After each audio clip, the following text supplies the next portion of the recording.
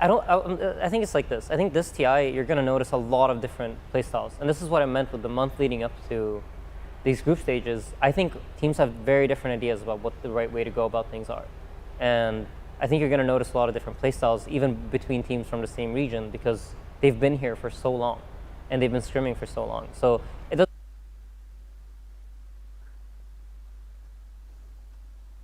same region because they've been here for so long and they've been scrimming for so long. So it doesn't surprise me that IG goes to something they're comfortable playing. Like Kaka Lion, it's a hero player special thing. And I think you're going to have a lot of that this year, where people that are good at certain heroes are probably going to be playing those heroes because the patch allows for it. And it's really, really cool. Maybe even more so on day one of the group stages, right? You want to keep things comfortable, not go too far out of the box, just get your toes in the water. Then liquid. To see how it goes also outside the game. We talked a lot about nerves and about mental state. If you start off in a comfortable way, and if you start out with a win especially, liquid, now Nigma. then you can build on that. It sets the tone, and it definitely it was helps always your that. And mental, unfortunately for Team Secret, your they mental got the state short a end lot. of the stick Okay, of so facing I'm Kuro watching other games. multiple There are times in a row currently at TI and getting 18 eliminated. different. There is not a bracket. single duplicate hero And, right now You in never the wanna 4 face Kuro game in the streams lower going on right No, now. it's Nobody does. That's the worst place to meet that man. So OG beat Alliance. Yeah. Alliance is supposed to be the EU top. EU Slayers. The EU Slayers. Yeah. What does that say for the rest of their tournament?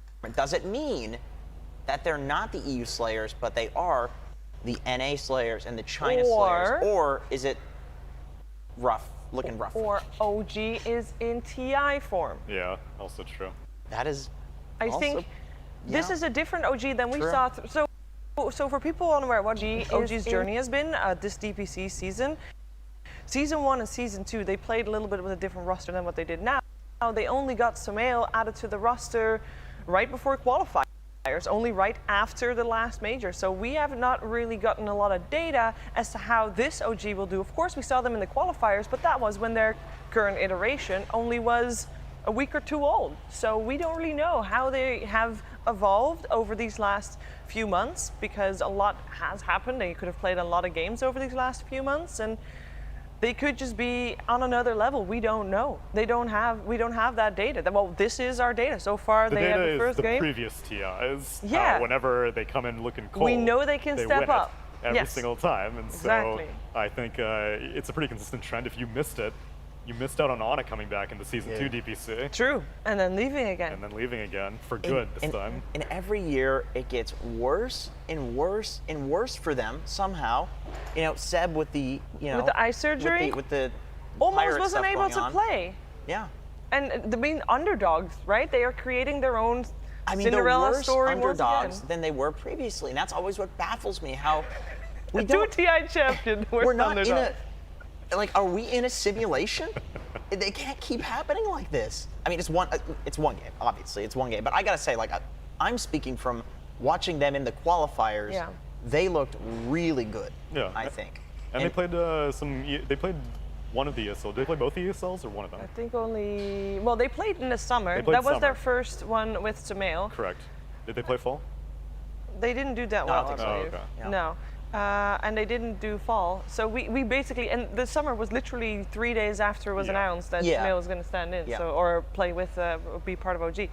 So And they looked a little shaky in that, like Yeah. definitely not TI form. But then going No. into the qualifiers, it was they looked TI form, but the question was also like how good is Tundra? And then Tundra came out and proved how good they were yeah. right after that as well. And so it's like, okay, well that makes me rethink, like OG is very good. ooh, let's take a look at the drafts, because we got some more drafts for your screen, and we're gonna jump into Hey, your boy OG Pango. Alliance, because I want to talk God. about this opening. We got the tiny Elder Titan on OG, Tiny making it through. We got another Tidehunter, this time on the side of EG. Ooh, I do like drafts. We got a lot of different heroes once again, by the way, but Io Gyro once again for Alliance this time. Yeah. Gyro picked up AA banned. I wonder if OG might get their hands on more if Alliance will ban it. I would be surprised to see Alliance not ban Morphling here, I think. But it's an interesting thing you have happening here. This is also a draft strategy that you will see happen, where you feel like Wisp and Tiny are fairly equal in power level, but it's more valuable to ban out the other heroes. So for example, you see Alliance here have banned out Monkey King and Legion Commander. They probably had the idea of like, okay, we need to ban 3 of these heroes, but we can't. So we're gonna ban these 2, like we're gonna ban Monkey King and Legion and leave both Wisp and Tiny in the pool.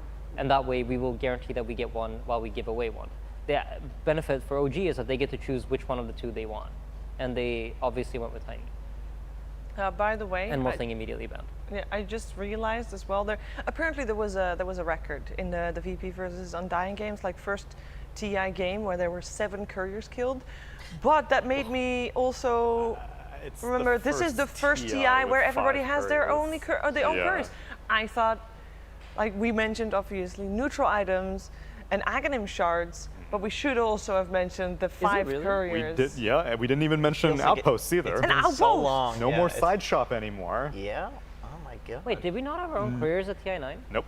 1 courier, One courier. because there was a side shop still. So God, only those Boxy had his own courier at TI9? Yeah, that must. Well, you didn't make him put it in your inventory so you could get your cosmetic or whatever. Well, no, that's when supports were just killing themselves so they could bring their core stuff. Yes. Was that TI9? I think so. Maybe that's why we lost. Maybe it wasn't Gyro after all. I just didn't. I wasn't willing to kill myself Yeah, for sure. my team. Yeah, that's fair. That is fair. So, so you said there were 3 heroes that were first ban priority. Why is Legion considered first ban priority? No, so for you? Monkey King, Wisp, and Tiny in this case. I would Oh, consider okay. like very high tier bans that you don't want to give away to the other team. I see. And when you're stuck in that position, you either leave all of them or you leave none of them. In this case, Alliance decided to ban one of them. But you could have basically traded, like, you give away Tiny, but then you take Wisp and Monkey King. But their thought process might have been like, if we get Wisp, we want it with Gyro. So we don't want the Monkey ourselves. I see. So we'll remove the Thompson Monkey King as an option for OG as a first pick. And then we just do the Tiny for Wisp trade, and then we know what we want with it. Right. Yeah. But then why? Well, I guess it's also dependent on what OG's first phase bans are too, right? Because if both teams are highly prioritizing the same subset of heroes, because they banned out Shaker and AA, what if So they're- generally, when you're first pick, you don't need to ban either of the OP heroes, right? Because you want to first pick them. Right. So you set yourself up in a position where the enemy team is forced to ban the heroes that are considered broken in the patch. I saw. And as second pick, you have a couple of options here, where it's like you trade, you give one, take one, or you ban both and try to play like a game without the super strong heroes of the patch. And when there's more than 2, you're forced to make some sort of trade. And usually there you want to have used your scrim data to figure out which ones are good against which, and how do I set myself up for a good draft, depending on which one I get. Yeah, I saw. Well, we got some Pangos. I know we have one here on our screen on the side of Alliance, but you mentioned Pango earlier, Jenkins, because it's also on the side of Aster. And you were expecting to see that hero a lot this Yeah, year. you know, I feel like it's you could play it in every role. Its biggest problem, which was laning, was solved by the fact that his W now slows. It's not just based on chance whether or not you can slow somebody, and you can trade with it too. So it's, you know, an actual good spell in the laning phase instead of kind of having none. So you can play it as a support, and then the ult is just one of the best team fight abilities in the entire game. To me, it's like Ravage level. If you've a Pango on your team, like you can always win a team fight. Sorry, I Oh was my excited God, we're about. switching to that game, please. I was excited for a different draft. 'Cause maybe we should go back to the quad cam so we can watch all 4, because the Pudge has just been picked. Dude, on they've the been side of Aster. spamming it. Lich Pudge. They've been spamming this too. Borax has been playing the crap out of this hero. Yeah. Okay. Could it be a Pudge 1? Could it be? Because we saw PSD.LGD do that in some terms, online Yeah, but they were like tournaments. throwaway tournaments. kind of, Yeah. so I don't know if it was But serious. it became a thing in European pubs at least. Really? It was I don't very, think so, There were a dude. lot of players that were playing carry Pudge. I saw it a lot.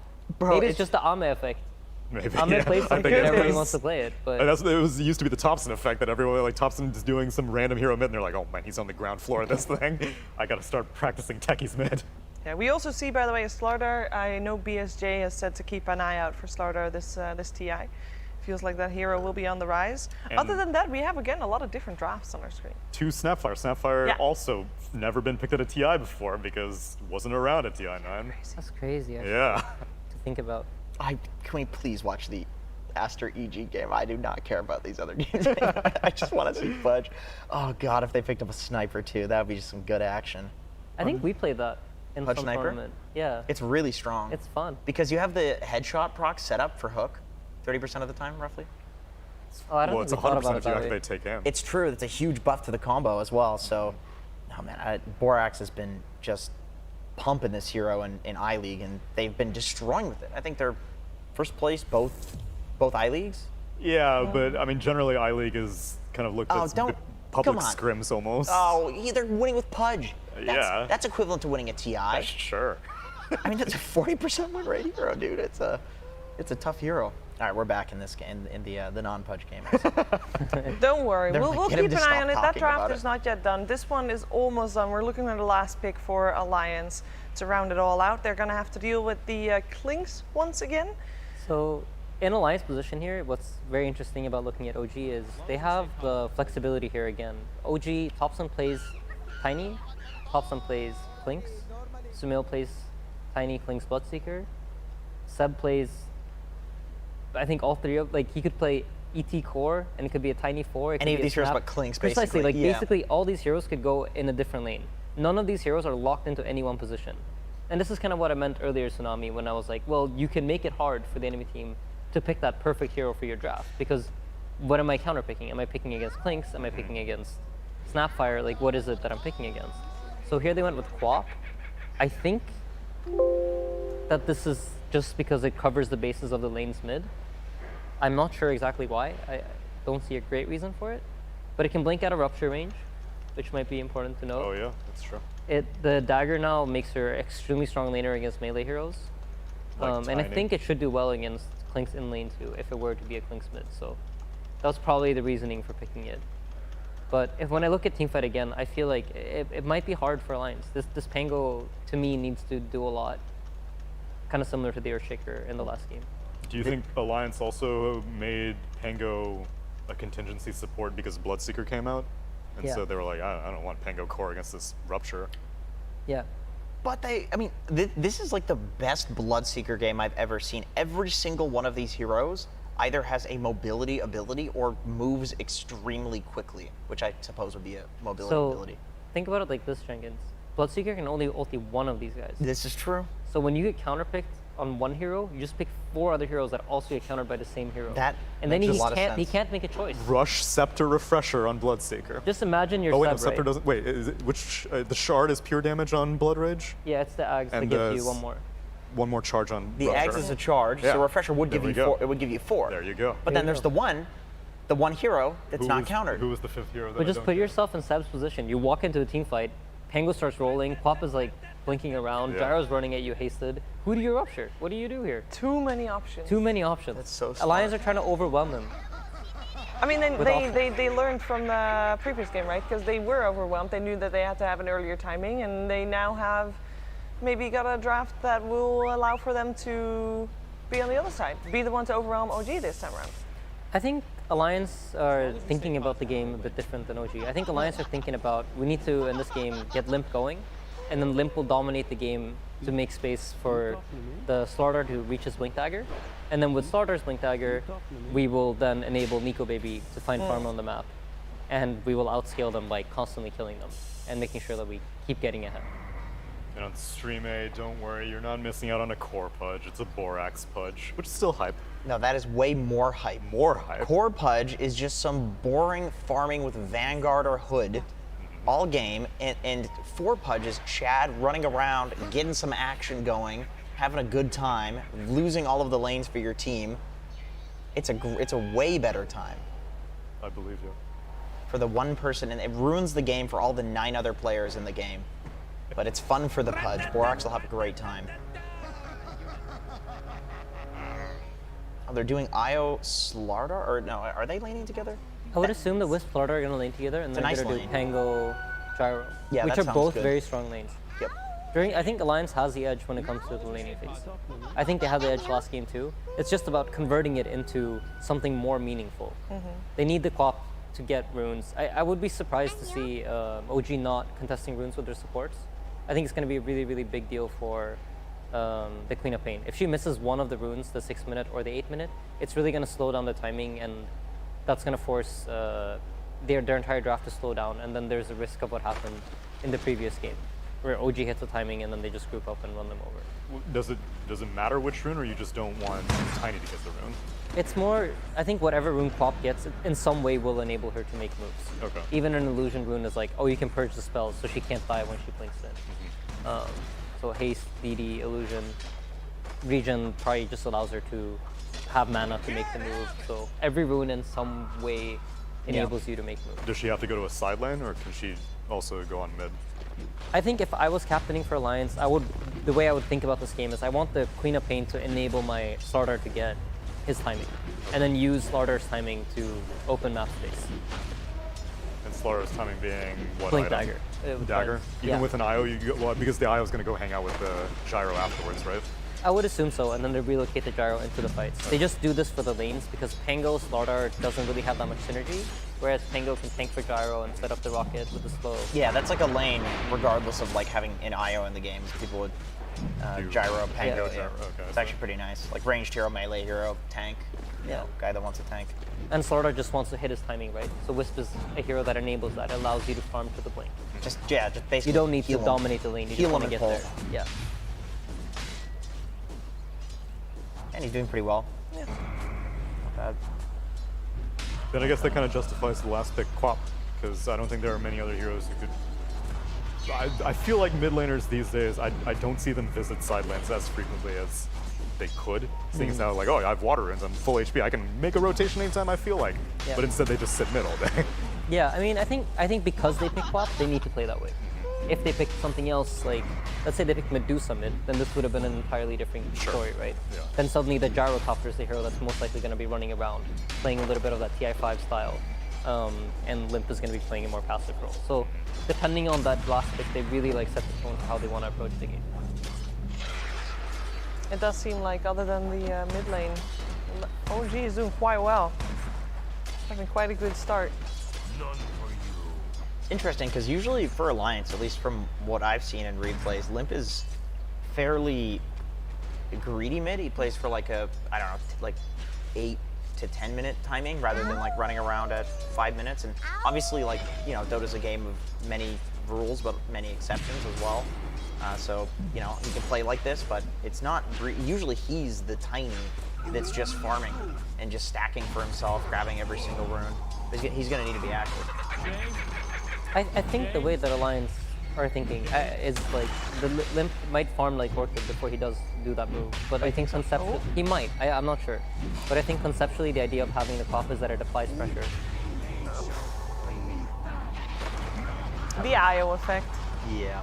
Yeah, it was well played by Hanskin. I think he broke the tether and made a new tether so he could get the slow again. Yep, that was nice. That was nice indeed. That's one of those situations where like a single fairy fire would change something. And it's like, it's always so annoying when a support, I mean, especially like an IO, a support, you kill them, then they come back to lane, and then they have another fairy fire that they bought, and then they kill you in a scenario like that because they had it, and you look at it and you're like, that's so stupid, and then they kill you because they have it, and it's like, maybe it's not that stupid. That's why you gotta have the unit query panel, right? Insane, you always he know what does. their Yes, he inventory is.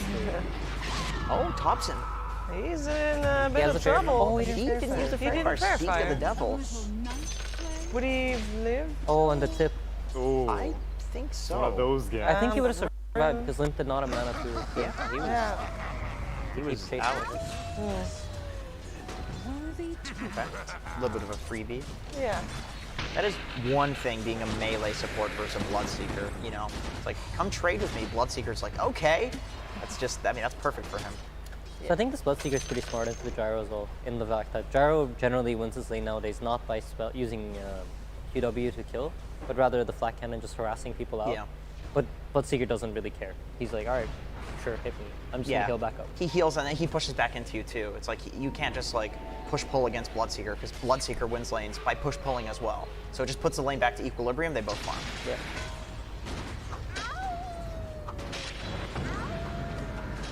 Or maybe he dies. Really That's- nice. Maybe. I mean, this is the caster's curse at work. Yeah, you know? very good. That was Insania that yes. started that, by the way. Nice. So I that- have the power It now. This worked. is sick. Welcome, It my worked. friend. So how does that work? Congratulations. If I'm playing a game myself, can Nope. I Caster's Curse the enemy Nope. team? No, No, no, Casters no, it have doesn't to be- work. You guys can't use it when you're playing yourself? No, it doesn't work, unfortunately. That's really unfortunate. It's a privilege, not a right. It's a curse. It's a curse. Call it as it is. I burn crow feathers at night in order to diffuse the curse. It never works.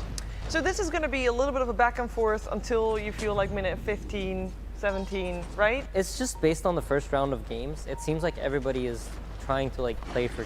They want items before they yes. make moves. It's less of the. I'm Well- curious how LGD plays because I know before I felt like they were a bit more running around and like pressuring, but I just think people have realized like running around is just not worth your time compared to stacking. Yeah. So then I personally am very curious as how Borax is doing. So am I. I'm also very So curious. I wonder if we could get the quad box and well, maybe after FNG dies. Or Well, he survives. even dies. Maybe he survives. The Oh, disarm. There you go. Rotation coming out. Okay. Limp helping out. Well, you called Okay, it Dan? 6 minutes on the. You got the DD rune. Was like, let's go to a side lane. Yeah. So in some ways, I actually would consider it a win that he came top, because it allows Sumail to keep free farming bottom here. I think like if the DD rune had to go somewhere, Oh, I would have so rather instead it of go to the Slardar to my lane, sub than my Sumail. I Sure. see. But Thompson also came top and he didn't do anything. Yeah, but for me, I think the alliance draft, in order to work, the Slardar needs to get items. Okay. And he's really the key component of their draft. Now I got a question for you. All right, That go. made me have a big question mark in my head. Okay. So, you think the rotation? I don't disagree with you. I'm asking for your Yeah. clarification. You think the rotation should be to the Slardar because they're trying to get to the Slardar's timing rather than because the safe lane tower is more important to pressure. It's not like a tower thing. It's about whose timing are you enabling. Precisely. I see. Okay. So the tower thing, I should write that down. it's important, but I think in this game in Content particular, ideas plenty here. yeah, in this Continue. in this particular game, it's just Yeah, what on my Google Drive? the Slardar is he's very important, and this is like one of those things where if I had to explain why, it would take me hours. But just trust me, the Slardar is important. He needs to have a good game.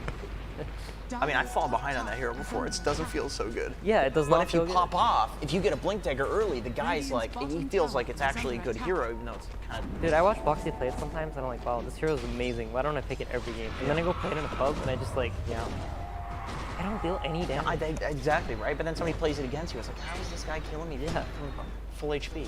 Bashing me, stunning me, Yeah. bashing me again. Ridiculous. There he is, like he's chatting up on the Slardar. He's Okay. having a good game. Could we potentially go to the EG Aster game? Is that Punch an should option die. while we Of course he did. I mean, Of we don't. You course don't need he to. did. We don't need to see it. No, wait he's for done. Alliance and OG to figure out which timing they're going to hit first? I mean, there are nice rotations. Of course, you can always continue watching the game of your choice on the actual stream. OG Alliance is on Stream D. You'll be able to listen to the lovely voices of Elite, Trent, and Lyrical. So there he is. You mentioned it. Rotating towards the. Well, this lane's not going so hot, but rotating towards the bottom lane, enabling the Slardar a little bit more. We got Invis Thompson though. He's coming in hot. He's looking to get spicy here. I think he's gonna get him. Oh, the bash! Oh, goodness gracious. Deary me. We're gonna stick here for a little bit. Sorry, Jenkins. No pudge action that's at the okay. moment. He seems to be pretty invested in this. I'm pretty invested. Yeah, he is, right he is, now. he Good is. stuff happening, but the thing is, I know what's happening in the Pudge game. Borax is probably 0-4 at this point. Seriously, I would bet body parts on it, okay? It's 0-4 because this is how Pudge goes. I watched their I-League Pudge games. He was feeding they were winning, but he was feeding every game. Pudge is the pinata of Dota. He's a punching bag. That's what he It's is. like Techies, dude. When you see it, you just have to kill it. Yeah. You can't help yourself. Yeah, You exactly. know there's probably mines there, but you're gonna run at them. It's the global taunt effect. Yeah. Yes. Yeah. I feel frustration when I see a Techies on my screen. I do too. Yeah. I want it to be off my screen and dead. No, I feel better when it's on my screen because I know where it's planting mines. If he's off my screen, I have no idea what he's doing. Thompson gets the 10-minute rune, and he's gonna go. He's TPing a short distance. Really values getting here in time. Is it gonna be in time though? Close. Tanky Not enemies. quite. He's looking. I mean, he's tanky though. He's a tanky boy. Yeah, immediately dispelled that corrosive haze with the illusion ring, which also was not a thing at TI9, I don't think. That's a new The mechanic. illusion, yeah, precisely. Yeah, it is. Illusion runes now they're dispel. going in. Another short relocate. Yeah, but, and finding sucks. Oh, the and then dye. nothing. Beautiful. All right. Well, now the rocket goes on him. I- I guess that's a little bit of a. Yeah, but I guess they went for the relocate to try and find some ale, because even if they did kill Saxo, which they didn't, it wouldn't be that Yeah, it worse, was like a right? bit of a backline relocate. Yeah. Maybe there was somebody that I don't think they have vision up the high ground or anything, so No. just kind of hoping. I think fair. I think they're feeling like they need to, they need to get everything they can out of their heroes. They're not getting enough. That's Okay. like what that move kind of tells me. Like the feel mentality pressured. of the team Yeah. probably is like, okay, they're aware of like this is not going the way we expected it to. And I think that's why they're happy killing Saxa. They just want to break up the momentum of the game. Yeah, because so far, do you feel like in terms of adjustments made from game 1 to 2, it's not yet? I can see what they're thinking. I can Okay. understand that they are making adjustments from game 1 to 2, but I don't think it's playing out the way they wanted it to. Ooh, the question mark in chat. Really? Yeah, I mean, From we saw that No-Tail gave a is- question mark. Damn. What a Chad move. I mean, there's no reverse sweep that can happen. I mean, I feel like he just got Thompson just got karma'd a little bit there by No-Tail. He can blame No-Tail for that one. Yeah. But I do think this game is going to shift slightly once Slardar comes online. Yeah. I think that's going to be a really, really key timing for Alliance to utilize.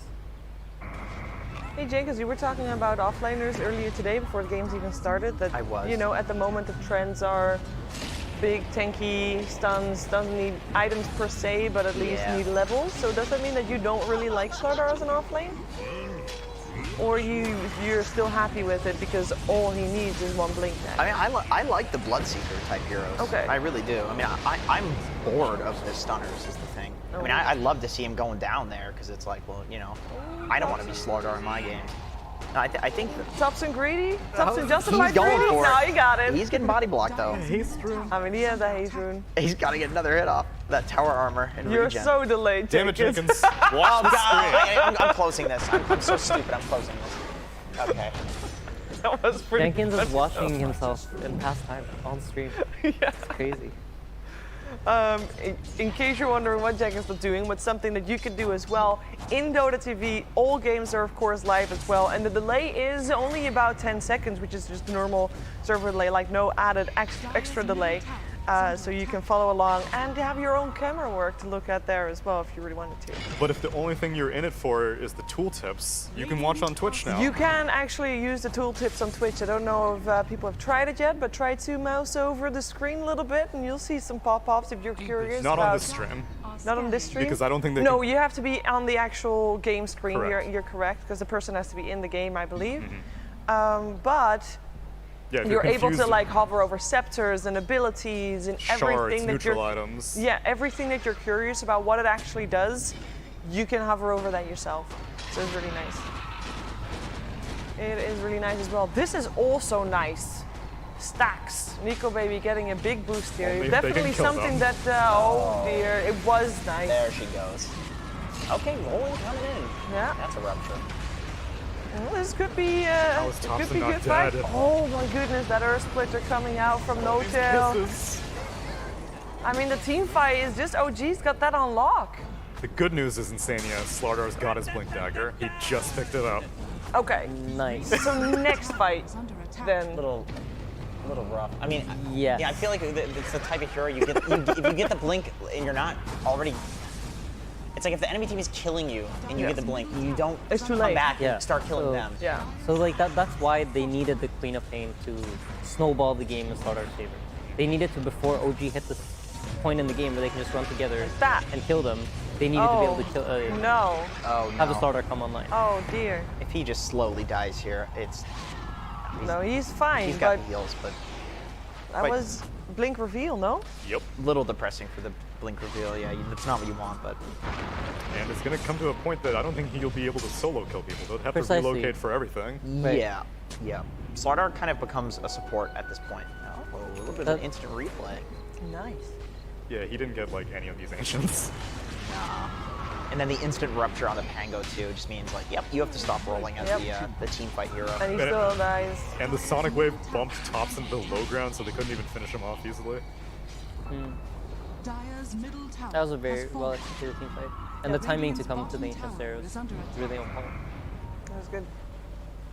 Yeah, that was the way. That was like the way back into the game to have a timing for Alliance, I think. Yeah, I kind of feel like compared to previous game, I mean, we see the adjustments that there were made, but OG has also made adjustments, and I feel like they feel more dominant this game than they did previous game of this series. So I would imagine it went something like this. Game 1, Alliance drafted what they've been practicing. Yeah. And they were playing a lot of matchups that they were practicing and they were used to. It did not work out for them. No. So they were like, okay, we need to do this differently, we need to do this differently, we need to do that differently. And then they go into Game 2 doing this wisp for a tiny trade-off without a full draft planned out or a full idea of how they're supposed to win the game.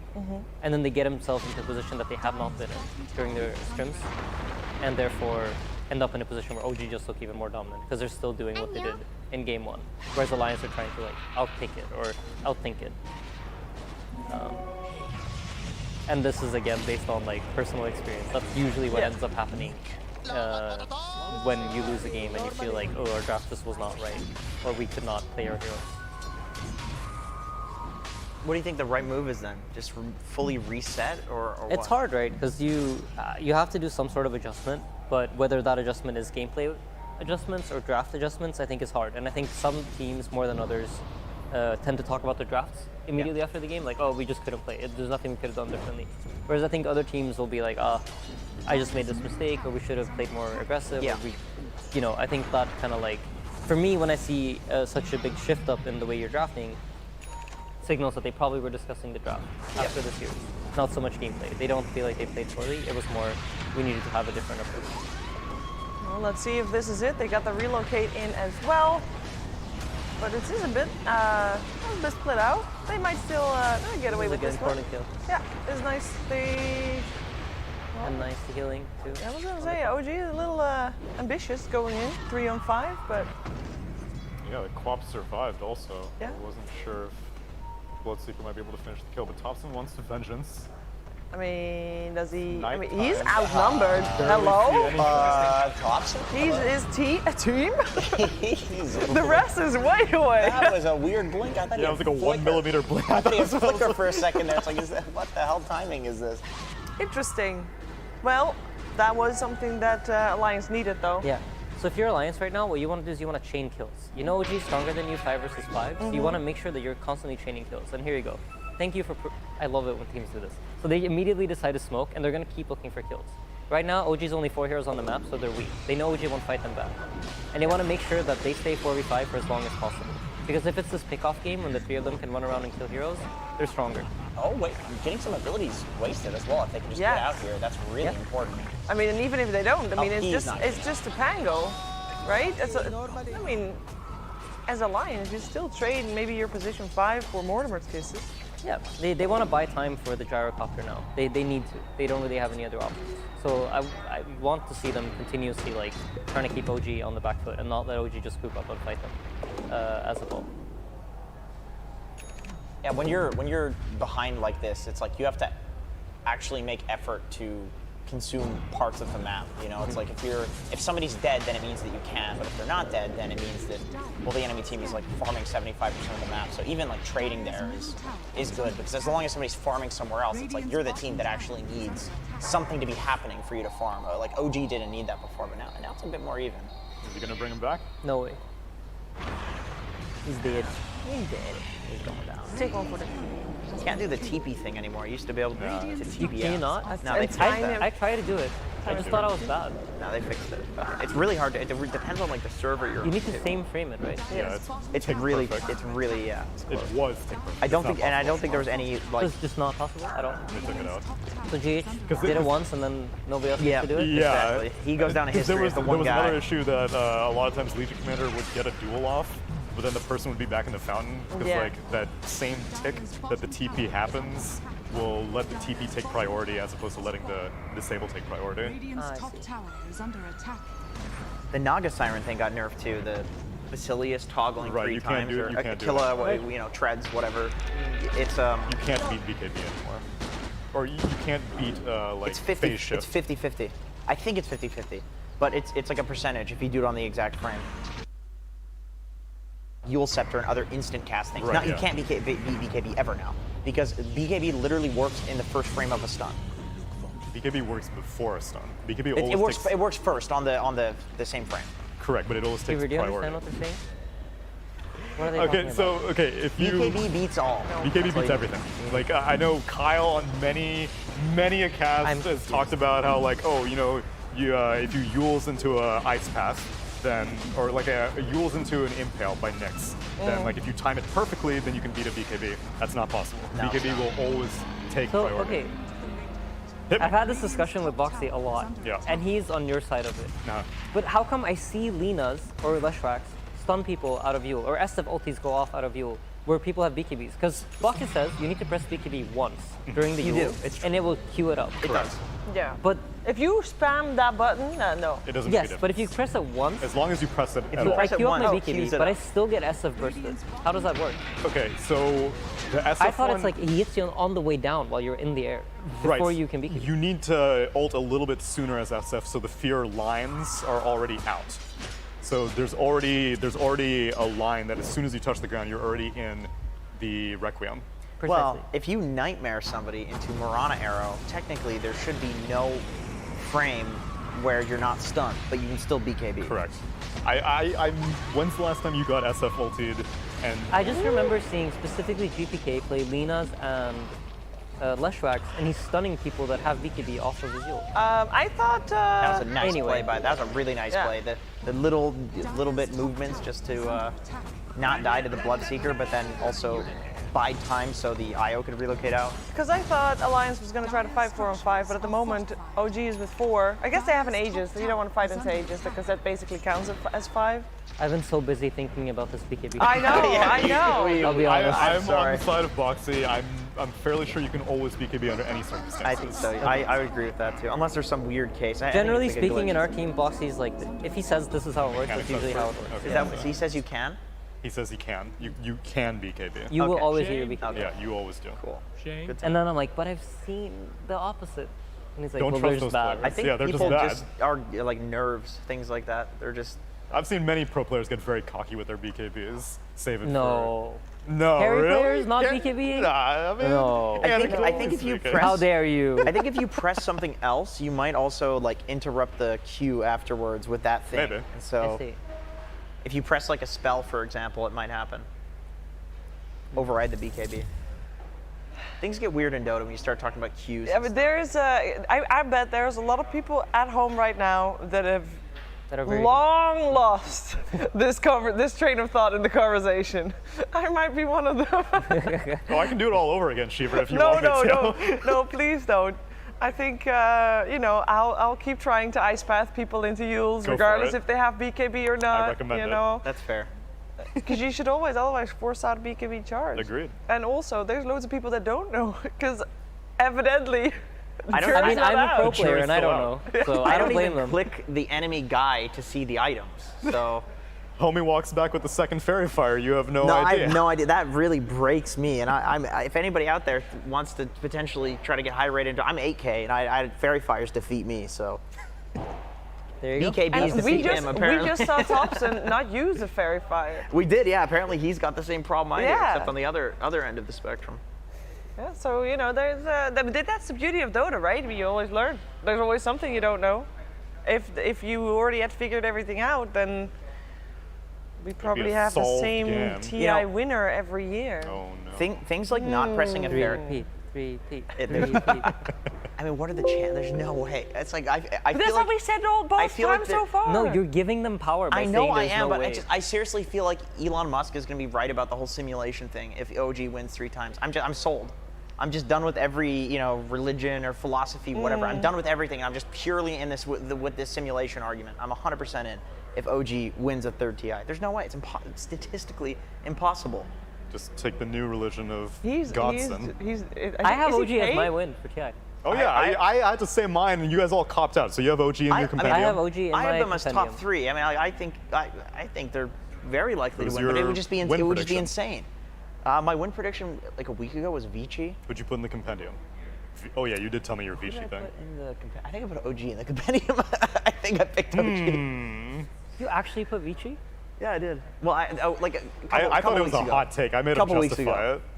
it. Yeah. That is a hot take. Yeah. So And a half. I mean, he gave a reasonable argument. Okay. My argument behind Vici was that I believe that they are at the level of team where they've consistently done very well. You know, second places, third, fourth places, things like that. They've consistently improved throughout the lands. And I don't think they have a target on their back. I think even the Chinese teams are not looking at them being Silent like, oh. assassins. Yeah, they're silent assassins. And I think that their response to I think that their playstyle lends itself to the stacking meta being nerfed. And now I said this 2 weeks ago, so the heroes that are being picked, Tinies and stuff, were a little different. I thought Sven was still OP at that point, Luna Medusa, and they were picking those heroes. Yeah. But instead of stacking Ancients, they were just, like I mentioned earlier today, consuming a whole area of the map and just making space with the 4 other guys. And so I felt like Vici's playstyle that they were doing, even with stacking being OP, worked in the new meta. And then those heroes just have fallen off, like Medusa, Luna, Sven. They're okay, but they're not as prevalent as they were, like, 2 or 3 weeks ago. But Vici is playing in the next round, yeah? Yeah, they're playing against Fnatic. I'm curious to see how they'll... I still think they'll do really well. I mean, Yeah. I think still believe Vici in to them. me is a team that they're always going to place well, but they will never win. Yep. But that's why I think they'll And win, I think, for example, if you ask me who's more likely to win, VP or Vici, I'd say VP. But I think Vici might place higher during this Yeah, event. If you ask me who's going to place better. But a lot of people have said the exact same of EG. They'll always do well. They're a championship team and are going to take the title. I think EG this year genuinely probably the best I've seen. Best odds. Yeah. Is it just because of play, or you feel like Dr. K is adding that much to the team as well? So I would have said this before I knew about Dr. K. Yeah. But I do think that he adds something to that team that, I mean, I don't know what they're like inside the team, but based on what everybody says and what I've heard about them and what you can assume based on watching Singapore, yeah, I think it seems like this should be a pretty big add to their team. Yeah. Hello, Lizard. Hello. How you doing? Well. Good to meet I'm you. doing well. I'm Jenkins. I'm Lizard. Oh, that's a firm grip. I think I'm gonna leave. Thank you, Jenkins. You just emasculated him that easily. Wow. I didn't. It doesn't care. take. Welcome, Jenkins. Lizard. Welcome to Thank the you, multicast. thank you. Bye, I'm- Jenkins. I'm very sorry that I'm taking that luscious, beautiful hair away from all of you. Yeah, but we got these now. We got these. It's all good. Okay, we cannot have that in such a big camera. Let's actually look at the Dota again that has resumed again. This OG is why we paused the Alliance games. It was is really the just game to we're get you jumping back prepared. into as, I mean, that seems to be a little bit of the favorite at the moment. And with Jenkins gone, you can't see the Pudge anymore anyway. So, No, I think we should look at the Pudge now. I'm We should look excited at for the the Pudge. Pudge. The Pudge pick, actually, where did it end up? I was getting mic'd up. Was it- fourth. His fourth pick, Borax, Liz. is used. So it's position 4. It's a position 4. It's not a Ah, core that's Pudge. a shame. Oh, yeah. Is that You probably confirmed? all talked about It's how 4? Yeah. Yeah, It's been Borax forced plays to it. the interaction with killing the creeps instantly on the hook and how it activates him. I don't think we talked about that at all. Actually. Really? Yeah, it's true. there's It's no a way. recent change. There is no. All right, well, we are looking back at OG versus Alliance, where it seems like Alliance still struggling a little bit to get their their waves pushed out and even get some more map control. They still haven't taken tier 1 tower off of OG. Mid, that is. They're struggling to defend. They're struggling to win. Yeah. What's happening, by the way, this Klinks pick? I was casting Dota pick prior to TI. And Klinks was very, very popular in like the first day, and then it just instantly, sharply He got dropped nerfed, off. right? He got nerfed a little bit, but teams realized what you need to do versus Klinks is the same as always before. Pick these heroes that either get on top of him easily, the spirits, or illusion-based heroes. Like your PL and your Naga. And then, even though he has this Maelstrom build that allows him to farm up super quickly and get these ancient stacks, it doesn't work once you get on top of him. What's the build, by the way? So far, I've seen the Maelstrom. What are they building after? Yeah. It's been a Skadi little Data? bit hard to Mail see both games. specific items. He got Yeah. the Maelstrom You first are item. welcome to And load up a laptop with Oh, the yeah. game as well if you want to check Okay, out thank items. you. I will. I think he went Maelstrom crit both times. I think I saw in the first game it was Daedalus and Skadi as well. Oh, I didn't even see it, the Scotty at the end, but okay. Yeah, but usually you want to tank yourself up with that one last item, right? Either Skadi, I've even seen Satanic a couple of times. But that's mostly, it's basically the standard build on Clinks, right? It's like some Dragonlance Maelstrom, and then your third item is either some BKB or some sort of tank item, right? Yeah. And then your fourth item is Daedalus. Oh, okay. And sometimes when you don't need the survivability, you buy the Daedalus one step earlier. Do you need Shard on Clinks? I think it's pretty core. It's the 2 skeleton spawns, right? Right, and then it gives you something to Death Pact in every single fight. Shout out to the boy that lost my pub that went Octarine Shard and just spawned skeletons across the map. Did he buy Ags?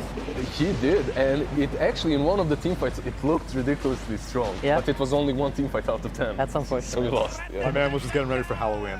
He wanted all the skeletons. yeah exactly. I feel like the fight that Alliance just lost, they should have won. And now I'm worried for them. That's hard if you think about it from Alliance perspective. Now, just looking at team fights, OG has like 4 heroes: Snapfire, Tiny. It just feels like all of OG's heroes are built to team fight, whereas yours are more built to run around and get kills. Yeah. It's so difficult that you picked Pango and then you get countered by this Bloodseeker so heavily, right? And you're playing this IO Gyro and your net worth isn't on top. Yep.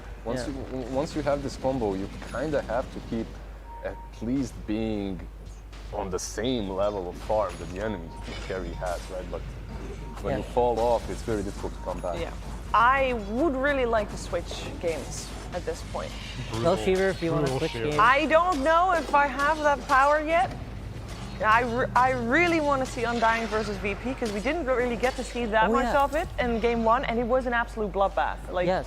highest kills in the game so far, and it seems like VP is doing pretty okay again. But I want to see how they're doing it because we've seen a lot of VP being dominant against their own region, but we don't really get to see them, and we haven't really got to see them against other regions, at least not doing well. Bristleback. It's definitely the CIS style of gameplay, right? If you remember even the old VP with bristle cores and whatnot, the first game maybe even more on brand with that bounty hunter running around in Yeah, constant aggression. Dawnbreaker also. It's a new style of gameplay though for this iteration of VP, I'd say. I think when I think of save, I think of these like very dominant ranged. Wind Ranger, Skywrath, Yeah, right? exactly. Wind Ranger, Skywrath, Shadow Demon, Love Lion, more Lion. that type of hero. Yeah. So Bounty Hunter for him is like a very different type of 4. And to see them comfortably execute that strat means that like something has happened during these couple of months. And I think they're one of the only teams that values Phoenix. And I tried talking to people before the event started and asked them about Phoenix, and there was like a lot of head shakes. Like this hero's not good. But they seem to value it really highly, and they make it look really, really strong. So I'm really curious about this, like how they managed to make it look so good. Don't you think that maybe the hero itself isn't as strong, but the egg is still all right, especially when you have heroes such as Shaker coming back into the meta? Yeah. I think they know how to enable the hero to make it look good. Also, by the way, I feel that Shaker coming back brings a lot of these Quops, Bats, Pugnas as first pick material. Like you can open up with that combo, right? Like we've seen Alliance do the Shaker Queen of Pain in the first game, not so successfully, but it allows you to flex the hero on Yeah. either 4, 3, or mid. That's true, actually. You could run the Shaker 4 and then the top Yeah. 3, or you could do it the other way around, like Alliance did. And it fits in TI style. Every TI, we see a lot of Shakers, a lot of Rubiks. They're just the heroes that keep coming back that are just fundamentally good. Not the overly strongest, but just always good. We already saw Rubik, of course, earlier today. We are definitely seeing VP having quite a dominant presence, but they are not. It's not really that much reflected in the net worth, though. So they're still giving Undying quite a bit of space. Yeah. Can't quite see what the online stuff is. Yeah, by the way, anyone that wants to check out other games, they can go to different streams. Yeah. Perhaps if you want to watch that Pudge, right, Sheeves? Yep, it's the Pudge is on stream A. If you guys are interested, it does look like EG is breaching high ground at this moment. So if you want to catch the tail end of that game, probably should head over there. In terms of draft, so it looks like we've got a Monkey King, we got a Storm. I knew those I mean, two it's, Shiva we got a Lycan. The ones you see. Bane, Lifestealer, and the Lycan are the Bane. reasons. Okay, yes. We are just having a... It's not like we don't recognize the icons, it's that we only see a little bit of it. Yeah. So I think the difficulty here, for me, it's like I'm seeing the same thing over and over again. Yeah. It's one team that are picking to win lanes, but their drafts don't really have a lot of synergy. You have Lifestealer, Storm, Lycan, where you have the Infest Bomb, but then you have Monkey King and Bane.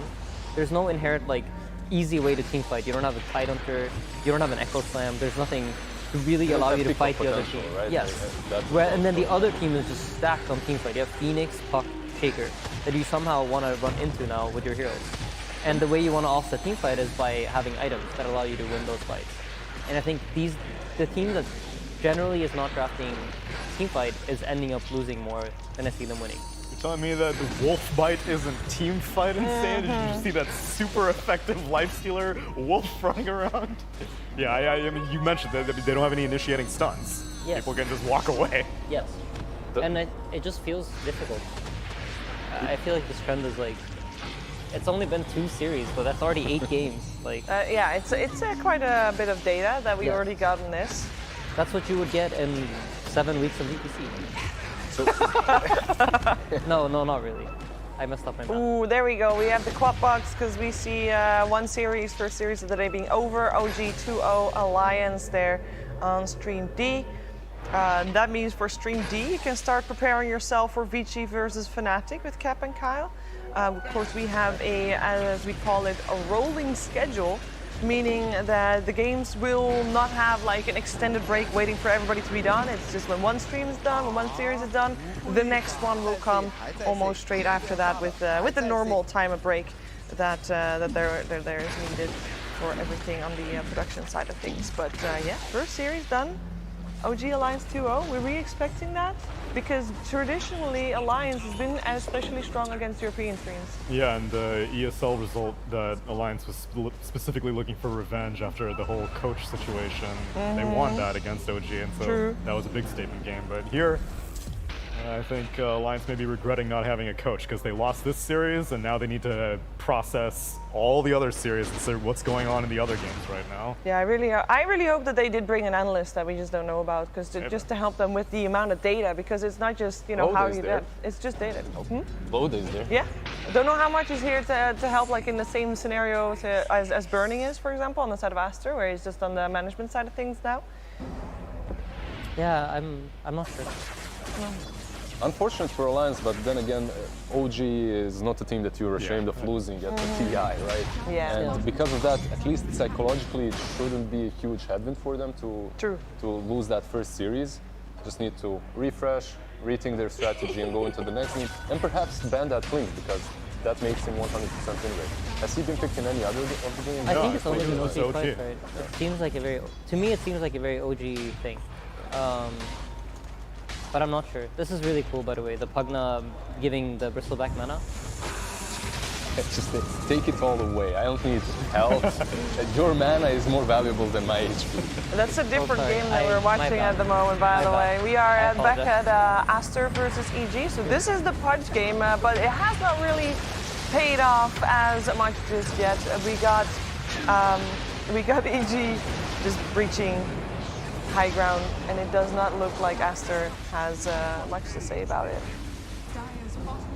Yeah, I feel like Pudge could be a hero, but even in this game, he didn't go for the shard. If my eyesight is correct, I've seen no shard on him. It's just Blink and BKB. Yeah. And I feel if you're playing that 4 position, the shard activates you. You get that new dimension to play the hero. You have this saving potential now suddenly. Instead of just being a one-hook wonder. Exactly. How much comeback potential is there then for Aster in this one? Do we feel confident, or is this one almost a done deal as well? I think it's very difficult to play Gyrocopter into Razor in an even game. And then you're playing it when you're behind. and I think you're also playing it against arguably one of the best teams here. Yeah. So I think it's a difficult position. So this is, in my mind, I try to think about it in terms of like, okay, what needs to happen in a team fight for Aster to win? Yeah. I think absolutely under no circumstance can Gyrocopter get linked because they lack damage to get any kills. So is there any way of avoiding that? And the answer is yes. You can Pudge hook him on the link. So if Pudge hooks Gyro when Razor links him, there is a way. But unfortunately, there's a Blink Ravage who's just gonna, they're probably gonna time it. Like the Ravage is gonna come out on top of the thing. They do have Anyways. BKBs though, right? They do on the Gyro, right? And on the Pudge. And on the Pudge. So because of that, maybe it Maybe. can work? Yeah, but I think it's a hard ask. It's one of those, like, how many times in your life have you seen a Pudge hook counter a Razor link? That's And true. we've played a lot of games with Dota, you and I. Yeah. So, like, Yeah, that's a it's, tough not, ask. it's not the easiest thing to execute in a game. it's And not something you're gonna actively be thinking Yeah. about in a game either. From the way I see it, I think it's fairly unrealistic. And I'm pretty sure the shard wouldn't help. I think if you get eaten by No, Pudge, no, no. I know for a fact because my Pudge ate me yesterday and continued following the Razor. and the link was still And the there. link was still on. Well, I mean, it was a little leech. He was taking his Pudge for a walk. Like, I don't know why he would continue chasing him. That's pretty funny. That's very funny. But I guess you have some cast range on your ultimate, so you could technically eat him out of range. Sure, and then From you the- have to run though, and you're a Pudge. No, I'm but thinking maybe if you you got eat a him out of blink range, like you dagger? break the link by so picking him okay. up. As soon as the link forms, then you just That Okay. seems more realistic to me. Does it really? Like, Yeah. because I could get behind the hook out of the Really? link, but eat out they of the didn't because nerf the usually range on the eat. It used to be way longer. It used to be like Yeah. 200, 450 range. I you think. need to get the Ether Lance for Yeah. it to be significant. Right. I'm thinking like there's tombstone zombies, there's other heroes, like there's stuff on the ground that might block the hook. That's true as well. Whereas the eat is like, I'm clicking one button on you. Okay. The execution is a little bit easier. Precisely. Yeah. And I mean, at the end of the day, like easier execution generally means it's more likely to happen.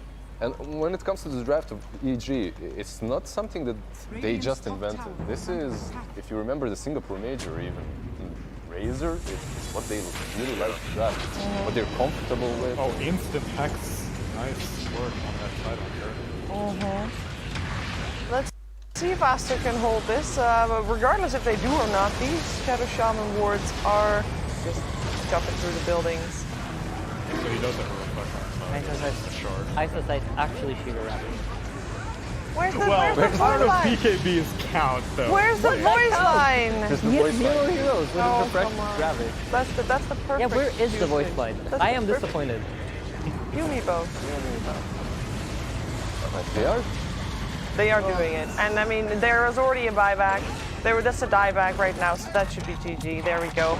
So that means we have another 2-0 where EG 2-0'd Aster.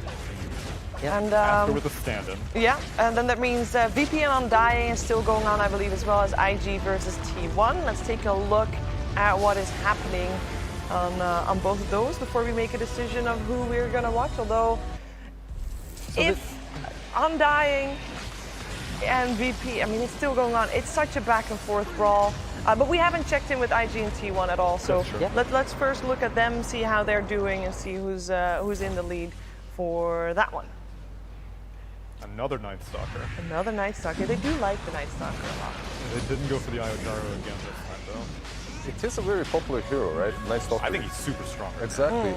In the recent Dota Pit 2, like, he was picked, not only Dota Pit, ESL Fall, right? They were picking Night That's right, Stalker yeah. quite a bit. It's one of top 5 heroes on the offlane at the moment. Has Sand King been picked, by the way? Because I've seen him I get haven't some seen a single popularity Sand too. King yet. No, I feel like we've seen Tide quite a Tide, bit. Night Stalker, Pango. We haven't perhaps. seen Night Stalker. We saw Tango twice, Yeah. Bloodseeker, but it was right? support. One of the One of games them at was least. support. Yeah. Because FNG's Pengo was the support. But yeah, I haven't seen any Sand King yet. T1's the only one picking Night Stalker so far. I mean, during the lead up to TI, at least vision tools felt very, very important to have in your draft. You needed to have some sort of vision tools. So it's not surprising. Actually, we did see one Night Stalker, right? Yeah, it was T1. Yeah. T1 picked it in game 1 also. I see. Emo is going ham. Any question marks so far in the chat? Not No tail this drop. We have game, seen no tail. but Get no do tail a question mark against the Lions. against Alliance, but that was right as Thompson was dying. So he kind of jinxed Thompson with that one. But they won the series. But they won the series, so there's that. So far, it does look like IG once again having Ember with Blink. quite the lead. Oh, Nice yeah, ravage though by Lightman. That's crazy there. Lightyear And that's a- Scepter Blink. During my I've period actually seen of the playing build. with Sumail mid, this is one of the only people he spoke highly of. Really? Yeah, he said Emo's boss. I thought he spoke highly of no one also, I thought. I mean, I don't know. He's probably spoken highly of many players, but during our period of playing Not yet. together, But isn't Emo the one that he also in the past tweeted about that he was beast Yeah. coming out Yeah, like that's true. 2 years ago or 3 Because I years think ago or he something? saw a lot of similarities in Emo being a young protege type player. Yeah. He is that type of star player, star power. That by himself he can turn games in his favor.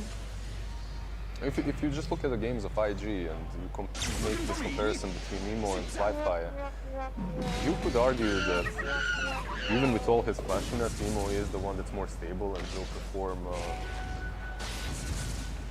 in a regular way most of the games. I have quite limited experience of playing as IG, but my impression was that Fly is like a very traditional carry. Like he's really gonna want to farm, play quite safe, That's accurate. and Emo takes a lot of the attention. If you remember the DPC seasons, Tsunami and Fly with the Morphling, they would Yeah, even... so I mean, I understand Did your you- point, but I think that's just because Emo is such a good player Yeah. that not only is he flashier, but he's also more reliable. The thing Oh, I is, see. whenever they would pick Morphling, they would...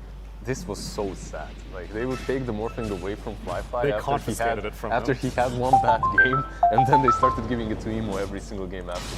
So if you have a Morphling, then Emo is on some semi-carry Rồi on định that khi nào safe về? lane, you know, something that Fly's on a actually... semi-carry. Yeah, sorry, Fly. Yeah. That can create space for Emo. Yeah. But Ủa, to be nhưng mà fair, sao It must have been Cho around the về time when everybody was playing North mid more than carry, right? true, so I Like think it it was was a that's- tiny that's carry definitely kind true as of well. period. Yeah. Không có xe máy thì về hả ta? But Pretty also, much just- first and second season. yeah. Ý But là yes, there không was tìm a được ai mà specific họ về một instance in mình which á, cái đi we cá never thì saw Fly play Morphling ever again. I've been guilty of that too. I think it happens. Sometimes as captains, you just like you feel like đi one đông quá person sợ hả? is feeling the hero a lot more than the other guy, Okay. and then he just ends Cứ up thôi cứ playing từ it more. từ. I think it's maybe Còn even không subconscious. You don't hỏi actively đồng think quyền like, coi hey, Fly, nó you're có bad cần at lấy more. xe về không thì And then lấy you xe get máy của ego. anh về. It's more Mang về like cho it anh. just felt better when he played it. It feels like IG Xe máy is của Quyền để trong by Sài the Gòn way, á. having T1 in a chokehold here. They can't really get any farm Nhưng out mà on ý the là map. phải And there's not much left, so phải you know, phải in favor mình for phải đi switching test xong rồi VP mình on tìm giấy die. test nó ra không có cho mình đi VP cái online gì. game, I have it in front of me on the laptop. It's wild. I want to see VP on dying. I want to Đâu see phải có Wabba. giấy chứ. If you remember the season, Team 1 is probably the best team at defending high ground and coming Oh, yeah. back, Ý but là trong this bệnh viện game... giấy của bệnh viện mới được chứ. No, there's Alright, let's do VP on dying then. That'll be good. Blizzard. It was a pleasure. It's a pleasure. Thì cứ coi nghiên cứu đi I'll xong be rồi back điện cho tomorrow. Quyền hỏi nó là nếu mà ý là nó ở lâu dài ở đây không, nếu mà nó muốn Very nice having you. I already saw you. nếu mà nó Flax. muốn There's lấy no xe máy surprise về anymore. thì You qua already quận 7 lấy xe máy của nó mang về cho nó, không biết nó có ở nhà lâu dài không biết. Could be Jenkins. Ừ thì cứ điện hỏi nó đi chứ chị không rành, nó thì chị không rành. Rồi để tối Vân về chị nói Vân cái. What is that you're holding? Chứ thấy mấy đứa kêu là chỉ cần mình về là mình đi qua nhiều chốt đúng không? Xong rồi cái mình về đây cái mình đi ra ngoài trạm y tế á. No, they won't give Mình khai báo xong rồi là mình về mình tự ở nhà 14 ngày thôi. If you lick it, it's yours. Ừ thì cứ tìm hiểu đi chứ chị thì không rành lắm. I was legitimately watching the games on this thing. That's you know, cool. You can observe on this thing, and support for it for playing Ờ. is probably covered. Well, now it is, because I just said that on TI. How you guys doing? Great Đâu, show so Úc ở far, nhà huh? thôi chứ. Doing pretty good. We had a lot of. Well, the thing is, the games, according to Sani as well, has been fairly similar in styles, even though the Đâu, heroes ví dụ are widely different. như Mi ở trong phòng I thôi. think there's an idea that most teams are following, but they're doing it in very, very unique ways. I think they all have like, this is what we need to accomplish, but how they're trying to Nói chung là accomplish it is done để coi lại very, đã. very differently. This Để game, coi chứ this chị thấy mấy series đứa that cơ we're quan having chị on nó cách stream right ly, now, nó vẫn Undying cách VP ly ở is the nhà. most back and forth.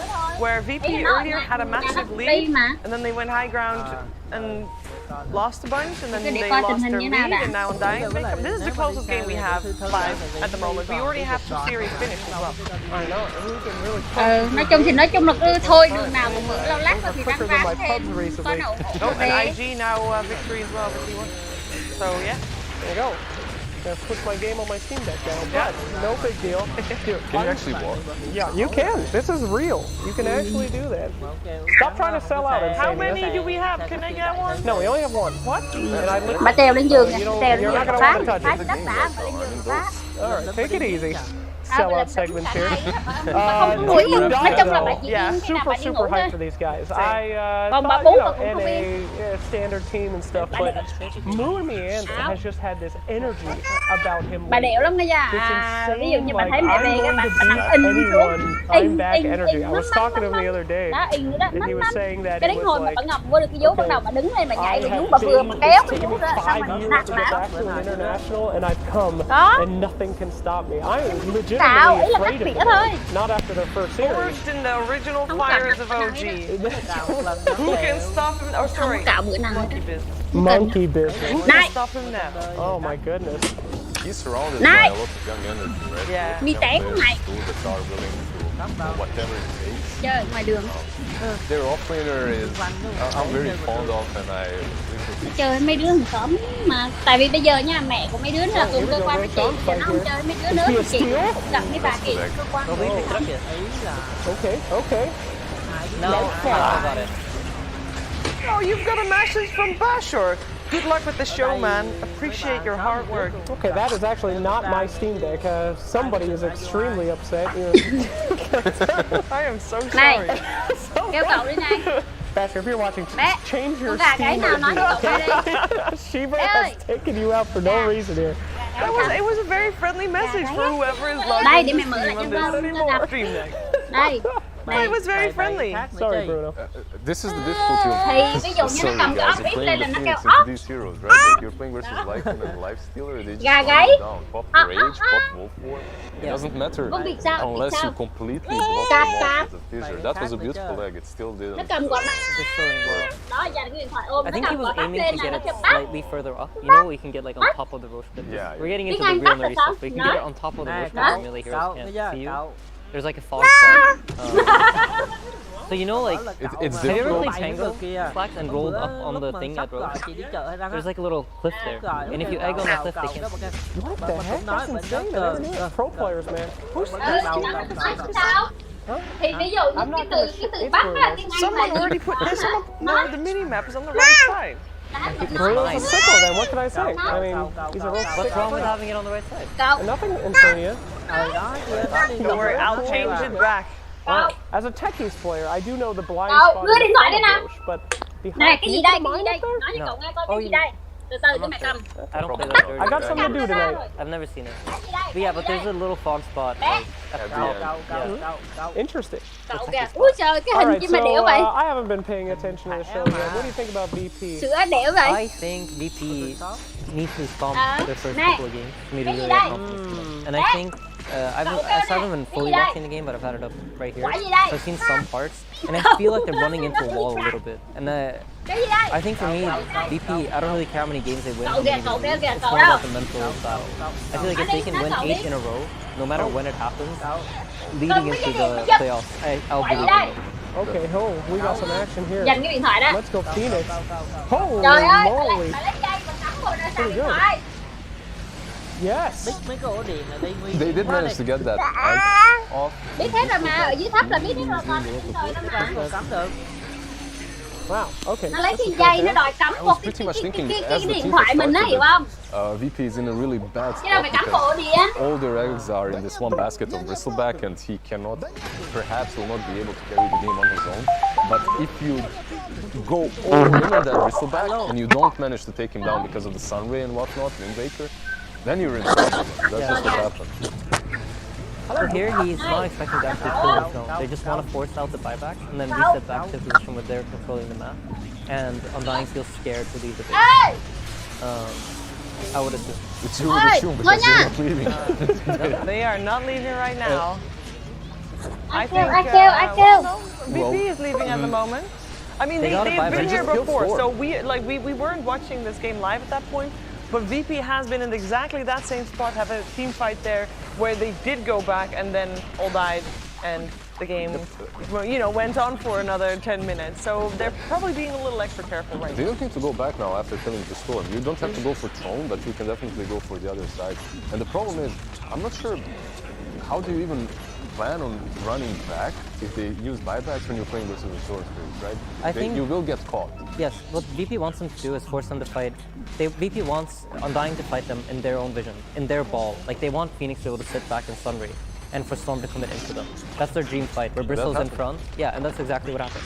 And that's why you pull back your heroes slightly, and if they decide to chase, you have a fight that you actually want to take. Instead of a fight where you're running straight in. Well, Undying gonna have to fight This without should be a their reset. storm. Oh, this is cool. I thought Bristleback was bad. It doesn't have a low I have win not rate. seen the hero at all. This is the Yeah. first Bristleback that we've seen. Did you know, Slacks, with first game of the day, Yeah. we saw, of course, all 4 screens, 4 drafts. There were only 2 heroes that were the same That's right. in total, which is crazy. I knew that, tweeted right? it instantly. Hell yeah, it was great for my socials, but yes, it was actually really impressive. Good job, Ice Frog. Yeah. I know no one ever says great job to you, Ice Frog. I know you're watching right now. Well done. Look at that Bristleback, that thick boy. That says it's a lot probably about because the of the state of counter, the match, like- right? Yeah, it does say a lot about state of the game in general, yeah. That every idea is viable, or rather, pro players at this level consider every idea to be viable. Everything can work, Sheever. Yep. Everything can work. Including Bristleback, including, well, not this game, but Bane. Still though, it feels like you need this solid base ground when it comes to team fight to be able to play games. So far, all of the games, they've had this recurring theme that if you do have solid team fight to fall back on, you will win the game. Like if you check this out with Mumiender playing the monkey king without boots, and then you have a Lightning running around, and the life stealer is just so difficult to execute, and the burden is way too heavy on the Storm Spirit. Yep, so okay, VP getting a 2-0 there as well against Undying.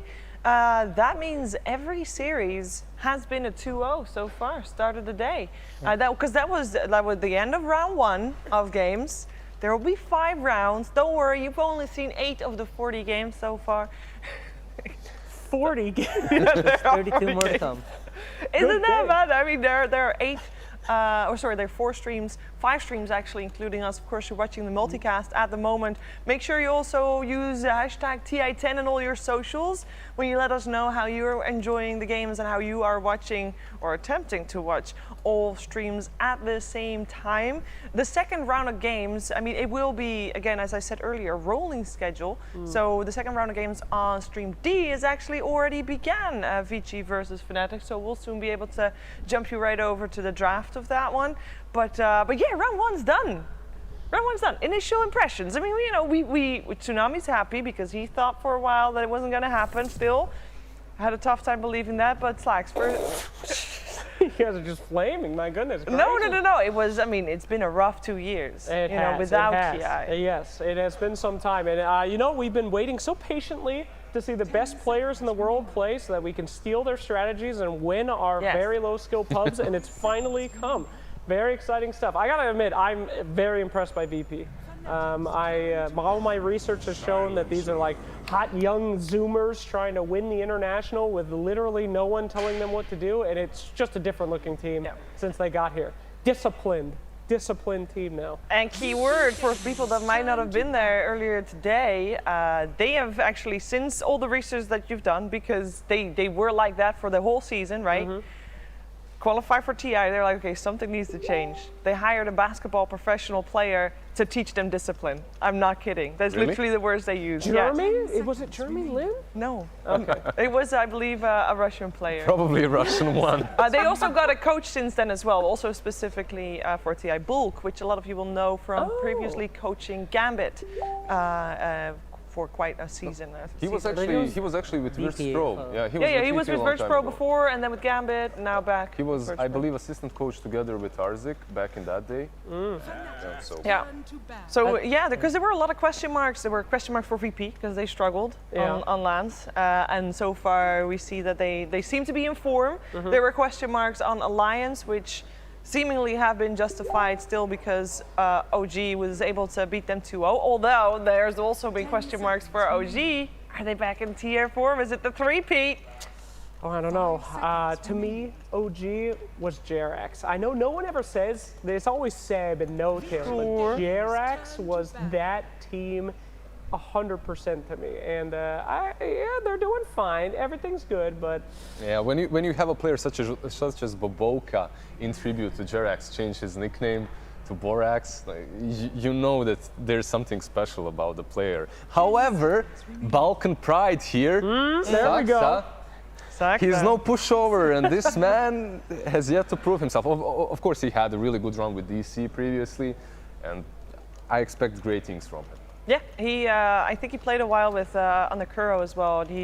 Kuro has multiple times mentioned him as, at that point, the most underrated player. Like, was that a while like he was known like that as a support? That people, like, he's a very quiet guy, so not a big. Well, he's very tall, tall. but he's not a big presence like online, and he doesn't really stream, so people don't really know him. I think at some point he was ranked 1, 2, and 3 on the ladder at the same time. I think that's very impressive. And I know he It's all plays the pretty same much. accounts, like, don't worry, no Smurfs. Do not approve. Okay. It looked very funny when the leaderboard said socks off, fake socks off, fake socks off. Does it really matter if you're smurfing if you're top 3 leaderboard? Like, Are you're you playing even the same, smurfing? Are you Like- smurfing? You're playing the same players. Like, Yes. Yeah. Zero tolerance policy, in case you forgot. So, but yeah, impressive team though. I mean, everybody seems to be really bringing it. Trying to find like the weak team. There's always one, the dark horse, if you will. I'm having a very hard time finding a dark horse in this tournament. For me, it's still VP. I consider VP to be a dark horse pick to win. I think they can do it, but I don't think anyone has them as You've their watched too many VP. TIs, man. That's the old VP. The memes Wait. that- yeah, Are the dark horses the one that we think aren't expected to win but have a good shot, or are they the one we expect to get eliminated in groups? Shiva really I likes meant the horses. first one. She needs was to. very- No. Yesterday I said, you know, because personally, I enjoy also talking about who I think is not going to do well, rather than just talking about who I think is going to do well. But it would be more diplomatic and tactical if I mentioned them being dark horses rather than the worst. it's kind of. What happened to you? Never mind. No, go You're ahead. savage. You can't really put VP into this dark horse bracket because they've been on top of their league, right, in 2 seasons. Yeah, they didn't perform that well at the majors, but I would rather, I know there's a bunch of superstars there, but I would rather say Elephant might be the dark horse because they finished 5th in 2 seasons. Even though they formed to conquer the world and get the Sages back home, it hasn't really looked that great in the. Fair. Are you aware last of year. who's on Elephant? I'm- You I'm- can't say they're a dark horse. Are They've you not aware done of what well they've during accomplished DPC so though. far? They're always Yeah, good at yeah. TI. They are always good at TI, that's true. The reason I think VP is a dark horse is because they haven't looked good on lands. Sure. They've only looked good against CIS. They destroy everybody in scrims. I know this because I have been destroyed by them for weeks in scrims. And then they show up to lands and they just like fall flat. So I think they're a fair dark horse pick. More is so than not- Elephant, Okay. who are only good at land. We're all getting heated here. I'm sorry I started this, but this is not the old VP, okay? VP, the organization, they bought into the memes. You know, VP shows up to TI and they don't do well. The organizers, they were like, yes, actually, you're right. Wipe the squad, start a new one. This is going to be a different year for them, I think. Yeah. I hope so 100%. for them. And even if even if they don't win the whole thing, I'm happy to see them do well because it's not just the org.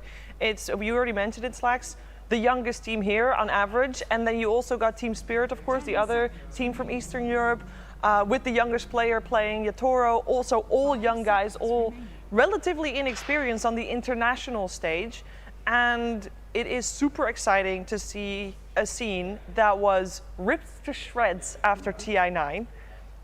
be able to form anew, dust settles, these two teams come out and they're doing well, and they're doing well with young guys, which is really good just in general for the Dota scene, where we don't see the same faces year after year. No offense, Poppy, but you know. God dang. No, but it's not just Poppy. Obviously, Poppy's the only one that has been to every TI, but there's a lot of old faces that we continuously see. We want to also see new blood do very well, and VP is just the embodiment of new blood at this point.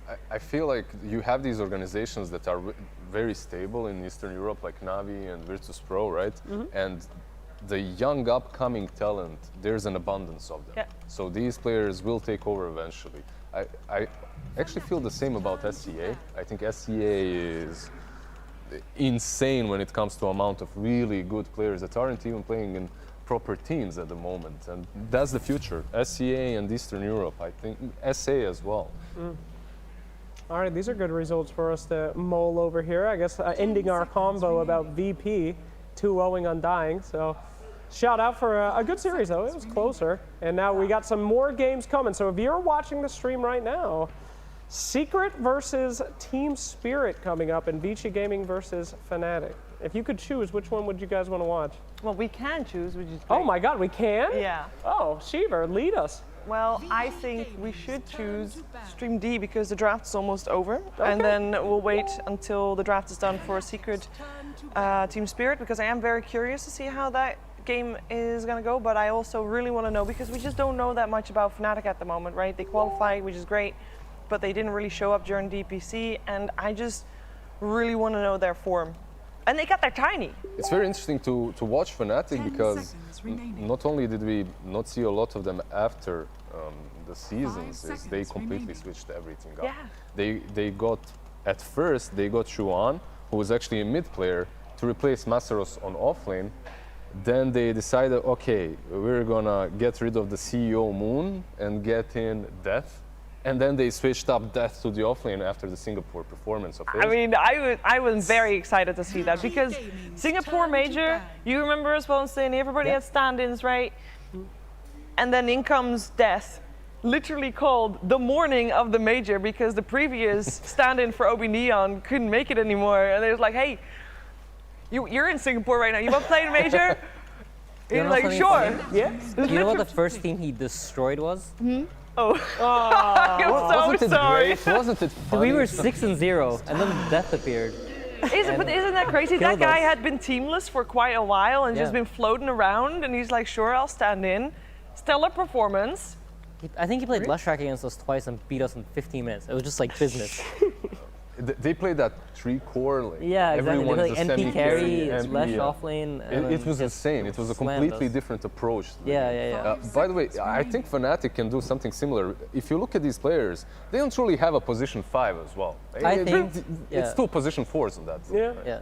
I think their two support players, Jabs and DJ, probably are like the mechanically most skilled support duo. For sure. I think they are incredible players. In SCA, Whitemon and Zephyr, they kind of come close, but they're not there. Like the experience that these two have, no one else has in the SCA region. I wish I could whistle. I can't whistle. You know that Leonardo DiCaprio meme? I've always wanted to do that at the time. That's a Shadow Fiend right there. I mean, when's the last time you saw that damn hero? Holy. Which whistle? I can't whistle. The Leonardo DiCaprio whistle? You know, the one from the movie where he's like holding the beer. Yeah. I don't know. Yeah, the whistle. Yeah. You got the word. That's the meme. Right there. That one. Yeah. Anyway, Shadow Fiend pick. I'm surprised by two things, and I'll say that. I'm surprised often because I'm not very smart. But Rubik has picked up a lot, and a lot more than I thought he would be, which is very interesting to me. We're going to be seeing it again in this series, but also Shadow Fiend? First, for the Rubik, there's this broken bug that back in the game, that's PYW playing the Weaver, and Rubik is a hero that's decent versus Weaver, so they're trying to combat that in their own way. At the same time, I'm not sold on the SF. I can definitely see it working. Ori, however, has not impressed in the seasons, and you would see PYW and DY get to that mid lane to try and rescue the situation more times than not. And Shadow Fiend is definitely a hero that can get in a ton of problems if things go wrong. So we'll see how it goes. Yeah. I mean, but I feel like those old mid players, they just never stop playing Shadow Fiend. There's something like ingrained in their mind where they've hit the last hit trainer too many times and they're like, oh, this is a perfect Shadow Fiend game. I can play it. I can play it. It never ends. Good versus VP, right? I didn't. Yeah, it's pretty strong. I mean, you have the ability to one-shot her. You don't have to deal with the Spirit Siphon bullshit. So that is one thing that he has going for him. But I do think like Vichi's draft is stacked on teamfight. And I think that's like, he benefits from having Tidehunter and ET and Spectre, these heroes that are going to go in for him. And I think especially with a new build on Spectre where you go for this Aghanim Scepter and you play more of an active role where you're doing a lot of stuff. I am sorry to interrupt you. This is the first time that I'm able to watch a game live in the client on my newly acquired Steam Deck. Yeah, that's you gonna never go gave that home back. with me. I don't you said, can I see it? No, and but now it's my newly acquired we have Steam Deck. 52 seconds left for predictions. What are you doing? My precious predictions. You guys, if I can teach you anything, it's never let Shiver touch it. It's just her. She never gives anything back. Greedy. Dude, but what's this meta on sprays, Insania? I do this in my pubs. I mark the mid lane like a dog. Do you ever do this as well? So I don't. I'm way behind on the meme game, but I was talking to No-Tail and he said that, you know, sprays are broken. You can just spam them. They have no cooldown, they have no timer. And you just hear the sound non-stop. So It's the new OG meta. don't be surprised if you see OG just non-stop spraying people just to get the sound going. I still can't get over the, was it the Animager and Arteezy sprays on the cliff? That was... Those are so funny. yeah, And the that was TYW. Or is it? No, it's the Xingqiu. Xingqiu. The Xingqiu yeah. one is really and funny. he too. went LGD back did it. at some point because he missed the spray. Yeah. Stood around waiting for the cooldown. Went back to place it proper. A new dimension of BM. Thank you, guys. No, but you were talking about Spectre earlier. Goodness, do I enjoy the new Spectre. I mean, it was so painful to be like, I wonder if my Spectre player's good. I'll find out in 50 minutes. But now it's like such an active hero and such a more fun hero to have on your team. So we'll see if it's the same kind of build. There's no chance they do old Spectre on this game, right? You know? I hope not. Okay. I don't think so. But I'm conflicted when I hear you talking about having fun and playing Dota. Because I just think you play techies, you play techies, you play Every My game brain is is just fun like, for me. you play techies. Why are you complaining? Hey, If he's listen to- complaining about the Spectre that's going 15 minutes in the game, isn't your, like, I can't isn't help that why myself. you exist? Like you techies know- to go 15 minutes? This Do is you know the story of Slacks at the Animager? This is unnecessary. Uh, There's a game so- happening at the yes, International 10. and they And they are everybody will talking be about it able on to stream A, B, C, and D. Anyways, Slacks at the Animager. So everybody had rooms with computers in them, right? Everybody could play games.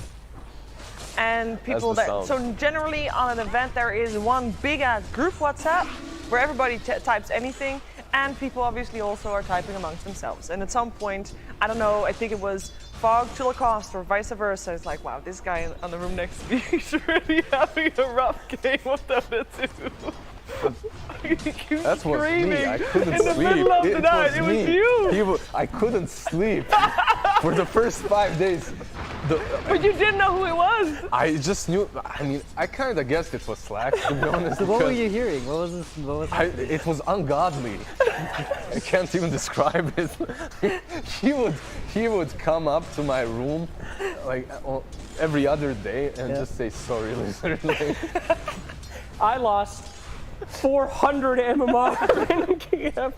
I remember specifically screaming, I hate this game and I hate my life at 3 a.m. my mind rejected this. I forgot about it completely until you started talking, and I'm like, wait, I remember that. That was you. I remember. Nice. You know, that's why I'm not a pro player, all right? I can't be like Insania, I can't be like Lizard. I'm tilted. A man gets tilted here and there, but these pro players, they never do. And if they do, they've got mental coaches. That's right. True. I need a mental coach for sure. Several kinds. Anyway, okay, can I ask you guys, you smarties, about Tiny?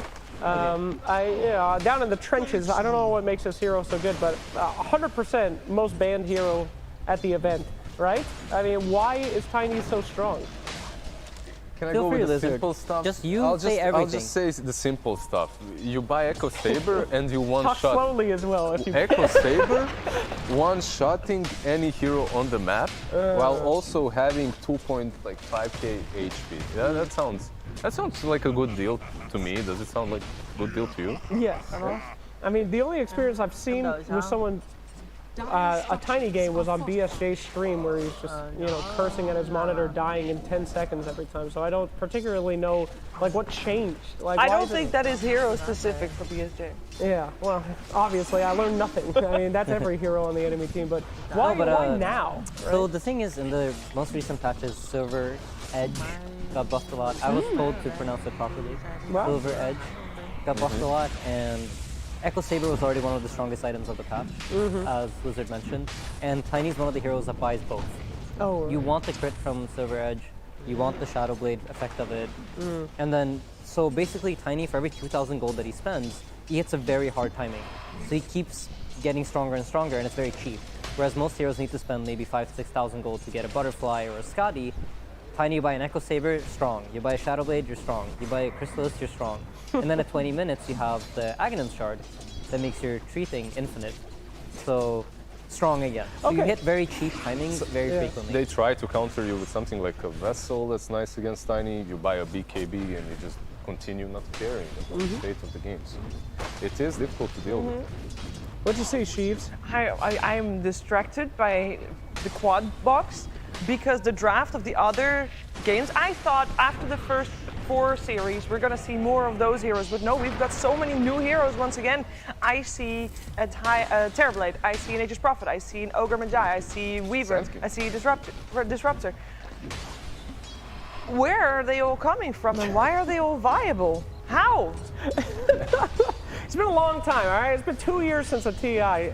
Everybody wants to try everything. Yeah, they're picking everything. No, honestly, I mean... That is crazy. It is nuts. In TI, usually we get those weird kind of picks towards the middle of the event. This is a group stage, homie. They won. This is their first game. Wow. It's crazy. Usually you expect like 2-3 strategies to be tried out by all of the teams because they've been scrimming each other all the time. But this is like every single. Truth be told, it is Secret's first match, right? Yeah. PL, we haven't seen that one yet either. PL might be an answer to the Weaver, I suppose, as well. Something like that. Just interesting. Matu has been playing it in Yeah, I mean, I think this TI, to me at least, what I'm noticing is you're not really you're not drafting based on heroes. You're rather drafting based on timings. And you're drafting based on like what your team likes to play, like what your players like to play. And you're trying to like set up your timings to be matched up well against other teams. So you have players playing the heroes they want to play that they feel confident with. And you have teams drafting for specific timings rather than heroes. Oh, that's interesting. Yeah. Not putting any shade on you. Oh, here it comes. Some of these teams, they look a little bit more courageous than before. They're not picking always some lone druid and some Kotl and brood mother and doing the same stuff. Like every single team is doing their own stuff. It looks like they learned a lot from the majors, from Are you saying Thunder Liquid? Predator, from Neon. I'm not saying that Liquid. Do you think picks, Liquid doesn't do their own thing? I'm not saying that you have been You were playing 2 ahead heroes of for your the last time. time. Monkey King only good now. I see. Oh, hello. Sorry, I just really enjoy watching Spectres die. That's nice. Yeah. I think the interesting thing about this game, the Fnatic Vici game, I think, is out of all the games that we've watched today, this is the first one where you see basically 2 teamfight drafts going up against each other. Where both teams are kind of like heavily emphasizing teamfight, and not so much like one team is trying to dominate laning phase and the other one isn't. So I think this might be a very competitive game, and it's going to come down to like how the fights actually play out, and a lot of like individual player micro decision making in the moments. Seconds truly matter because you have this position 5 silencer on the side of Fnatic who can completely change the game if he uses that global correctly after the Shard or Aghanim's usage of the Spectre, or she haunts him. Yep. Silencer. Thank you for the nerfs. I really thank you. Those were some wild times in the last month or 2. Walk near a silencer and you're just dead. Yeah. That was so scary. But no, still, I like how you say he's a high skill hero. I agree. You know? It is. You gotta press the R button. You have to press the R button. At the right time. At the Don't right forget. time. Sounds impossible. I know it's impossible. I've not been able to do it on time. Sorry, easy. There are pro players at the TI stage, Ice, that missed the Ravages too. We just saw it happen. Just saw it. It happened. Ice And he did not use the voice line. Very disappointing still. Okay. Easy. The product placement on this panel is absolutely stellar. Thank you. I assume that was a compliment. Just to me. as stellar as this newly acquired. Stop it. You still have not given it back. It's nice. I like it. Okay, great. Do you want it back? Why do you want it here back? we go. I want to Tiny. see my predictions. That is how the only way to beat Tiny, I guess. Rotate 5 people into his lane and beat him mercilessly. And look how much time they actually needed like to 30 take him. Like, Goodness gracious. But yeah, so I do want to say one thing about Vici Gaming. Probably, as one of the only people that get to talk to players these days, one of the funnest teams out there. And it's surprising because, you know, in my experience, a lot of Chinese teams have been very, you know, keeping secret and not really wanting to talk too much and very close to their chest. Not these guys. who would you say is the most friendly and talkative? Oh, jeez. I don't know, man. I mean, it just seems like every time that I'm with that team as a group, they're just laughing. They're having like the time of their lives. So I couldn't pick one, all right? I like them. Like, I always felt like Vici Gaming are this machine, you know, cold-blooded machine that plays. They know what they're gonna pick. They pick it no matter what you do and have their game plan set. But it's surprising to hear that they're very cheerful. They are cheerful and outgoing, and yeah, they're great. I think only rivaled right at this event by Team Spirit. Another bunch of guys that... I've you heard can see good that. stuff about team spirit, just mentality-wise. Oh, Come man. hang around. Yeah, they're great. They will just Naruto run around the cafeteria. We're like, what are you doing? They don't stop. I mean, it's fantastic. Radiant's bottom tower is under attack. Anyway, Yeah. Yeah. Weaver, huh? Weaver, huh? It's also our first Weaver, actually. That's Yeah, pretty it is. surprising. Is it really the first one? But Well, it has there's been the banned, second one right there. Okay. But, you know, overall, yeah, I don't think I've first. seen it in any of the games. It's also very interesting the way he's skill building. Most Weavers that I see right now in pubs are even skipping Gemnet attack, just maxing bugs and Sukuchi. The amount of damage that you deal early on is insane. As a position 4? As a position 4. Yeah. There's probably no worse feeling than laning against a Weaver that has like the buggies. Hey, what do you do? Everything nukes you as a little crystal maiden. There's nowhere to go. You can't even go under the tower. So it's cool to see position 4 like this bursty Weaver come through now. Yeah. The meta's always developing, right? And it's also, it has other usages later on, right? Like you buy this Aghanim, suddenly you have this save, which isn't as popular as before because of the range nerf. You perhaps need an Aether Lance or a neutral item that increases your range, but still, it does give you that opportunity to go for later on. I think my favorite thing with Weaver 4 has been when you play with Tinker. Have you seen this? It's like the new Bounty Hunter Tinker. This Weaver Because just the runs Weaver around gets with the bugs Sukuchi. with the vision. Yeah, you as well. Sukuchi around, and then, oh well, that too. You can laser the bug, Yeah. and you can't hit it off, because you miss 100% of your hits.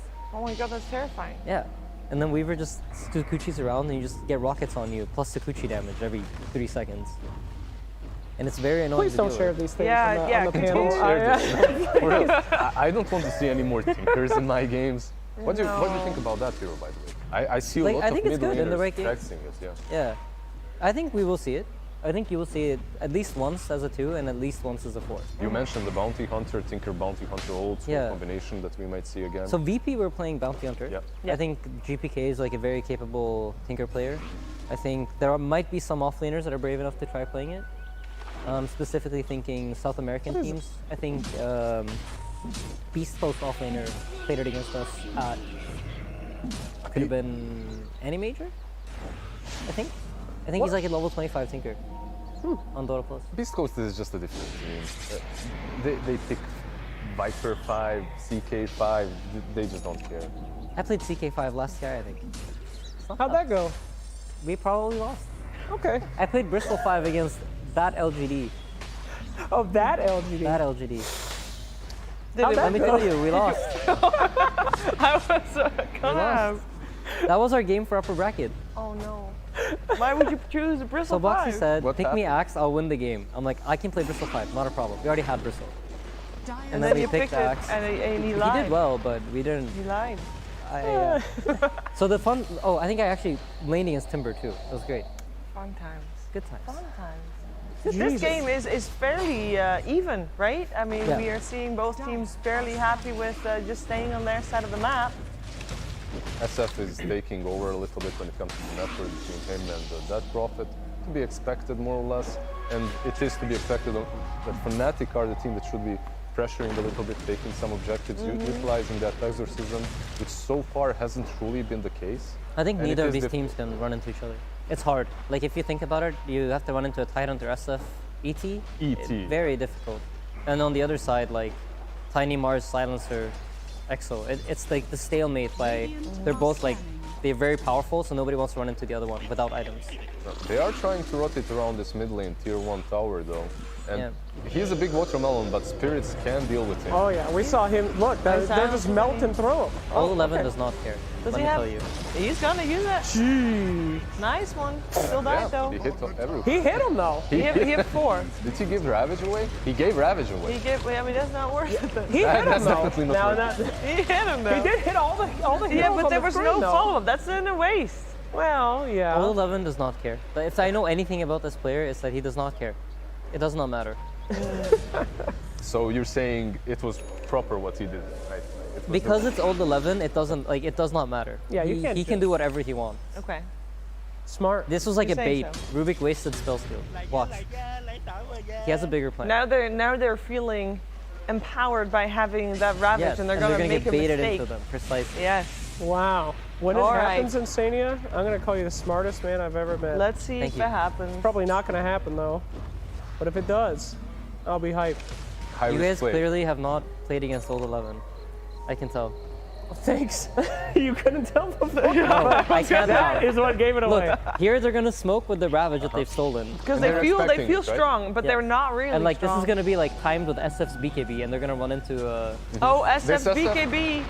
This. Let's see, moment of truth. Yeah, really great, Insania. Good call. Keep it up. Keep it up. I mean, I'm cheering for Fnatic here. I want them to win, so I'm just casters cursing Vici. Oh, You're Hey, Kyle, you're congrats. learning so fast. Thank you. Wow. Thank you. Yeah, good boy. job, good job. But that does mean that the game, I feel like, will stagnate for a little while longer, maybe, because now Vici's going to hide even more than they did before. So maybe we should check in with Secret versus Team Spirit that we said we Oh. would after the draft was done. This is the game that has the Nature's Prophet in it as well, which I'm excited to see because we haven't seen Nature's Prophet yet. Yeah. So if we could switch to the 4, give a little bit of an overview where we see also that the draft is still going on for the first game of both Beast Coast and Elephant. Of course, Quincy that is LGD on also started. Stream C. What? LGD Quincy also started. Yes, and that was Yay. the one that we were looking for as with the highlight of the second round of games. But let's start by Secret Spirit, and then we'll check in with Quincy Crew and PSD.LGD in a little bit as well. The game is paused there anyway at the moment, so we'll give them a little bit of time. Perfect. Here we go. A cursed Monkey King game. Bloodseeker out here. There's a hero I haven't seen in a minute, personally. Yeah, and that is the position for Monkey King as well. Oh, that new nasty support Monkey King, man. Yeah. Just in and out. Feel like he never killed a guy. You just get that corrosion made Slayer afterwards, and you bring a lot to the table. I've seen this position for Monkey Kings very often in the CN and SCA. They rotate into a true core after a while. It doesn't matter. Made Slayer, Echo Saber afterwards, suddenly you're hitting just as hard as your position 1. It's In already the 4-0. Yeah, I think Yeah. when I look at this draft and I look at Secret's concept, I feel like they want to be playing on like pushing out lanes and like shoving waves into Team Spirit's face because they have Bane and Tusk, which cannot help with that whatsoever. Even Weaver to some extent and Bloodseeker are not the fastest lane shovers. But I feel like the way that Team Spirit has set up their entire draft to work, where they have like a lot of pickoff and a lot of ability to set up, if Spirit start getting kills and they can kind of set themselves up to have this game kind of be played as like a 4v5 by constantly getting kills off of Storm, it'll easily snowball in their favor come the mid game. Doesn't this look like a very easy game for Storm to? Like, when you think about it, they I don't mean, really... yes and no. There's going to be an Orchid, and there's going to be the Monkey King stun if you buy like some Yule for yourself. At the same time, you can jump on the Nature's Prophet, you can find that Monkey King. If It's volatile, right? You can both die fairly easily, and you can get killed easily. But this is like the polar opposite of the Vici Fnatic game, where you see two very strong teamfight drafts, here you see 2 drafts with no team fight whatsoever. This is a much more map-oriented game where it's a lot about controlling waves and controlling map space and trying to outfarm your opponent and playing pickoffs. I have a question regarding the draft. I have an untrained eye for drafts, Yes. but if I look at this and I think, oh, what would happen if it reaches minute 60? Spirit auto lose, no? If Spirit reaches minute 60 and the gold is dead even, I would say that Team Secret has an advantage. But Yes. if it reaches 60 minutes and they're 100k net worth ahead, I think it's fine. Thanks for your insight. That's great. There is a gold lead that they need to overcome. Yeah. But I think like with the heroes that they have the ability to buy enough AoE to deal with PL at some point. But there's going to be a difficult time being like around They'll 30 then minutes. have to deal with and PL and waves getting pushed out constantly by the Prophet. And their wave clear, I mean, it's not bad, but it's not great. You always have to send a core because Bane's not going to do it. Yeah. That really hurts when you don't get that level 6 Viết những fast cái điểm enough. hạ gục này dành cho đối phương. Then you have Quan major trọng problems. là It's called the Nisha. carry team mình được farm. Họ muốn mát vào vị trí của Tokyo rồi. Ở tình huống này là 3 người là team Accepted. switch dồn vào mid của đối phương và pha Sonic However, hoàn on hảo the side of Team dành Spirit, cho they did phía set của up a team mid. pretty decent game for Team this Secret Weaver. They have có thể really bạn tough. của At the same time, Tokyo. Weaver has how many lasted? Can you tell me? I think it's a Weaver 4 and a Tusk 3. Yeah, Weaver is 4 and Collapse 3. is playing the top.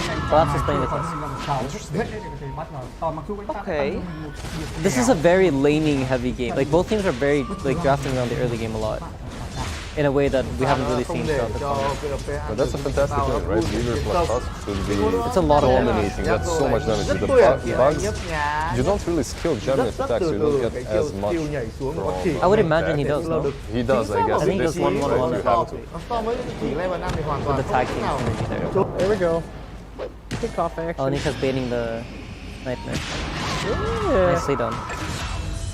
So this is my favorite kind of.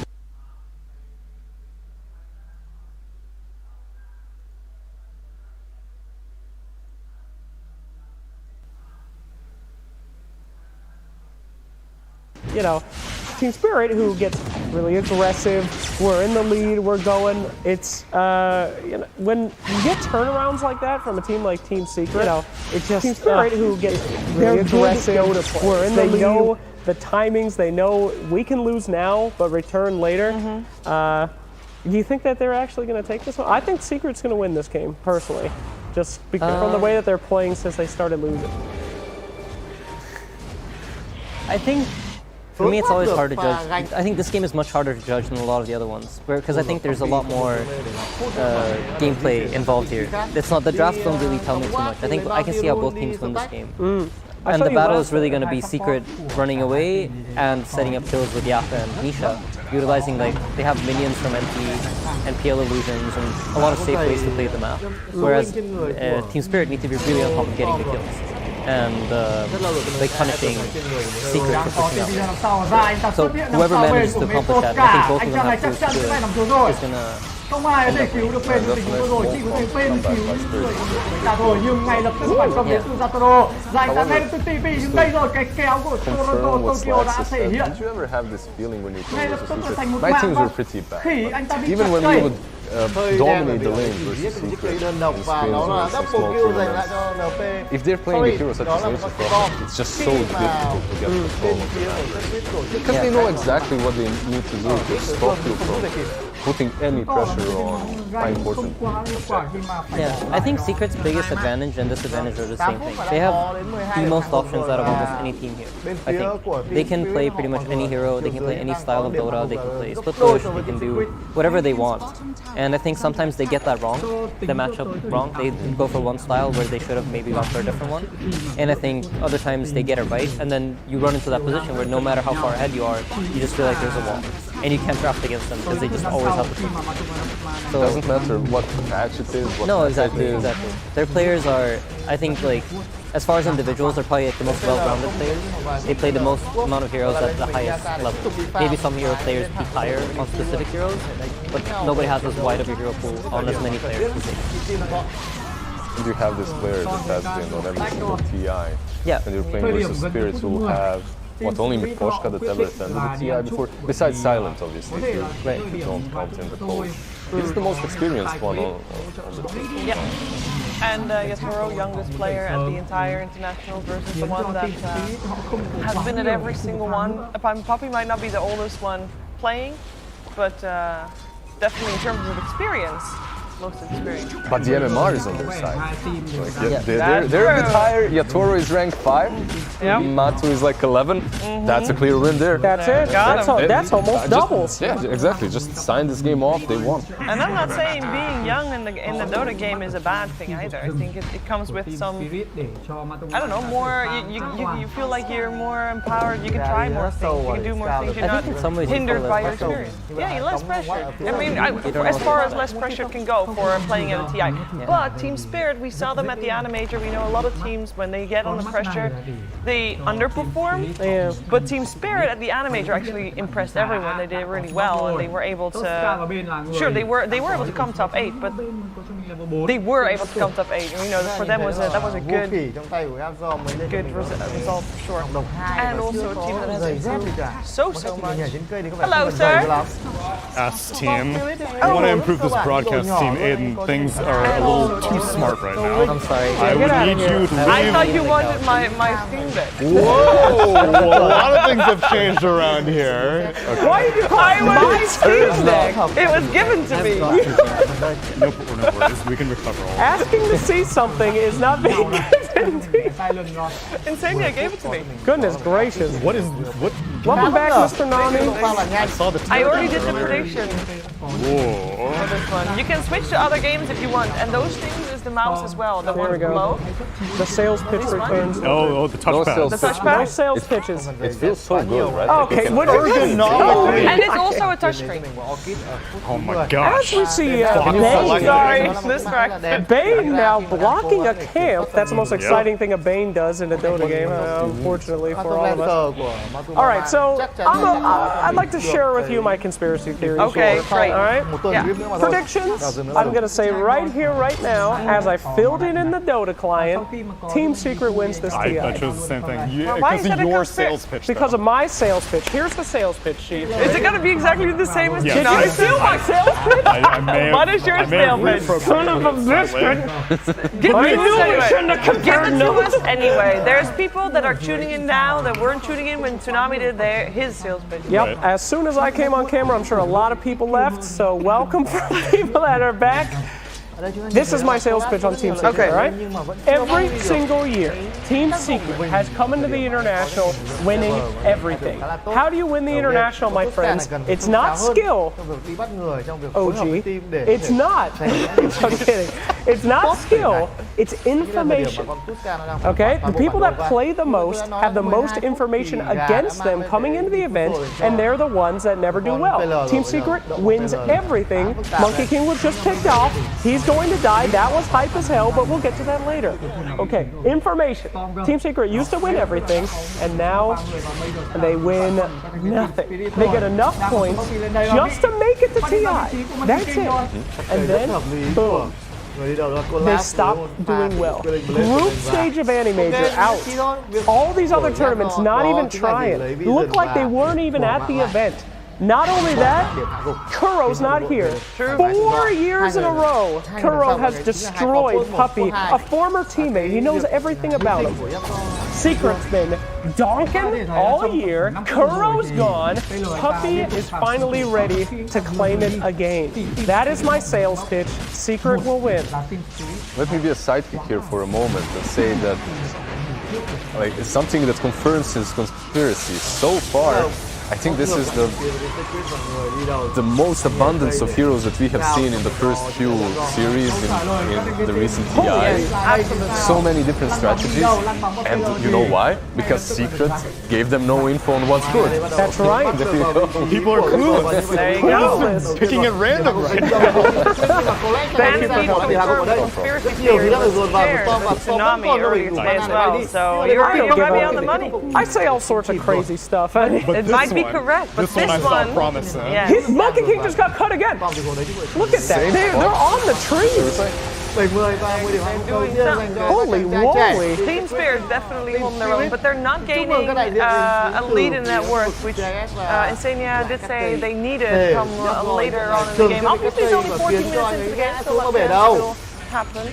of course. They're getting a lot of decent pickoffs, right? And Storm Spirit, however, is still going for the Sky Assange, and it will not protect him from the Orchids that they're getting. A little bit, obviously. My panel is taking selfies with the I don't know what you're talking about, Flax. I know, we don't have the camera on, but the boys are taking selfies with the Excuse me, I'm not a boy. What? The boys, in case you forgot, duh, at the beginning of this. As gender neutral, the boys. B-O-I-S, of course. I'm fascinated. How did this even emerge onto the thing? What? Slack brought it on, so it's your fault. Yes, can I please have it back after the 2 hours? Are you still doing this, please? That is my thing. We're using it as a prop. Thank you. Very, very nice. Anyway, $40 million tournament. What's going on? $40 million tournament, in case you forgot, everybody. But 7-11, delicious looking stuff here in this game. Yes, and I am actually also ready. You got it. To check in with Quincy Crew and PSD.LGD. I was getting into it. I want to check in with Quincy Crew and PSD.LGD because I think Team Spirit is doing well here. But the question is, are they doing well enough? And I feel like we're waiting for Team Secret to spring their trap, but that's going to take a while considering their lineup. So PSD.LGD versus Quincy Crew is the game that I personally was looking forward to most out of these 4 series going on at the moment because, first of all, PSD.LGD is, according to a lot of people, the favorite coming into this TI. And on top of that, Quincy Crew has been very good in their region and obviously want to make a claim for best in their region. And we have we didn't quote Jack, manager of Quincy Crew, but he had some very convincing thoughts of what was going to happen in this specific game, specific series. They were gonna clap someone, like that's gonna happen. Yeah, something like that. Something like that. Well, so far it's looking all right. Like Yeah. 7-6, Quincy Crew is holding on. So last I left, it was 2-0s. Has there been split series yet? There has not been no. Every series so far has been a 2-0. Okay. Oh, here we go. Faceless Void. By the way, Quincy Crew and PSD.LGD, they played last time at, was it the Singapore or Singapore, right? Ame went 24-0 on his Monkey King. That's probably not the best memory. But if it was Singapore, then MSS was not able to play. Exactly, they had Poloson. And Poloson, I mean, is obviously also a good player, but it's at the same time, it's not the same as playing with the stand-ins. For sure, and for PSG.LGD, they had some issues with stand-ins too. If you keep in mind that they pretty much played with their coach for the last couple of months. I think to say was not with them. And now that he is back, I assume they will look stronger because I don't know how stronger is. They've been winning everything between, and it's in contrast to what Slack said. Secret, they haven't shown their hand at all for 4 months now. Meanwhile, PSG.LGD just continued playing every single thing that they play Dota with.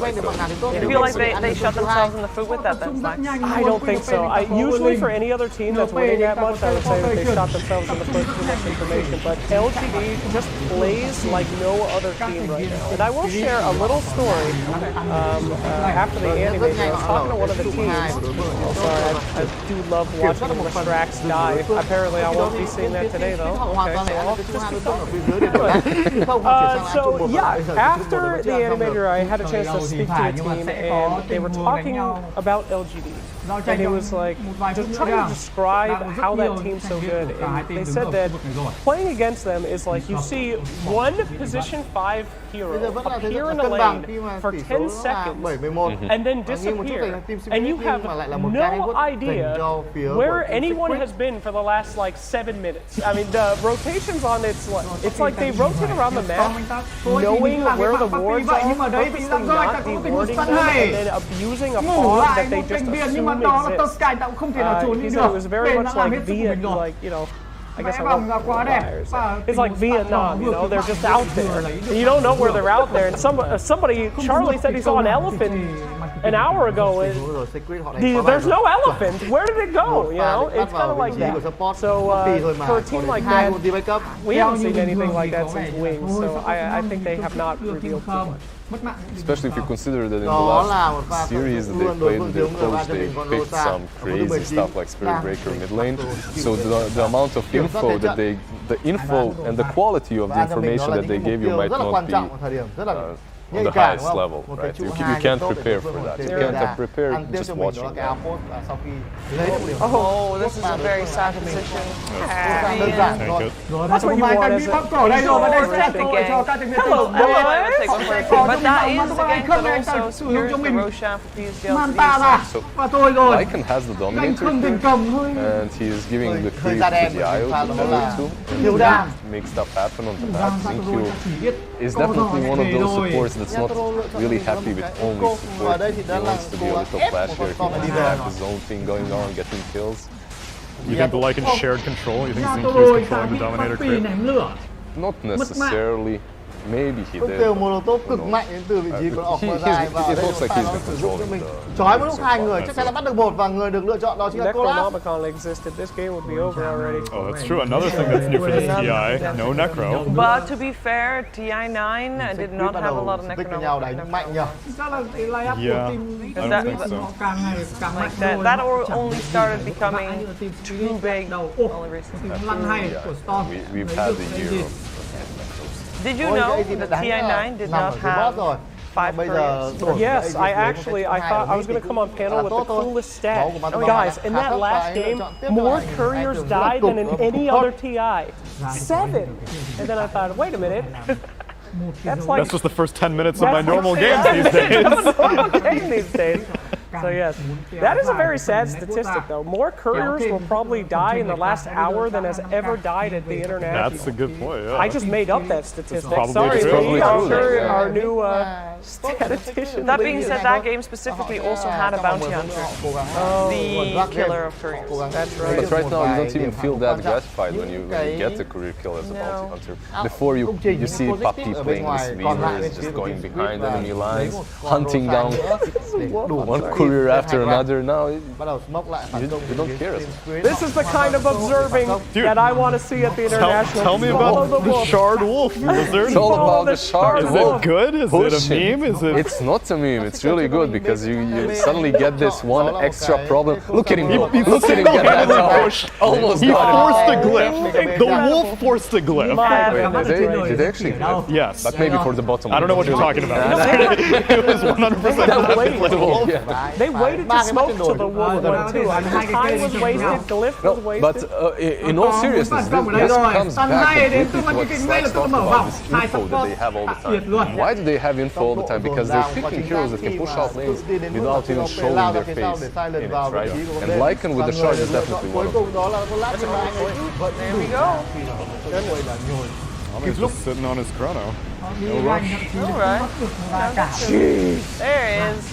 Kind of caught the tiny end. It works here though. He's cleaning up. It's hard to tell what's a tiny when somebody's going to be at home with a dominator on. That golem is big old running golem. around beating the crap out of people. I mean, that team fight won by PSD.LGD, but with your work staying alive, I'd say it's not all bad. They lost Aegis, right? They did lose Aegis, correct. Yeah. And we know that, and an extra little bit of information, Quincy Cruz scrimmed a lot against also Chinese. So they are probably familiar with PSD.LGD as well. Mình đưa ở đây một chiến đấu That's the one thing that I'm thinking about with that team.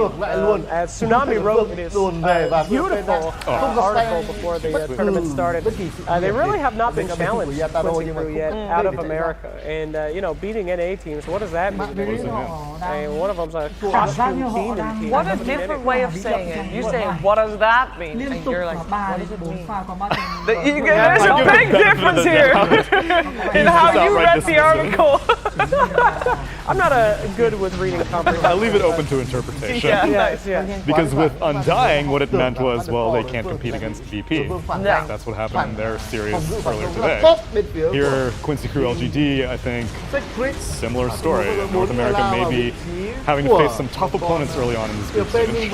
And on top of that, we of course saw EG 2-0 Aster, which is great for EG, don't get me wrong, but there will always be an asterisk into any of Aster's series. How is he he not dead? How is this Slash Track still alive? This hero is insane. fine. What's I was never worried. You should get worried now. I'm worried. Living armor definitely helped a bunch. For sure. But yeah, nothing to say, just coming in. Nothing to say. He is, he's dominating. Oh, that's my boy right there. Let's go. I changed my mind. Quincy Cruz, the best team that's ever existed. LGD's Garbo, overhyped. Nice. All right, but Product placement on this panel is not looking good. Anyway, so how about that Steam Deck? What about the Steam Deck? Blizzard earlier, there was an Ember Spirit who built Blink Dagger Gleipnir. Have you seen that? Yeah. I actually saw that. So then why would you? Not many times, but you can transform the Blink Dagger obviously afterwards as well, but it makes you more mobile. It does sound kind of gimmicky, like an anti-mage with a Blink Dagger or something like that, right? But Gleipnir definitely I have seen. Gleipnir I've seen. Yeah. Blink Dagger not as many times, but it did pop up occasionally in bouts. Because I've seen that build, I've seen the one that we're seeing right now with just Kaya Maelstrom, and then this also is a standard one, right? More. Right, and then the other exotic one is like Refresher Octarine, or Refresher Scepter for 6 remnants. I don't know if you guys saw that replay. Only a North American Lestrak would have literally like 20 HP, yet still turn around to potentially nuke somebody to death. That was the lowest Lesh ever, and he's like, I can still do it. I got this. If there's a range creep with 20 HP, it's like, I could probably click that real quick. The North American staple. But yeah, this is a beatdown. Yeah, should we take a little bit of a vote? Tell me what else is going on. All right, so we have either Secret versus looks like there's a high ground defense going on at the moment, where Team Secret is the one knocking on the doors on Team Spirit. Can we maybe go to Vici and Fnatic? That's going right now. Vici and Fnatic is going on as well, and there's another high ground defense where Fnatic is the one getting pressured. We can take a look at Vici Fnatic. Although actually we have to do it really fast. We have to do it right now. We can do it from right here. It's looking like it is very good. Wow, look at that. Tell me fast, Fnatic do it? No. Wow. Okay. Well. Turned around. No. Whoa. Okay. Calm down. Come to the fountain. Is this the first TI fountain dive of the year? Maybe. Actually, yeah. All the other ones. That's why we switched. Yeah, exactly. We're making history right now. We were there for it. All right. Yeah, so pretty interesting game. It looks like Weaver is pretty successful from what we've seen so far. Weaver's pretty successful from what we've seen so far. Weaver looks, to me at least, like one of these heroes that's going to be highly contested in every game. As he can be played. If you look at Dota.pro tracker and if you look at the and Safex, they've all been spamming Weaver because he's very flexible and at the same time he's good at different positions. Let's take a look at Elephant vs. Beast Ghost. We haven't actually not checked in with them yet. This should be an interesting one. Have we tuned into any South American teams yet? Well, in the first round, we did not have the South American team. Oh, take that off the screen for God. Nobody wants to see that. We did not have a South American team playing in the first round of our games. So this will be our first. Bên tiếp tục đó là một con Blaster GG ở phút thứ 2 evidently gotten their win as well versus Spirit. Team Secret got their victory versus Team Spirit, so that is the first game of that in the books as well. PSD.LGD now looking to go high ground as well, but I want to see Beast Ghost Elephant. You laughed at me when I said Secret would turn that game around. I'd like to point that out. I wasn't here for that. Shut up, Tsunami. I would have been on your side the whole way. Attaboy. Easiest turnaround. But yeah, this is going to be really exciting. I am so excited to see Beast Ghost just be able to unleash upon the rest of the world. Like, it's one of the most fun things to see the South American meta be spread out. Especially in the group stage right now, this is when everyone's trying to see, okay, what's actually working, what do we want to copy? This is when the TI meta is being formed. And last time we saw South America, everyone stole so much from it. It's such a unique region, and Beast Ghost, the best down there. This is going to be super hype. Yep, and on top of that, for everybody tuning in that are TI viewers only and not watch anything in between, you might remember TI9, there was a team from South America called Infamous that did an amazing run, came highest ranking ever of any South American team, top 8. It was a super impressive run. This is the exact same roster, just under a different name. So I'm very hyped to see them perform. We know that the pressure of TI, they can deal with it, they thrive on it, they get better with it. And this is their first game of the tournament. Yeah, this time they have a coach with them, with Potato. Yeah. I believe they all play together to a different composition in League Wars and whatnot, so they know him and he knows them. He will bring a lot to the table. Meanwhile, another SA team, by the way, Romania. Right, SG. I guess Sheeper can explain the lore behind it. Hey, you want to hear the lore? Yeah, give me the lore. I'm really invested right now. No, because basically this guy is the coach of SD Esports, and everybody's like, who is this guy? Because he doesn't have a profile on Wikipedia, which means he basically doesn't have any competitive history that everybody knows about. But I got a message from him after asking him about his origins. He played some competitive Dota. I believe he United was one of the teams that he was on. That's in my day. Yeah, exactly. So he tried a little bit here and there. Didn't get super far. At some point went on to coaching one-on-one. And then at some point coached D2 Bowie on his stream. From there on, he did replay analysis a little bit, and at some point focused on only SD Esports replay analysis. And SD is like, hey, the players found out that he was doing them, and SD is like, oh, we actually kind of like what this guy is saying, so they reached out. TI, He's saying good stuff around him, like, look how well he's playing. I would actually imagine that if you are doing replay analysis for a team that you have no ties with, which was the case for him, you'll be as brutally honest as you can. So, yeah. I mean, why would you hire someone just to praise you? Yeah, you're like, dude, I like what this guy said. Get him on the payroll. It wasn't your fault. It was definitely your mid laner. He talked to the mid laner. No, bro, you did everything right. Yeah, we got PSD.LGD, by the way, also claiming their first victory here at TI10 up against Quincy Crew. That game 2 will start soon on stream B. So that means that this at the moment is the only stream that is still showing some gameplay, because it's the only first game of round 2 that is still live. Also, fairly even. Remember that this is the first international match for Elephant in a really long time. Ever, right? Did they ever? As under this banner, they have not made it to a major. Exactly. Like but any of the ESLs and Dota pits, they weren't any ESLs. When they formed, but then afterwards, but that's the Dota pits China. Yeah, exactly. They didn't like. If you're talking about international tournaments, no. The last international tournaments that a lot of these players have gone to have been, well, first of all, obviously there was the Chengdu major and the Leipzig major, and they might have been there in some iteration, but not under the name of Elephant, because the organization Elephant didn't come into Dota 2 until like September or October 2020, yeah. The lore is out of control on this panel now.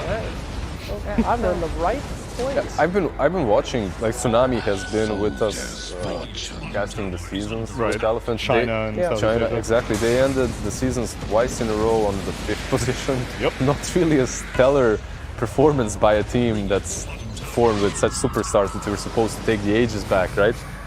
I'm going to say something real controversial. Sorry to all of our fans here, but Elephant, you know, people are comparing LGD to Wings. I compare Elephant to a Team Secret. 1.0? At TI5. Yeah, for sure. When they went out their sunglasses.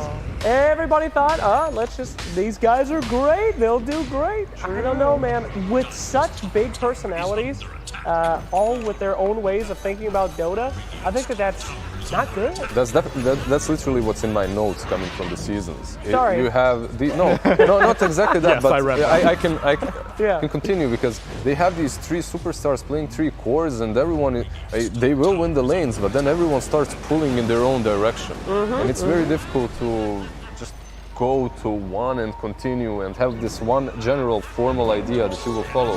However, isn't the solution to get a coach like ROTK? not only is the solution to get a coach as good as ROTK, you go a step beyond and you take Super as well as your position 5. Now you have two players that have played together like 10 years ago or something, and they're in the same team. These two are definitely in command at the moment. And correct me if I'm wrong, but RTK for the first season of DPC, he was not part of Elephant yet. He only joined season 2, so he wasn't able to start working with these big personalities to mold them the way that he wanted them to. But they got the same result in the second season also. We gotta get, that's why I was phrasing it like he needs some ramp-up time. Yeah, sure. They didn't have Super, however, at least. So he's the one that came. But also, this is the mid lane Super. It's not the support Super. The support Super is coaching Well, ideas. if you're gonna differentiate supers, this is the capital letter S supers because he's the better one of the two. And he's been what? That's the. He's the He's the one that actually has good results at TI. Right, but as Sounds a core, really mean. Sorry. Jeez, Shiva, relax. You know, you can make people are starting to hire all sorts of people for esports teams now. You know, you got psychologists coming to TI to help out stuff. Yeah. I'm gonna be a player name rebrander. You know. Okay. Did you know that another person already has your name? Maybe we should change it. What do you think, my friend? I mean, Chinese so players, many players. They love changing their Maybe names. that was the case. And Super, the Elephant Super, thought, okay, capitalize my letter S. Yeah, hire the guy that you paid to do that and hire me instead. All right? We'll change it up. Name means a lot. Wow, Well, okay. Beast Coast is just slamming through them. This They're game. coming up. Hey, Avo's voice line. Yep. Nice. They are the buybacks though. That's good. Beautiful. That gyro's not done. Yeah, so to continue my very controversial opinion, Yes. I think Elephant's going to place last. That's where I'm at. You think they're going to get eliminated in groups? I think they're going out in groups. Okay. Too many cooks in the kitchen. Too many smarties. You got to have some dumbos. That's why I'm here. Now they had. We're not gonna call him a Dumbo or anything. They had a position 5 before that really had no competitive experience Red prior Panda. to Red Panda, exactly prior to Elephant, and it really did not work with him. So I would say that having not Super alone, but Super plus ROTK, this combination can prove to be like the father's voice in the team that you need to just follow and listen to and ignore everything else. And if there are any quarrels, you just get a little You make a on the very head good and- point. Yeah. Out of anyone in the world, ROTK is like the most Right. fatherly voice that he can make anyone in a room shut up. So you're completely right. I don't know what kind of fathers you have, but that doesn't sound I think we just figured out what kind of father he had. Jeez. As soon as he walks in the He room, just takes the belt out immediately. I see. Yeah. thank you for bringing that up. I'm sorry. Repressed memories. I'm sorry. My apologies. Oh boy, but no, this is looking like a great game, and this is the kind of game that, I'm sorry, this gives me the international spirit. Beast Coast versus Chinese superstars. I'm getting the tingles thinking about it. This is my stuff. You always kind of want to cheer for, at least in my case, I always go with the underdogs a little bit, right? Like you want to see them succeed. Beast Coast did really well in that top team fight, but they did exactly the same mistake that every team that you consider an underdog does. They pushed it a little bit too far. They try to get that one extra kill, you see the buybacks coming in, suddenly Gyro turns and then the Naga and the rest of the team falls. Unfortunate, but they did have a solid team fight at the beginning at least. I don't know, you're using underdog to the terminology of just seeing the 5 names on both teams, right? Exactly. I Because wouldn't if we say look that at Beast Coast, competitive performance, for sure. Elephant's way out of their league right now. Hey. Haven't shown up to a single major, whereas SA was dominated by Beast Coast. I'm going to use now Ideal's words. He said that VP is a bigger dark horse than Elephant, and I said that Elephant is a bigger dark horse because of the performance in the season. Right. So, however, Elephant as a team that comes to a LAN is definitely a scary one. Right? Yeah, The we know problem that is getting if to they the LAN. click, they can perform under Managed to do pressure. so far. Because if it does work, if the personalities don't clash, they can go far. That's definitely true. It's also the first Naga Siren we see, by the way. This Naga seems to be having a great time dominating the map. Naga I chose for highest average GPM because I think she'll get picked just enough to break the 5-game threshold, but not enough that she loses a bunch of games that makes it all garbage and loses to an Arc Warden or Anti-Mage or whatever. I think you're sleeping on Naga. Who you got? Naga support, man. I actually think this hero is going to get picked up a lot more than you think. Are you thinking some Meteor Hammer meme builds? No, I'm talking Agnum Scepter and Shard. All right? I mean, that lockdown is freaking sick and BKB piercing. I'm telling you guys. Would this be the first TI that could do vacuum Darkseer on Naga Sleep since? I think so, right? Since TI 3, 2? Yeah, the play. What was the play 2, right? Yeah, 2. Yeah, so this would be the first time since TI 2 that you could vacuum through Naga Sleep again. Yeah, I believe.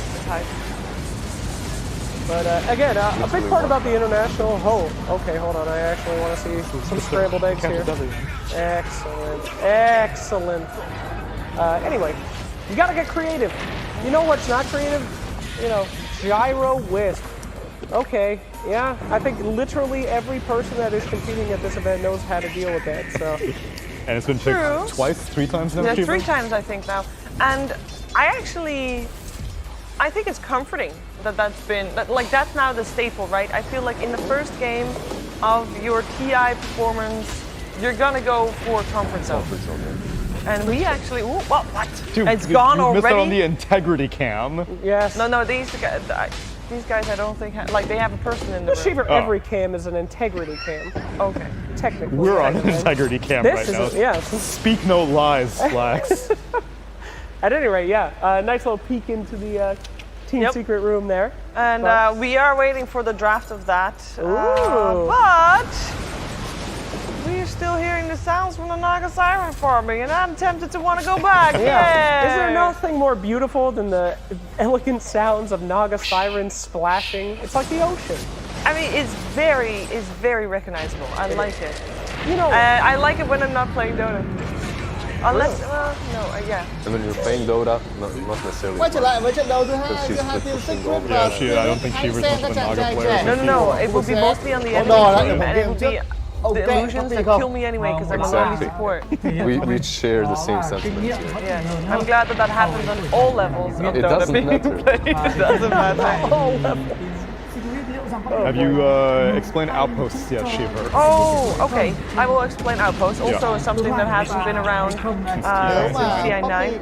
Outposts are those structures that you see in the jungle. So there's one on the big area of the jungle on the Radiant and a big area of the jungle on the Dire. You can claim outposts for the enemy team, but only after you've taken down a tier 2 tower. Now what that gives you, first of all, if it's under your control, you can get that as a teleport point, which is always nice. That teleport, however, is always long, always 6 seconds, as opposed to staggering teleport durations or timers of the towers. And they also give experience per minute. And it's not that you get, if you take over the enemy outpost, you don't get their experience per minute, but you do deny them theirs. So you get yours as long as you have one under control. And you deny the enemy theirs if you have both. And that is the outpost story. Yeah. Did I miss anything? No, I think you covered it, other than the fact that you see right now this Dire one very close to the Roche pit, so oftentimes you'll see a lot of fights happening there. True. And the way you get it under your control, it's channeling for also quite a while. If you can speed up the channeling by being there with multiple people, and right around both outposts, that whoever controls it has a little bit of tiny vision, and that vision is true sight. However, you still can't see the smokes, of course, through it, but you can see if someone that is in this box through it of the enemy. The main point is it gives you an objective to fight around to have an easier access to. Yes. Dire has an obvious advantage while they control their outposts, but the moment they're tier 2 strong, you can see most Radiant teams, they completely disregard the bottom lane and go into the Dire jungle to take control of it so that they can go safer into the Speaking of the Roche pit, it just respawned. So this is a fight that was in the making for a little while. Now both teams know that the man's back. They both want it, and they both have good Roche fighting potential. I am really hyped for this because most of the time people are like, the enemy team is better fighting potential around Roche pit, so let's not go in this time around. Both might feel comfortable enough to have like a big blown out 5v5 brawl. It's very difficult to take Roche versus not only Elder Titan, but Naga as well. That's the can always come into play. You're slapped in for LGD. Picked off Naga. Now you can. Hell yeah. Definitely. Neither of them have buyback. And you have Slardar as well, but Also, I want to share some new tech that came with the new spectator update. Okay, so you see the bars on the left side. There's a golden border on the side of heroes that have buyback. So you don't need to go to the have buyback thing. You can That's see way more condescending. It was actually. thanks. No, it's cool. Yeah, so Gyrocopter has buyback, Naga doesn't. You can see it from the left side bar now. Because it used to have to be the top bar whenever they're dead, but now you can see it while they're alive. Cheever, that's such a great explanation of Outpost. You know, it's been, there were no neutral items last year. Can you go through every neutral item? Yes! After you. We'll alternate. I think Pigpole's still in the game. Yeah, now, hold on, guys. I'm going to explain this to you. You hex yourself. It's great. Trust me. Trust me. It's really. Are you on the Sins bandwagon of hating neutrals, or? No, my suggestion for people watching from home and that are curious about neutral items at the moment, there's as we switch slacks out for a little nice upgrade. I need this back. Oh, thank you. Finally, my Steam Deck, which is filthy dirty now. Hey, I didn't make it. That was you. Hello. All right. I mean, you gotta taste test these things, right? Yes. But for people watching via Twitch, there's actually an overlay. If you watch on the stream where the actual casting is going on, you can hover over which neutral items people have so you can see what everything does. It may not be enabled yet. Oh, no. It may come tomorrow. I think there was a delay in approving the extension. Okay. But yes, that is the intention. So I heard that Spot asked for Correct. just come in and kick him out for a little bit. Because you're going to give us everything. Exactly. You're going to do it, right? Thank you, Lyrical. I appreciate this. And you earlier today were on OG Alliance. What do you think? I know, it was crazy. I mean, it was a grudge match. Everybody was angry. They were dropping Enigma sprays. What was up with the question mark? We saw the question mark happen randomly. Was there anything that spurred it? Basically what it was that there was a lot of tipping going on in the lane stage. And then when you tip a lot, it was like the sort of taunt to get bodied compilation that you end up seeing. That's basically what it felt like. So, you know, Okel was just feeling himself a little bit. After a 2-0 like that, I don't blame him. Yeah. It was in the midst of the 2-0. Right, but he saw it. He had the foresight. Saw the way. I'm just gonna check. When are they playing again? Okay, so both of the both OG and Alliance have a break, and then OG versus Thunder Predator and VP versus Alliance in the next round. So just for people wondering out there. In the meantime, we have Elephant taking quite the lead since we started watching this. Okay, so of the IO gyros that have been picked, Shiver, have any won? What? Maybe one max. Okay.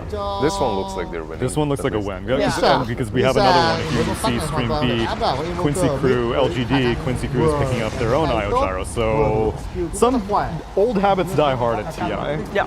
You know, it was looking good for a little bit for them in that last game. I thought Quincy Crew might have been able to do it. Yeah. I mean, I think that Disruptor was like a huge part of making the turnarounds happen, and it's one of those heroes that just feels like a TI hero where it punishes mistakes so hard. It's extremely popular at the moment too. They got two supports that are highly contested in all games, Disruptor and Beaver. We got another ogre, by the way. Oh, you had a first one? Yeah, but this is secret 2 times in a row. Actually, yesterday we were talking about position 5s, and I said, like, why would you pick an ogre? Like, you can take a Bane or an Undying or something else that can pull you out of the lane, but actually accomplish something later on. And Aoi was like, no, I love my big boy, you know, Venom. If you want a bloodlust machine, no one else can do it. I mean, you can bully and No, Đúng copy pick cực kỳ tham lam với pick như thế nào. Nice. clap them up. Clap them. My kind of a hero. The other thing though is it feels like, at least from the games I've seen, we've been seeing a little bit more for Protect 1, and like Ogre fits that perfectly. You know, you enable that laning stage, you give them the acceleration later with the bloodlust. It's like everything that you want out of this. I was very lucky to play position 4 when Ogre was 4. Oh, that was the best tip.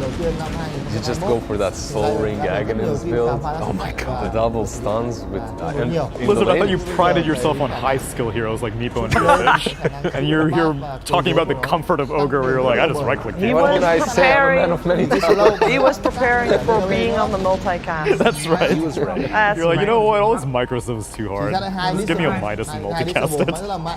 Welcome to the multicast. Which, but I'm happy you're here. But if you want to watch one of the games, like full attention on one game, there's four other streams where you have the game of your choice. And if you are curious about the 화장실 그쪽이냐? other games going on, 제정신 아닌 것 같아. 내가 나쁜 놈이지 네가 무슨 죄야. for the whole schedule. You can also watch in the game client if you want to. And we are all very curious as to how you are watching the games today. Use hashtag TI10 and on all your social platforms. And yeah, that's my spiel. I'm gonna continue watching Beast Coast Elephant because I think Beast Coast, we talked about it, this is a team that can come under pressure. And also they've got Naga Fire. This game is never over. High ground defense galore. You can see that she's keeping up with the Charlie and Edward, and the teamfight composition of Beast Coast can match it. But did I just jinx? Did I just jinx K1? Nah, that guy's out of there. Surely nothing can happen. Surely. Sleep is there. That's pretty good, right? Like you managed to bait out Yag, but at the same time you used a couple of your big spells, and now there is no way to protect your objective. I think I just cursed them a little bit. Because they don't have song, how are they going to high ground defense properly now? Correct. You have Titan, you have those stomps, but he doesn't have Splitter though. Yeah, it's going to be very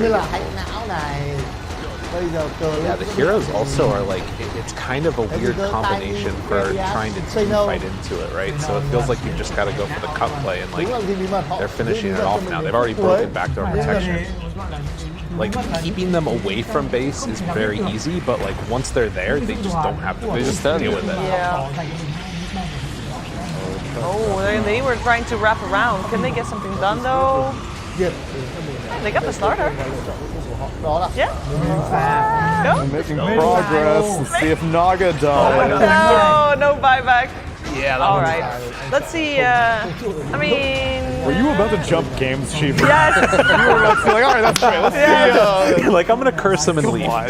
Cheever, at least let the body but rest then a I little bit. saw that the rest is all still in the draft. We are very ready soon with Vici, Fnatic, and Secret Spirit. So whichever one we want to choose from that one. We got our first Medusa picked up as well, by the way. That's a hero that seems like it's gaining a little bit of steam. The Team Spirit's draft looks so on brand. Like I would love to watch that game at least a little. Which one? Team Spirit. Yeah, we will get there. We will get there. That one was the Ogre on the got Toronto Tokyo Invoker. Toronto Tokyo Invoker collapse is playing his Mars. Oh like, man, I think this is one of the best Giga Chat of Mars. I actually read your thing as well. Giga Chat collapse. Now, I think it was from Mars Games that inspired the Giga Chat thing. But yes. It was only Mars Games. He was just playing like a beast. Oh yeah. We waited until the throne fell, guys. We did it. Very polite. Now we can move. Now we can move. I think I would still like to have Secret Team Spirit. Seems like they need my team. We can analyze the other drafts. We can enjoy nice dress. Halloween themed dress. I like it. I like the color. They sort of mix it together. The purple and the orange. It's good. It's good. All right. Elephant, unimpressed after their victory. Man, they really chilling. anti-hype. They're like, yeah, we're taking care of business. I feel like this is a team that filled out their quota on losing. Yeah, they're done. They're done. They're like, okay, can we get the wins now? All right, we got the first one. I think also Elephant is one of those teams that they are expecting, like they were expecting to win this, right? Right. So if they were losing the game, they probably would have been very disappointed. But now that they won, rather than being happy, they're more like relieved. Or, you know, relieved that they didn't lose and like, okay, you know, that's everything according to plan. That's an interesting idea because Aster is known for always beating Chinese teams. Right. Yes. What if Elephant's the opposite? They always just losing. I mean, that is literally what's happened the entire year. But then they win the land. Exactly, right. That's the big difference. I think that also you're just seeing like the difference in terms of how they think about the group stage. There's that difference of like the veterans of TI players and not getting too excited about anything. They know it's a long day. They're have more games, just getting prepped for it. True. We got the other side of the spectrum being Team Spirit, who's you know, super excited to be playing their first game at an international for these players, and we can jump into their game. They're playing against Team Secret.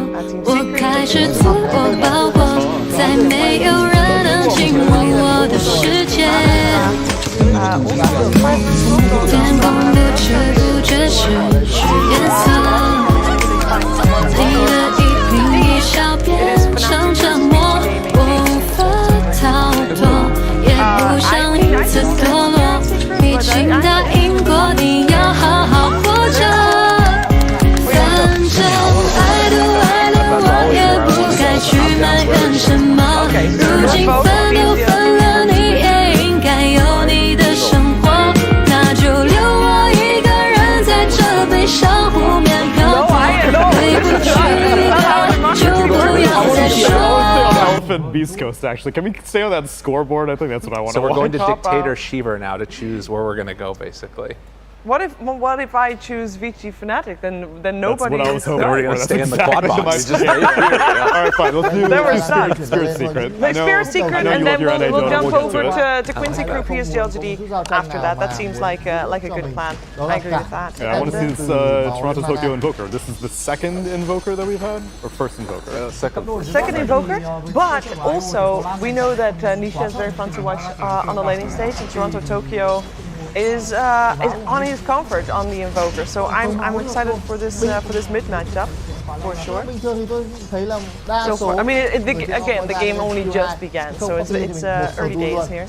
I think it's really important on the one hand to get your young players, which is the whole team, on comfort heroes, but then also like making sure that they don't get completely destroyed in it. Like if you're on a comfort hero in these early stages of the group stage and then it goes poorly, that can sometimes rattle a team, I think. For sure, I think Team Spirit will just take one game at a time, and they're one of those that will definitely cheer any win that they get at the TI, right? However, this draft of theirs for me gives me some confidence, even versus a team such as Secret. You have this insane Medusa plus Mars combination, and yeah, Clanks with the new Barrage can go through that arena, but I still think this is very solid from Team Spirit. Later on, the IO will obviously be following the Medusa, then you'll have Electricity from the Invoker. It might be troublesome for Secret if the game even goes that far, right? But the problem is, Secret comes online way faster. You have this Clinch with Maelstrom, he's going to have a couple of Ancient stacks, and the moment he gets one or two items, they'll start rotating across the map, getting crops. We talked about Clinks' item order. Do you think he's going to need a tanky item? I think Dragonlance early on is... Dragonlance, Maelstrom seems to be at least the first two always. And then after that, do you get a crit? Do you get Scotty? Have they been going in that order of Dragonlance first? Or because I feel like I saw Sumail rush the Maelstrom, but they were stacking a lot. Yeah, it should be Maelstrom rushed. You can go the... What's it, Band of Elfskin or whatnot, but Maelstrom should be the one that you get first because it's the item that allows you to farm faster. Right. So the faster you reach that timing, the faster you will get to every next timing that there is in the game. Question.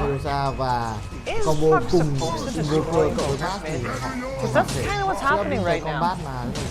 It's four CS. It's one full wave. That's in 3 waves, that's a lot. It's not that easy to play the cross-max Invoker versus almost anything. Okay. there are some matchups that are Vâng, pretty có team rồng xanh nó dễ đọc bởi vì hai team này dễ get lẫn out với nhau CS. quá. Okay, but so you're not worried even if Invoker gets Not yet. behind in the lane. If Puck gets a solo kill, because level 6 for Puck is way scarier than level 6 for Invoker. Yes. So at that point, then Nhưng mà I việc là anh ấy think có that thể things khả can năng start to shift. dồn In tầm the đánh laning của phase, đối I phương. think Quatspex is just trying to get whatever he can. Bất lợi hơn là tốt hơn hẳn. And I always do feel like I kind of, again, the thing that I was talking about, the worrying about, how he does if things start to go a little bit poorly. But I think what they're talking about, you start to make a rotation, maybe your team calls out, hey, come down here, gank for us, we can maybe try and find a kill on this tiny or something, and he'll be perfectly fine back into it. But, something to watch for sure. Did he just stroll there and steal his last hit and then destroy his rune and Tornado go got away? 2 out of 3. Game hồi trước họ luôn luôn là Invoker doesn't care about those runes. kéo dài cái giãn cách bởi vì biết là lên trên họ không thể. It's interesting, Snapfire position 4 as well.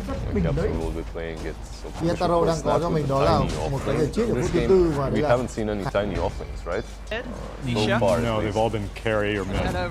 This is it, like these heroes, we were tiny. Shaker right now are just so versatile. We'll see a lot of them. Who did you pick for your companion the most picked and most banned hero? Most picked, I believe, is Tiny. Yeah. Most banned, I can't remember. Okay. I finished it. Mid lane. I did a Chắc tiny chắn Lisa monkey nó king bám vào for trụ ở lên này. picked and then banned. Okay. Đã có 2 num cho Lisa rồi. Việc chơi đi sẽ I don't know. dễ I hơn. kind of feel Và like việc this mà is đẩy the off để mà clear grid ổn situation hơn that I nữa. like a Gia lot tăng though đâu đó of khoảng having the 6%. Snapfire. This is one that I Đang feel like phép is going với under hai the cái num. radar a little bit. And you pair it together with something like a puck, Một or tốt if there's lên a thì đi clockwork Polska. later, that's another one I really Quyết like định it là sẽ with. cố gắng You pull just grid hold people in tạo ra position được thế and lên drop đẹp the cho pieces Yatoro. down. Đây Yatoro ta sẽ lên Some lại good có được stuff. thế lên nó không quá nguy hiểm luôn. Tsunami, Như remember? vậy. Đẩy vào trụ hơi khó hit một chút. Được cái là an toàn. Yeah. It was actually turned into Và lát hit cũng rất a chuẩn chỉ từ tay chơi trẻ tuổi blinking in phía with, của team Spirit. Scatter blast and whatnot. Yeah, I'm trying to remember if there's been any nerfs because I feel like I haven't seen Snapfire in the interim period after the qualifiers Cái lên ended không very gặp much. bất lợi And so, của team Spirit. yeah, I remember with the shard stun on Bot Scatterblast, khi mà với Zinky ma was in it all the với time. IO thì việc regen họ ổn hơn so với cả Matuaman và Puppy. Vì là quãng thời gian ban đầu ta thấy rằng là Puppy nó không có máu to, ta cố gắng chơi hit với đối thủ mà sau đó thì không dứt điểm được ai cả, và thế là bên phía của team Spirit họ là người một chút. Well, maybe Mira can help out. Việc có regen từ IO giúp cho collab. Compared to previous game with these two teams, and he gets Oh a my kill. God, he got the turnaround. Does he get himself the knight too? There's a Soul camp. ring and you. Oh my goodness. Wow. Giống như game đấu trước thì là early game, tốc độ trận đấu diễn ra cũng không quá nhanh. Bên tập trung kiểm soát việc lên của mình thôi. Giác rồi di chuyển của mình lên tung rim coi luôn rồi. Sẽ có 3 người của Secret ở vực này làm chậm với đó là cái kỹ năng đầu tiên. Mira có mặt để mà regen cho Mio. Phản công kịp thời từ Spirit. Dưới là trên top lên thì muốn bắt được Lion.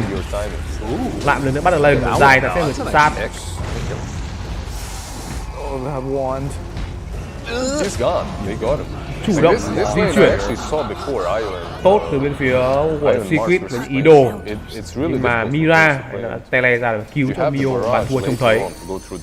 Mio thậm chí bây giờ còn nhỉnh hơn level so với cả Nisha. Mà với lượng lát hit thì dài thì they said same, so it's not a disrespect pause there after the kill. No, you we can look at agree. that. On that screen as well, it gives us a little bit of an idea. Oh.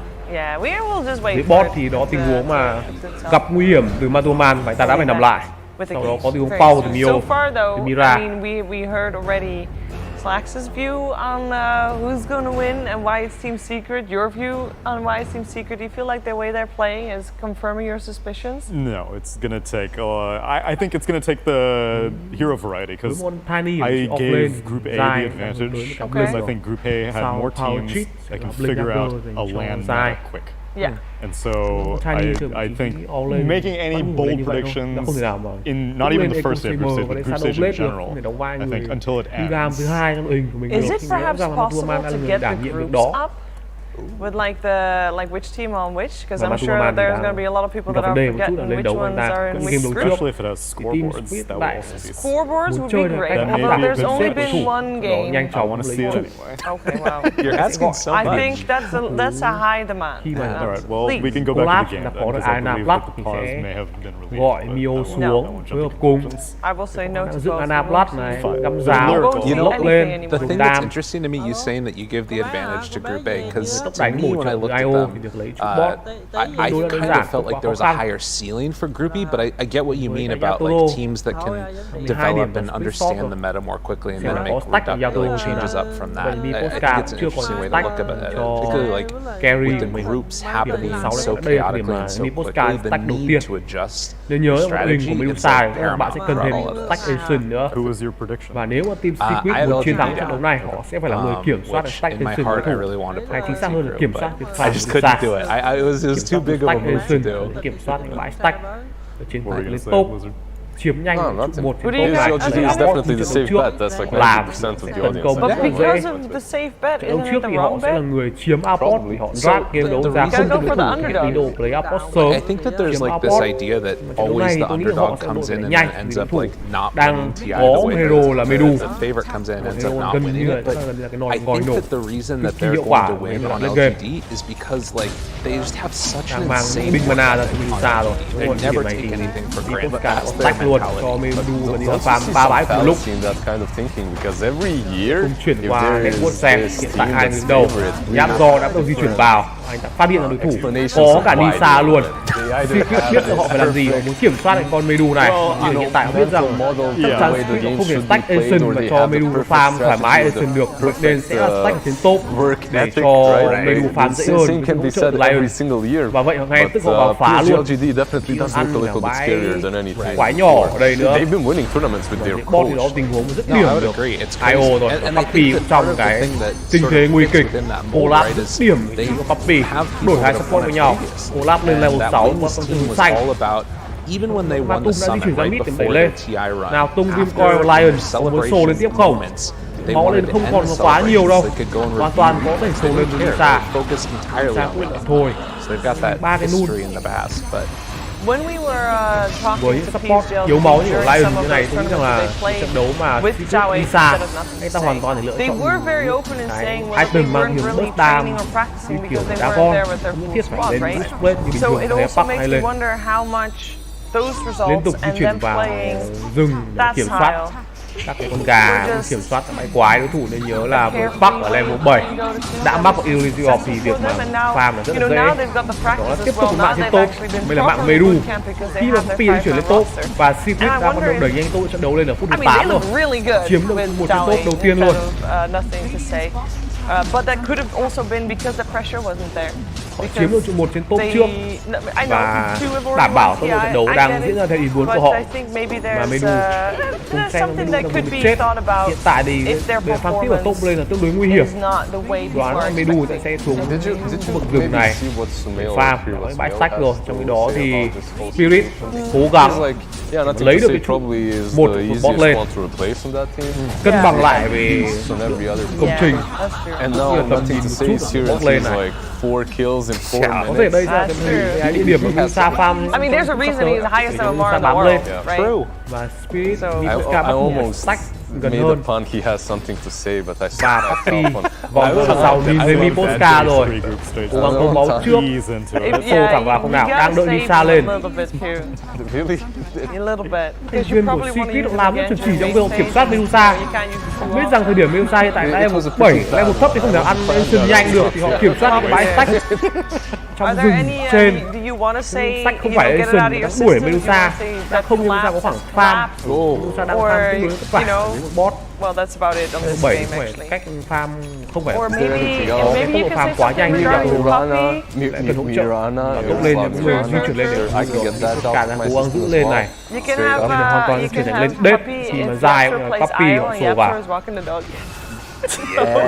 Em những lúc di chuyển đi xa Maybe even a little bit far-fetched. di chuyển đi xa đóng vai trò I don't think that's cold. We are having a long way to go. collab và Mira See, I've got this whole book full of puns. All puns. Which names can I meme on? MG ở đây kiểm soát tầm nhìn, There's the combo right there. Look at that. cố gắng Puck, lấy snap cái fire, thủ cả mắt, Edmund kiểm soát tầm nhìn của đối thủ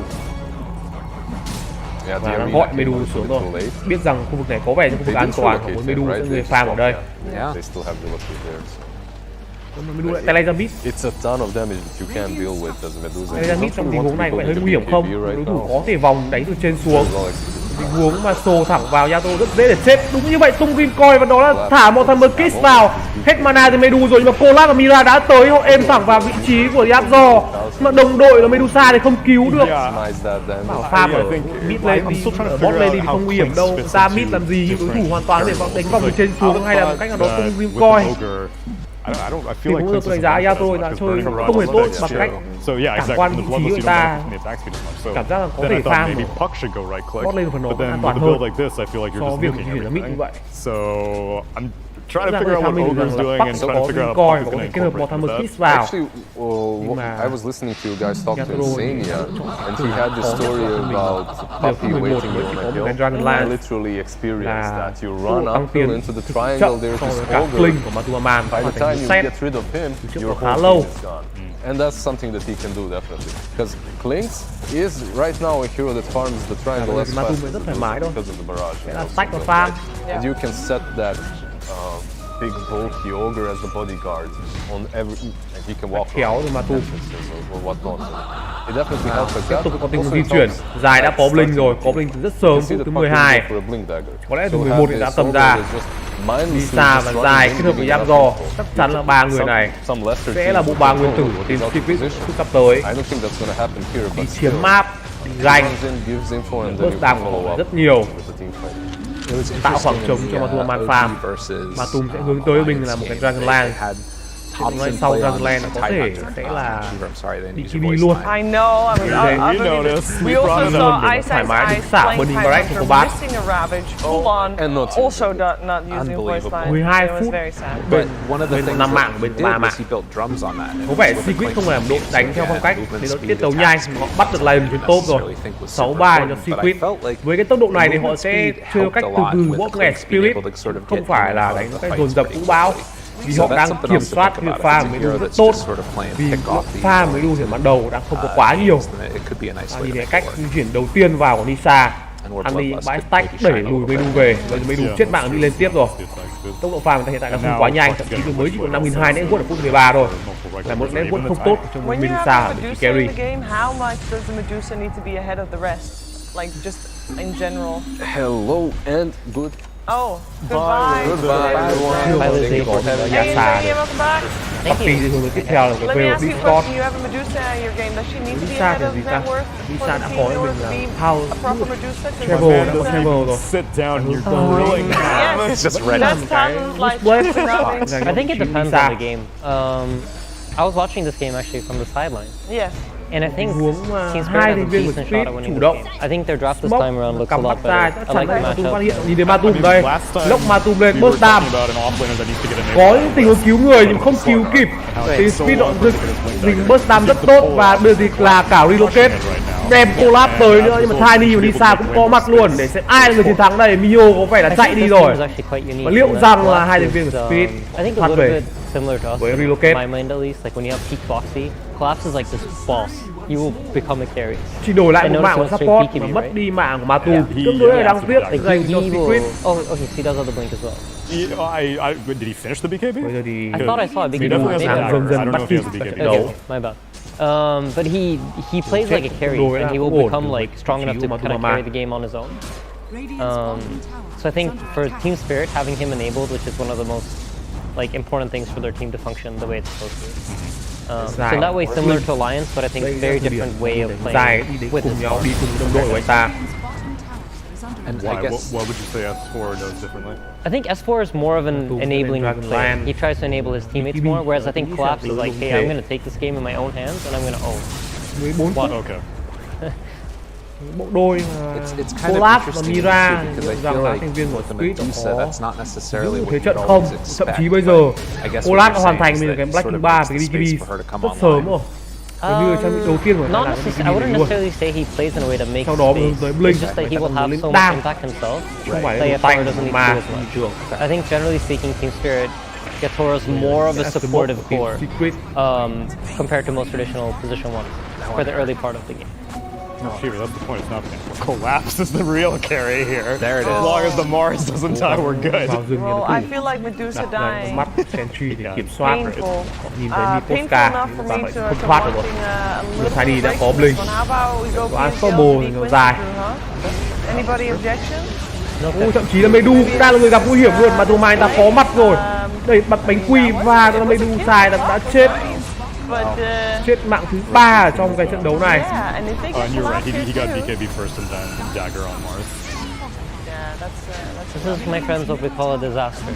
Biết không còn quá nhiều máu. Let's head over to stream B here for a second. Quincy Crew PSD.LGD where it is Nisa đang bị lốc lên, sẽ có cam giáo luôn. Mortimer Kiss được nhồi vào, Nisa chết rồi. Và lượng đam phép có thể nhận bên phía Team Secret vẫn là rất lớn. Mio, Zai đã tới, dồn đam chết vị trí YO. Olaf bật BKB lên, bật một cái BKB để anh ta có thể tele về không. Thậm chí là hết thời gian BKB ta cũng chưa tele về được và bỏ lại mạng rồi. Đó là 4 mạng của Team Spirit, 3 mạng cộng một mạng trước đó của Medusa phải nằm lại. Ever since Kiev, they've been doing the same thing. Bắt được Nisa, dồn quá nhiều thứ của Nisa cũng không còn gì đánh nhau nữa. Và khi Mortimer Kiss được nhồi vào, rõ ràng là Team Spirit không để chống được lượng đam phép quá lớn từ giáp giò. And then every single team fight, you have the ability to just pop your BKB and just sit there and right click the left. And once you get to Daedalus or MKB or whatever damage item you choose to buy, Lush's game becomes extremely difficult. And I think this is something that they consistently do. Thời điểm hiện tại thì đều đường truyền lại sẽ vấn đề mà ta cần phải quan tâm. I mean, this is the thing, right? Like, so much of Quincy Crew's games throughout the entire year has revolved around Quinn, and if you pick this hero like Lina, like they kind of need him to be the one that's sort of setting the tempo a little bit. I mean, I don't know. At least they have some solid save. You got Io, you've got Venge, you've got Tree. I think they played last game as well. So like, they have some ways to try to enable play, but just can't get off like that. It's a rough one. That's a difficult game to be Lushakin because in order to deal damage, you need to be able to run into the face of your opponent. So even though you have Venge on your team, like tìm được Medusa thì luôn. You can't then rất nhạy cảm của Zai và bật mình là Stone gây lên êm thẳng mọi thứ của Zai, đẩy Zai ra khỏi cái sân xoay mà có lẽ vẫn đủ đai mà dứt điểm vào Zai thôi. Sau đó thì Team Secret bắt buộc phải lùi về kia mất Zai rồi. Lao vào có vẻ hơi là mạo hiểm một chút. Bây giờ thì Nisa cũng thoát về bỏ lại Puppy thôi. Thậm chí đang bị chặn đầu, Nisa đang bị stun rồi, Yatoro có double kill. Và thậm chí tình huống này Nisa dính fingerprint, Nisa đã chết, lốc được cả một Duaman lên và Team Secret đang bị đối thủ hạ gục từng người một, làm một cái double kill được dành cho Duaman. Nhưng mà sau đó cái mạng bỏ lại là mạng dành cho Medusa thì nó không hề tốt chút nào, vẫn cố dồn đam vào Mira mà collab với Tate, không chỉ là anh ta binh lên để mà cố gắng tấn công vào Duaman. Who are surrounding you. If you don't have the ability to like stand your ground as TV, then it's very hard. And phản công vice tốt versa for hay Lush, right? trước đó là tình huống mà có lẽ là dài anh ta đã chơi hơi quá là phiêu lưu bằng linh thẳng vào có đơn độc thì vẫn không có ai follow theo dài cả. I feel like we're witnessing the beginning of a comeback here. It looks like Quincy Crew is doing a great job pressuring PSD.LGD now that their Carabblade and their Mag are missing. Ngay tức có mình là Manta Style mà 1.500 tiền trong tài khoản của anh ta.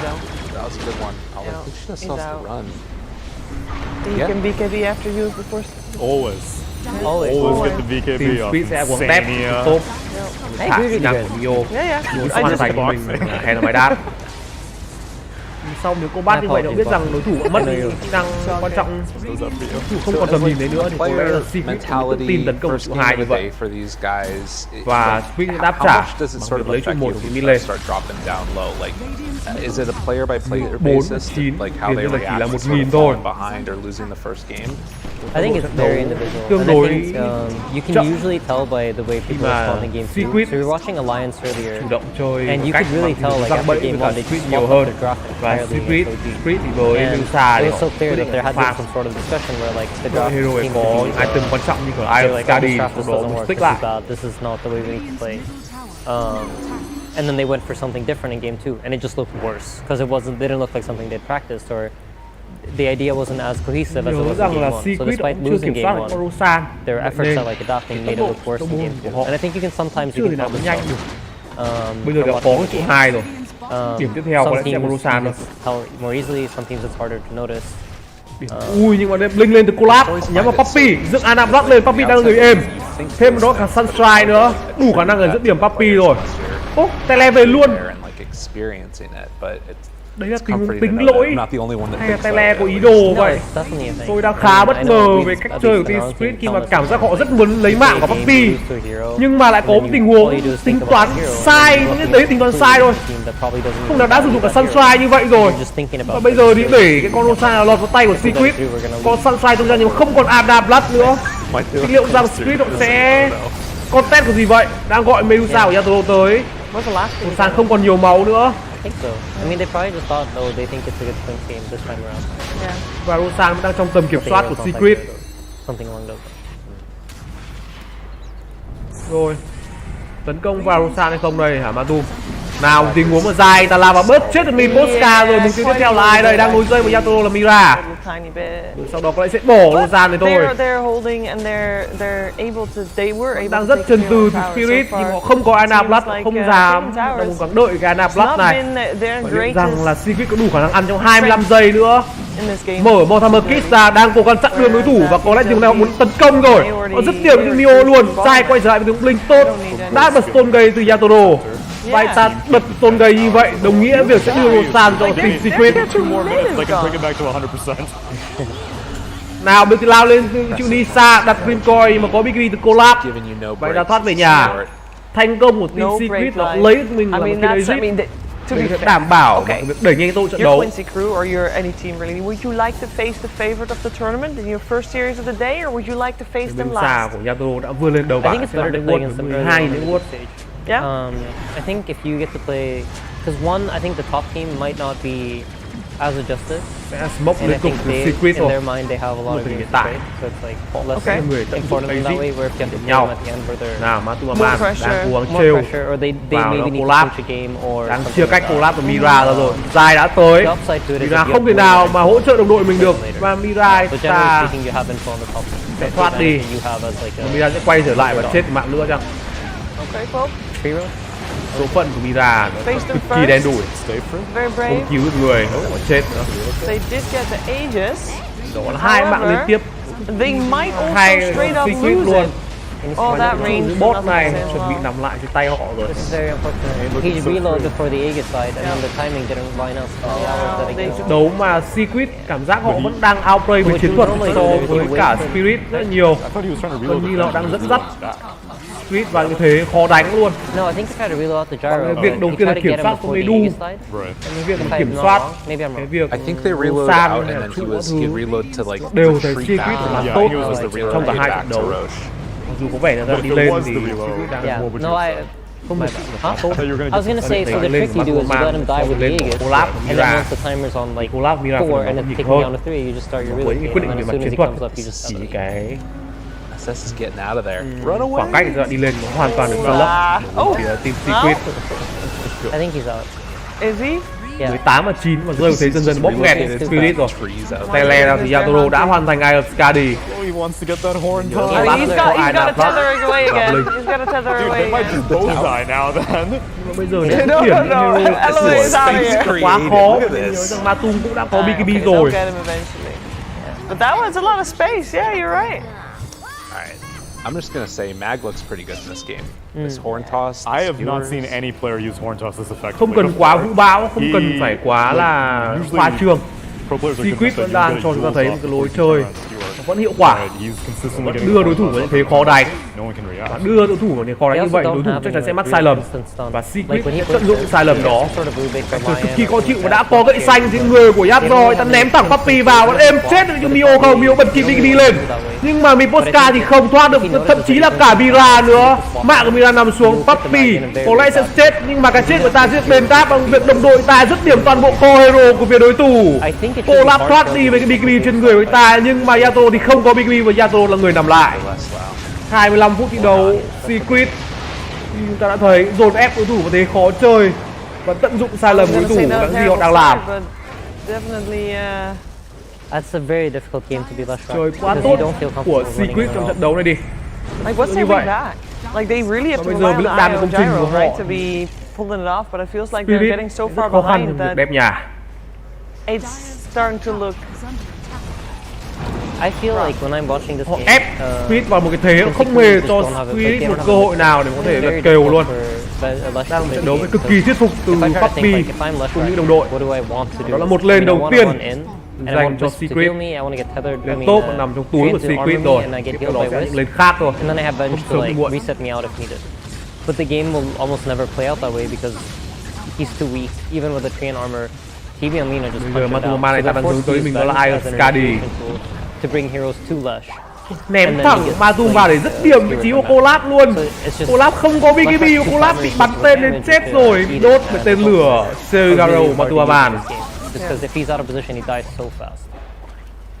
Feels like there's like a threshold of HP that Terrorblade reaches where if you don't burst him in that period of time, then it's just like it's gonna be so difficult. Tấn công vào trụ 2 rồi nào, sẽ đi săn người tiếp.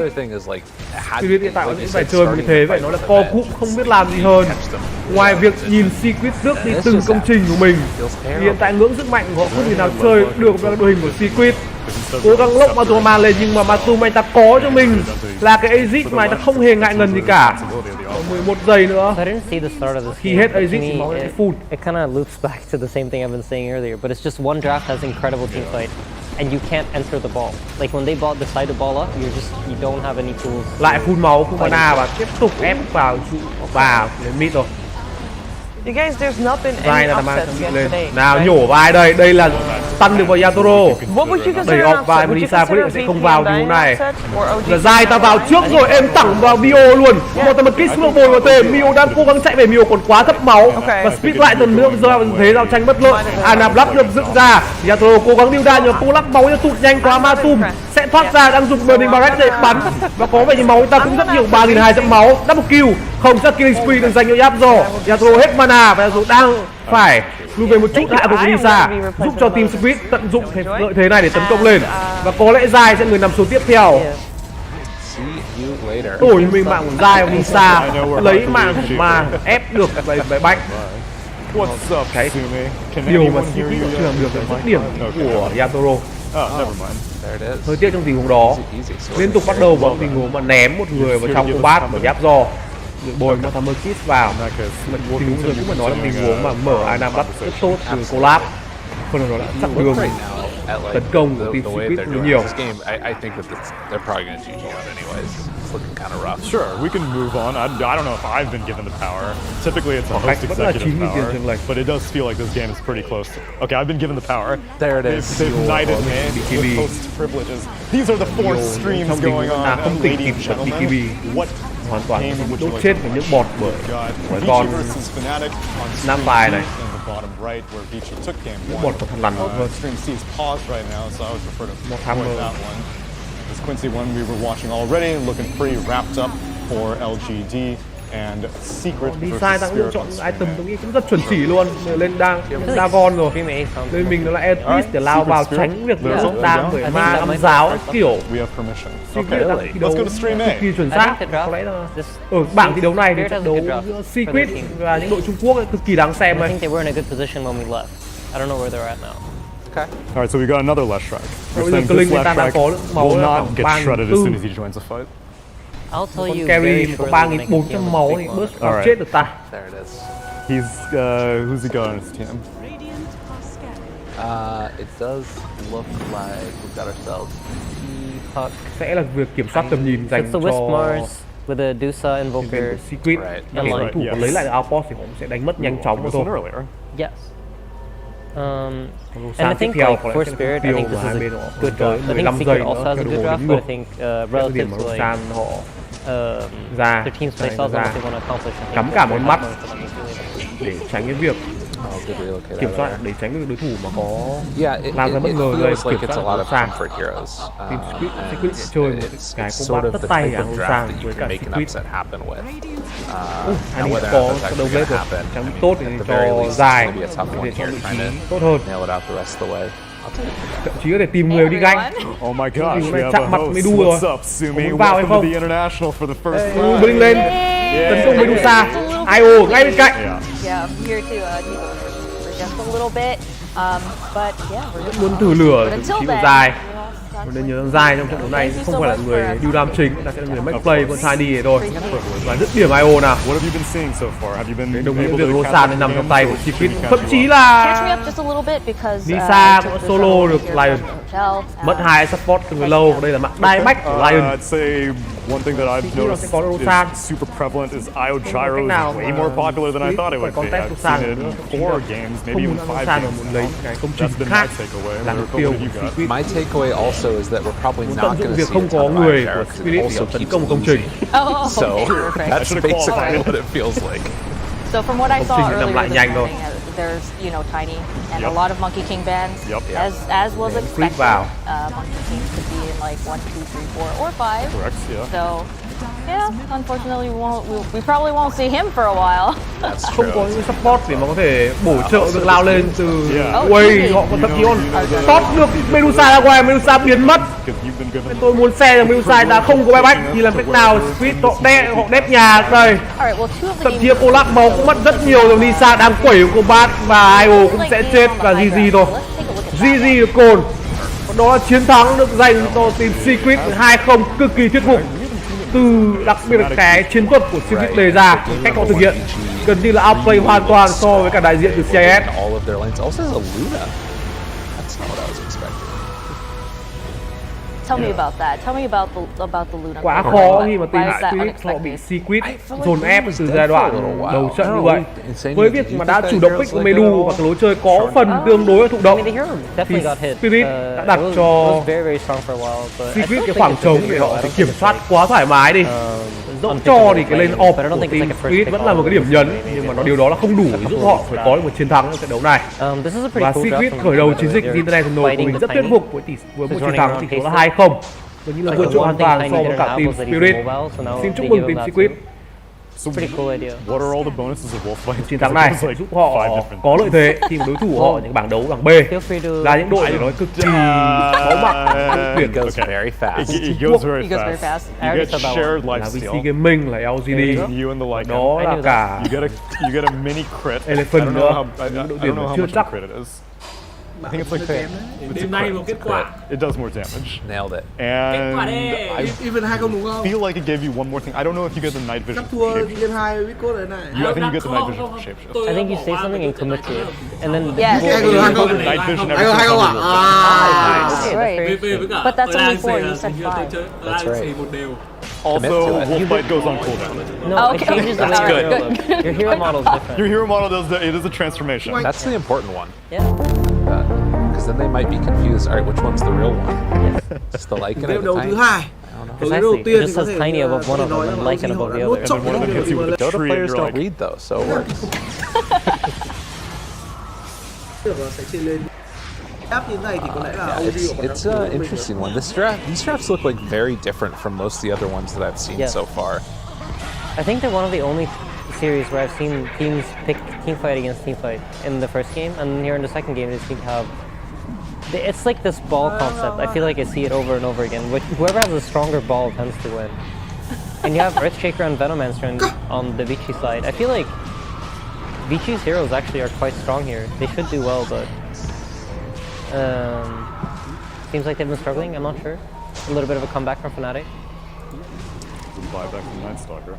but I guess doesn't have ulti too. That kind of hurts. energy game này có giữ được mạng không nhỉ? It's interesting. I felt like Night Stalker was like maybe gonna be strong, and it's kind of like a hipster pick where people stop doing it for a little while. I don't know. Do you guys think that Night Stalker is good right now? I can't tell. The hero's very strong. It's just you T1 can't. picked him twice, but that's it so far. Okay, I missed those ones. Yeah, I think the hero's very strong, but you have to be careful about picking it because when you add Night Stalker to your draft, you're removing a potential teamfight hero when you're offing, right? So you gotta make up for that somehow. And adding teamfight to your mid or your carry sometimes is hard. But here you see they have the Luna, so you get the Eclipse. So you have some sort of teamfight tool to make up for the lack when you have NS. Plus, because of how popular Undying is right now, and it's a very strong counter pick to the Night Stalker, you have to be aware of these things. So there are a couple of like conditions you need to fulfill before NS is like unlocked. So in your opinion, is there a better hero than the Night Stalker in this specific instance? I try to think of it as like how does the whole picture come together, and I think in this Ôi vẫn đủ lượng đam luôn. Javelin. Good choice. So yeah. Ends up getting it on the Monk thing. But you still lose the Wukong skin when you die. He's gonna die. So here you would He's see gonna die Last Touch again, Luna. right now. Last Touch Luna here probably just buys Daedalus and just sits back and throws beams. But that's specific aspect of the nerf. It's a little bit hard for her to commit into these fights to actually output damage. Silver Edge is so interesting. The fact that like they're taking that at this point. I mean, I know that the item's good, but it's always so weird seeing it on the Luna. Like any of those ranged heroes.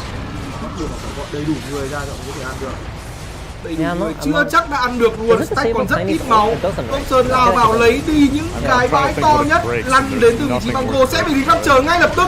Bango mất quá nhiều máu sau khi quay được sử dụng ra, nhưng vẫn chưa kết liễu mạng của Tiny tốt ngược ra lại. Splinter 3 người đến từ vị trí của Dotel. Ôi quá nhiều máu đó, xếp double kill dành cho các chàng trai OG. Kill XP dành cho vị trí của Sumail. 3 mạng phải nằm xuống đến từ bên phía Ireland, nhưng OG họ chỉ mất một người mà thôi. Và họ lấy đi toàn bộ lượng stack đến từ bên phía Ireland. Những cái con nhỏ thì được vị trí Nico đi ăn, còn những con lớn thì sao? Ăn hết đến từ Click. You can do summons, you can't do creep heroes. You can't do like... Quá muộn rồi. Yeah. Một cái word rất chí mạng từ Rainbow gì. And what does it provide except for killing it? It's like a mini heal. I think it's 20% of your max HP. Ở đây thì sao? Focus vào người của đó sát xa, nhưng đó là cái pha mà có cho mình. Nó ra tốt kèm theo đó là combo của ET. It used to be like 40 seconds or something. Toàn diện It has since been improved significantly. Game đấu đầu tiên chúng ta có thể nói về cái việc mà Erlen họ đánh So I kept on having these worries when TI was coming around that we were just going to be seeing like Helm of the Overlord, Helm of the Overlord, Helm of the Overlord everywhere. And there was like even a time when in NA it felt like both teams were picking it just so that way they could take over the other person's creep when they tried to go high ground because they didn't have answers for it.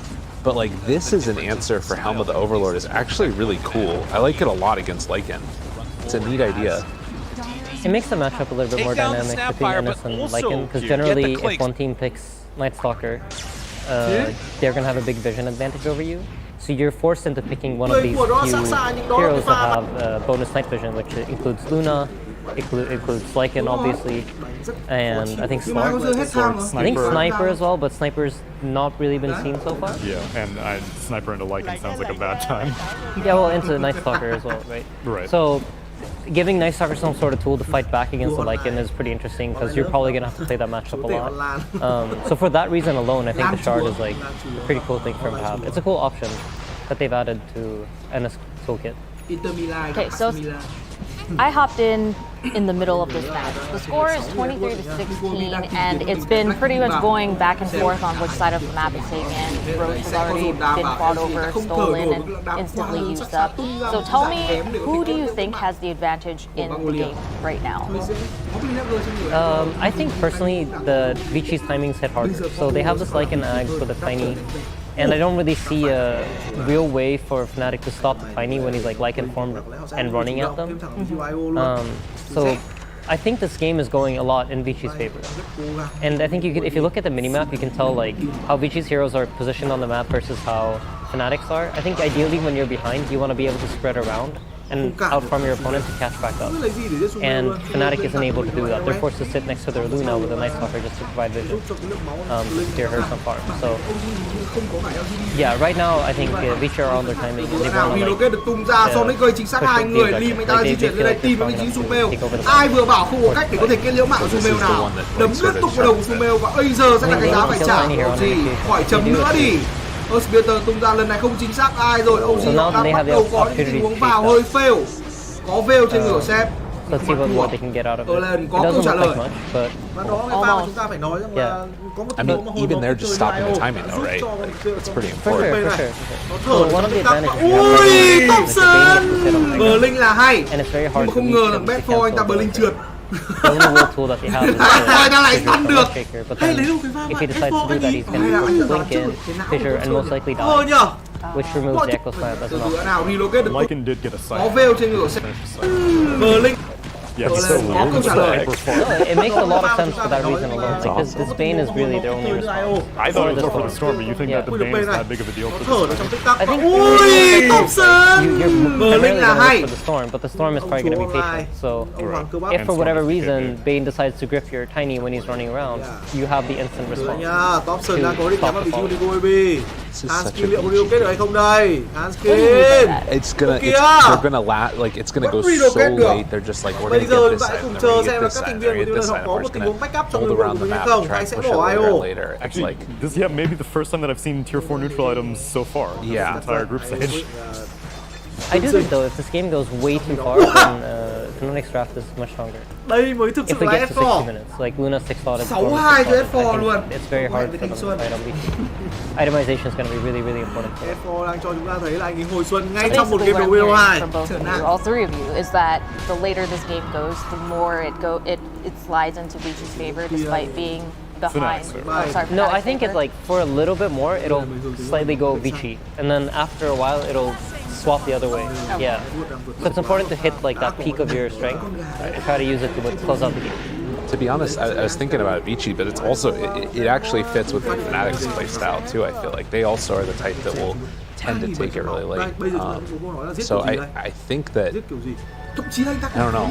I guess the big question for me is like, what did Fnatic have that's going to be able to help them delay the game? The biggest thing is going to be Storm, but like the wave clear is sort of funky. I guess once you get to this late, it's kind of you have the tools with your cores to be able to push them out quickly enough, anyways. I think Storm has to be super careful because he burned buyback on that high ground defense. So I don't think he can just ball around just to clear waves. Lycan charge is kind of cool, right? That would keep the waves pushed out really well, and then you have to show off.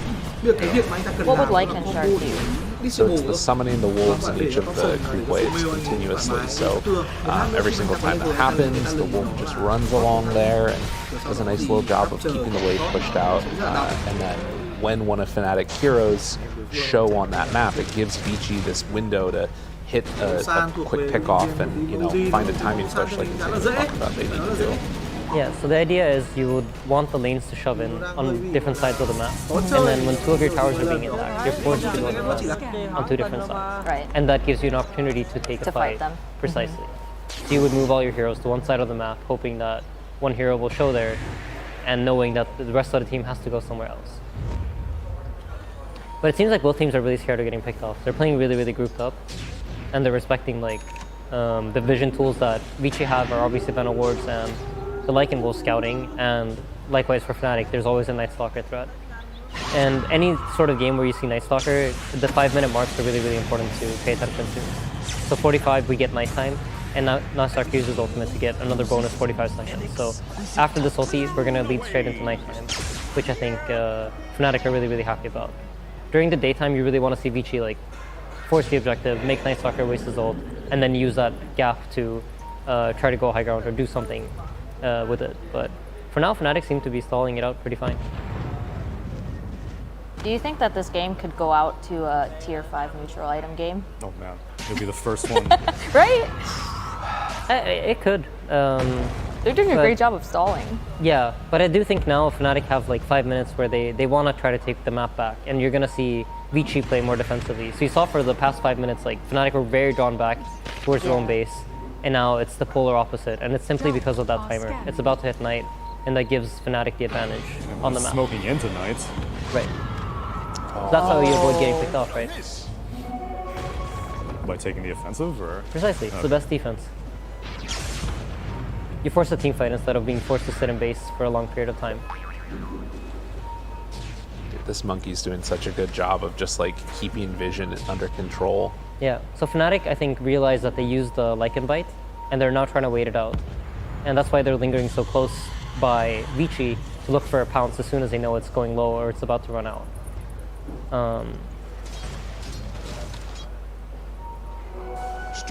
But yeah, it seems like they're happy just taking over the map. They don't feel the need to get any plays. It's going to be interesting watching this next Roche fight. This is always the ones that are super scary because, like, yeah.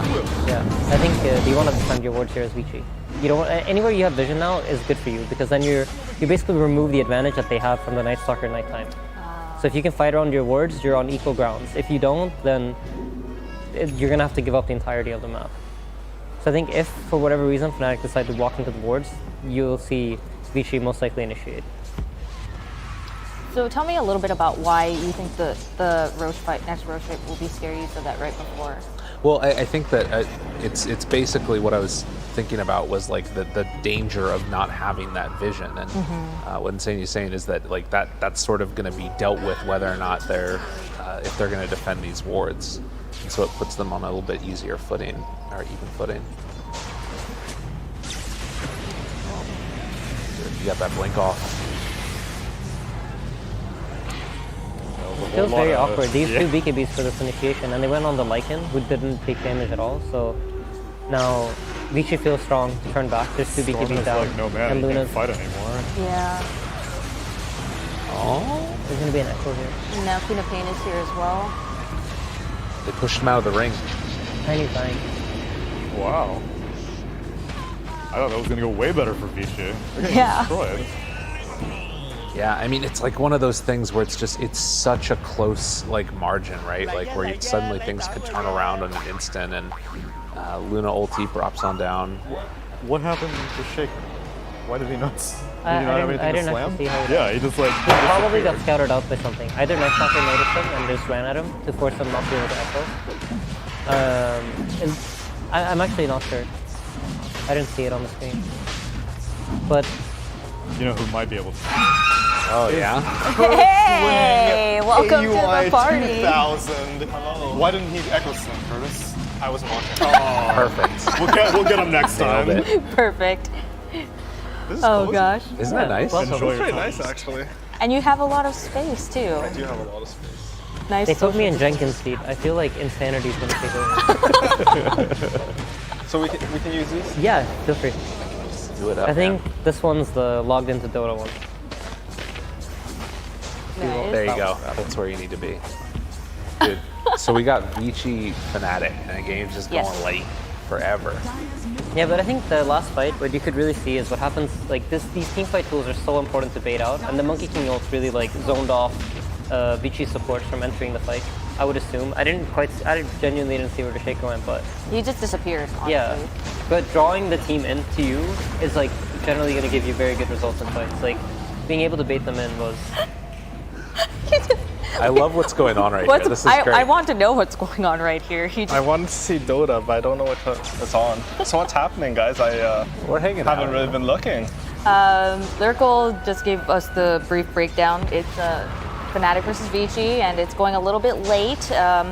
Insania told me that Vici has the timing, but Fnatic, the longer the game goes, it'll go in Fnatic's direction, and now we're just watching.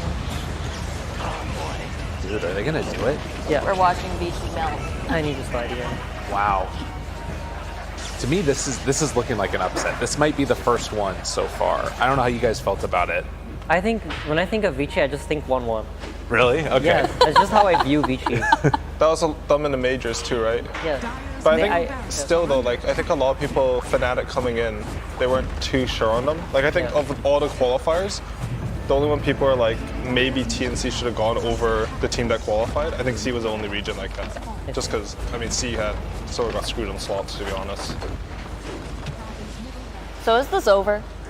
They can still. It's looking hard. They can still do it though, right? Absolutely. Okay. I mean, I know they Throne's probably about lost to this die. game, but they can still do this.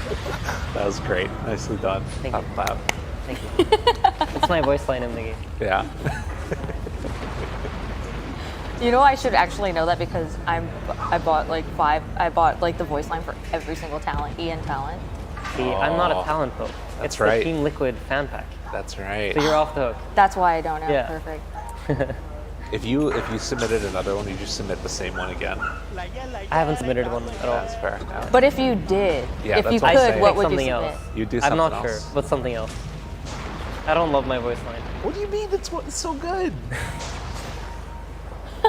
I don't know. That's fair enough. It's hard to use.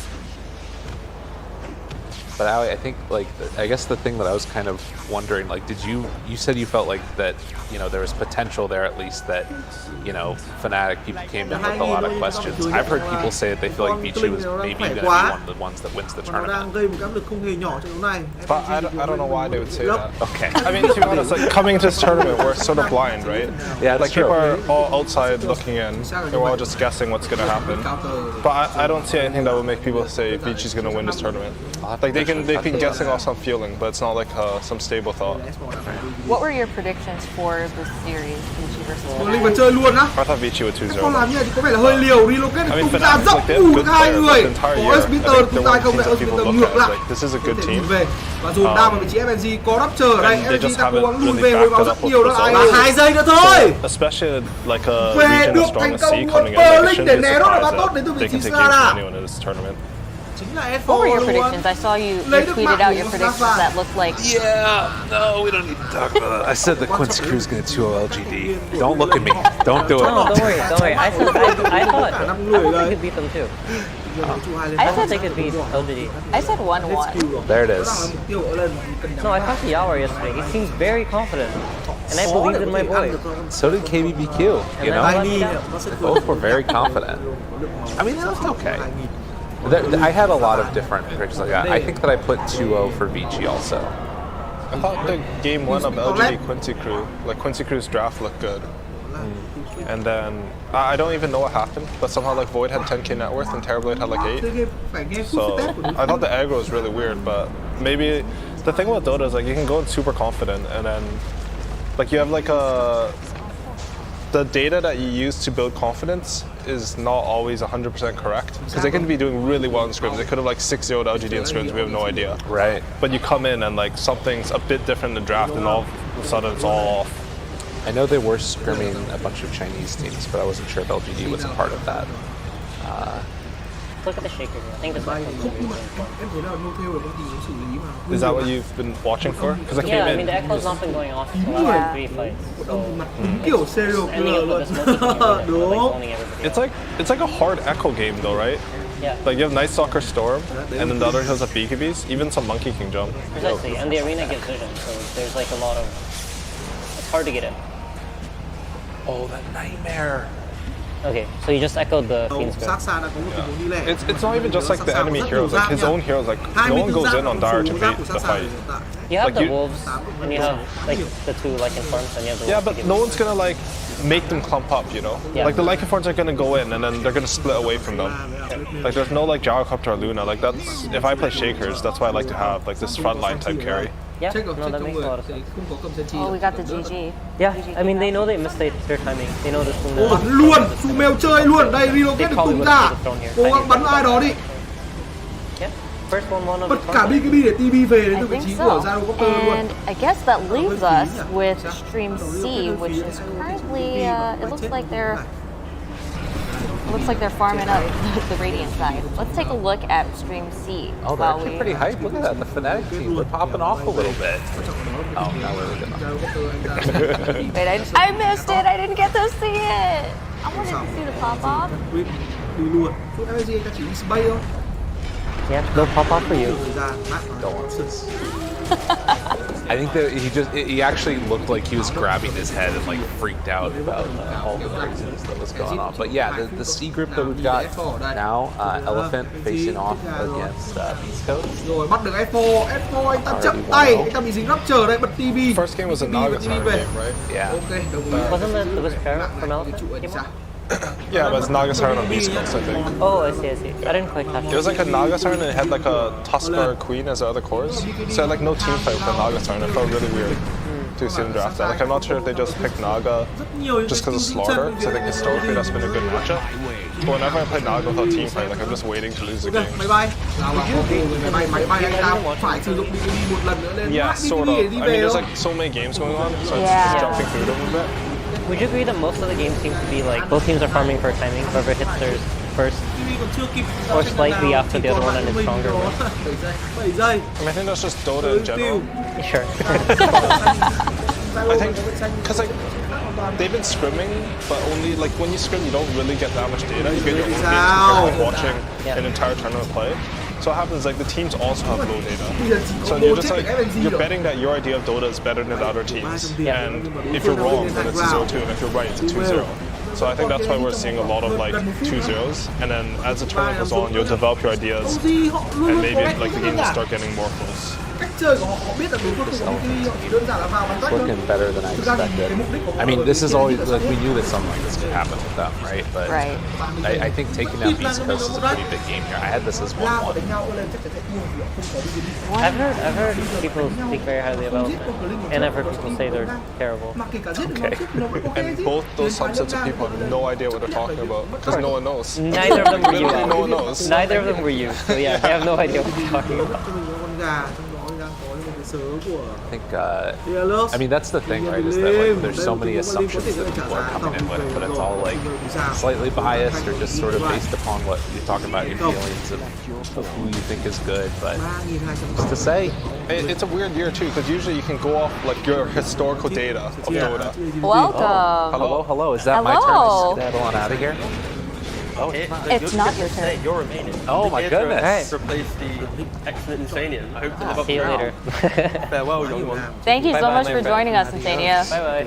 Bye. See you soon. Crash a good conversation. Yeah. Like you're like I don't want to talk about and I turn up and I'm just like, okay, cool, nice. That conversation's dead. Please move on. Dude, AY and Insania were literally just talking, and then you're like, hey, Vicey, get out. But I got pushed. I was like, go now, young one. I was like, oh, okay. That's great. I love that so much. So, could you fill me in? Like, I'll try and replace Insania's perspective. But from a British side. Tăng được 2 người ở đây, F4 lao vào nhưng F4 ta mất nhiều máu quá, ôi tưởng F4 trâu lắm nhưng thực ra là không phải. Phía bên này là dập ngủ thành công ở vị trí của bên top được anh ta lên bốc khởi ngay lập tức Sumeo đang cố gắng đi ra Motamer cái sử dụng bắn đây.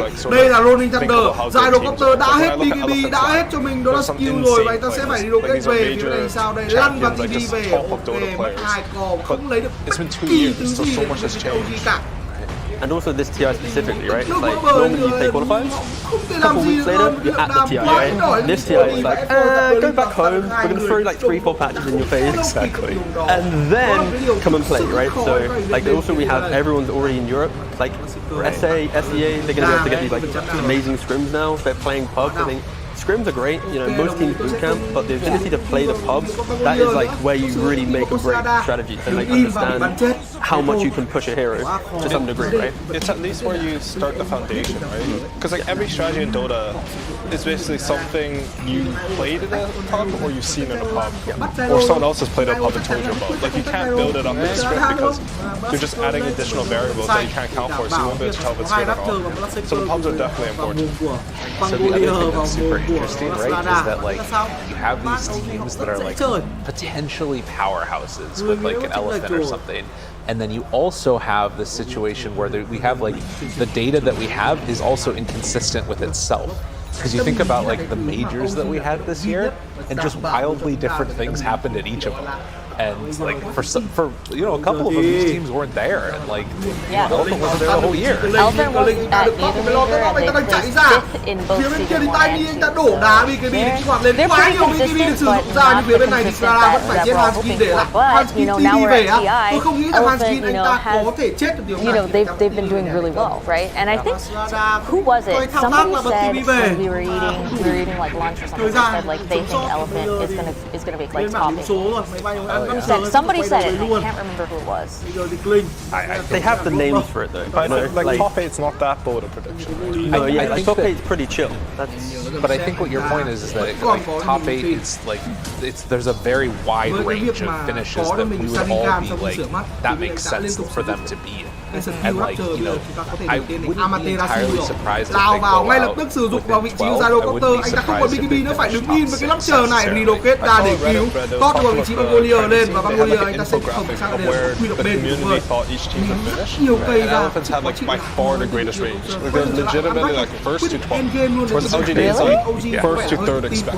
But that's because like when they initially created, everyone was like, okay, this is the team that's going to run China. So like they're going to do it, right? And then they had their complications at the start of the year. They didn't make it to any major. And then of course đá được hai người, có một ném đá ra mô tham mơ cái sự bắn đá phía bên này, côn đao được thả ra dính vào một mình sắc xa, chấp nhận đứng lại để có thể gánh chịu được cái lượng đam này. Lò tơn có được bóc từ sắc xa không, đây BKB được kích hoạt lên để tiếp BKB phía bên kia Israel, ta cố gắng di chuyển ra lượng đam rồi và Quyên bên quá nhiều, ta không thể né được cái đánh chiêu lên. Và Gyro Copter đã hết BKB rồi.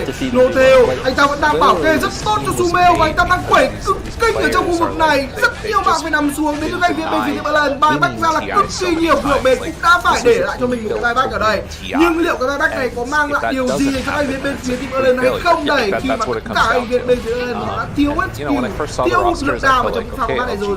Và lại Berlin và Stun và Blink chẳng Dota off là có trên người các thành viên bên phía team OG. They're going to be the ones to beat, and that just never happened all year long. And it's a question mark, okay, this TI season, now is this going to actually happen? Có bài back dài từ Gyro. What was your prediction for this match of Elephant versus Beast Coast? Beast Coast is a very strong contender. A lot of people have really jumped onto the Beast Coast bandwagon after the DPC. I probably would have. I made no official prediction, but like I would probably lean towards like a 1-1. Because I think Elephant is the team that you want them to do well, you expect them to do well, but they're not. I don't see it yet. You know, it's early days of the group stage. But Beast Coast, they're very volatile. Like every tournament they go to, no matter what matchup, they can easily take a game off them. Like I don't think there's ever a series where Beast Coast, like yeah, they're going to lose to us straight away. Like they have that kind of X factor, which isn't the X factor that you want to win a TI, you know? It's the X factor to do well, get that, you know, top 8 that you mentioned about Elephant maybe, but yeah, any series Beast Coast plays always will be minimum 1-1 prediction. Lại không có lượng đam dồn vào, tiếp tục chờ F4, lại là bàn tay của F4 đứng im và chịu trận ở đây. Nào rất củ nó có vị trí ra, nó có tờ Berlin lên như chúng ta nhìn, có Hospital được sử dụng ra. Relocate được kích hoạt chưa, vẫn chưa kích hoạt relocate phải bật BKB lên để có thể đi về để chúng ta có tờ né rất tay nó Berlin. Cái quả bóng này nó quá phế đi và bây giờ thì sao? But then they've kind of fallen off. And then SG, they come through the close qualifier. We yet to see them on the international stage. But Beast Coast has been that kind of consistent, probably for like the last year or two, where they've been able to kind of just show what the region can do. But again, it's just always luôn, người ta gọi đây là đánh cho nhớ, cả hai game đều 32 phút chẳng. That was a good fight for them though. That was really good. That's the type of thing rất thoải mái rồi. I feel like Beast Coast, they always, every tournament they sort of just play their own style. Cuồng nào ra, Berlin hơi fail từ QP, Sonic quay được hai người nhưng lượng đam là không có, Gyro Copter bị bắn vào quá đau. Một nhà hiền triết đến từ kênh 23 đã từng nói một câu với tôi rằng Nico Baby ma boy rep on, nhưng không. Game đấu này easy win dành cho OG. Like I didn't expect them to go out the tournament based on that part of the meta. I honestly have no idea still, but that's what we're watching for, man. Here's the 1-1 happening, you know, this is game đấu thứ hai. great prediction when I'm talking about it during the game. I mean, they're down like 18 net worth in the racks in them. Like, I don't know what's happening. I feel like I've seen Beast Coast do this before too. Like they're down 10k and it's also bottom racks. I think they're dire that game though.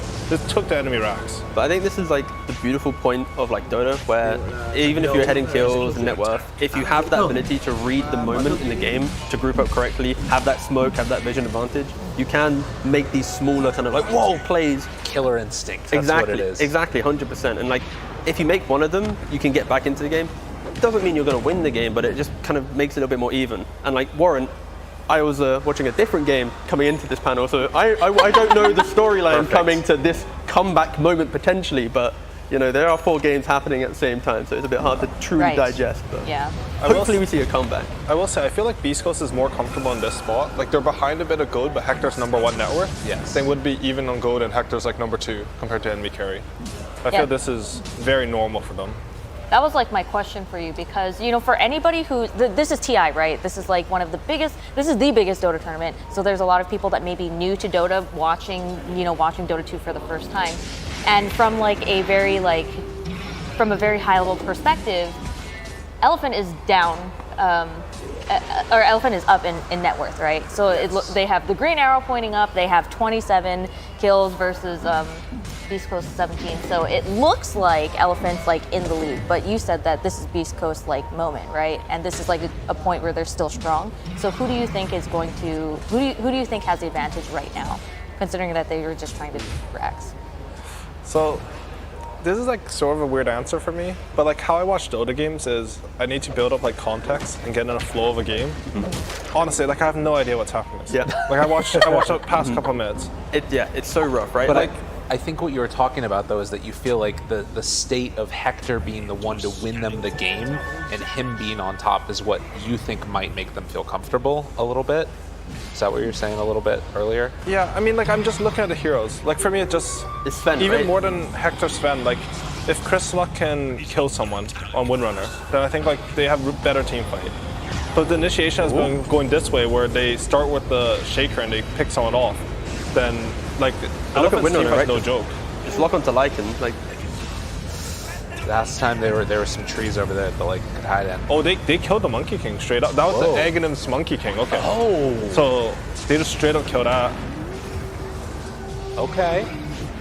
This fight is so long. Elephant's like kind of cutting in and out. They have to use like 2 buybacks to be able to take this fight. And this is a fight. Like they're all committing buybacks. They know whoever wins this fight will have control of this game. Oh, that tornado. Poor Hector, so kited now. BKB expired, and it's just like, mate, we're just gonna yaws you, take you away. God, it's so tough. But this is the point that, like, Can you run? Go on. No, sorry, I was gonna say like Beast Coast are gonna lose this fight. Yeah. But I want to say like I think that's something that Hector actually got a lot better at, because he saved this BKB for a long time there. Like around TI9, like Hector, he was the fastest farmer by far at that tournament. And I think at this tournament, a lot of characters have sort of caught up to him in that manner, because, I mean, you just study him, right? You'll learn really fast. But he's improved a lot of his other mechanics, like when to come to fights, how to press BKB a lot. And, I mean, it's not so easy to play Sven in these late game situations. But, like, this is the point where, like, when I walked in and we saw, like, that bottom play where they're taking a rack, like, oh, cool, they're coming back, you know, again, no context. But, and then I think it's the idea that you also get very comfortable, maybe, because, like, Beast Coast, look at the area that they're fighting, right? Like they're in the low ground area, top side of the map. There isn't really a clean objective to take in this area. They didn't have the vision, and it's Elephant being the proactive one, you know? As soon as you take a loss in a Dota game, you're naturally going to be thinking about how to get straight back in and then an advantage. When you're slowly getting the shifts going back your way, you can sometimes get into that rhythm, and that isn't the best thing. I think for Beast Coast here, like that bottom play, amazing, but they then kind of get, you know, they didn't get picked apart a little bit. Yeah, they kind of get too comfortable with how simple the game maybe felt for them. Because like Sven going into Lycan, going into, you know, Monkey King late game, it's gonna feel great. Windrunner locks onto Lycan as well, but yeah, unfortunately, Elephant just have that read and one team fight like we mentioned, and whoop, there it goes. And just to add on to it, like you can imagine, like if that team fight was flipped on the map, like they killed a Monkey King, he can't buy back and come into a fight like that. Like Elephant, they did the more experienced play, right? Like they took a fight that, honestly, if the buybacks didn't exist, I think Beast Coast win that fight. Exactly. But they're baiting it. They know that it's going to happen. They kite towards their tier 2. Their carry dies basically for free, I thought there. But they still win the fight with this buyback. Interesting. Well, that was a 2-0, right? It was. That's a 2-0 for Elephant. So was anybody expecting this? I honestly was not expecting a 2-0 from Elephant. I mean, I was actually expecting a 2-0 for Beast Now that I've Coast. seen the result, I think I was expecting the 2-0 for Oh, okay. Well, I mean, we all saw it coming, please, you know. Yeah. I mean, it's actually embarrassing you guys didn't predict it, to be honest. Oh, okay. I mean, Twitch chat knew it as well. Like, everyone knows. Reddit knew, Twitch chat knew, Going back YouTube to, like, comments knew. the previous answer, right? It's like I think everyone expects Beast Coast to be able to take games off everyone. So for sure, it's looking good for Elephant, and it just once again it's like, okay, Beast Coast. So fix the problem and go next. Not expected, but not an upset. Yeah, exactly. Yes, 100%. I think that's where we're at with it. That's a very neutral answer. I like that one. I'm going to steal that one. No problem. I'm I'm stealing going to steal that right as well. now. I think that was really good. Thanks, mate. Call me lyrical. I'm a big fan. Will do. All right, so now we are into Undying and IG. Yes. This is, of course. Okay, I gave an IG edge 2-0, right? Undying or 0-2? Exactly, Yes. yeah. I also, yes. Undying did struggle a little bit this morning against You guys VP. all picked IG 2-0? I gave an edgelord answer of 1-1. Wait, where are That's these the Edgelord answer. That's the 1-1. edgelord. Where are these predictions coming The from? true edgelord answer would be 2-0. Undying 2-0, but no, that's, I don't think that it gets too edgy at that point. Did you all make like official predictions together? Is this something I've missed? No, I've made tweeted zero predictions for today. He tweeted it. He just tweeted out. It was like a bomb call. I was so confused. Like I roughly knew what it was, but I didn't have enough time to properly read it. I was like, you just put like a a QR code, or whatever that was. But okay. Google Translate was trying to translate his tweet. I saw. Listen, Oh, God. okay, you got to just put it all out there in a small. It doesn't matter readability. Everybody knew what it was. I think this is the first Weaver carry game that I've seen. I saw a lot of Weaver support. I can check that for you, boss. Please hold tight. Out of the patch, I think Weaver was like one of the most hotly picked carries. I'm not too sure what happened really. But I look at this game and like this is a really hard Weaver game. Like he's good versus Wisp and maybe Nyx depending on the game. That one's sort of weird. But I'd say I don't think he has any particularly good core matchups. I think the Weaver 4 started to take off a little It's been bit played too. twice so far. 2 Weaver support games at TI. Yeah, that's really good. I like that one a lot. What about Weaver carry? This is it. I think This this is the it? first This one. is it? Yeah, Oh, it's okay, the only okay. one. But I think Undying this morning when they played up against VP really showcased how they were able to understand the playstyle of the team and demolish it. Because Undying, they're very aggressive. Like in the first game, they were collapsing on mid 5 heroes non-stop relentlessly. They were, 10 all chat lines were used, tips were used. Like they were in the rhythm of like trying to break down VP. And then 10 minutes later, they lost the team fight, game's over, VP wins. So Undying very much all in that series, and then they kind of got like a slap of reality of like, yo, we maybe can't play with this level of confidence. We need to kind of reel ourselves back in. So this is when you have that one series break, which is so nice. Ở trên top thì có vẻ như là No Tail thì với việc mà mua rất nhiều máu để có thể chết hit vì quy độc P thì Sumail anh vẫn sẽ khó cho mình. About this format, it's Group A plays, then Group B, then Group A. So Undying, they've had that time off to go, okay, this is what we can do, but they've already like studied us and understood. Let's kind of tweak a couple of things, and maybe this will be a slight kind of adaptation that you need to make during TI to be able to make it out of group. I will say that is like the VP specialty as well. It's like the over-aggression from the Eastern European region, and they literally just outmap them and they run into it and VP wins. But they never lose games to Eastern European teams. And Undying, honestly, they sort of play similar. I really like Undying's story in general. It feels like this entire team is just like a collection of redemption stories. Like you think about Tomato, for instance, he comes in at TI7, I think he was 16 when he was playing, and he just felt like he had the weight of the world on his shoulders coming from South America, being the star player there, and struggling to get the results they wanted, and now making a comeback with Boomeander, and this guy, after playing it for so long and being part of OG and struggling to find that same type of success, they've come together and they've come out of a region where they were constantly gatekept by Quincy Crew and EG. Right. And it would mean the world to them, just to be able to be here, first of all, but I think also to get a couple of games. It's a really cool storyline for them. Quick question. Do any of you happen to know if Undying was able to boot camp at all? Yeah, they boot camped. They did? Okay. Because they did a fundraiser as well, right? Yeah, they did some GoFundMe, but I think it didn't meet the goal. Yeah, because it has to meet the goal. Okay. No, not for GoFundMe. You still get them. So I think they funded like 60% or 75%, and I think the rest of it from them. Yeah, Props to the community for supporting that. Like, so. Yeah, for sure. It's really cool to see that, because when I read Moon Meander's his post that basically said we really want to boot camp. We need that low ping team play and all that. And it was just like, man, I really hope they get to. And then I wasn't able to figure out if they actually got to. So it's really cool to see that they were able to do that. I hope like their experience with VP doesn't sort of disillusion them to their own style. Because I think that is when Undying plays the best. It's when they can almost play that over-aggressive style and force mistakes from the enemy. I think it's honestly sort of unfortunate that they matched up with VP on the first one. Like, they need the momentum on that team. And I will say, like, I think Undying's lineup sort of suits them pretty well. Yeah. Like, you have Brawl, I don't know if he's going XOR this game or Colossal X, but he's on a bit more scale. Hello. Oh. Honestly, wait, is that the tag out? Is that the tag out? I think it's my turn to scale. I was waiting for it to be a great meme where I get tagged out straight away. Thanks for joining us, Lyrical. Like, I do like 5 minutes of talking, it's like, see you. Appreciate you. Bye, Lyrical. Hello. Oh, what? Your hair. Yo, what the? Jenkins, man. Sunsfan told me how do you start a high five and then leave it? I didn't start You literally went like this, so I went like that. I was waving. You were waving? I was waving. Sunsfan Cool, anyway. said that I walk That's like I happened have to now. defecate. And I disagree with that. What?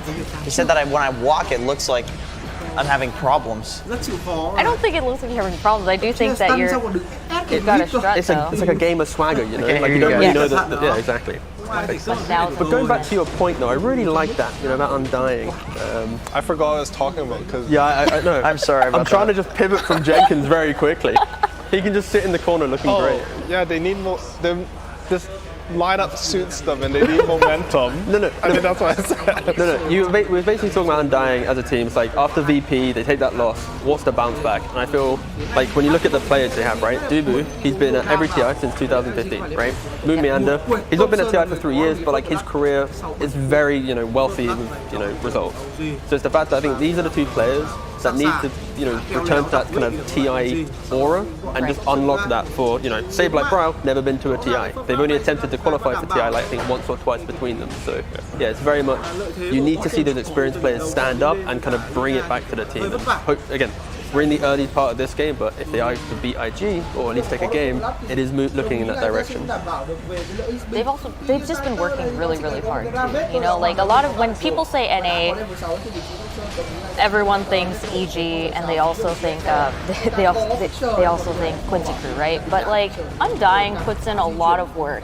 They went through the whole North American qualifiers, and they even got like a ton of points. Well, okay, not a ton, but they got like a lot of points in the DPC as well, right? Like 400 points, and third place.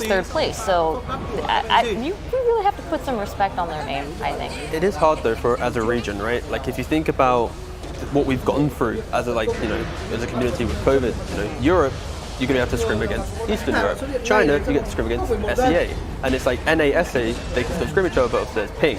But none of these regions can then play EU. So even with that alone, it's very hard that if you don't make it to that major, if you don't make it to have that that free flight to the international space during these times, it's so hard to get the quality games that we're looking for. So it is. Those teams that didn't really ever make it, it's like this is testament to them getting through kind of a rough year for getting the best practice compared to other teams. Yeah, absolutely. Yeah, but you're just saying that they had no slots to go to the majors, right? Exactly. Sorry, that should be fixed next year. NA does need, is it 7 slots? So again, I can't get it right. How many does Arkosh need to get to TI? Listen, like 5 slots? 5 slots. 6 slots. 6 slots. 6 slots. 6 slots, I see. Okay, thank you. I broke something, I think.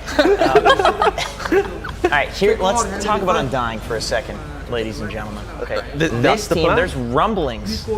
There's rumblings about this team. I'm hearing it. It's all secret behind closed doors. Nobody tells me anything because I'm a blabbermouth. That's the issue. Blabber away, young sir. But they beat LGD recently. They lost the series. They beat Spirit recently. They lost the series. Okay. But it looked good. And I think it was game 1 for one of those series too. People were like, this is it. This is NA's time to shine. And I feel like taking a game off of LGD is something that tier 2 teams in NA, at least at that caliber, like we're not, the third best team in NA, like could never do that back in the day before DPC. Just to clarify, you're talking about ESL Full where they lost 2-1 upper bracket, 2-1 lower bracket, went out, right? Yeah. They took they took a game. And well, they lost to the first and second team. again, it's amazing. Just the way you said beat in my mind, I was like, when did they win beat? When did they win? They took a game off and then they were up 10K and they were pretty commanding versus LGD. And it is, as Jenkins said, like they lost to the first place and second place finishers of the tournament. I mean, that happens, but it also doesn't really tell you how good the team is. I mean, and they're here to show that TI so far they're 0-2, so it's not looking as good for them. But I think like that tournament shouldn't take that much confidence away from them. So looking at this match right now, I know it's still pretty early in the game. Tell me about the comps. Tell me what you like and what you don't like the drafts. I like the pairing of Slardar Weaver to give Weaver more of a game. Like, we've not seen him carry that much, but Slardar we've seen him I think twice so far maybe. And the simplicity of the hero, to give it the best definition, is pretty okay in lane, but you give that free Aegis straight away. Minute 15 on to 20. If you want to go for Roshan and you have advantage, you can take that straight away. And it's against heroes like Void, DK, you use your spell to get the kill. If you don't get the kill, it's kind of devastating. It does give Undying that kind of snowball potential, where if the lanes and everything's going well, they get the Aegis and then they play their game. I can see IG having difficulties, but of course, it puts you in that window of if they don't make those plays, if they don't get those Aegis, it's very simple for IG to dictate every game. Hit the Corona, kill the Weaver, or kill the supports. It's going to go IG's way. So yeah, the next 10 minutes is crucial for Undying's game to win this one. I like the late game Weaver in this game. The 3 hits with Geminate is one of the best amplifiers. It sounds really lame, and then you get it, and you proc Mjolnir or Daedalus like 3 times in a row, and you one-shot something. Yeah, especially with the Aghanim Shard. And then on top of that, you have Invoker Alacrity to buff that. You have the Slardar Amplification to buff that, and then Elder Titan. It's actually a really good buff the Weaver game, but as you mentioned, the problem is the Faceless Void. You do just chrono the little ant and take him out, Yeah, Void, great hero but as well. If you can play off Aegis or buyback, like that's sort of Undying's. Like in the late game, you always have that card to play. That's true. I think it's, I don't know. I think both drafts actually look a little weird to me. Weird? Like the IG draft, honestly, I don't even know if this is offlane DK or Leshrac. I'm assuming it's offlane DK. But it's not like one of the offlaners that's really in favor this patch, I think. Like I haven't seen him at all actually in all the clips I saw. Looking rough. Like usually, he's like a stunner, but he's very single target. And their team fight's really reliant on Faceless Void. And if you look on Undying's lineup, like the teams that sort of matched each other's team fight, which is like a good concept, but I don't know who came ahead in that department. So it's going to come down to a lot of skirmishes, and like both teams, it just depends on who jumps because they do have a lot of damage on both sides. We've talked a little bit about Undying's playstyle. What about IG's playstyle, and how does this draft play into that? I mean, so IG traditionally, I think they're a very aggressive team. Like when they won the Singapore major, they snowballed the map really hard, and they did mental warfare on EG. And honestly, there's a question mark now. We can say it's fine. They all we haven't seen that much from them since the Singapore major, right? Like, yeah, they were one of the teams though, which after realizing that they got to TI, it was very much a wait. What do we need to do now during the season? It's like, oh, well, we don't know that for absolute. I mean, they were missing a player at the next major, so it was Emo, right? They didn't have Emo. No, they didn't have their support. They didn't have their 5. Yeah. Yeah. I mean, it's a big deal, honestly. Talk around town, but anyway, it's very much like the way it goes is I feel if you knew you were going to TI, right, there is that kind of less pressure on being able to always perform, right? And I think we've seen it from teams, right, where look at the volume of games played. Some of the teams coming into this. Some teams are hitting numbers like 200 games. Other teams are hitting like the quota of the bare minimum, where it was like 50 or 60. They played their groups, they went to major, they got their points, So for sure, I think IG was a team where they were a superstar team to start with, and then sure, they're still putting the effort to play well, but it's not like they're going for the TI winning performances at every single DPC game. I have the stats. Hit us with the stats. This is the research that I did in my Google Doc. Go on. They got 3rd in Dota Pit, so that's not bad. Close. Dota Pit? Yeah. Thunder got 3rd in Dota Pit. Okay, there's multiple I-League? pits. I-League they got 5th through 6th, and then 3rd in I-League Season 2. Doesn't sound too... That's 5th. Yeah, so this is like a Dota Pit like a year ago? Or? I mean, maybe. There's a lot of Dota Pits. There's a lot of Dota... I just wrote Dota Pit in my Google No, Doc. there was a Dota my Pit. God. The final event before coming into TI, I believe, was actually the Dota Pit. like the West European Dota. Bây giờ thì there was PSG, it wasn't IG. Yeah, sorry, we're getting muddled up with our PSG Dota Spirit, pits. Tundra. So many Dota pits. I think there was a China Dota pit. There was, yeah, sure. I think that's the one they got third. Okay. Dota Pit, OGA Dota Pit Season 5 China, third place. There we go. But guess what? We took so long to figure that out that we've moved on to a different stream for now. While the other game gets kind of farmed up a little bit. As soon as Jenkins started talking about which Dota pit it was, they're like, guys, he doesn't know. Put it on Dota pit right now. And now we have OG versus Thunder Predator. Want to scroll to OG or Thunder Predator, Jenkins? Where do you want to start with this one? You know what, I can do it. Thunder Predator came last in the ESL event. They won one game out of the last 2 tournaments they played. Yeah. It's been rough, I think, for Thunder Predator. It's been tough for them. They had like a really great showing in the Singapore major. A lot of people, that was the event where people were like, holy heck, they're really strong, and people were like rooting for them as the underdog, right? And then afterward, they had a little bit of a kind of downturn in their results in the DPC. But tell me, what is their play style here? I have theories on that actually, and I want to bring it up. This game, they're going back on it. Something that I think that they were doing when they were losing, which is Frank, in my opinion, is their highest skilled player. I think he's like the highest rated offlaner in NASA. The guy got like rank 3 or something like that. And the way that he plays is he plays Beastmasters and Batriders, these heroes who like will single-handedly carry the game, the typical cheese heroes. And for a lot of the previous couple of months, they've been picking him just generic stunners, Centaur, Sand King, stuff like that. And I feel like Frank can play that, but it's not abusing the fact that you have like a top 3 offlaner, if not higher, in NASA on your team. Like, I think you need to use this guy. So I'm glad to see that he's on Beastmaster in this game because he can 1v5 easily.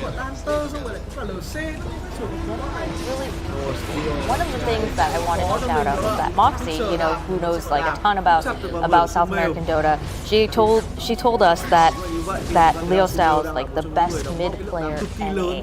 Now Jenkins, tell me, do you agree with that? Actually, hey UI, do you agree with that too? No. No? Why would she say that? Like, what was her reason? I know some people that think that in NA. Wait, do you mean, was she saying like of all of America? 747. Very afraid. What I have in my notes. The exact mid in best mid player. Like Abid, Quinn. Yeah. I think they're wrong. He did. I don't know. I think these are Quinn fanboys on the couch. Well, no. The thing is, like, there is an immense amount of respect for Leo Style in NA. Yes. It's just that it's not everybody, but the people that do respect him a lot, as if he's like, number. It's not like, oh, Leo Styles top 5. It's like they're like, yeah, he's literally the best. He's super on and off. I mean, he's a really emotional player, so it depends on the day for him. What do you mean by emotional player? How does that play into Dota 2? Everything. Like, I would be honest with Leo. I mean, like, he griefs pubs sometimes and just loses his mind, binge queues like 17 games in a row one night. Like, he's typical young emotional mid laner. But if he's on point, if he's in the zone, he wins. I don't know if he necessarily knows how to get into the zone because maybe we get older and wiser. He's looking at me like I'm crazy. No, I'm just still thinking like how do they judge the best mid player in NA? I mean, it's Quinn obviously. So this was like the worst question for me to ask this couch. I'm so sorry. I apologize. Because it's so obvious the answer. For this. Of course. I mean, but I think is good. But like I don't know how anyone could he needs some results if you have to say he's the best, right? Like that's how it works. Yeah, I'm with you there. But Dota 2 is a team game, right? So it's not like the results themselves are the results of just one Dota's player. past the point where it's just you're the best player because you have the best mechanics. Like you've seen like a player like Sumail evolve. Like he's become a good teammate. He's become he pushes his teammates up. What makes the best player isn't necessarily just the best mechanics. If you take someone like Michael Jordan, for example, he dominated the NBA. But he didn't win any championships. I don't look at me for support. I don't watch basketball. When he said sports, I was like, that's why we looked at each other. Is it because I'm tall? I don't know. In esports and like normal sports, like you can't just be a strong individual. You have to bring your team up and make them better as a full team. Like that's what makes the best players. So I don't understand how someone can make this claim, to be honest. Like maybe he is, but like they must have some crazy information that no one else has. I have some information, and I don't know. Maybe I shouldn't reveal this, but Ava was saying that he saw Thunder Predator sitting apart from each other while eating breakfast. Avo's saying. Avo is in the corner over there saying. He says, "Don't." Okay. Now I don't know what that means. That means everything. But I also saw Bulba sitting in the corner, and Arteezy sat on the other side of the restaurant. So I can add more information. That is a good choice. But Bulba took the hat off. So OG sits, as a team, as a unit. So maybe that could mean something, because of course OG, they share their scrambled eggs. As we have, of course, a beautiful replay here going on, paying a lot of attention. I'm just trying to see if Leostar played against Quinn in a pub to see if we. All the time? Are you kidding? All the time. No. I'm sure that's one of the most played. That's a pub very matchups. common mid matchup. Yeah. NA has about 50 players. It's one of them deleting their items after losing mid. That's usually how it goes. And I'd say it's All right, probably but we don't talk about that here. We don't encourage that behavior here. Of course not. No, we don't. That is not good behavior. The thing is, NA has it. NA SA. We've got our history. I'm not going to pretend that the history, didn't happen. It's not good. Shouldn't do it. But we also shouldn't pick Ogre Magi. That's. Whoa, Ogre's pretty good. Secret's 2-0 with it today, mate. Secret is undefeated. Listen, I'm an on the Ogre fan. I'm just saying Quinn is not. That's all. So back to the game, or what? Yeah. That is a pretty steep route going OG. So OG is looking to be NA's best mid player. Yes. You brought us back into the game and then immediately go back. Literally undefeated. But no, I think right now this is again one of those points where kill doesn't really mean much, and I think we've seen it in the OG series against Alliance earlier today, where Alliance, if you take away net worth, you're like, oh wow, this is looking pretty good. They're taking these fights, getting kills, but OG's always just getting more out of the map. They've got this Clink farming the Ancients, or they've got this, mag empowering Monkey King style play. And it's not OG. Troll is one of those heroes that can 1v5 if you're not careful. You always got to look out for that. Like if he presses R at the right time, gets the right amount of roots, bashes, like he could, Monkey King can't hold a candle to that hero. Troll's the king of man fighting. It can work the other way too. It's hard this game though, right? Yeah. Like they have Magnus, Fury on Pango. Yeah. Like they remove all of Troll's. Like in the right game, Troll can do that, but a very bad Troll. This looks like Troll was like they saw Legion. I'm just saying Troll is like, he's like terrible at the fact that he can 1v5. Yurion is one of the most annoying counters because you sprout him and you can't use items while you're open. So unless you're the Fury, then it's I will say, like, you mentioned Frank's hero pool, like he plays a lot of Batrider and Beastmaster. I think Beastmaster is 1v5. Like the hero's a bit different now because they removed Necrobuff. Before Beastmaster, you literally treated this hero as your carry because as soon as you got Necro 3, the enemy's map would just disappear.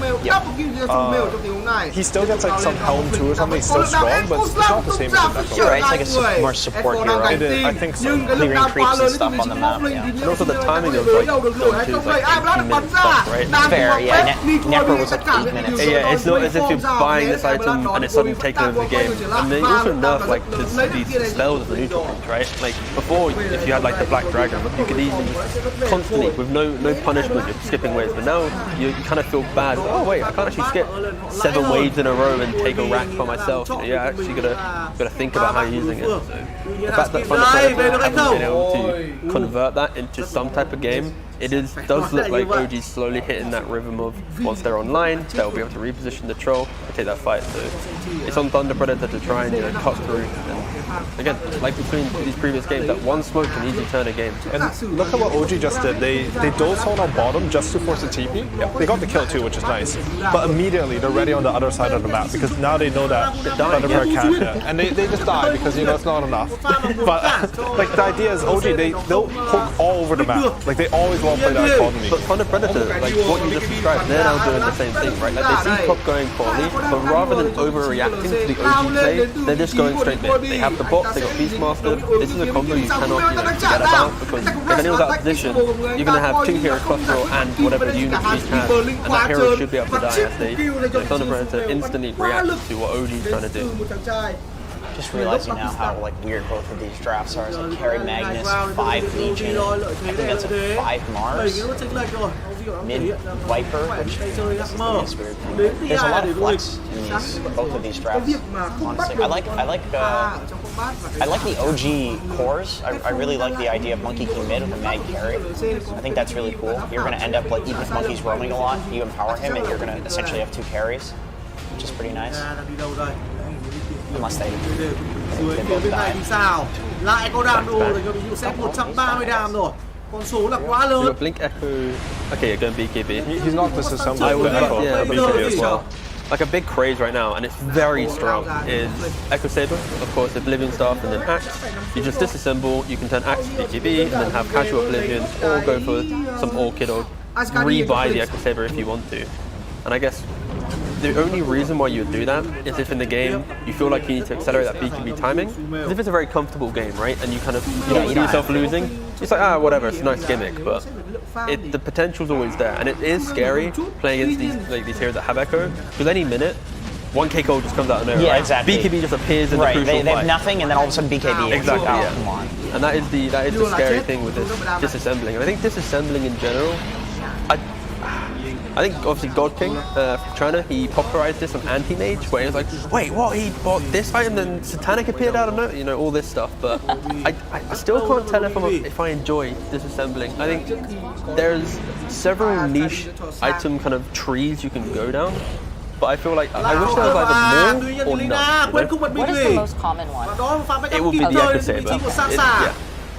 There was like a couple of months ago where it was Dragonlance. The gyro build was Dragonlance into disassemble Ags, into Dragonlance into disassemble BKB, into Dragonlance disassemble Sanjay Yasha, into Dragonlance. There's 4 Dragonlances in the entire build. Okay, maybe what I'm saying is I wish for support there was some like, nice quirky disassemble plays to make. You know, with the 1,000 gold I have. You had your time with the Glimmer Cape disassemble, okay, and Shadow Amulet. You had your time. Yeah, but like that's only good if you're trying to grief, and luckily 99% don't grief.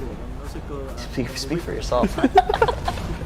Jenkins, stop. Yeah. Stop it. So far, we bullet point Jenkins' point. Going pretty well. I'm about to pay my region. A really nice thing against Pango, Spear Breaker, whenever they go on you, hug a wall. The best tip you can ever get. Because they're going to want to hit you, but then they're going to bump you to the high ground, and they can't then lock you down again.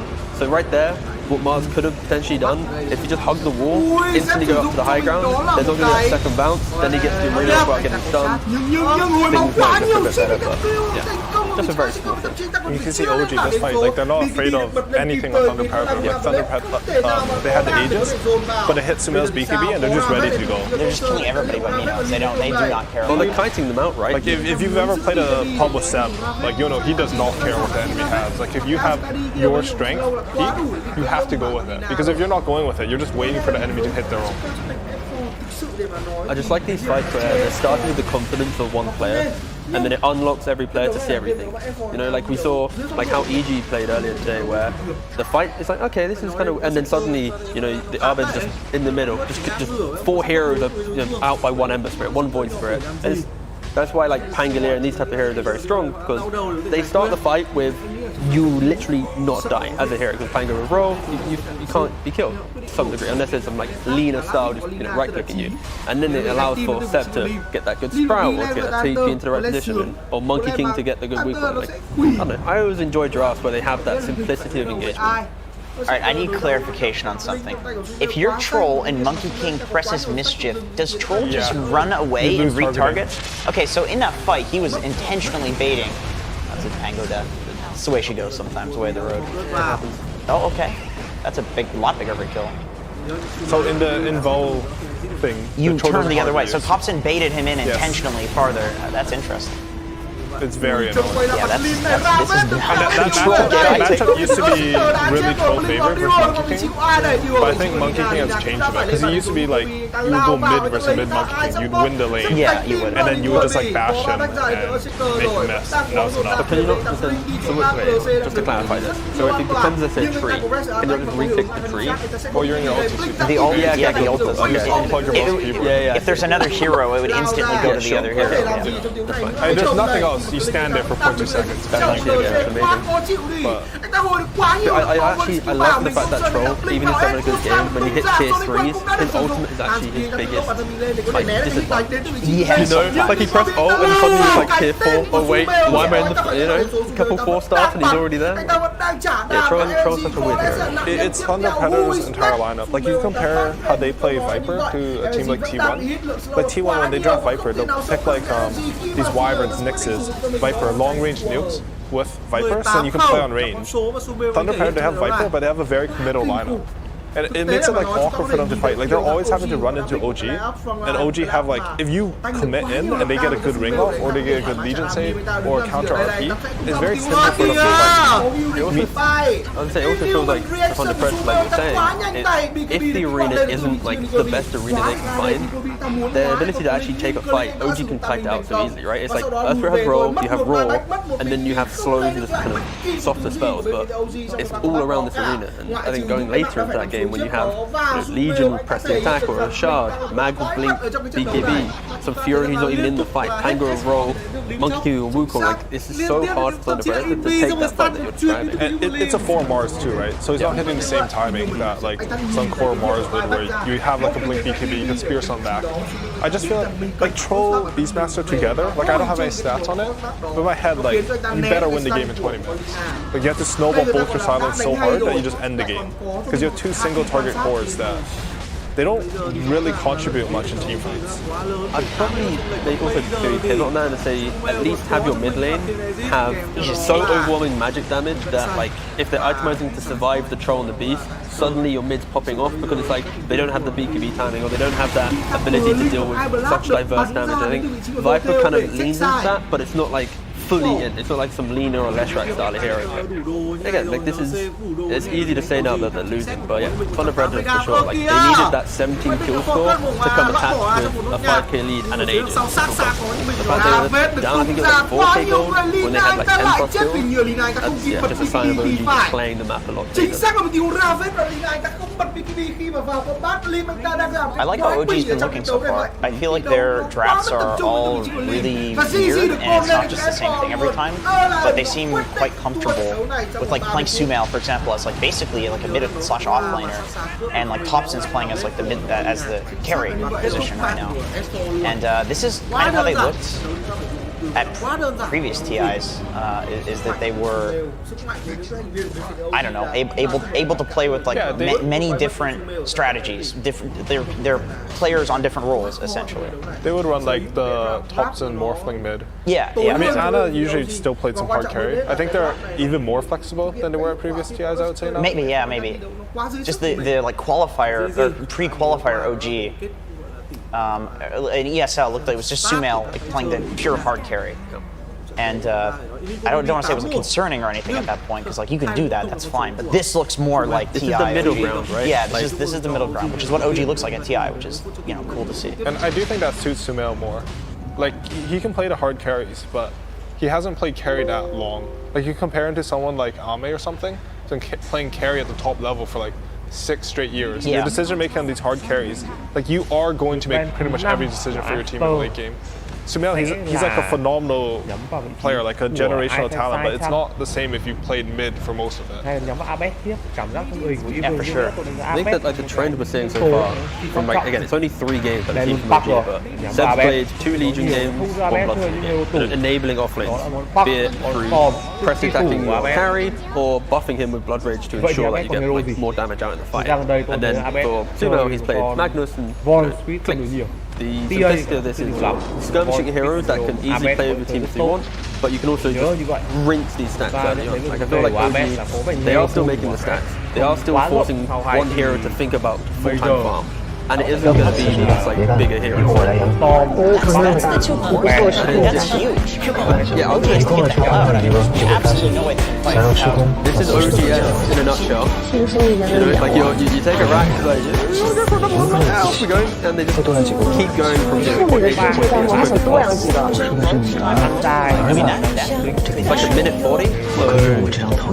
They're trying to change those like they can still run down mid though. So yeah, this is where OG needs to make sure that, like you said, you don't have those changes come into play. You push out the lane, you reset, and then you go again. You got all 3 cores though. I mean, this is like a perfect set of things to happen. How does it go so wrong? It's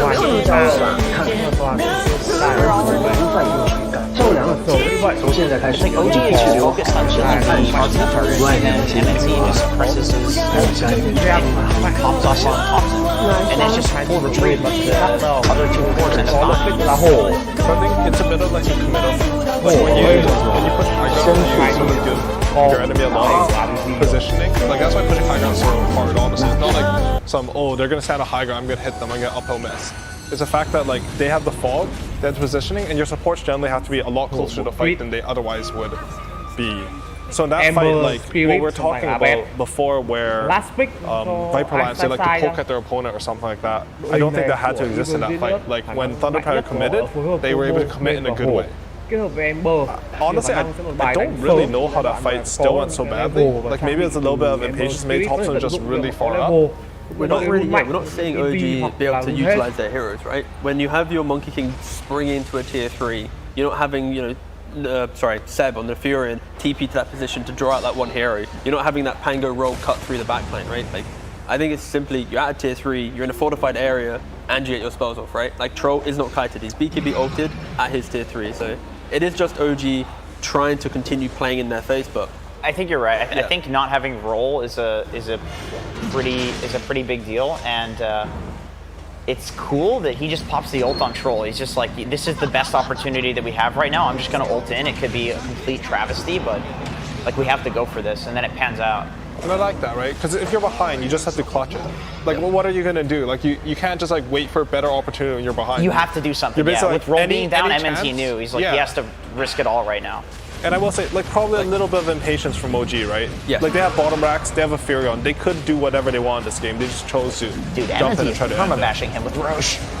I'd actually argue that I don't think it's impatience. I think it's just like the confidence of where they're at, right? Like, even if they die there, they know they're not giving away a Roshan. They know they're not suddenly losing a tower or Rax, right? You see? Like, it's more... MNT's gonna kill Sumail as well. Dude, this is a... Is this a comeback? This is like a legit turnaround. All right. I think OG just made a mistake on high ground. Like, I think it was impatience. Like, you can wait for a higher percentage play than that. Because that's going to be the lowest percentage play, right? Like, if you go onto your opponent's tier 3 or tier 4s, there's only the Fountain that's a worse fight. Amazing what I really like how Thunder Predator has been, like, chaining things off of it, too, though. The fact that they, like, immediately... Okay, even more. Literally all 5 of OG is dead right now. And there's a double damage. All right, bro.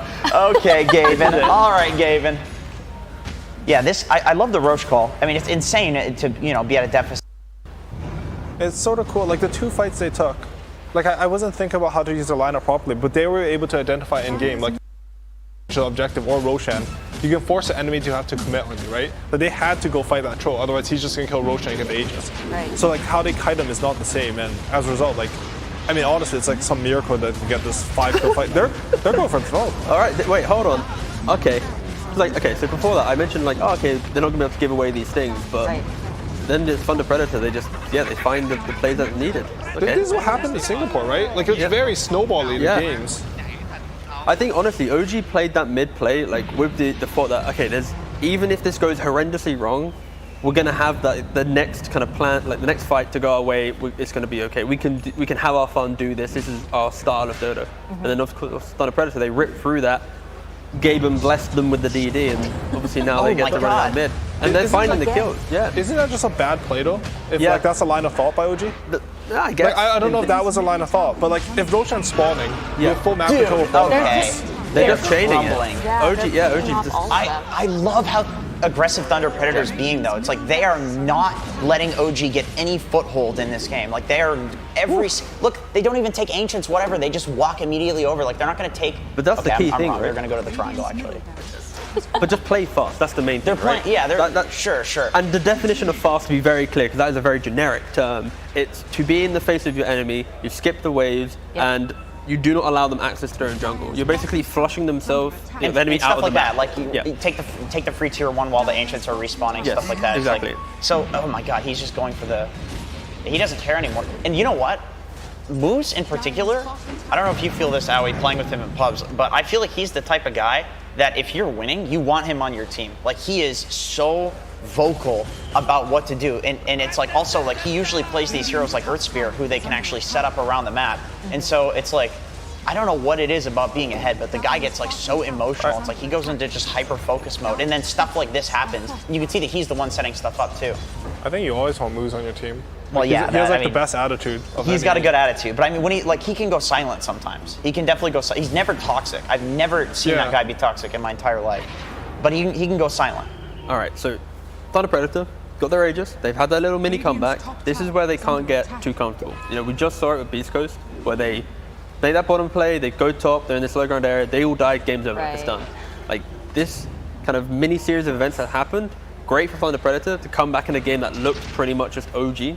Yeah. So it's now, how do they approach a game which is now even? Like they're not just hugging their base, waiting for OG to come to them. Because that is the easiest style of Dota, where you can just take that fight one time and then maybe you go. So it's now, this is the true test of Thunder Predator.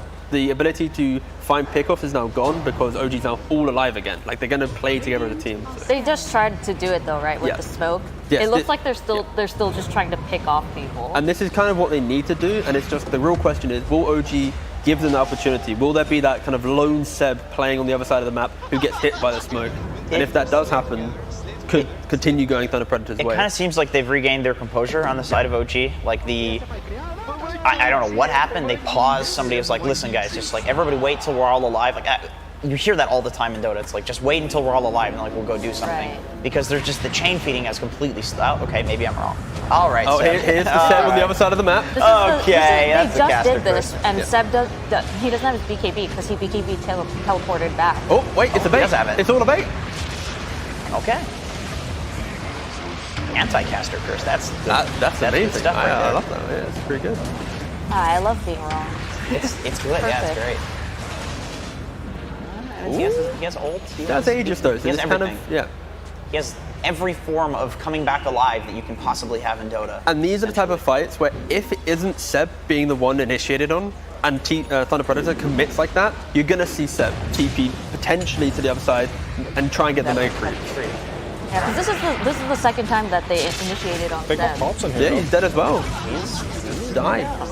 And honestly, like, I think that's the fight OG wants, right? Like, they want Seb to be able to bait the fight. They come with a Legion save, they get a good ring off. But it was just, like, slightly too spread. Yes. Like, I don't know what happened to their comms, but I feel like... Well, there was no Monkey King, realistically, right? It was, like, the RP saving the Furion, and then Monkey was kind of, like, moving around the fight, right? Like...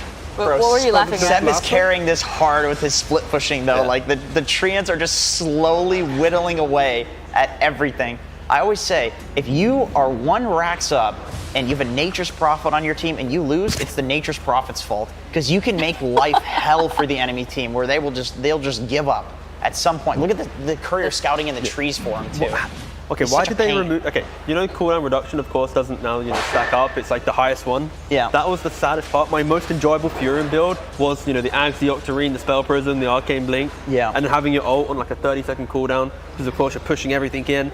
And then they removed it from the game, which is really sad. This is the most satisfying thing when you're Nature's Prophet, is that the enemy mid is just sitting in the base. It's like, when is this piece of garbage coming into my base again? But it's also the scariest form of Dota, right? Because you are now the hero that controls the entire game, for your team. If you die, it's going to be push that out, run down lane. You can't recreate that position on the map, right? It's true. Seb has to play at such a perfect position, as Frank is the one now getting picked off. And I do think the Furion thing, like, it applies a bit differently to pubs and competitive. Like, in this type of game, how Seb's doing it, he's doing it to stall until they get their best opportunity, right? Yeah. But I think in a lot of pubs, the Furions will literally try to win the game by using the building. That's the fun part. That's the fun part. That death with A-clicking. You just need one person on the enemy team to give up, and then it just spiral I mean, like, effect. mistakes happen a lot more in pubs than in competitive. But in that scenario, like, they saw that MNZ, he TP top. They have vision of this, and all of a sudden, anywhere on the kill, anywhere else on the map is a kill, and they get Frank. And we're seeing this as like Frank dying here, Beastmaster dying is a product of Seb, right, of the Furion. Furion's now forcing Thunder Predator to keep 1 to 2 heroes on the side lanes, hunting for this Furion in the hope, if we are able to kill him, force that, that buyback, maybe come back into the game and push out lanes. It's now allowing OG, if anyone's on their side of the river, they're going to be able to instantly have a numbers advantage. So yes, this is a crucial game for Seb to have just like the perfect read of the map. Don't die, keep lanes pushed out, and OG will naturally find the pick off required. That's impressive. Unless Thunder Predator just smoke up and just go, all right, enough of this Fury, we're just going to beeline it to a key fight and then try and break down the game. But yeah, this is why Fury is so obnoxious, and when brought out TI can be pretty devastating. Yep. Oh, you naughty dragon. They brought three heroes back for that as well. Knowing how much damage Frank has been doing. Thunder Predator going to try and even the board here in terms of creepy equilibrium with the barracks falling. Spell Prism grabbed up. Who wants that on OG? Is it particularly good? Well, Penta-Edge Sword, yeah, give that to the Magnus or the Monkey King, that's huge. Nature's Prophet's holding Quickening Charm, so if he wants to swap it out, it's a better item overall. Aiming for that Silver Edge to finish it off. Do you think that's going to be one of the biggest items this patch, the Silver Edge, the new build up to it? Oh, definitely. You know, we might not see enough of it if Tiny keeps getting banned, because it's a tiny item. That's true. Well, with Roshan returning in just a couple of seconds, it's going to start to become a brawl around the pit as Minos and Moose pair up. Looking for Saxa, Yules himself. Well, he's been ensnared and bashed. And you're right, the BKB forced out there, but it's still a kill is a kill. And if you're aiming for Roshan, you want to force the hands of your opponent. Gotta be careful. You know, it's a 6-second BKB, but still, if he has buyback, if the rest of the team is behind him, then you don't have a BKB for the next fight. Roche is up. Let's see what it is. It's Aghanim's Scepter. Who's that for? Who wants the Ags this game? I wouldn't mind seeing Earth Spirit. Yeah. Especially when Troll is your position 0, right? Is your S tier carry. You want that ability to save him. If he does get caught out in an RP or in a duel, that would be very nice for Moose to have the ability just to reset the fight around the Troll. Mag with an Assault Cuirass. Reduce that armor even further over on TP, but also gives him a bit more tankiness against the Troll. Even seeing an Ether Lens on the Pango. As the dance of death begins. Thunder Predator always contending though with the creep waves. They've got to push out bot. They've made sure mid is across the river, so now the focus for the other 4 is top lane, while we see Leo Style on the minimap in the base. He's chasing Treants. Come back here!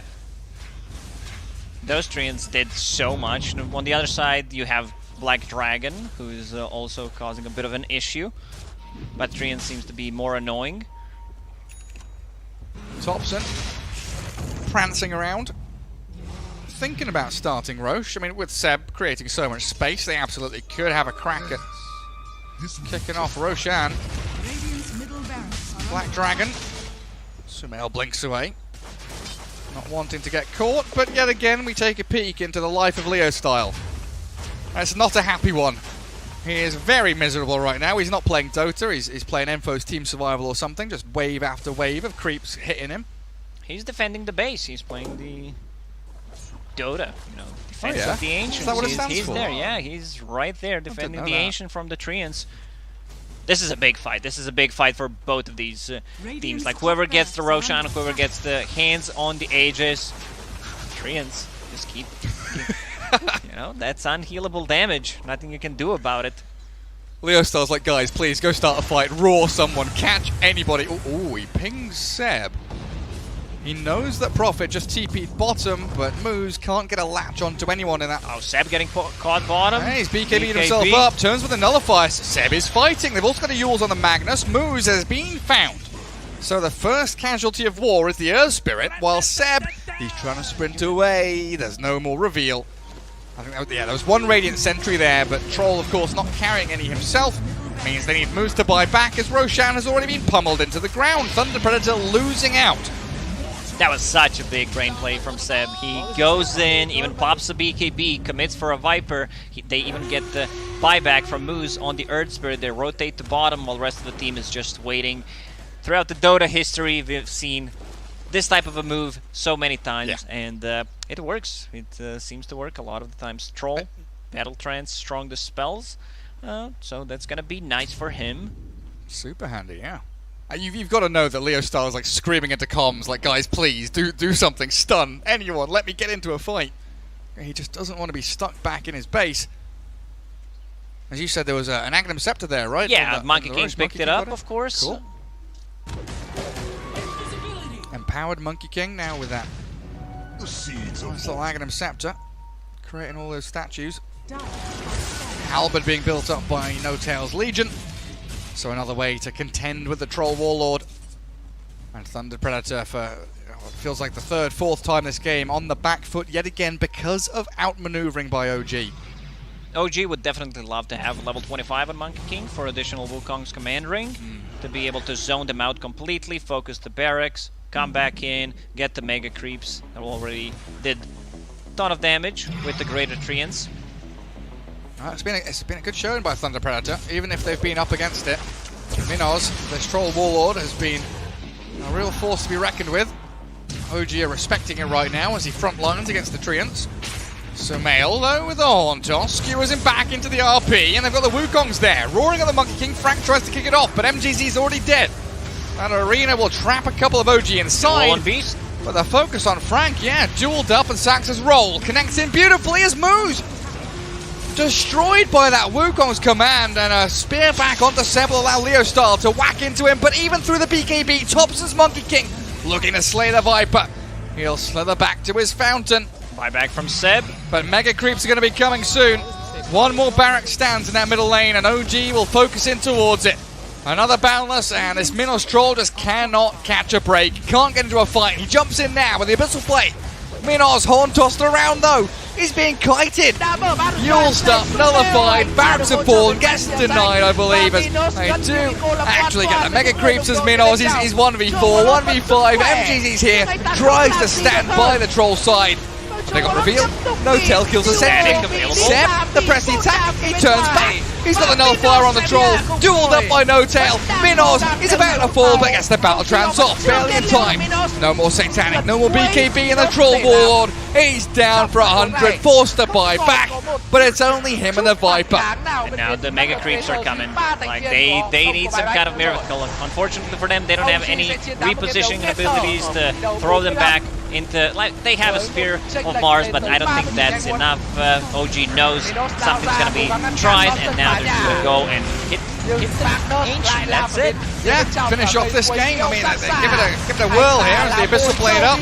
Nullified though, Minos is stuck inside the Wukong's command, and the Scrout. No way to battle up against OG as they really did maneuver so beautifully across that map. A number of times, laning stage, 20 minutes in, 30 minutes in. It looked like Thunder Predator had these little edges, these little windows to get back into the game. Thunder Predator, we gotta give them credit. They played so well first 10, 12 minutes of the game, and then suddenly crumbled. Like, they made all the right moves. Earthquake was playing with the Viper. They had what?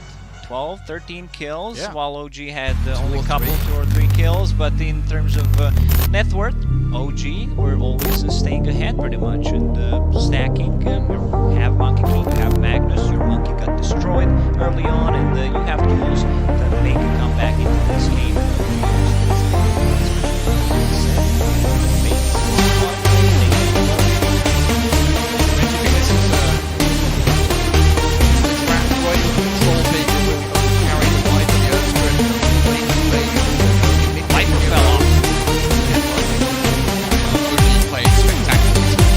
Come back into that game, rally around Magnus. Break a return. Ăn Khiên Exit thì hiện tại là quá nguy hiểm với Aster, họ đang là người phải trả giá combo. Cái Khiên Exit chắc chắn sẽ giúp khá là của họ đấy. Maybe thấy một cái lối chơi. Họ đã bị đối phương hạ gục tới 4 lần. Cái thế trận mà cả hai đội họ đều thực hiện cái ý đồ của mình ngay từ đầu. Khi mà các thành viên của Thunder họ di chuyển và gây sức ép nhiều thì OG họ split farm. Cái việc lấy được trụ 1 ở dưới boss sớm giúp ích rất nhiều cho Thompson. Khi anh ta làm khá tốt thì cũng đã chuẩn bị chạm đến được một cái Echo Saber. Và Thompson xuất hiện. Thompson mới chỉ có level 4 thôi. Một pha di chuyển rất sớm của Solovit, người Phần Lan. Và Thompson sẽ lấy cho mình một mạng, cải thiện lượng level lên. Anh ta đã đạt mốc level 5. Nhưng đây là một cái khởi đầu quá tốt dành cho Leostai ở mid lane. Leostai đang free hoàn toàn. Saksa truy đuổi theo Moose, nhưng Saksa có vẻ như đã rơi vào bẫy của các thành viên Thunder rồi. Anh ta dịch root và nằm lại dưới tay Minos. Dominating cho carry của Thunder Predator, và trận đấu đang có chiều hướng rất có lợi cho đội tuyển đến từ Nam Mỹ.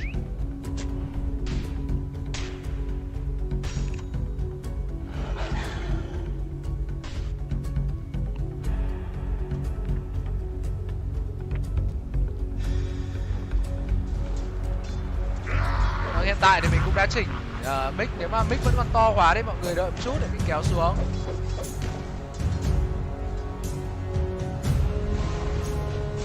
Đầu trên bảng xếp hạng Network, họ cũng đã lấy được của Vít rồi.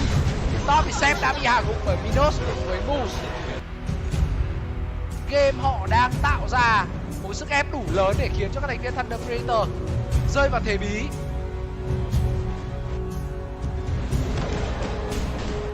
Có lẽ các thành viên OG họ sẽ mất đi khiến AG high ground trong tình huống tiếp theo. Họ đã phải trả giá cỏ phòng. Không phải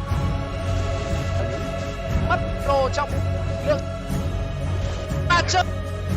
Predator đã vào với Leostai ở bot lane thì Leostai cùng đồng đội đã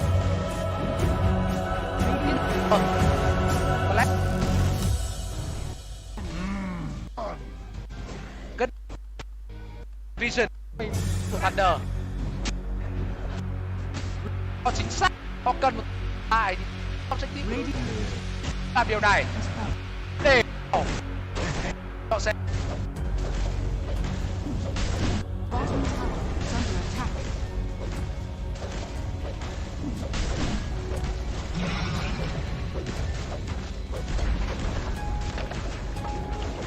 rồi, OG họ sẽ lên high ground. 24 phút lên high ground. Tốc độ trận đấu được đẩy lên rất cao. Thompson đang muốn vẽ cũng không comment. Anh ta mở vòng ra để phá nhà, và các thành viên còn lại của OG đã hỗ trợ anh ta làm điều này. Saksa với cái Rolling Thunder ngăn không có Minos tiếp cận.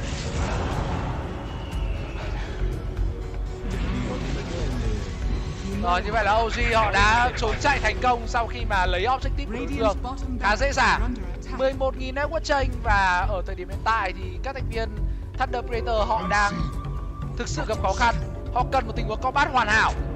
Một pha mở Arena Blood thật đẹp, một cú raw chính xác và có hero của bên phía OG, và dồn đam thật nhanh. Thompson đang có Desolator. Minos vẫn đang di chuyển lên. Sumeo rất sẵn sàng với cái Runin V của mình. Lao lên và đẩy Moose về. Tạm biệt support của Thunder. Trên quá nhanh. Đầu theo đã bổ sung cho mình cái gem ở True Side. Sẽ cố gắng kiểm soát Vision.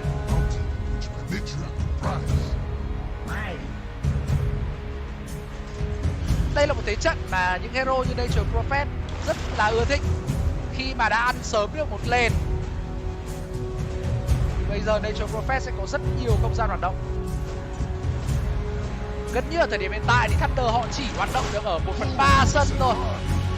Họ bị ép rất là sâu.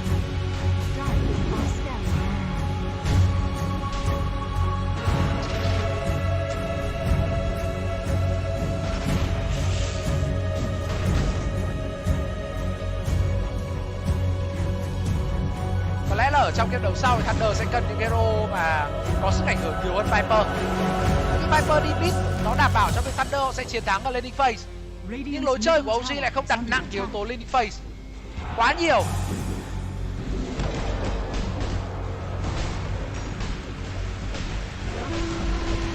Rồi, vậy là Sumeo cùng đồng đội đang muốn tấn công vào khu vực trung tuyến.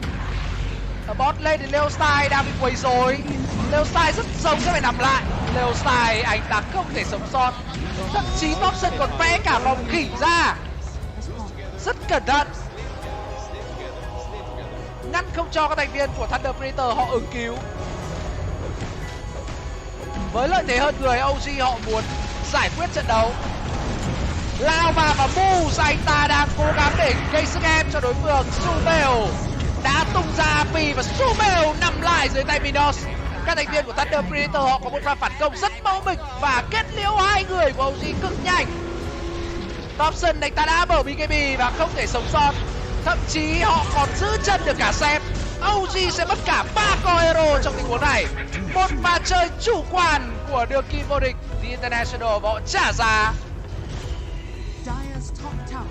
Một tình huống chơi rất tốt của Spirit khi anh này lao ra kết hợp cùng với Troll Warlord có nhiều trang bị, lượng sát thương gây ra không hề nhỏ chút nào, và OG họ mất đi 3 core hero trong một tình huống lên high ground. Đây là một pha không đáng có của OG và họ sẽ mất một chút cái sức ép lên người các thành viên của Thunder trong giai đoạn sắp tới.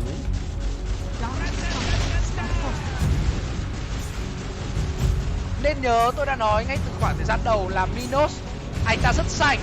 Cho dù OG có rất về nét quân tổng nhưng carry của Thunder Predator không thể đuổi. OG taking game one and it's a pretty classic OG Thunder style, vẫn right? có cơ hội. Yeah, it was, you know, we were gonna lose our lanes a bit, and then suddenly they want to keep fighting. Even though they were fighting against Aegis, they want to still make something happen on the map. This is the classic OG that we've seen at the TI.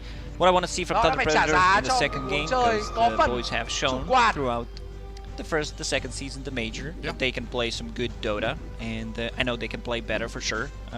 It's just I want to see constant pressure applied, because the first 10 minutes, I'm gonna say they were flawless. Top lane, Frank didn't get too much. That happens because Earth Spirit rotates, and then other lanes are doing well while the top lane suffers. But it was a good sacrifice, I would say. Then another rotation, they killed Somail, who played Magnus. So first 10-15 minutes, 12 minutes, I would say, were really, really good, and then they just stopped. They stopped playing. How much of that do you think is down to the Viper, right? Because in the draft you were mentioning it could be 5, could be 2, and Leo Style was on it, but it often feels like Leo Style with a Spirit hero or an active hero or just a catch hero is much more effective than a slow, sluggish fight. Yeah, this is not bởi một thành viên của The Alliance. Viper is slow. You get boost from travel. You can be anywhere on the map, but it's not a skilled hero. Like, it doesn't, like, anyone can play Viper on a mid lane. That's what Thompson was saying to his teammates when he dies twice. When you put the 4K player against the mid, he would probably win against the 6K player because it's that easy. But after that, like, what happens? It's still Viper. You're very limited in what you can do. Now that I'm thinking about that game, when they had double damage in the bottle for Troll, they might need it to try to go. You know, there's still skewer back, horn toss, fountain, duel, but maybe you need to risk it, because at that point, maybe if they got a kill, if they got a kills without a buyback, it could have been the game. Especially when you start thinking, you know, if this game goes 40, 50, 60, 70 minutes, you know, Prophet, Magnus, Monkey King, you've got 3 cores there from OG, and then Thunder Predator with their Troll. They had one real carry, right? You know that going into late game, you're going to start suffering, especially when you've already lost bottom and mid barracks. The creep waves and the stuff. Stuff, you know, that bottom push, we've seen it. When OG played against Alliance, where they just buff up the claims, they put everything they have on him, any zoning tools. Saksa in this game, using the Rolling Thunder just to zone him out, zoning Wukong's command, if they decide to go on someone, they will be Sprout, there will be potentially RP or DOS to skew back into their own team. So OG, like, they always have this great chemistry. They're sieging the high ground, there were no mistakes pretty much being made when they're doing that. They also know casualty, they can lose Sep, for example, with that push on the bottom lane, use BKB. Looks like he's committing, so there's a couple of rotations. Anh ta dính Primal nhưng các thành viên của OG họ đang có lợi thế và họ muốn tấn công Minos. Minos anh ta rơi vào trong vòng khỉ nhưng anh ta vẫn còn rất khỏe, còn cả Aegis. Minos vẫn chưa chết, chưa mất Aegis. 150 máu và anh ta sống sót lùi về. OG cũng rất may mắn, họ không mất ai cả. Sep có khoảng trống trên top. Pants down, and it's that simple at that point, where Dota sometimes is a super complicated game. Whatever, like if there's a huge list, but sometimes you've seen these things happen and you have them in your mind. Like, this is the move. Fake smoke bangs coming back after you kill the tower while you have sentry and ops there to have vision, stuff like that. It's been done so many times. Seems like teams are getting ready, so we're gonna hop on into the game pretty soon.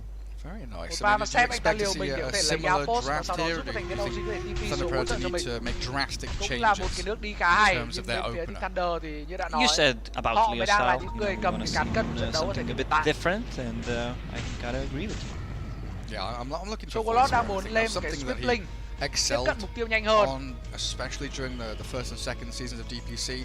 No, not so much at the major they went to, but it's that ability just to move into the side lanes and make sure that you're the one creating action instead of forcing your supports to get sucked into mid, where top cả hai bên đều đang cống hiến OG ra một can trận react đấu cực kỳ quickly. căng thẳng và hấp dẫn. We know they absolutely can. And that Như bình also thường tôi Frank, nghĩ là like đang I có rất nhiều praised tràng Frank pháo before tay we started. ở trên khán đài dành cho cả hai đội rồi. Also a bit more movement from Frank. Noticed in the previous game there was not enough like hiding in the trees. He's a Beastmaster, he had a blink dagger, you have vision coming out from the hawk. You want to be that guy that starts a fight potentially. I mean, it's tough. You're playing into Legion commanders. If you don't have the vision, they will be pressing you back, especially with the shard. Give you that only 2 seconds BKB. Purged off. It's kind of tough, but overall, I just wanted to see him stop those TPs. Troll built a basher. That was their second stun that could go Đến lúc này thì Noteo anh ta đang muốn hướng tới một cái Heaven Harvest want to see Frank be more active. Yeah, also top tier 2 was alive like 20 odd minutes in, right? Beastmaster hadn't finished that full lane of towers, which we often expect, especially with the Helm build. And here we are, game 2. Chênh lệch nó không có ý nghĩa. Lại chúng ta cùng xem qua một chút về bài bách đi. Viper ban from a Thunder Predator. Alright, I love that, Limbo. Not even going to allow themselves to pick it, they just remove it from the game. Top player, cái lượng trang bị của họ rất là dồi dào rồi. If we ban it, we can't pick it. Yep. Kind of a bây giờ thinking OG which I họ sẽ chỉ respect. trông chờ vào những cái tình huống mà có phát xa nhà của Thunder và sau đó thì họ sẽ cử Sep xuất hiện cách bất Do we ngờ see the Ire, the tiny? để tấn công Do we get the Weaver to và come lấy out đi here? cái trụ trên top. Spectre comes to my mind. Break mechanic against Spectre always going to be good. I've seen some Spectre. It's very hard to keep track of everything what's going on, considering how many matches are being played. But would definitely love to see. I've seen different builds of Spectre, so I assume it's going to be popular with the new Aghanim Scepter, either Falcon Blade into Ags, or you get Echo Saber, disassemble, get the Ags by Orchid. After that, you need some kind of mana sustain with Ags. Both of these items gives you that and allows you to be able to just jump the backlines, jump through the backlines twice with the ulti possibly and be more active on the Yeah, I think we've seen a few of the Chinese teams already go that direction, right? Like the Arme build, like you mentioned, the Orchid, the Aghanim. Tình trạng Nature Prophet có thể cắn rỉa được cái Barracks của họ. The Iron Tiny not going to make their way into tránh the tình ground trạng here. Nature Prophet có thể sẽ đã phải đánh với 5 người của OG. Khi mà Sebastian anh ta nhận thấy tình huống có lợi, anh ta sẽ TP ngay lập tức. Still Monkey King in the pool, one of the better ones it seems, and yeah, OG, they don't have the first pick, they can't, one of the flexible heroes, can't be played as we've seen off lane, we've seen mid, pretty much every single role. Thunder Predator will get Mars once again. Smell ta muốn lao lên và tóm lấy Boost. Một tình huống chơi tốt của carry đối thủ và Boost anh ta chết cực kỳ nhanh. Chỉ một cái chạm nhẹ thôi mà cũng khiến lòng hai sao xuyên. Với việc mất đi Boost và Joe Warlord ở dưới bot thì OG họ sẽ lấy được khiến Aegis chắc chắn. Boost bay bắt ra. Joe Warlord ở dưới bot mất rồi. Tốc độ di chuyển ra khu vực Rosh Pit không thể nhanh bằng các thành viên của OG được. I don't know if I'm impressed. He did okay, considering that he was soaking up a lot of experience on the mid lane. He got a couple of good arenas. After that, he just falls off. Yeah, against the Tidehunter, gonna be very hard, possibly, because this is also another flex pick. OG already waited on a mid lane. Might be 5. I've seen also 5 Tidehunters. Super annoying. You still get that ability. Tình trạng cả ba lên của Thunder lúc nào cũng ở mức báo Last time động. around, I believe Snapfire was banned by OG to Nếu như không muốn protect the nhà Mars. cửa của mình không cánh Right ba now bay, with the muốn Snapfire, mà they're Grip also đến like thêm stealing Snapfire đến thêm from của high Mars ground luôn. combo and shutting down Phoenix potentially. That's a good shout, yeah, and adding in Nó thành ra dính Olivia. Little Shredder level 1 không dám mạo hiểm lao lên. kills level 1 egg always, so đẩy Minos và cả Mars ra bên ngoài thực hiện Guapi mở vòng lên và dồn đam đến chuông Warlord. Anh ta mở BKB và lùi lại được thành công. Duo được Frank lại và offlane của Thunder Predator đang trong cơn nguy kịch. Có lẽ Frank sẽ nằm lại tội chuông Warlord. Anh ta không thể làm gì hơn khi những người đồng đội của mình tấn công quá khỏi chừng. Leo Style về bên trong bị trói. Monkey King lao vào phía bên trong. Leo Style bị đánh đuổi về với một lượng máu rất thấp. Thompson anh ta mở BKB của mình và di chuyển ra phía bên ngoài. Hai người của Thunder Predator bị cùng quá nhanh và OG. Họ đang sử dụng cả buyback của Sebastian để có thể tạo ra mega creep. Joe Warlord lao ra phía bên ngoài tóm lấy Sebastian nhưng anh ta không còn BKB. Chắc chắn anh ta sẽ bị quấy rối. Tôi đã mở Battle Drive Stage Sumeo. Anh ta được hỗ trợ về Crash Attack và Minos gần như bị cô lập hoàn toàn với những người đồng đội phía bên trong. Joe Warlord vẫn rất khỏe nhưng anh ta không làm gì được hơn. Joe Warlord tiếp tục bị Duo, bị Disa, bị sốt đạp phía bên ngoài và Minos sẽ bị hạ gục rồi. Vẫn đang cố gắng để có thể hút máu. OG họ vẫn chưa kết liễu được Minos. Trong tình huống này không còn có một chút phản kháng nào bên phía team Thunder Predator khi 3 thành viên của họ không có bài bách nữa rồi. OG sẽ chiến thắng một game đấu nghẹt thở ở vòng đấu 45 với một chênh lệch lên tới 30.000 net worth. Minos lao ra cố gắng ngăn cản Thompson phá nhà. Nhưng Magnus lại lao vào phía bên trong và gây quấy nhiễu sắc xả. Anh ta là mồi câu Minos ra phía bên ngoài. GG đã được call. Xin chúc mừng nước kim vô địch của Newton. Position 1. Or they might be có sát thương diện bait. rộng, farm There's a nhanh. lot of mind games Gary happening right now. Delving deep Điểm yếu into duy the nhất mind có lẽ là palaces. Clink này nó cần những người đồng đội thực sự Bloodseeker, hero that Sam chơi has ăn ý, phối hợp. shown off again during Mãi the stack early phải đúng stage timing. of TI. Một landing phase tốt. Và sau đấy thì Clink sẽ giải quyết những vấn đề còn lại. Thunder Predator họ đã ban đi Bloodseeker. Có lẽ sẽ có sự xuất hiện của Pangolier chắc. Các Weaver là hero mà cần phải di chuyển rộng ở trong combat. OG. Again, thinking about this pretty long.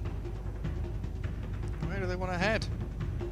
Snapfire. Have you seen much Snapfire mid recently? Actually, it's mainly You been never 4, know. right? You never know. With Yeah. OG, could be Thompson. There was this Shaker period where cho he was OG. just buying E-Blade. Snapfire was popular. Aghanim Scepter got nerfed, and he was just trying things out. It works really well, especially with the shard. Earthshaker picked up. Another flex pick. You don't know where this hero can go. Này thì I tôi nghĩ feel là sẽ được chơi the ở Dota vai trò right sắp now một is số in 4. such a good place because so many heroes Cá nhân can tôi be nghĩ vậy thôi, played để con at này so đánh many co thì hơi places. phí. Yeah, that element of surprise has gone from being like a niche thing that some teams do occasionally to now being you have to be able to Và bây giờ thì với cái pick Dota these Competitive heroes thì and Blink flip Dagger them cho sắp một số 4 into any điểm number of điều roles khá dễ dàng to try trong timing dưới 20 the phút. upper hand on your opponents in the drafting phase. That's another one of those heroes you were mentioning earlier on as well, right? The TI heroes, the big LAN event heroes. There it is, the big ultis, Tidehunter, Earthshaker. And even Snapfire, right? Tức là This sẽ is Snap's first TI. Thunder, Undying.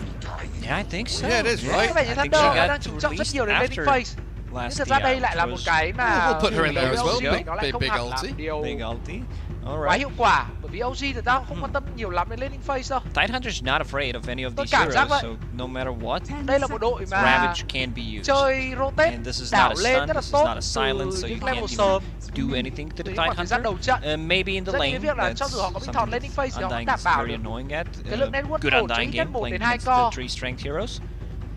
But I'm more looking into quá mạnh về landing phase nhưng lại yếu some trong kind cái of khoảng đánh combat thì like you need a Chronosphere, sẽ you need đem lại lợi Black thế rất lớn Hole, cho OG. possibly a duel, maybe a Static Storm to deal with the Tidehunter. Otherwise, you're coming into a fight thật where ra tôi đang you know ngửi that thấy Ravage một is cái going to be mùi used. There's no way nó to play ảo around. diệu hơn cho OG. Snapfire đi mid, Thunder up lane, Earthshaker sub 4.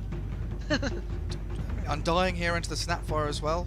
You mentioned the egg earlier on. Thompson là một trong những người rất thích mang những con hero mà có cảm giác lại không bao giờ How mang ra much mid of thì Undying 3 lại have you seen? Because I've thích seen cầm những whispers con hero of để đi mid. this Undying position 3 with like Echo Saber running at Yes, people. I've also seen mid Undying with the like Echo Saber, sẽ you có get một lần pick Orchid, tiếp you theo. get a Blink BKB, you get on top of people Pick and thứ tư just của họ có keep thể killing sẽ là them. carry. And Nếu mà không pick carry thì cái strong full carry about nó this sẽ bị hero, hỏng, if it's hẹp đi played rất in là a nhiều. mid lane or an off lane, you clear the Medusa. stack, you drop the stack. Xác. But Weaver này thì chưa hẳn đã là một con carry đâu, bởi vì cái xu hướng trong thời gian gần đây thì họ chơi Weaver offlane, Weaver support nhiều hơn. Và với cái việc mà OG ông tiếp tục quen carry này, Morphling cho OG. AS là có Morphling rồi.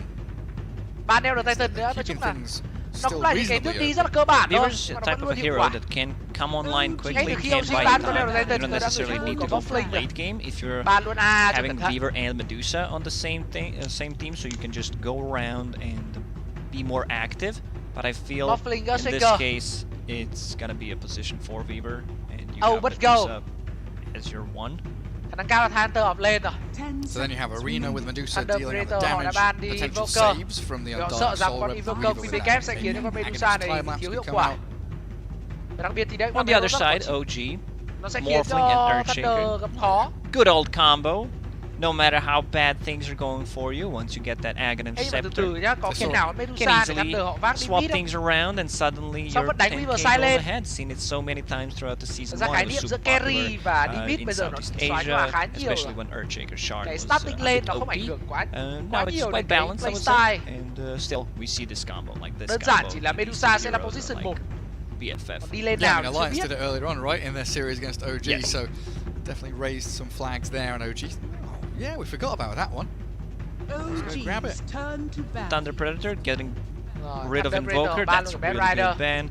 Weaver, we mentioned, does not like to play into mana burn. Same goes for Medusa. Thunder Predator, they have no stuns. They have Mars Arena. They have a spear. Other than that, it feels like OG can just use one Fisher during Medusa ulti, during Mars ulti, and just go away. I want to see some lockdown. I want to see this Weaver being shifted to position 4, Undying 5, Mars given farm priority, don't blame as a 5 in this game, and then have a mid laner who can just go in and do stuff. Like you need the puck. Yeah, it's a decent puck game. Leostold's puck is real good. I wouldn't mind seeing it. Puck is also a hero that can go into Spirit Vessel if needed, which is great against Morphling. Like the Dagon build against Morphling, right? That also works. Waning Rift, Dagon, zap him down. They ban a Necro though. Against so many strength heroes. Morphling could have been a handy grab there, and of course the death ball you get with Necro Undying. You mentioned the Void Spirit. I also don't mind seeing that hero for Thunder Predator. Just anyone who can buy time for your Medusa to come online. Okay.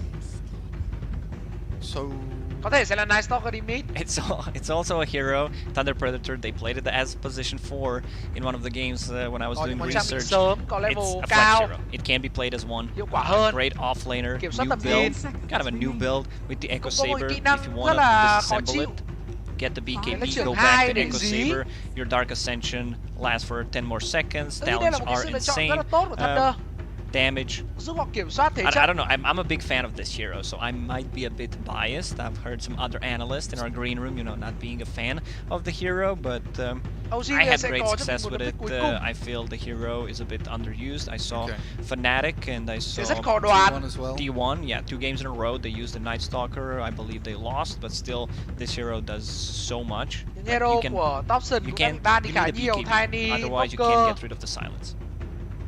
Yeah, that is true. Like a force down for a BKB, something to get you away from that nasty blue man.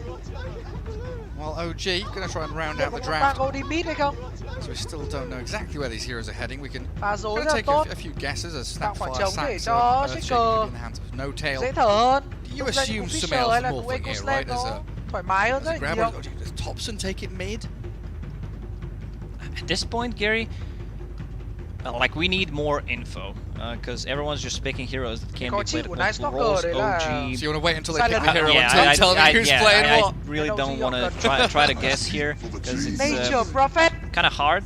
OG has been doing this thing. I believe it was season 1 where Morphling was played on a mid lane. It was just buying time. Go in, shift, and you have another edgy hero. This time around, it's going to be a different thing. Tidehunter, played by Thompson, already done that today. Frank on the Night Stalker, MNZ Medusa. Hai đội vác 2 con họp lên ra mid. So it does mean Leo Style ends up on that Mars, like we mentioned early on in the draft. Đây là một sự lựa chọn stranger to that mid Mars, as we've seen it a fair amount from the South American region. 50-50. Thật ra về khả năng gây sát thương thì tôi nghĩ Hunter sẽ mạnh hơn. Nên nó chơi ở vị trí co số 2. Nhưng mà Mars lại là Mero, mà nếu như có những cái tham binh trang bị sớm thì nó sẽ cải thiện cái tốc độ snowball của Thunder Predator lên khá nhiều. Những tình huống mở arena thực hiện những cuộc gánh lẻ. Some people trying to get the axe, it's double the cost of a blink dagger and you're losing a bit of a momentum. In this particular game, I like that Earthshaker is a core when you're paired up with the Morphling, so all your abilities, if Morphling decides to get Aghanim Scepter, which he should at one point, and then you will have all your spells maxed out, double Fissure, enchant Totem. It's very hard to play. Like you need to either have a significant advantage. He's got an eye patch. Khi mà nói là Thompson thì anh ta thường xuyên mang những con hero quái bom That's something that I should say. You know, I was focusing on important stuff, but there were stuff that are more important. I apologize, but nice one, Gary. Sorry for stealing your line. Just a moment of realization. Hang on a second. Do you think he's gone through all the cosmetics to find out which heroes have eye patches?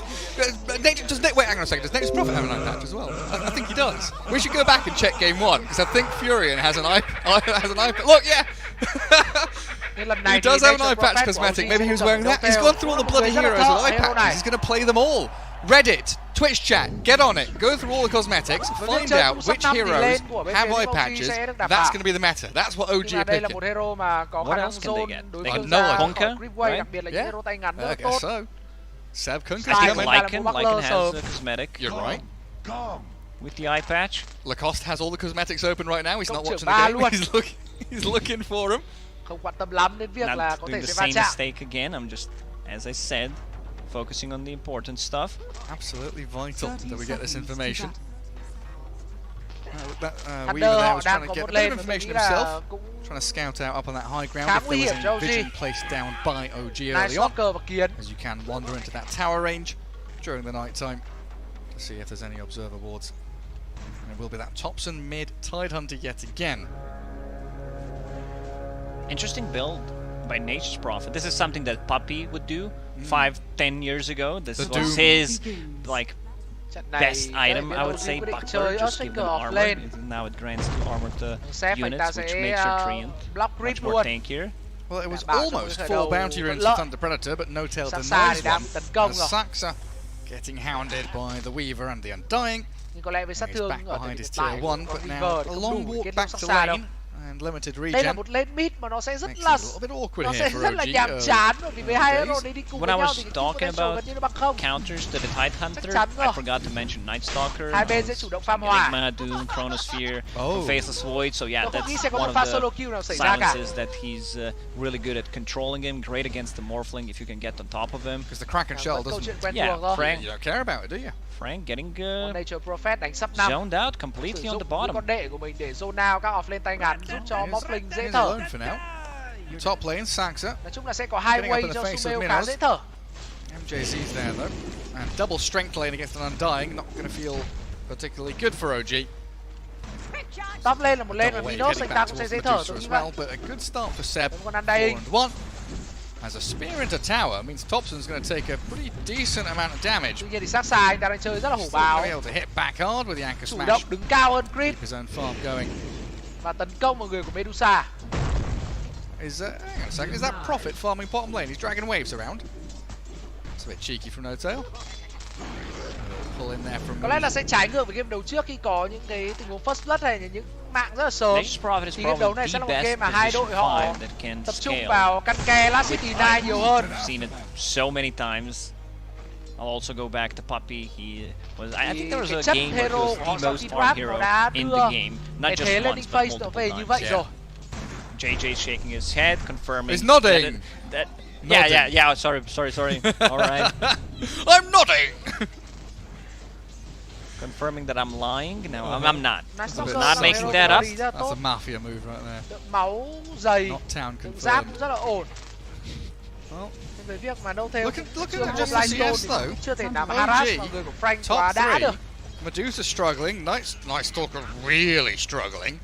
2 last hits. Early game diễn ra rất yên ả. Top lane being pushed back in behind Mà the về lượng last hit deny thì so a tôi đã cảm thấy complete là Thompson reversal làm from rất là game 1, tốt. right? Where Thunder Tốt Predator hơn rất were nhiều so với Leo dominating the Style. lanes, really showing their hand early and making Một sure phần that bởi vì cái Anchor Smart này của Panther OG going out giảm strong cái sát after a thương game 1 đi. victory. Dẫn đến việc Problem is deny Beaver đơn doesn't giản deal hơn. well with the treants. Neither does Night Stalker. He does not have any AoE ability. Shukuchi doesn't do that Bởi vì much. thật ra về bản chất thì And if you support của swarm the Thunder treants, it's có more Weaver gold for khả the năng di Morphin chuyển to sớm, farm. nhưng mà Yeah, you just hit them. cái Let's see. differential giữa Weaver và Mars vào người con Panther có nhiều điểm trưởng 2 thì nó Frank's thấp. trying to close the gap in onto them. So Mel's going to waveform across. Andain thì không phải là một Farm the support có thể bugs. di chuyển được. As Fogg would Thế say, nên nó and sẽ rất moves. khó để Oh, hình thành yeah. cái trạng thái No-Tail can just 3 đánh 1 ở TP, mid. come back, use a healing salve on his Morphling. A lot 2 of đánh 1 đúng không? resources Panther có nhiều used. level They và got có the cái gold from the starting, bugs, so có khởi it's đầu really tốt not thì worth it.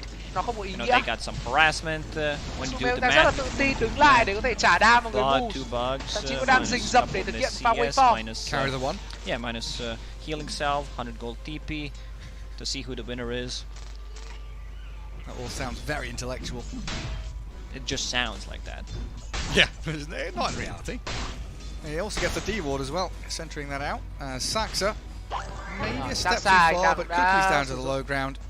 Bánh quy của mình Escapes thì from the trốn grasps thoát. of Thunder Predator. Tình huống truy đuổi của Miss và Minos. As Minos already having been salved up by MJZ. Medusa đang có một cái lượng last hit nó không thực Catch sự up in cao. CS under the tier 1.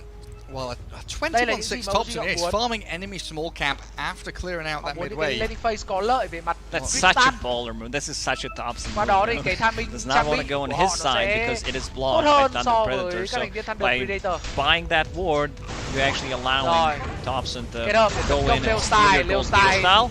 Leo Style có first blood trong tình huống này luôn. Và thậm chí đã không chết. Một pha di chuyển ra mid lane của Saxa nhưng That's a level 3 cuối Spirit cùng Mars. những gì mà OG nhận được Frank down bottom being body blocked at lại là top một by tin the buồn. treants. Leo Style có một pha xử lý rất là tuyệt vời. Sumail Kết liễu luôn snap bài. Form forward, Swarm comes across, and No-Tail now Bot the one lane in thì danger, losing his life, Grab but to the hell đã of it. Smasher. No-Tail. Pha tự sát của đội trưởng. OG là OG hiện tại họ vẫn đang đảm bảo được cái landing phase tốt, nhưng mà họ đã để cho đối phương có first blood. Chắc là hơi dễ dàng thôi. Thompson still clearing out that small camp. And experience-wise, how we're looking between the two of them, because that small camp can start to make a difference. Yeah, Thompson anh ta đã lên xong cho mình cái sâu ring rồi. What's that about? An eighth of a level difference between them. Thompson going to be hitting 6. Just that little bit faster. Good thing is, even though neutral creep got the last hit, they still got the earn charge. So that's a lot of overtime damage combined with như the đã nói swarm. thì lên của Weaver và Night Stalker nó sẽ rất là nguy hiểm. Và đúng thật là OG đã đối mặt với cả lên nguy hiểm đối thủ. Sumail anh ta chịu down trong waveform. Đã đổi toàn bộ start của mình về strength. No kill threat on the Morphling this time, so he can return to farming safely under his tower. I think for a lot of pro players, it's very hard to understand how much more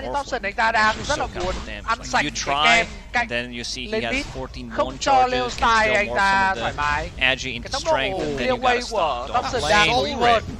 Minos back up and gets him out. Seb and Saxa really been pressuring top lane with a good amount of denies, keeping that Medusa away from that free farm, which she really desires. Rồi, Moose cũng đang có những pha quấy rối. Thompson there going to sneak out a little stack that's been made up. Không ke cho làm 3 điểm. Farming on dire side of the map and taking Thunder Predator's jungle away from them. Trên top thì Medusa đang tấn công. Arena Blood được mở lên ngay lập tức vào bộ đội. Medusa's very low, but Seb and Saxa both get taken lấy 2 mạng của out. đối thủ. Leo Star deserves those tips. Absolutely. We said it before the game started. We want to see Leo Style being a bit more active, not play Viper, and here he is on Mars. Like, he gets the first blood, he sets himself up for a really good game. He stop, saves his Medusa. This is something that boosts your confidence. Like, after you lose game 1, rotation like this gives you like good win in the back. Meanwhile, in the bottom lane, a lot of pressure being applied to the tower. Yeah, keeping Carty alive. They still have the glyph as well, so if they want to keep this going, they could do it. Dragging creep waves with Treants as well. But in comes Moose with Frank arriving. They turn it back onto the Weaver though. No-Tail trades his life in a 1-for-1. But creep wave arrives and this catapult by Frank. Can he do it? Can he drag aggro? Can he do anything to stop them? Qua đó mở ra cơ hội để ăn trụ bot nhanh. Resources here. And they do glyph up this creep wave, OG đang continuing rất that muốn push in the lấy bottom trụ một lane. dưới bot. I'd say it's okay trade. Weaver died, nice Tận xe bot lane kết hợp với sắc xà thành công trong việc phá đổ trụ bột. Mở ra cho bot lane nhiều không gian hoạt động độc lập hơn ở dưới bot. Minos đã chui vào bên trong rừng. What's No-Tail up to? Ngay lập tức Peter họ lên và dọn dẹp đông trường cho Minos. Again, surrounded by 3 heroes. Yeah, you're talking about that feel-good factor, the momentum there for Thunder Predator, defending their Medusa, making sure that late game security is kept safe and sound. These rotations from Leo style. He looks for that top rune, which will spawn a regen for him. But now with the Medusa thinking, hey, I can swing back into the jungle at any given moment and start to really build up to that top network spot. But currently, OG looking a little better across the board. They got only 1 kill, but they're using the resources better on the map, even though No-Tail died a couple of times. They still managed to kill bottom tier 1 tower. Not the most important tower in the game, something that we don't see that usual. Most of the time, it's the enemy safe lane tower that Leo falls. Style anh ta muốn Leo Style yet again. Và tôi nghĩ Making là Seb himself known in the top lane. khó về rồi. Seb with the bugs on him. Mọi con đường đều dẫn anh ta xuống địa ngục. Fisher, but no real way Leo of Style escaping kết that as liễu into bạn của towards Seb bằng mid-MJZ. một pha ném giáo. Hunted by Thompson, who Chuỗi ravages killing the dành cho Leo Undying. Style. Đồng thời chúng ta thấy Thompson có một pha mà solo kill ở đây chúng ta khi mở ravage. Just wants to use it. Solo kill đối phương luôn. It's free gold, free experience for him. Rất I feel phong like cách. both sides Thầy Sơn ở mid lane feel that đang there sở hữu is lượng ném quân là 4.300. value to him using Ravage. He's like, yeah, I used Ravage, I got a kill and some gold. While on the other side, they probably say, yo guys, Ravage is off cooldown, on cooldown, so that we can take a fight. Mars regeneration in the bottle. OG họ đang muốn tiến hành tấn công sớm vào các objective lấy trụ một. Càng nhiều càng tốt. On your point as well, right? Thompson has been leveling up this Ravage at like level 8 or 9 or so. He's been going. He went like 2-2-2 build in his first game as this mid-tide hunter, holding on to that Ravage point until a little bit later. Trang bị tiếp theo Sumail sẽ là Dragonlance. Neutral items popping up. It's that possessed mask for the Morphling. Perfect grab for Sumail. Now he's holding Arcane Ring and has Morbid Mask of his own. Có lẽ timing blink khoảng 15 phút sẽ là một cái timing đẹp cho một con Shaker off lane. Thompson. No Ravage, and like you said, that means Thunder Predator. Lane đang có một pha mở arena blood tấn công Thompson. Thompson quá cứng. Towards him, but it's still Săn luôn Tide Hunter. boost lại. Right, anh ta đang mở. Charges, Của mình lên để and tấn he's công got the và rest of his team to come in đang to ở mid. trong tầm Sumail ngắm. waveforms forward Sumail đã aggressively, đổi but start của mình để có một lượng máu khá cứng there's cáp. not really much Thunder Và Predator Thunder thì họ can không do nhiều to turn đam. it back on him. So OG bring Frank everyone vẫn in their đang muốn mums into thử that độ mid bền lane. của mình chăng? Frank he's got Sumail to thậm chí get còn away lướt from thẳng this. của người của Frank. He's getting tipped out by No-Tail. Thể hiện quan điểm rất rõ ràng. They need Là hãy Mars to để cho have chúng tôi trụ his cột ở mid arena. lane. They also need him to have mana, because right now he has Mặc dù no vậy thì lượng máu Thompson spells không còn available. quá dồi dào. Anh ta cần regen.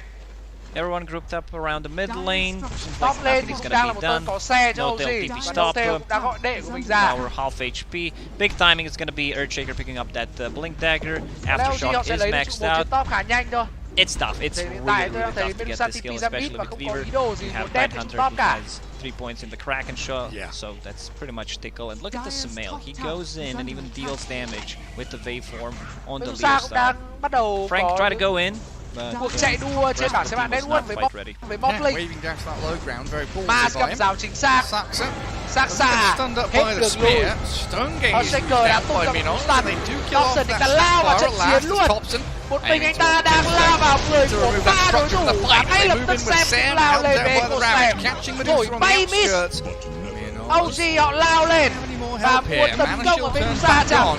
Lướt qua arena blood và Sumail vẫn đang đuổi theo đối thủ. Hóa thành Mars và kết liễu đối phương một cách cực kỳ tuyệt vời. He's handling Thunder Predator right now. Sumail cho thấy kỹ năng của mình trong một pha dứt điểm Medusa. Và OG họ sẽ lấy trụ một ở mid.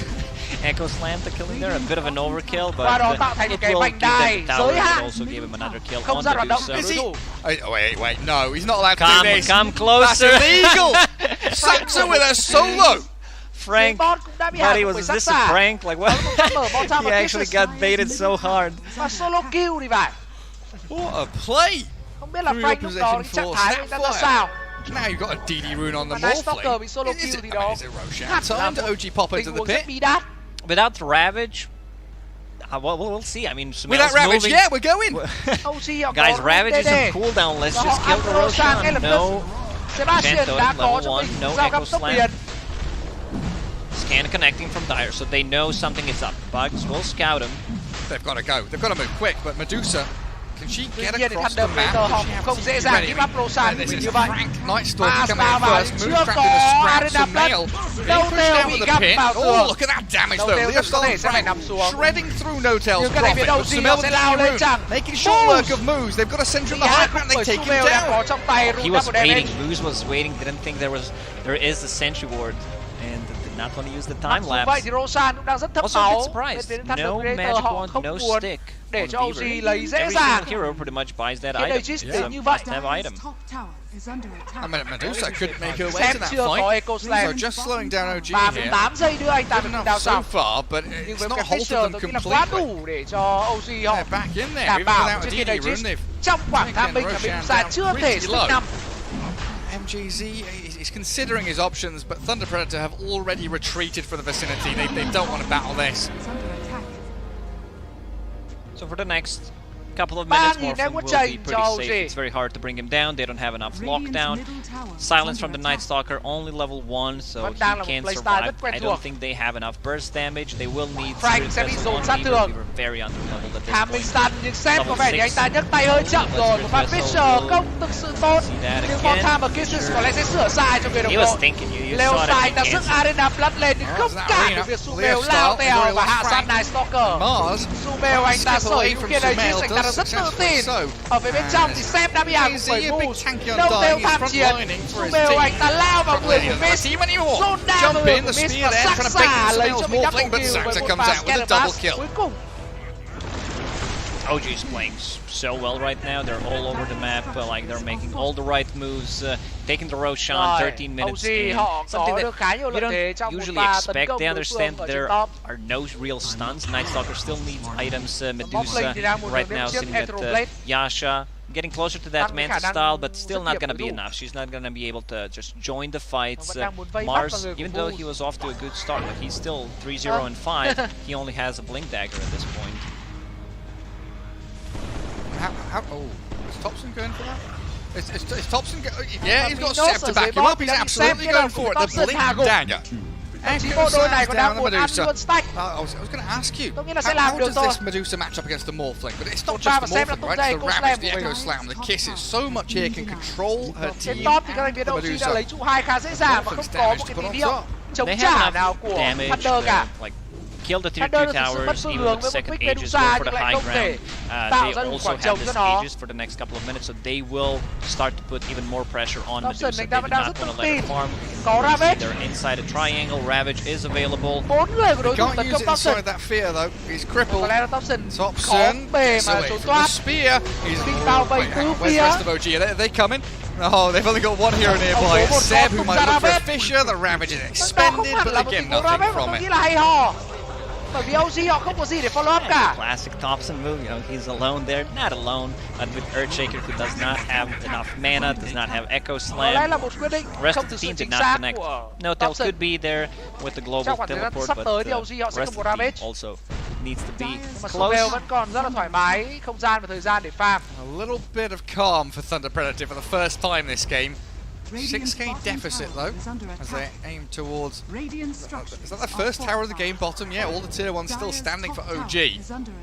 Có lẽ những đội Nam Mỹ điểm yếu của họ chính là việc kiểm soát objective cũng như là đảm bảo tốc độ gia tăng network. Trong một thế trận mà họ không thể áp đặt được, họ không thể tấn công đối phương vũ bão, không thể lấy được nhiều mạng, thì họ đang bị đuối. In the game against the rất Lions, đuối. phase boots, soul ring, casual medallion, bit more minus armor, then drums for some mana regions, tankiness, and then into Aghanim Scepter. The AoE gush works really well, especially with all the gush talents.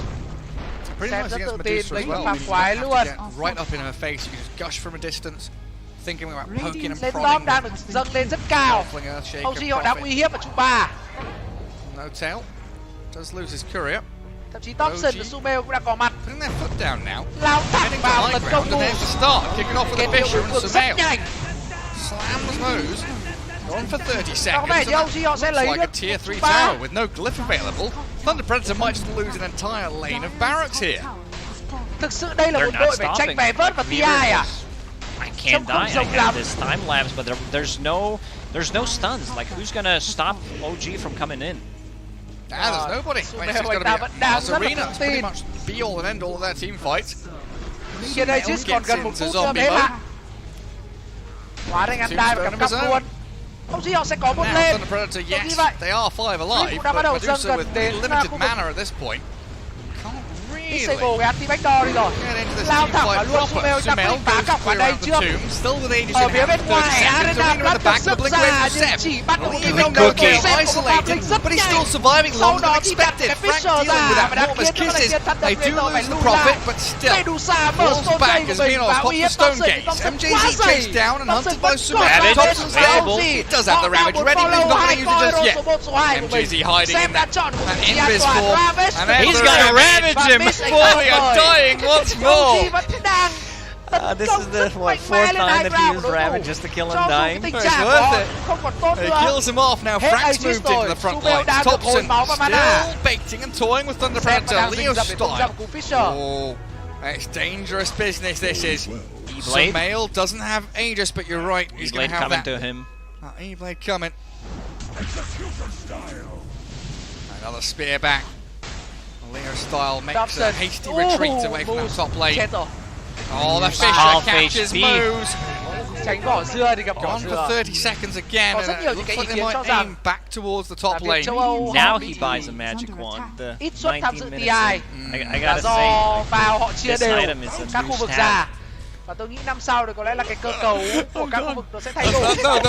That's my TI made. I don't need anything else. I don't need to watch grand finals. The cost makes a part of it. It's done. Bloody hell. TI ở châu Âu vẫn đang có một Where do you come up with these? JJ's in tears! On the spot, Gary, on the spot. So Medusa is building any cheap damage item that she can get. She's just building into Crystallis.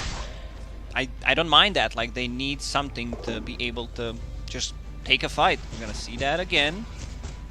Very interesting. Like, he could have used it on Medusa, maybe even. Oh, it wasn't ready yet, my bad. Like, Thunder Predator họ đang rất là thiếu sát thương. Still not ready. Đã sở hữu cho mình was ready. Undying Fate with his life. Trở nên quá dày, quá cứng cáp. Not going for the back lines, focusing on the right target. There it is. Ravage to secure the kill. Well, again, it's another classic OG map maneuvering here. Taking out that top lane of barracks, now focusing on that mid and bottom lane as No-Tail hides in the trees, gets a good observer ward down, and Saxa in an aggressive position, but always has this cookie to get down to low ground if need be. Also a force hợp lý hơn trong top lane như thế này nữa. Push people out of the silence, Saxa kết hợp cùng đồng đội tấn công if they try to focus bad hunter Leo style. Saxa's trying to solo Leo style right now. E-Blade comes down in onto Frank, but Saxa does phía bên ngoài thì Miss anh ta bị giữ chân. Sumail turns into Weaver. Và đã bị tấn công bởi Thompson. Thompson có vẻ sẽ phải lùi ra thôi. Cọc của Miss được cắm ở một chỗ quá kín và OG không phá được cọc. Đừng mong có thể combat ở trong tầm ảnh hưởng của anh đây. It's Moose on the Weaver. Plus Sumail on the Weaver. Weaver on Weaver, catching out No-Tail, but here's another Ravage in from Thompson. Saxa on his back for this, and they kill the Weaver off. The real one, not the Sumail one, as Mortimer's Kisses land in towards Minos. TP falls down, any stuns, any catch, nothing. Cancel the TP. But Thunder Predator losing out there. Mars on Weaver. Roshan may respawn in 5 seconds. We'll see if it's going to be a long spawn. Agadam's about to be completed in Thompson, so it's going to be more slow, more minus armor. Tiếp tục ăn lên mid 45 seconds. Mà không vấp phải nhiều sự cản trở đâu. All lanes controlled by OG. Top shoved in. Mid lane is forced to glyph. They're gonna have 3 Aghanim Scepters done pretty soon. In the previous game, they went like their big time was 3 BKBs. This time around, 3 Ags. Once that Aghanims is done on Morphling, we're gonna see the good old school combo with the Earthshaker. Double Fisher, double Enchant Totem. And this is also the second Roche, which will drop the shard, so gonna work even better with the Fissure. I don't know about you, but usually when I see a Medusa draft, I feel like, okay, 20, 25 minutes in, she's going to be able to walk down a lane somewhere, have the team behind her. You're talking about Medusa winning the game. Đầu theo của Solar Crest và Hunter cũng lên về đây. Phía trên thì bên phía OG họ tóm đến Leo Style. Leo Style trên đứng rồi. Leo Style. Dưới đây Đầu theo cũng đã thích đi về. Back to Fountain he goes, 40 seconds without the Mars. Họ nhận ra nguồn sát thương chủ yếu của Thunder Predator đó là sát thương vật lý. Cái bên đa liền được lên. Sau đó upgrade Solar Crest khiến cho bên phía OG họ trở nên quá cứng cáp. Saxon. Di chuyển rất lẫn lẻo và đã thoát khỏi được một tình huống truy quét của OG. Still has a time lapse if he wants to use it. Trying to buy time. I think at this point, this is something that Moose must do, even if it means him dying. Needs to buy time for Medusa. But OG already making a move. Miss anh ta có creeper kẹp và bên phía Thunder họ đang cố gắng để di chuyển ra. Đâu Teo bị kẹp và anh ta bỏ mạng lại. Nhưng Minos cũng đã tung ra Stone Gate. Sumail anh ta sẵn sàng quay trở lại combat bất kỳ lúc nào rồi. Sumail anh ta quay trở lại combat. Sumail lao thẳng vào Silent của Night Stalker nhưng khả năng tổn đam của OG quá mạnh. Xem lao vào Minos và tiếp tục là những pha stun bất tận của bên phía OG. Minos giữ chân lại rồi. Caught inside that arena spear. Leo Style takes him down, but there is nothing that can handle Sumail at this point. Now Dobson comes, Ravage available, Medusa very low on mana, only 300. He's trying to walk it in. Moves back, still not going to be able to withstand the onslaught from OG.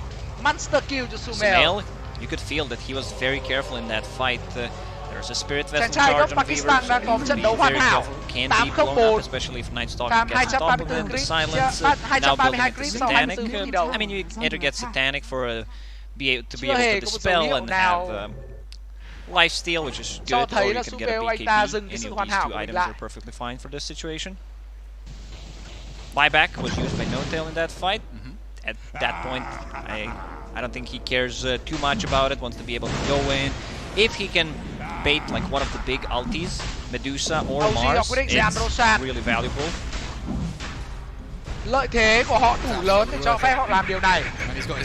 Cách rất công khai. Roshan for OG here means that Sumail is just going to be able to so freely play these fights with the enchant totem jumping. Hand him over the Aegis.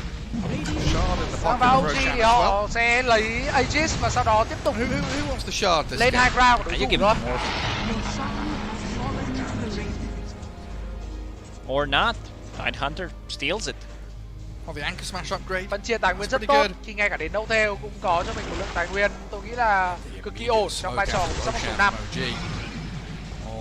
Các thành viên của Thunder Predator họ vẫn đang muốn tấn công đấu theo nhưng mà nhà cửa của họ thì đang bị tấn công. Moose vẫn đang đuổi theo. Hai support của Thunder không về đến nhà mà lại đang muốn tấn công vào đấu theo. Dobson họ lấy luôn lên top. He's got that anchor smash upgrade Họ and đang he's có got xu the hướng dragon tấn công luôn vào mid lane. Move straight in there. No-Tail's cutting wave bottom, so they'll be able to maneuver themselves down south if they want to continue this push. It's so much damage on the towers. Yeah. Trang bị tiếp theo không phải là BKB, especially with the dragons, mà đó sẽ là Satanic. You can't stop Dobson. But OG wants to take it a little bit calmer for now. Just slow things down a little bit, make sure that bottom wave does move in towards the bottom lane. And Thunder Predator. We talked about desperation smokes in the previous game. This could be it. Frank. Dark Ascension, jump in towards the back lines. That's a good goes out there as Leo Style Mars Arena, but doesn't really catch anyone bar Seb. MC's already been taken down by Dobson. Smells kills for that echo. with the echo slam from Seb. Takes down two. They do have a couple of buybacks, but Dobson ravaged the Medusa. Mortimer throws the lava kisses across towards Thunder Predator, and Medusa's down for third. 70 seconds. I would not be surprised if they just call it, even though they have Medusa in the team. They can actually end the game with the Anchor Smash and the Dragon Scale. They have enough damage. 2 enchant totems. That's they can just end the game. Medusa, no buyback. She bought components for Scotty.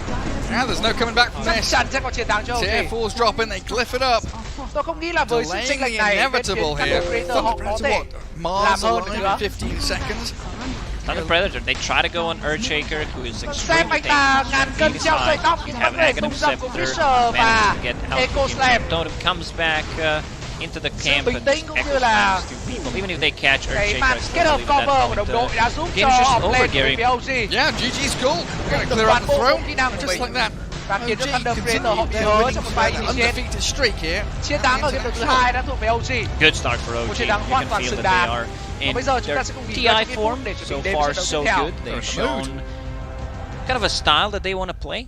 Get anything that can amplify your carry in this particular game. It was No-Tail, he gets Solar Crest, and then you get Earthshaker. Just as a pick, eventually Morphling will get the Aghanim Scepter, so you have the double Fisher, double Enchant Totem. I believe everyone who played Dota has seen this combo multiple times. Yeah, and it always feels good as well when a player playing from ahead, behind, and indicating they play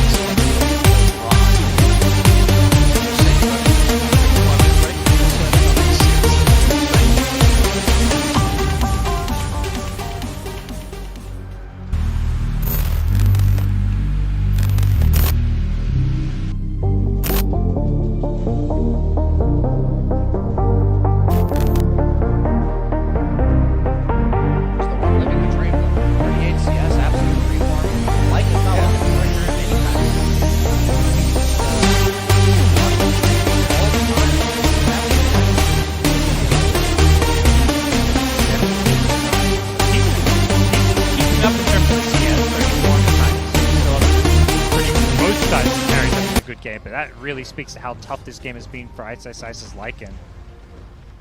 And it doesn't feel like the decision that roam around in this Mirana has really paid off. He did get those couriers, but outside of that, hasn't found those kills with the khu vực sẽ phải thay đổi. Tôi đang khá tiếc cho những đội nhà Tundra như là Nigma khi mà họ phải ở nhà. Thì rõ ràng là những đội mà đánh vé vớt của châu Âu vào đến đây đánh với những đội mà đại diện khá là xuất sắc của Nam Mỹ vẫn đánh hay. Ê, he's been dedicating pretty much all of his resources in terms of lane impact to this mid lane. So the fact that, like, what we're seeing that death cause is the net worth disparity between Arteezy and 23 Savage. Because 23 Savage is not spending any resources combating heroes, which means all of his mana, all of his itemization is geared towards accelerating his farm. He's spending flat cannons to farm, he's buying items. Thế mới thấy là câu chuyện là ở khu vực châu Âu nó khắc nghiệt như nào. Các đội đến từ châu Âu đều thi đấu rất là hay. Support kill, but that's fine with me. Throw it out. Yep. Not killing an Ember when he's got those remnant charges. So. Trận đấu tiếp theo mà cái luồng này sẽ bình luận sẽ là trận đấu giữa LGD và Team Spirit. Đại diện đến từ Đông Âu và một đại diện đến từ Trung Quốc. Will farm faster than him if you're not. Tranh thủ mình sẽ đổi title. She's gonna do. He's gonna stack it up. Gonna get an invis rune. Probably just gonna use it for mana. Savage going for the Crystallis, the casual Crystallis before the axe. Feels pretty good. 35 damage for, like, if you're ignoring the crit because the crit doesn't apply to your flat cannon. For 1900 gold, it's honestly very cost effective. See how long he can stick around this top lane, as it does look like EG are considering a bit of a movement towards it. 3 heroes headed on up there. They're going to find Whitemon instead. Crit's not on point this game. Yeah. He needs to spam more of that really. Thật ra câu chuyện là như này các bạn. Tức là cũng còn quá sớm để khẳng định chuyện gì, mà tôi có một cảm giác như này. Tức là TI là một giải đấu ngắn ngày, DPC là một giải đấu dài ngày. Nó tương tự với những bộ môn thể thao khác, nó sẽ có particularly well known for the Mirana. Like, think of like the NADPC, there was a lot of Quincy crew MSS loved to play the Mirana, but not a hero that saw crit on all that. Moonmeander also OG Nigma là những đội tôi nghĩ là rất mạnh ở thể thức ngắn ngày. Vì sao? Vì on the other hand, this is like right up T1's alley có sự sáng tạo. Support. Nhưng mà sẽ có những đội rất là mạnh trong thể thức dài ngày. Ví dụ như Alliance. Bởi vì sao? Họ có sự bền bỉ, họ có tính kỷ luật và họ sẵn sàng. You see Carl jungling and you see 23 Savage jungling while the supports defend their towers. This is par for the course for T1. Yeah, they love giving Cuckoo these good games. He's such a high impact player. I mean, he's a mid laner who switched to the off laner, and if he can have a good game, I feel like a lot of T1's success is kind of tied to him. Even though the overall big game plan is to, you know, let 23 Savage farm and play for the late game.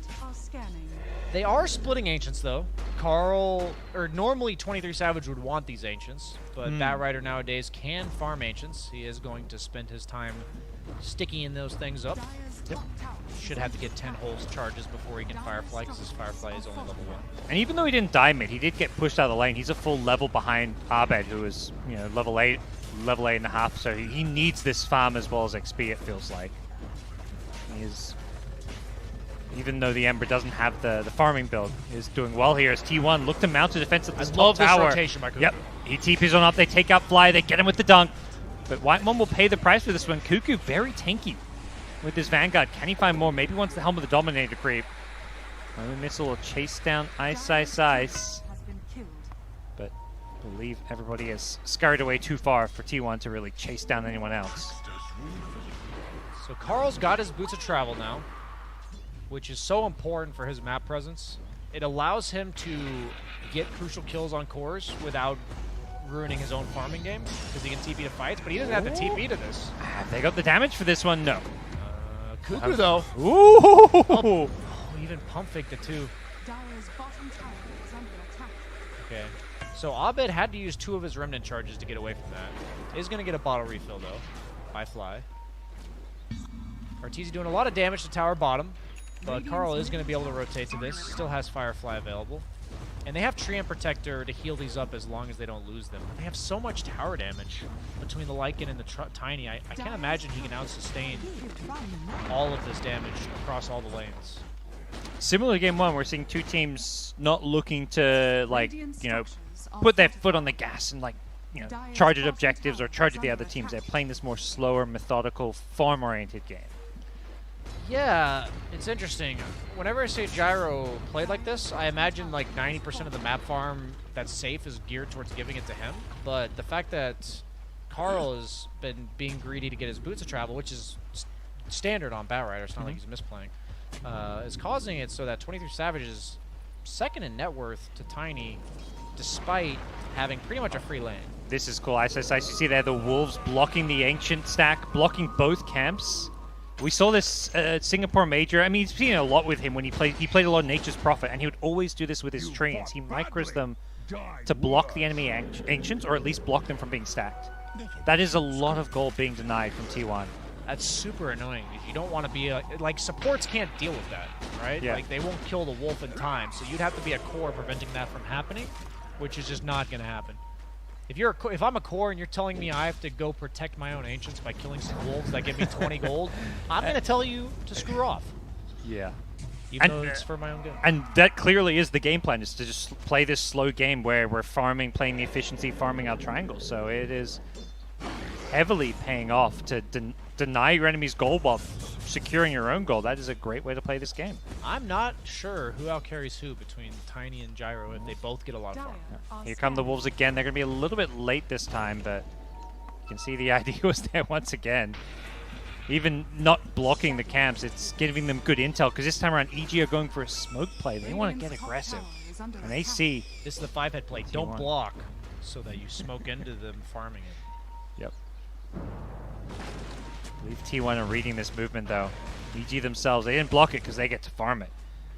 TZ. Haven't seen too much from him.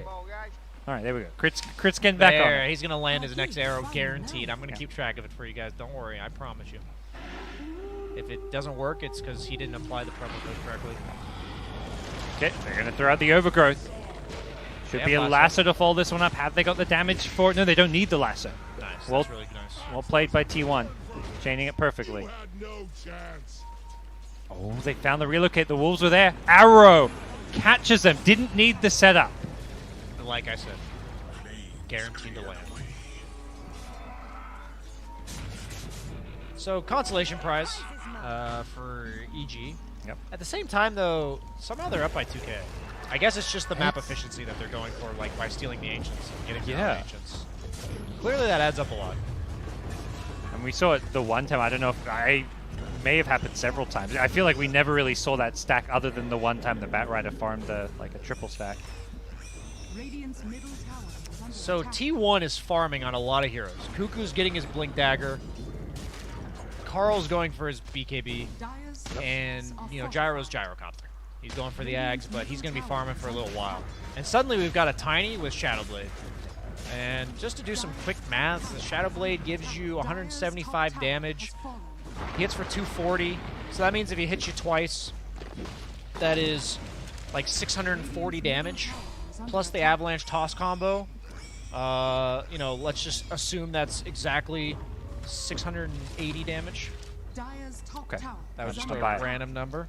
That's a lot of damage is what I'm getting at here. That's some NA, man. And a lot of heroes on T1, if alone, will die to that. Honestly, all the course, I think RTZ plus even just like a Sleight of Fist would be good enough to finish them all off.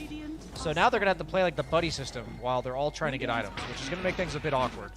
And if they bleed 1 or 2 more kills, it's going to bleed into more and more kills the way heroes like Tiny work.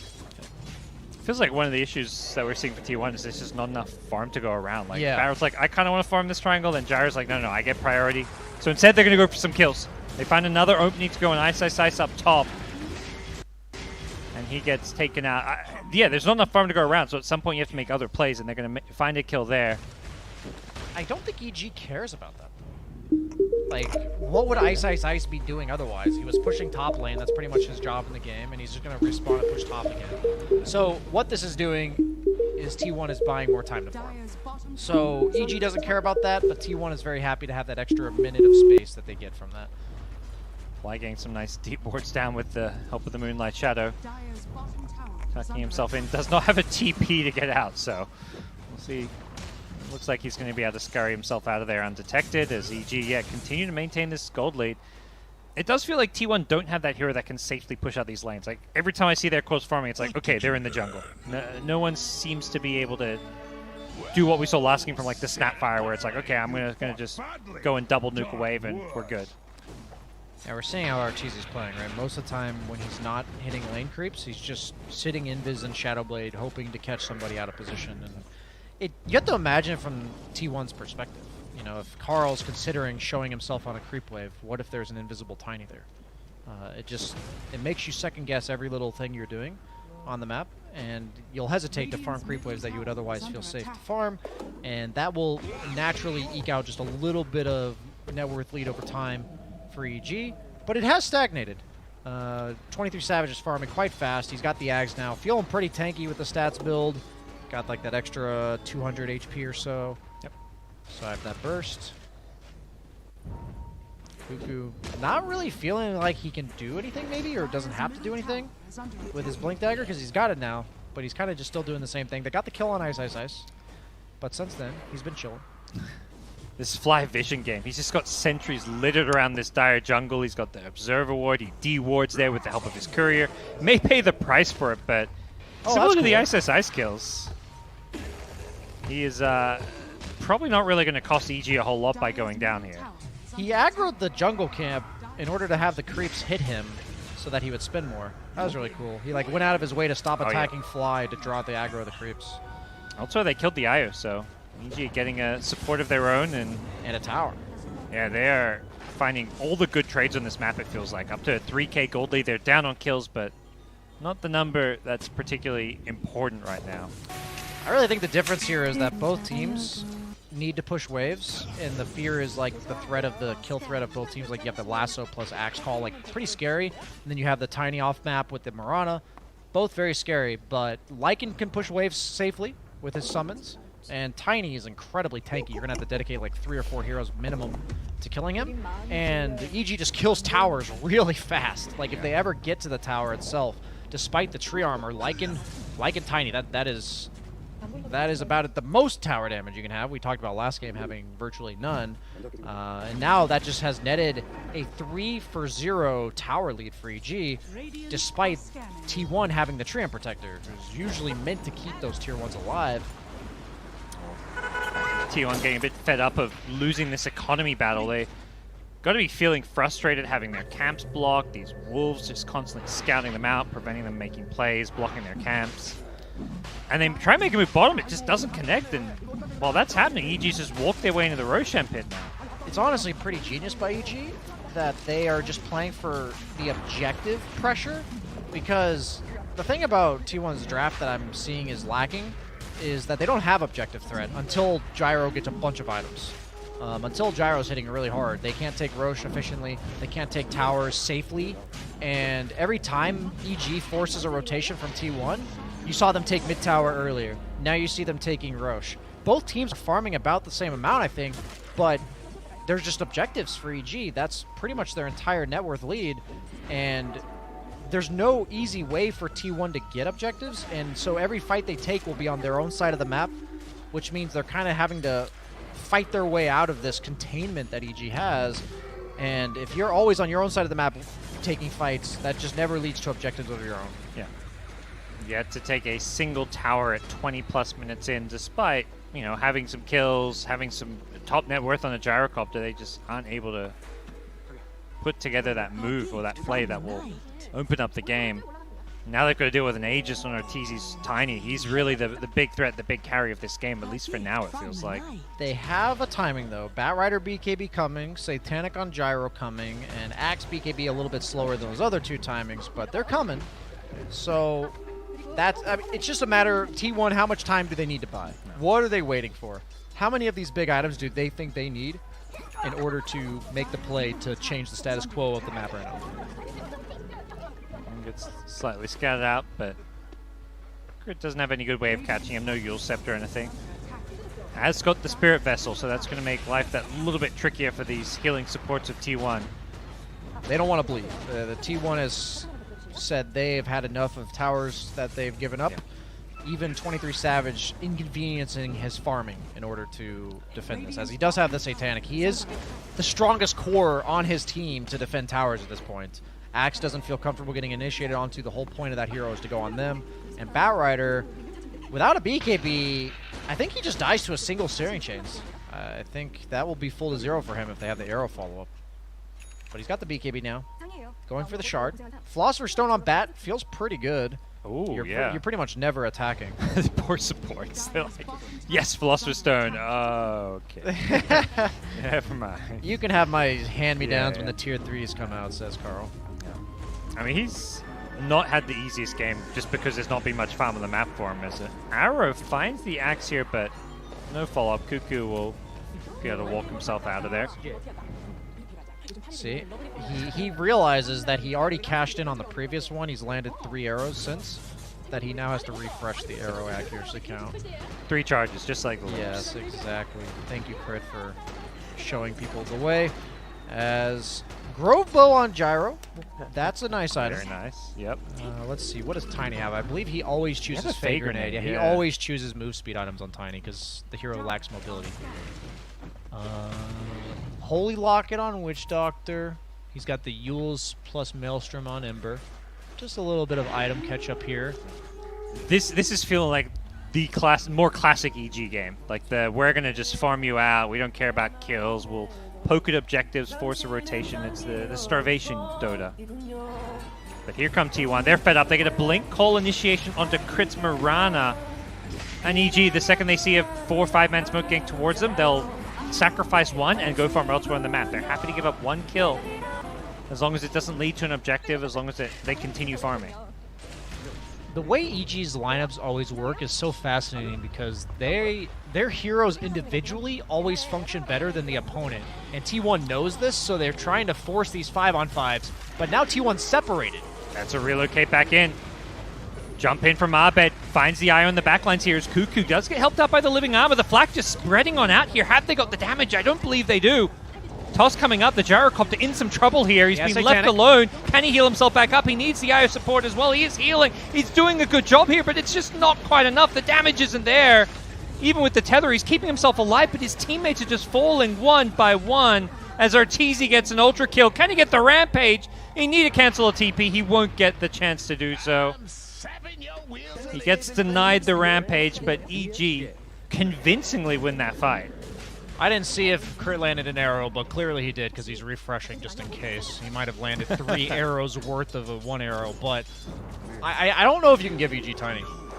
Yeah, this hero is a skirmish hero.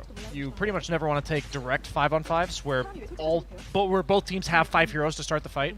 That was such a cool move by them because what they did was they knew T1 had to make a move. T1 made the move. They found somebody on EG. EG just ditched them. Like they just said, "Hey, Crit, you're dead. See you later." And then T1's not just going to sit there holding each other's hands, so they separate, and EG immediately punishes that. Yeah, and they run at them so fast. You've got this Aghanims on the Lycan now, so the Wolf Bite onto the Tiny can just be so powerful here. As T1 getting very low, that Ember chip and harasses. You can't run when there's this Ember in the game. So, only thing I can imagine that's scarier than a Tiny, like, killing you is a Tiny that crits, like, 70% of the time for 200% damage trying to kill you here, as we see that exact thing happening here. Yeah, you see this Wolf running at you, and you're like, wait, why is he stunning me? What's going on? It does make him melee. We were wondering about that earlier. Okay. So Tiny, even with Tree, you don't see him holding it, but he still has all the bonuses of Tree, but he is the melee range. Yep. So it's not as broken as it theoretically could be, but the fact that Tiny hits for 360 and then you're making him crit almost every hit is And you've got that terrifying. movement speed, so you kind of make up for the lost attack range. Yeah, and we're seeing a lot of Tiny just go for this Moon Shard. And Gyro and Tiny nowadays kind of carry in the same way in regards to eventually their be-all end-all is to stand still hitting buildings and dare you to go on them. And just say, we're going to dump out so much damage when you go on me that if you don't go on me now, you're going to lose all your buildings. And Tiny seems to hit that threshold like 10 minutes earlier with like 5,000 gold less than Gyro needs, which seems to be the problem with the hero and what makes him first pickable for EG in the draft. EG flipped on today. They are having a fantastic day of Dota. Does it feel like T1 has messed up? I don't feel like they've messed up. It feels like a very strategic defeat so far. It's not over yet. They're looking to mount a defense of this tier 2 tower, but the Batrider just gets chased down by the Arteezy Wolf Tiny. They are just getting herded back to their base. Wait, is he melee or not? I can't tell. Yeah, he's that looks pretty pretty melee. far. Triple kill now. This time, can he get the Rampage? He gets back to the high ground on the Io. The chase is on. Abed wants to finish him off, but he gets nice, well and truly back to safety there, as this is feeling pretty hopeless for T1. They just felt like they couldn't do anything this game. They were up like 8 kills to 4 and just nothing happening, but this one has not felt particularly close. I think this game's actually over. Gyro's dead for 30 seconds, and EG think it's over. They're hitting tier 4s. They're going for Throne. If you weren't aware, Tiny will kill your entire base in 30 seconds. Yes. That's cool. Well, you've got to defend your Ancient, and T1 They are not going cannot. GG is called, and EG secure themselves their second 2-0 of the day. They've still got one more series to play, so it's good to play 3 series on the day where you're playing your best Dota. As for T1, I'm not sure if they have another series today to play. I know EG had 6 games, but they're going to at some point need to just reset, because they're playing decent Dota, especially game 1, but it feels like maybe strategically these other teams have figured something out that they haven't. Yeah, coming into this game, I liked the approach of both sides, and I didn't see any clear screw-ups from T1, and that just tells me that EG's draft was, strategy was superior in this specific game. I feel like the first game was a lot about who out-executed who, and I feel like EG just didn't mess up, really, and T1 tried to take the openings that they had. They farmed up the items they needed, the BKB, the Satanic, they had the Axe Call, they got the initiation, but EG would give them a Lycan kill, right? Top lane. They'd give them a Mirana kill, and then just back off, and T1 was losing consistently on the map and then not getting enough every time they went for a play. And EG, that's just textbook EG. Yeah, it was just very clean. There was, at no point did it feel like they were under any pressure. But we'll see what T1 do. Well, I mean, last thing I'll ask, Axe, yes, no? Do you want to see more Axe? Do you feel like this? I mean, not against Tiny. I feel like Tiny kills you before you kill him, even if you call him. Okay. It sounds super... if Tiny's not a hero you want to put yourself in front of. You kind of want to kite him around and force him to use BKB or even just a combo defensively, All right. Well, that does it for this game. We've got another fantastic series up next. Secret versus Beast Coast. Europe versus South America. Secret, I believe, 2-0. They crushed their first series against Team Spirit. Beast Coast, not too sure. We'll, by the time we come back, we'll hopefully know. So we'll see you guys then. More Dota 2 coming your way.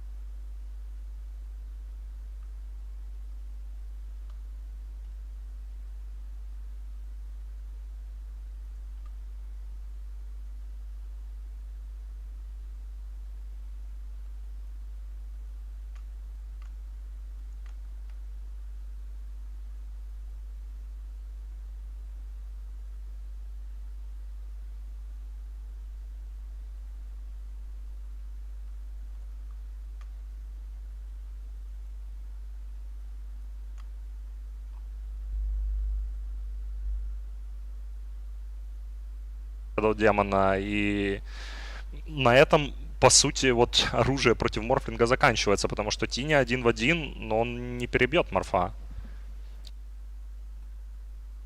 Да, но мы сегодня смотрели игры с Quincy Crew и прям очень легко смотрелись LGD. То есть они там позволяли себе дайвить, куда-то врываться и победили, ну, так, играючи. Посмотрим, как будет здесь. Команды, опять же, играли друг с другом. LGD хорошо знают Spirit, Spirit хорошо знают LGD, но тренировки тренировками.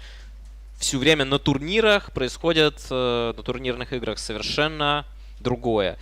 Ну и, конечно же, явный фаворит здесь китайская команда. Вообще, наверное, большинство... Ну вот как думаешь, вот у тебя LGD топ-1 фаворит этого энда, вот в целом? It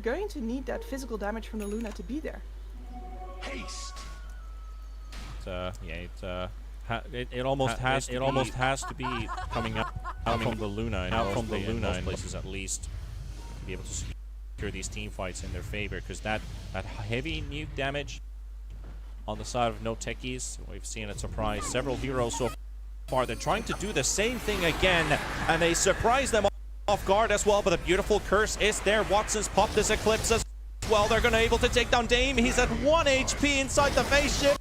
He gets out with the BKB being used, and he's gonna walk out. He's not gonna fall at all. Dendy's down. The Titan's is dead as well. No Fear lives though for at least a few seconds until Dame comes in for the snipe, and now Watson is gonna need some backup, but he does have that Satanic and a buyback coming in from the Winter Wyvern as well, forcing no techies on the retreat out of this engagement. They forced 2 buybacks. They've dealt the damage onto Bait.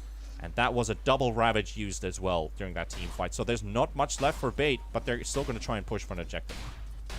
Yeah, they're going to have to get something out of this, especially with the buyback spent. You can see the puck there doesn't BKB, nearly pays the price for that engagement as well. So he's actually going to go into an Aeon Disc. I like that he went for the BKB instead of the Aeon Disc first, but I gotta say, it is such a useful tool for cores that just need to not die right now, that I don't blame him for going back for it whatsoever. Yeah, that BKB pickup allowed him to walk out because Luna wasn't able to get a Lucent Beam off, which would have easily been the end of puck there. Throwing in an ulti, just a bit of casual harassment onto the Tide, but he realizes this has happened a couple times. He's being hit by the Hoodwing ulti, so he just walks out. Doesn't want to get sniped this time. 2 towers for bait. Roshan, 2 minutes minimum. And they're going to be ready for that. They have the Aghanim Scepter over on their Nyx Assassin right now, so this is what's going to make sure that they have that huge amount of area control with the Leshrac. Lesh going for an Aeon Disc himself, by the way. Dendi has not been having a fun time with that enemy Blade Mail, so... No. I think it's a good pickup for him. Again, just like the Puck, the only thing he really needs to do is to survive the initial phase of the fight in order to actually be able to pick and choose who he deals his damage to later. Because right now he's got a big target on his back. Yeah, that's true. They have been running into this problem of who's going to win the team fight in the first 5 seconds. So all these BKBs soaking up all that magical damage on both ends, and looking for how do we get these big ultis off. On the positive side for Bait, they still have that BKB piercing ulti, being the Winter Wyvern. Connecting it on a primary superior target like they did on the Puck, it was very close that it actually paid off for them. But if you get it on a Spectre, for example, Spectre takes a lot of damage. Keep your distance. Initiate with the Ravage, the secondary Ravage right after. Never get to use the Blade Mail or anything. Those are key points, and it kind of gives an edge for Bait. But no techies, they see one hero quickly, they snipe him out of fight, they can disengage or start to take a 5v4. So there's that. Yeah, that's exactly the picture of the fights here. If it's a full 5-on-5, Bait definitely have the advantage. But as soon as no techies can blow someone up at the start and disengage again, it's very hard for Bait to actually chase without over-engaging. Their heroes, if they're in, they're in. Took a moment there to watch the Nyx Assassin's office has been set up in the mid lane. Love the Aghanims. I really like the thing that you can always Vendetta in and out from it. Keep your vision. If it didn't have the capability to move invis after it's broken, it doesn't feel like anybody would actually buy it. But Vendetta's been tinkered with a lot in the last few years. It has. Kind of missing the break on it, but you know, that was probably a little bit too much of a good thing. It's true, it's true. Also, the Nyx Shard was a big thing, like, well, that was last year's meta, basically. All the Nyx Assassins would just go for the Ag Shard first item, 20 minutes, basically. Have that crazy movement speed, and able to play aggressive. What do you think, by the way? Like, is aggressiveness still the key, or do you feel like counter initiators are going to be the new meta? I think with the amount of healing that we have right now, aggression is good if you're the first one who blows people up. It's always going to be a risk. And I think with Aeon Disc being so strong right now, with heroes like Winter Wyvern making it so difficult, what you're really going to be looking for is the vision game. If you have the superior vision game as a team, you can still be the initiator and blow up. But as you can see here, from both Bait and Noteki's side as well, they've both had multiple engagements where if they don't get the targets down that they need to be down, you lose the entire fight. Yeah.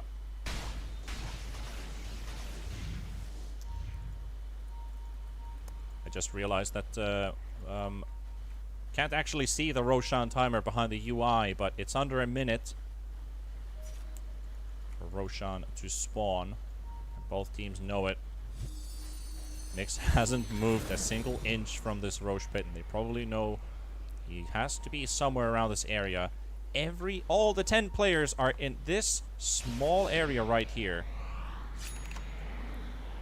It's not like everybody's clumped up as a team, but you can see like there's still a lot. They're very spread out. Now they're starting to stack up again. Focus is scalding a lot. He knew Denny was in those trees. Oh my god, I think I might have just choked on something I must not have eaten, because Puck does a beautiful Ravage dodge, and it's the end for Bait pretty much here, unless they're able to turn this around. They've got the Spectre out. Focus is also dropping low, because Watson and Dendi, with the BKBs, they just stand their ground, and the secondary Ravage was a lot better than the first one. Dave still goes into the backline. Dendi heals up with the Bloodstone. Meanwhile, they're going to take down Solo, and Focus also with being out. They're just running out of firepower here. Excess Vampire might be able to get a little bit in. Day wants to kill off Dendi, but the Coconut, or the Acorn in this case, takes down Dendi. And Dame is the only one to run out, so what a beautiful start for No Techies. Ended up being even better for Bait to turn around. That's a little bit of inexperience there. The Spectre running straight up into the high ground when you know there's a second Ravage, when you don't actually have a BKB or Vision. It's hard to expect that you're gonna live there. I must admit, I just went speechless for a moment there when I saw that Pog dodging. Like, you see the arcane rune, it's like, oh, gimme, gimme, gimme. And then you see 3 people show up out of nowhere. They know exactly where the next assassin is. It's gonna be a tough bite. With all of this burst damage, they're able to take him out. And Nyx is gonna have to buy back into this, but at least they know Roche is now being taken by No Techies. Lion is gonna be up in 3 seconds as well. There's no tower to TP to except for the mid-tier 2 tower. It's gonna take a few seconds for him to arrive. Dendi. Aeon Disc will pop from the Bushwhack. Watson. Roche is very low, 1000 HP. They realize it right now, and they're going to be able to take it. The H will be taken with the spec, but the Watson is going to come in and take all of the rest of the stuff from the ground for himself. He's got the shot, he's got the cheese. No Fear is going to fall, however, and they can't get that Winter's Curse off, but they're going to take down the Aegis, and they might be able to take down a second time with the Spectre. The gem is on the ground as well. They will be able to take that for themselves. The Spectre trying to make a run for it with the Blade Mail on. He does get the distance out with the Spectral Dagger. And just like that, it's a semi-skirmish here. Watson able to procure the cheese and the shard while the Aegis gets expended. But on the positive side, Luna still has those items. He used the shard on himself and he has the cheese as well. Yeah, say that's a win for Bait here, especially with the Timbersaw also dying back there.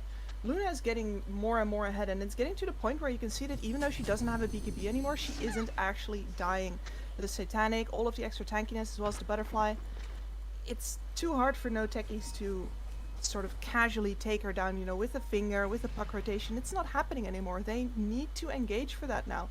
And the Spectre does not actually have the issue to happen. And now they're gonna walk into a trap, and Watson just doesn't get anything out. That's how fast the Luna falls.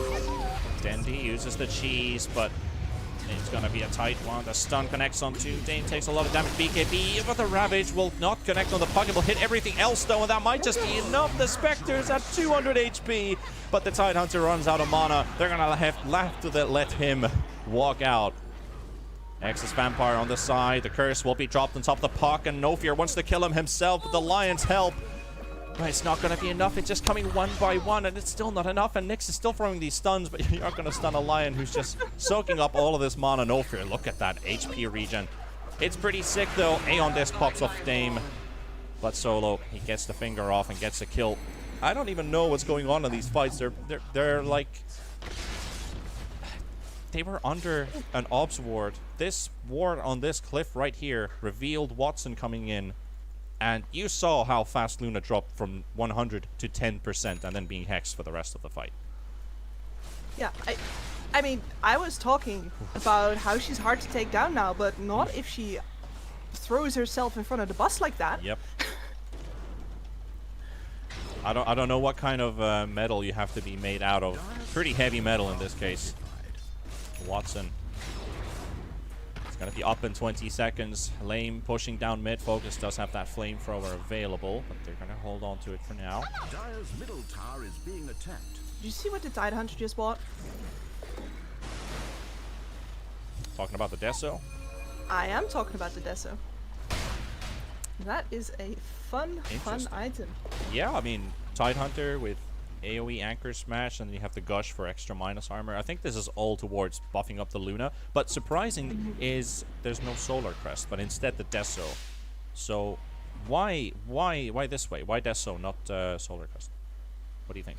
I think it's because the No Techies lineup actually has to clump together a lot in order to deal their damage, at least at some points in the fight. The cores are going to be relatively short on top of each other, so the Desolator is going to do a lot of work there. But it also might just straight up be the idea that, well, we need more damage, I have a lot of farm, I can build a bigger item than a Solar Crest. Yeah. Well, I'll agree with that. as we see the smoke coming out with no techies. Without the Spectre, Spectre can always haunt in, but look at how they're clumped up. They're right next to each other's, and that Ops Ward. Okay, they're gonna play preemptively. Nice play with the Eclipse coming in forward. They have the Ravage, and Spectre's falling though, and Lame is out for 125 seconds. No Spectre. Solo dropping low. Watson getting the damage out, and with all of that minus armor, easy to take down this Lion. 2 heroes down. And Excess Vampire, he's on the run now. He's got a TP out if he wants to make it out alive this time, but Bates, they played it better. They did beautiful read of the situation there from Watson, just popping that Eclipse, knowing that they were incoming, and in fact could not get out again in time with that Spectre. Was absolutely gorgeous. That definitely makes up for at least one of his overextensions there. They didn't see the Ops Ward being placed down, but they were feeling something's fishy. However, reactions pay off this time, because they did have the Eclipse come off just before the Haunt fell, so they were definitely ready for what was about to happen.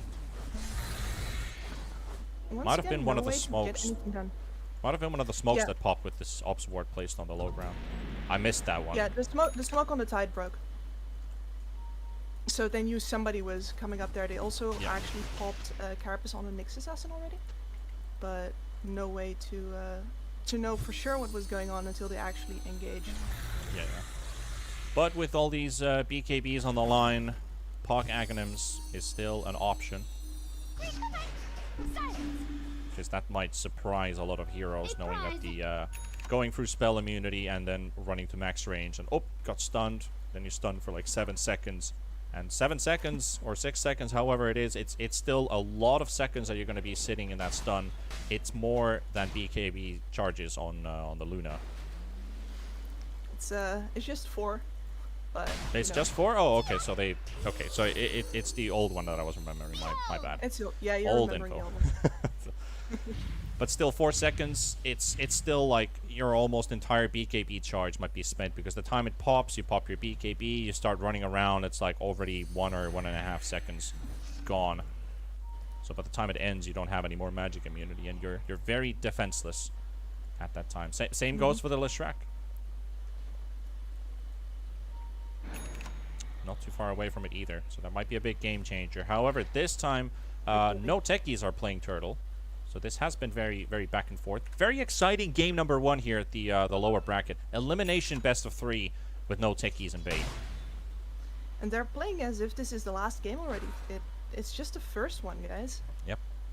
Like you should. Like they're definitely awake. They've probably played some pubs in the morning already and very prepared for this probably most important tournament of their lives. But this Ravage will not succeed. The curse will connect. They're trying to connect onto this Tidehunter. Keep him busy for as long as possible. They might even kill the Tide before the Ravage goes out, but he will get in out just in time. Fogus will fall. Spectre, half HP, in big trouble. Can they help out Lame? Excess Vampire, Solo. They're just throwing in stuns from the high ground, connecting all of them, but the Spectre's still going to get hot. They're going to get taken down, and Lame is out. 100 seconds dead. So is Fogus.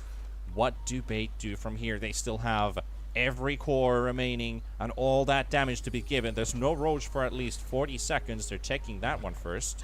Yeah, they're going to have to, but and the problem here is as well, the Puck is still alive. He's going to be cutting waves. You can see Dane right here. He's not afraid of anything. Right under a ward. I doubt even then that they're going to catch him. The TP attempt, and it's almost there. But they take down Watson in mid. We completely missed this as well. Excess Vampire and Solo. These 2 supports just took down your enemy carry. 3.6k HP gone. There goes all your credit, Watson. Wow. Oh no. This is why you shouldn't chase the Puck, by the way. You're A, not going to catch him, and B, you're distracted from other things that might be going on at the same time. The Luna is positioning after one fight, like, alright guys, I'm big boss on the field right now. I agree. But if your team is actually walking away from you... Someone could say grade A distraction, or maybe in this case, the seduction of the Puck, but they left their Luna all alone. I can only imagine what was going on in the comms after that. Is it a big dead silence for a second? You could call it a bait. You could. No, like what happens in the comms at that moment is that there is too much talking. Like they're not calmly discussing, hey, let's push here, but there's people saying I want to push, or people assuming that you're gonna push, and people trying to catch Nyx, or excuse me, the puck. It's like, oh, he's here now, oh, he's here now, TP here, and all of that is drowning out any possibility of actually looking at what's going on with the Luna. The Luna is sort of lost because what he expected to happen, namely, we win fight, me Luna, me Glaives, me push, did not happen. 2 IQ. There was also the what's been funny about this game is it's been one team in the base, then the other team's in the base, and Dame is going in absolutely ham. They find the Winter Wyvern first and the Tidehunter, both big priority targets, and the Wyvern's about to fall. The first Ravage will not hit anything, but can he get a second one off? He will blink in. It does quite some damage, but they're trying to rescue Dendi. Save Private Dendi. He will blink back onto the high ground. Now Watson, with no friends around, will die. Again, with the BKB popped up. The Satanic will buy some time. Maybe a kill here and there as TSA comes in to help as well. They're getting some stuns. They take down Dame, and Dame's godlike spree is gone, and they will not actually even lose Watson. It was just another bait. Just as said, Solo blinks out from this one, and the TP away from the Spectre. This time, Luna died to 2 supports in a 2v1, but in a 4v1, they just can't take him out. This game. This is quite the something, Kips. It doesn't make sense, but definitely No Techies and Bait both have trouble at understanding when the moment when a fight is actually won. They know Roche is happening. The buyback comes in from Puck, trying to make his way as quickly as possible. Nyx Assassin's also there inside the pit. They're going to move the office onto the high ground. Relocating. Yep, relocating office. TSA is just pure business, man. He has just been where he needs to be. That turnaround is because he comes from the back and says, no, stop hitting my Luna. Yep. Solo? Up for that one. Solo goes for the aggressive play. They've got the Winter Wyvern. They're going to take down No Fear. Leshrac has his Aeon popped and the Bloodstone. They're going to keep Lesh alive, but the BKB is still there. Watson also has a BKB available. What do No Techies do from here? They use the burst to take down one. It's a 5v4. Leshrac in trouble. Might just fall. And they will lose Dendi, but Dendi has a buyback and he's going to use it, and he's going to TP right back in as Watson goes in for the reinitiation. Pops the BKB, forces Spectre away. They're going to look for excess Vampire at least, but the Ravage comes out. It will catch the Lion. They will take the supports. But they use buybacks and BKBs and ultis for 2 support kills, and every core from No Techies runs out. Excess Vampire goes for the buyback. They know the importance of this next Roche. There's no Ravage available right now, no refresher for another 30 seconds either. And this Winter Wyvern, they were waiting for that Winter Wyvern, they were waiting for that ult to have the turnaround possibility again, and Solo just assassinates him once again. Beautiful play from him. That really makes the entire fight possible for No Techies at all, otherwise they just don't have a fight. This next Roche is also game-winning or game-losing. The Cheeses and the H's and the Ags and everybody pretty much closing up on their peak. Some heroes are already starting to fall off a little bit with all these HP pools going up. I think that's also a bit of a downside for No Techies with all their burst damage is Bait's heroes are becoming stronger and stronger and harder to kill. So I feel like the longer this goes, it goes easier for Bait, but still the initiation is everything in this game. Lame and Dame. The power duo inside the Roche pit. 1/3 down. Nice blink in from Dame. Tries to force aggression. They might actually get a nice one here. Luna half HP, but the save from the Wyvern is there, but the curse will come out as well. But Lane will take down No Fear, but the damage is already done. Tide, no Ravage is available. They're all getting sucked up by Solo from the river. They do have Lame coming in with a buyback as well, and the Spectre not looking good for Bait here. Dame doing a nice amount of damage. Bogus getting another set of chakrams on top of this Nyx Assassin, throwing in more stuns. Solo dies in the Roche pit though, as Bait stack up with 3 to take down 1 hero out of play. Nyx Assassin falls, goes for the buyback, coming back in. I don't think we're going to have many buybacks left. We still have the Tide on the Luna. Bogus, no mana, no nothing. But meanwhile, they're going into the Roche pit at the same time with Lame and Dame. They can't take Roche down fast enough. And it's a 3 versus 4. Bait might have just secured Roche for themselves. But if anything that this game has told, it's not over until it's done. Oh, definitely not. Lame there. It's so unfortunate that he needs to use the Haunt in order to get vision of that Winter Wyvern, so that maybe they don't need to use his buyback. But the problem is that since he went in with that Haunt, and he had to buy back because he died, he didn't have the Haunt to get back into the fight. He actually tried to TP, and his auto TP went to the bottom outpost, and he cancelled that because he's like in the middle of the fight, everybody's dying, and he's like, no, for fuck's sake, no. Wrong place. Not here. It happens to everybody, guys. Yeah, it does. It does. Luna picks up the Eclipse Agonyms as well, so they can just top that or pop that on top of any area of the team fight, basically, or even out. If somebody tries to disengage, they can drop it. Dame with a BKB, TP's out, and Bait has an 18,000 gold lead. All of a sudden, when it's been so close the entire time, but you gotta imagine that it's not just the items that you get from Rose, which is like a 3-4k gold swing, or the fact that you get a bunch of farm afterwards, or even the buybacks. It's also that the enemy team is doing nothing during all that time. So altogether, suddenly 19k, even though it doesn't look like the gold graph has changed that much on the face of it. Yep, not really. It's been on Bait's side most of the game.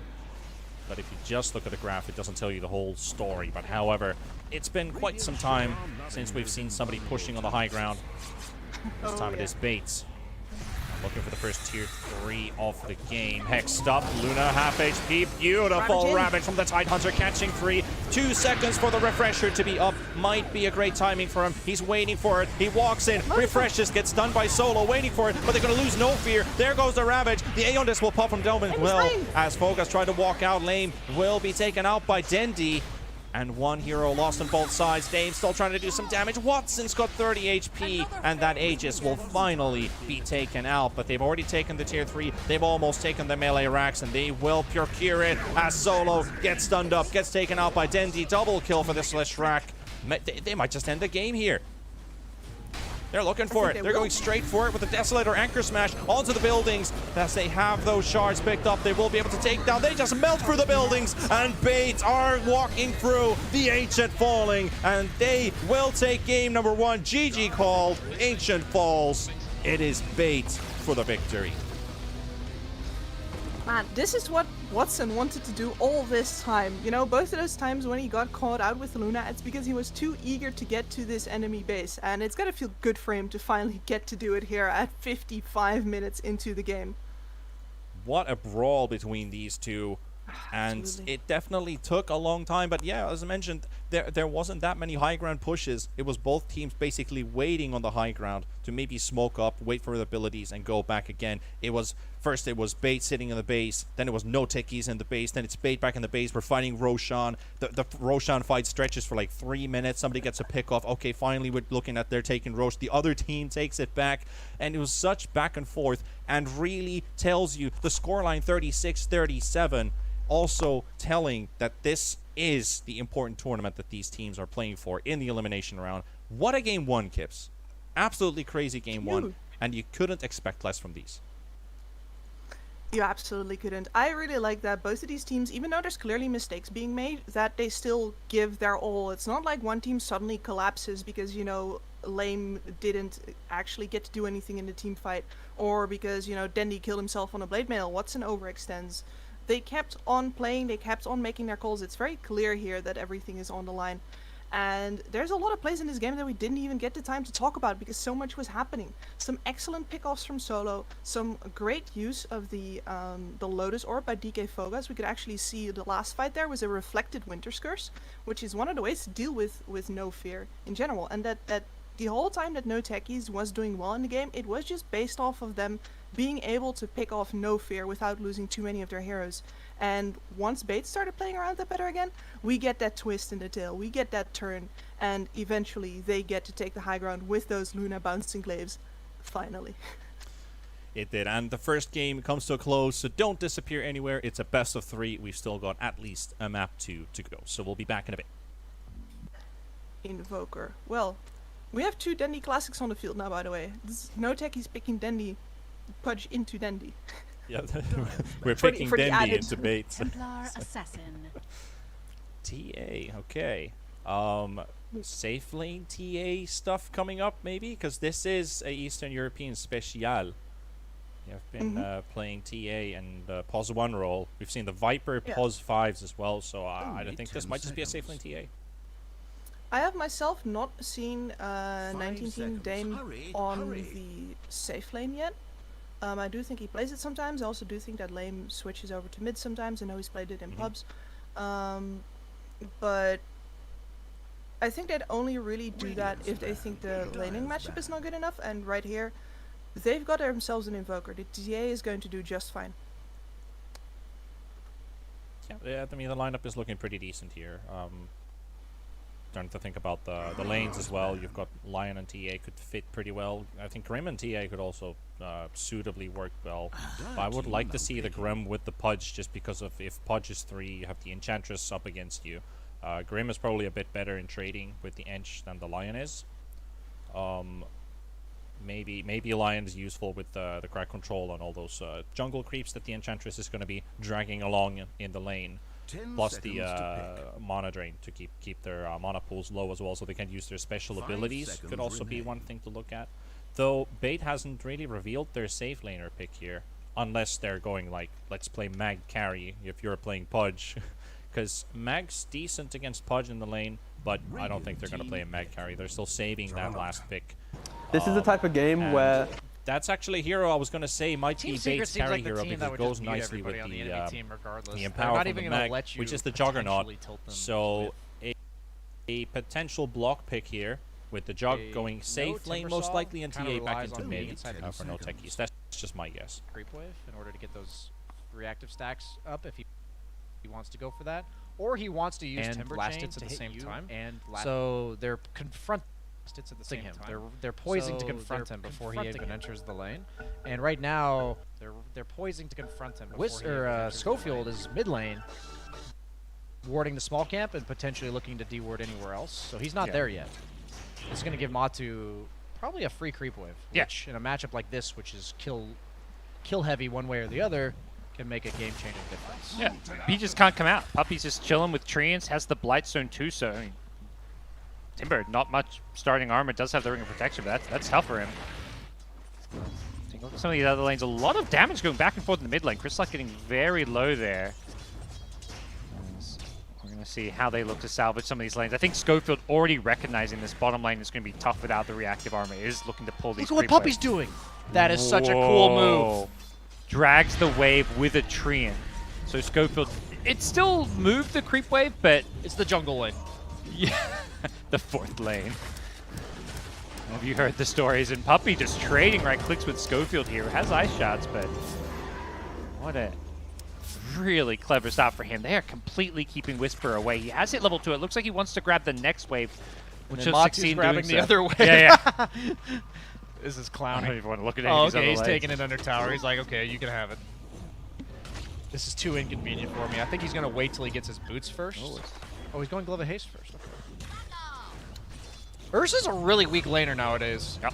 Ursa used to be such a lane dominator, so having a free farm lane like this on Ursa, you're perfectly content with this. All that chaos going on there was a first blood up top. Yeah, they used a vacuum because I leveled it level 2 instead of Surge. Ooh. It feels good to be this good. Looking over at our mid lane, we have ourselves a Puck versus Void Spirit lane. So far, pretty even. Both now going to start going for some of those water runes. Puck, actually, no water rune for you. It feels good to be this good. But he's going to be A-okay. Nice job by Yapster to make sure that Nisha gets the bottle refill up top. You'd think Whisper's busy laning instead of voice lining, but he's been dragging creeps about 80% of the time. Yeah. Doesn't have to focus on the last hits quite as much when he's just running away. Gets a creep wave under the tower now. And good job by Tusk giving him this kind of solo XP. It's still a level 1 Tusk, but Timber's a hero that can really benefit from that solo experience. Back up top, they managed to chase down K1 Hector and get the kill on the Sven. So that's the carry going down. This is a lane, I said I thought they would win level 1 and 2 on the East Coast. Like, if they were going to pull ahead and dominate this laning stage, they Solo would be winning by now. They've back had up 2 top. kills already. Yeah. They managed to That's chase down that's very concerning. K1 Hector. To me, because Darkseer, the thing about it is, can you kill the Ion Shell before it kills you when it comes to farming, right? And if you can't, then you're forced out of lane, which means that the Darkseer will free farm, he'll eventually take your tower, he's going to set up easy dives because he's got heroes like Puck that can conveniently rotate, a support Nature's Prophet that can TP behind your tower and summon trees. I think these early deaths indicate a very early loss of the tier 1 tower when the Nature's Prophet sees the time to change. Like, maybe the 5-minute catapult might be the time. And a mid-hero like a Puck is a hero that's more than happy to get active too, I feel. So we could see that Puck make those plays to make sure you secure towers or even get some extra kills along the way. Doesn't necessarily bode well for Beast Coast just yet. We'll see if they can find a way to salvage things. If the Timber does get off to a good start in terms of getting that solo XP and some early items, he's going to be the one that needs to defend those towers. The seeds of fortune. Dire structures. Oh, a lot of back and forth mid here. Nisha's getting a little body blocked here. He's begging for that high 5. Ooh! And he thought he'd get past the tree. Yeah. That look, I mean, it was one of those things that looks kind of bad, but it was probably just like a 0.1 second longer, and he would have jaunted over the tree. Nice solo kill from Chris Luck.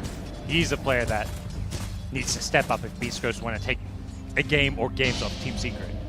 They were already down by 1k at 3 minutes into the game prior to that solo kill, and we talked about the momentum that Secret's lineup has early to mid-game, as Stinger might be going down again. Gets vacuumed back in, nice stun from the Sven just to save his support, but they feel great. And yeah, the Iron Shell just constantly getting low here. They haven't got any salves, they're out of regen.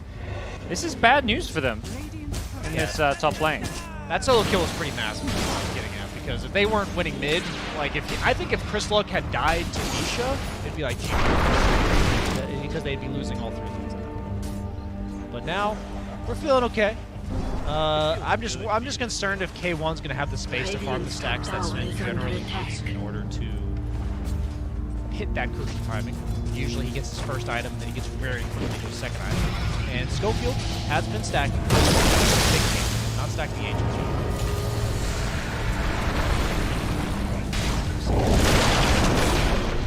Makes it over there. Voiceberg looking for another kill. This is Sable. Make his way back out there. Not sure he would have had the damage to kill Nisha. He did have the raindrops out, so just like using up one of those astral steps. And AOK get level 5 to the level 6 of the Voiceberg. Has been a little bit careful for now. Ended up doing Damascus Madness after the trips.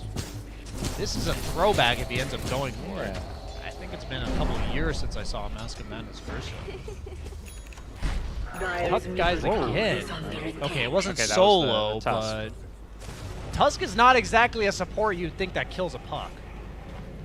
Here comes the move. We kind of talked about this potentially happen with the Nature's Prophet coming up top, and Yaps are getting very low here. Does die to the creeps in the end here. Is the Iron Shield damage going to be enough to bring down Stinger, but not quite the outcome I think Team Secret were hoping for there. Freeze. For Zai, who this could go for a TP out. Can he get him with a snowball in time?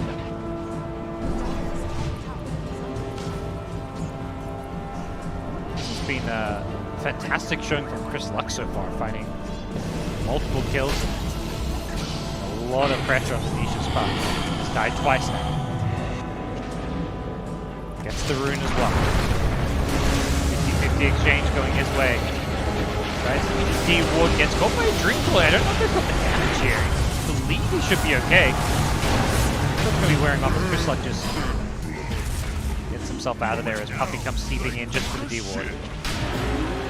Did force him to pop the Structures are fortified. They are going to threaten his tower. They brought him down to half, and now he has to be a little bit concerned, but really nice creep drag by Scope. Catapult will die. Really good awareness by him that his board just needs a little bit of help with that catapult. Huge amount of pressure represented by these catapults, but East Coast are going to threaten the tower. They brought him down to half. Even the top tier 1 tower is like almost full health still. That's a tower. Nice creep drag.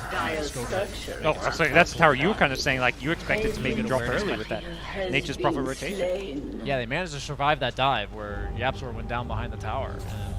And that's really important. When you have a hero like Sven against Ursa, very invasive carry, you need to protect your early towers. We saw what happened last game with T1 where the game was pretty even, and when they just lost their towers, eventually they got ran over. Out efficiency on that. Oh, but Hector. Yeah, he's just doing his thing, farming the jungle, but gets caught out with the Observer Ward and chased down. I believe that was the Shrine Ward scouting him out. They used that to hunt him down. This feels good to be this luck. Getting poked at will be fine. This just feels so bad as Sven, where the opponent can walk in and you don't know if they're ganking you or not. The thing about Darkseer and Earthshaker is they could just be farming a stack together with Ion Shell, and you just never know. And you don't want to like stop hitting creeps on Sven, you know, like maybe they'll come, but you kind of have to sometimes. Hector, he's probably just going to retreat to triangle them as he misses the stack. Stinger, man. Oh, Radiant's top tower is under attack. Pops a God Strength, so he'll use that to clear through all those waves here. Is that back at top? Puppy. Oh, he's found the Curry. Says, forget Schofield. I want that Curry, and I want to start poking at this tier 1 tower. For a bottom, Whisper trying to pressure the tower himself. Timbersaw is particularly fast. Deals with the creep wave, doesn't get too low. You can tell Schofield's scared of the towers. Look at his skill. He's got a 2-2-0 skill build as opposed to standard max tag. His job is to clear waves as best he can, defend his towers, peel waves off. Very fast now. I don't think I've ever seen the skill builds. And going Veil. Interesting. Makes sense this game. What gets caught by a vacuum, but there's no follow-up. So he's trying bottom, but he's just... Yep. And it seems like for Beast Coast, they're just trying to delay it as much as possible. It will finally now go down, but keeping it up for a decent amount of time, it still feels like. Uh-oh. Well, gets out of there, okay. That was the Dream Call committed. On Radiant side, you're happy to trade with sides like this when you have Ursa, because you're just going to take Roach the second Beast Coast puts 3 to 4 heroes bottom. And so Beast Coast is going to have to constantly be aware of that. I put that in the hands of Chris Luck. Misha, double damage Void Spirit. Can he get the solo kill here? Chris Luck gets him low. There's no more Astral Steps, so he's going to be a little bit careful. It's a good space. Has got the Dissimulate still to maybe try and use that one to escape. Doesn't go to the high ground though, stays on the low ground. Gets caught by a Fisher here. I think he was trying to catch him by surprise and juke into the trees maybe. But Secret didn't fall for him. Mask of Madness, this is why he seemingly built it. He's only level 7. Treant's Puppy microing them one at a time so he doesn't trigger the clap. This is big brain Puppy stuff. They scouted out. Yeah, He has Snowball. Okay. Wait to finish him. Nice. Fissure just, yeah, if he went in there, the Fissure was waiting for him. Look at that Sprout. That was a perfect Sprout. This is become one of Puppy's best heroes with Schofield now in all sorts of trouble. There's a God Strength being popped somewhere. Chases on Schofield, does manage to get himself out of there. I believe they were pressuring this T1 mid tower, but Nisha shows up, and with the threat of the Dream Call, they've got to be a little bit careful here. After getting very low, he's got this Aegis, but he may just lose if he's not careful here. Does end up going down. Great play from Whisper. Gets caught by the Fissure here. The follow-up from Nisha is there with the Dream Call. Catches out 2. I don't think they've got the damage to kill this Timbersaw. This is decent for Beast Coast. A lot of spells being forced from the Team Secret side, and they are holding their own, breaking the Aegis right after it gets picked up. This is a level 9 offlane Timber to the level 7 Ursa. It was picked in response to the Timber. Yeah. I wonder what's really happening on the game. I guess he felt the need to move up with his team early because he got booted out of lane. And that's showing. He's level 7 to the level 10 of Hector. Does not feel good at all. You highlighted Schofield. I feel like he's just played such a smart game with how he secured the Timbers lane and since then just kept towers alive. Puppy does a nice sprout to get out of the ice shard, but it still goes down tall. I remember during their run for 8th place, yep. Schofield was one of my favorite players to watch. The word I use for him is because he's so I hear Secret, you know your game plan. It's early and skill move. You know, what? And it's unorthodox. Like, usually there's standard plays. Okay, the enemy form just play this hero. Usually will do plan A, and if that doesn't work, they go to plan B. He's just doing like, he's on plan X. Yeah, all kinds of wonky stuff. It totally makes sense though. That's the beauty of it. Whenever people innovate, and then you just see it come into fruition in the way they play the game. It's really cool to watch. It's such an understanding of their role. Part of the reason that Hector has become so famous for being the fast farmer that he is that the rest of his team has gone through rigorous training of how to take care of the map 4v5. Yeah. Schofield putting on a clinic for you here. Matu gets the enrage off before the stun comes in, but the Ice Shot's block is there. Schofield holding onto the Walrus Punch will hit Matu. Snowball follow-up as well, and Matu is going to go down. Great kill for Bisco. Don't let him bait you. I have been baited by Schofield myself way too many times. And this is the first time I think I've ever seen a Tusk go first item fail. I believe I have never seen it. And it's quite cool, because they kind of have damage issues. Schofield continuing to poke the bear that is Team Secret, but right now they're not quite looking like a bear with how Beast Coast is having their way. Schofield will finally go down, but Puppy dies mid. That was Whisper getting a solo kill. Had the Yule Scepter and I guess making a nice little play there as he's now on the run, being chased down a little bit. I don't think Matu can yet do this on his own. Just be a little bit careful. I really like the first item Yules. Most Timbers just default to Hood. Against a lot of magic damage, they have Puck, Darkseer, Earthshaker. It's not like they're lacking. But against the Ursa, I highlighted the need of Yules in the draft. And against the Darkseer as well. And he's immediately queued it up, knowing it's more important to dodge the damage than it is to, like, soak it. Nice body tramp blocked from Puppy. Just a silencer kill, though. But, yeah, his whole build, he's anti-Ursa. He's got the Halberd queued up second. We'll see if he does ultimately end up buying it, but he's making his entire game about negating what Matu can do in his Ursa. Yeah, the Sven-Ursa matchup, if they could like ignore each other, Sven would benefit.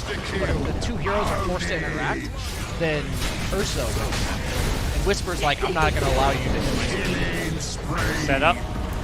The pull, and they're going to bring down the puck with help of the Global Silence. Snowball in, looking for more. They get the punch, they get the... Oh, no! Yes! Oh my... I mean, we did say if there's a vacuum. They were just about to get that like last right click to kill him, and the vacuum interrupted it. Holy cow. Ooh. You can like feel that from the monitor, you know? Yeah. That's the heartbreaking one for Beast Coast. If you're a Secret, you're thinking, hell yeah, that went perfectly. This just reminds me in your pubs where you're like the mid lane and you're struggling, you're dead. Here it is. And here's your team. He looked so dead until that vacuum came in. That's a highlight for the entire tournament right there. That is... Whew. Nisha says, I've now been killed by Chris Luck 3 times. Carry me. As Yapsor and Zai proceed to put the entire team on their back. Yeah. The Team Secret team fight. Zai, he's 4-0-6, being in 10 of these 11 kills on a Darkseer. That's not a hero you necessarily expect that. And then you've got Yapsor in all 11 of these kills, 2, 2, and 9. Something's got to blink. Yeah. I'm dead. And that was indeed Beast Coast. They were dead. But and it's the Team Secret line. Yeah. Oh. Observer Ward going to find Schofield, just going for a D-Ward there, but now he knows exactly what's going on. Secret pulling ahead, 3K gold lead. What the hell? We were just talking up Beast Coast and how they seemed in control, and then suddenly one vacuum, and that's just not the case anymore. Yeah. They both have halberds. I don't know how I feel about the double halberd. If you're Timbersaw, I don't want to say he's like ruining his own game, but he's inconveniencing his own game in order to make your game easier. I don't know how I feel about also doing it yourself, because Sven doesn't mind halberd. It's a strength item that he benefits from the damage, but you don't want to buy halberd. A beat solo kill by Whisper. It's a bit of a deja vu here. The Dream Call is there, looking to catch him on the retreat. He still may be able to get his way out of this one. Doesn't manage to Timber Chain to the high ground here. Whisper Doesn't want to go through the wall until he's got the Timber Chain. That's easy farm. You can Timber Chain through that infinitely for that 5 gold. Still being chased a little bit here. He's just going to go into the enemy base and TP out. Of course. Love it. It feels good to be this good. And Schofield again caught trying to D-ward, I think. The same ward twice. He's committed to the D-ward job. I said he's pesky. He might also be insane because he has tried the exact same thing multiple times and it has not worked any of those times. It's the space for K1. I mean, it's like a bit of those like, oh, we can joke about like, oh, you know, he shouldn't die twice in the same ward, but it's like he finds out where they are and K1 is free farming elsewhere on the map. You know, if you're in a pub and I was the Tusk and my teammates flamed me, my response would be to ping the Sven's items. Yeah. Like my Sven has all these items because I'm up here dying. Yep. That's almost the natural response here. 3k gold ahead of the Ursa almost. He's put himself and his team in a position to, you know, go into the late game and win this game. The BKB time is going to be important because what happened last team fight? You say Sven, yeah, he needs a BKB. Desperately. Yes. Schofield, 3rd time's the charm. Coming back into that same area does stay. Run it back. Let's go. Near that observer vision, perhaps he knows exactly the range of it. Feels like he's just on the edge of it. Like, okay, there's a ward there. Let's just stay right at the edge. And he's the ogre for his team. You know, he's just gang tank extraordinaire. Just confirming they are still there, guys. Field report. Meanwhile, what's happening here? Puppy. Oh, he blocked the Ancients. Okay. Smart from Puppy. His TP's in, puts a sentry down to block that Ancients camp. Recognizing, you know, if this game slows down, even they'll de-ward it probably eventually, but even if it just stops it spawning once, it kind of pays for itself. More than pays for itself. That's Ancient camps are what? 170, 80, 180 gold. So and it's very convenient for Nature's Prophet. He didn't have to walk there. He got to take the express route. He has the axe. I thought he still had to work on it. Makes it rude. Okay, let's blow something up. That can be pretty pesky. For heroes like Sven, absolutely. You don't want to have to pop BKB for that. He's never building a Manta. I guess Satanic later. They did add the Dispel to Satanic. He'll almost certainly be building that.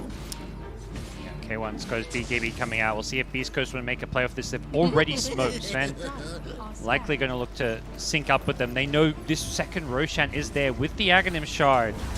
That's huge for Ursa because he does not want to spend 1,400 gold on that. But it's one of the best shards.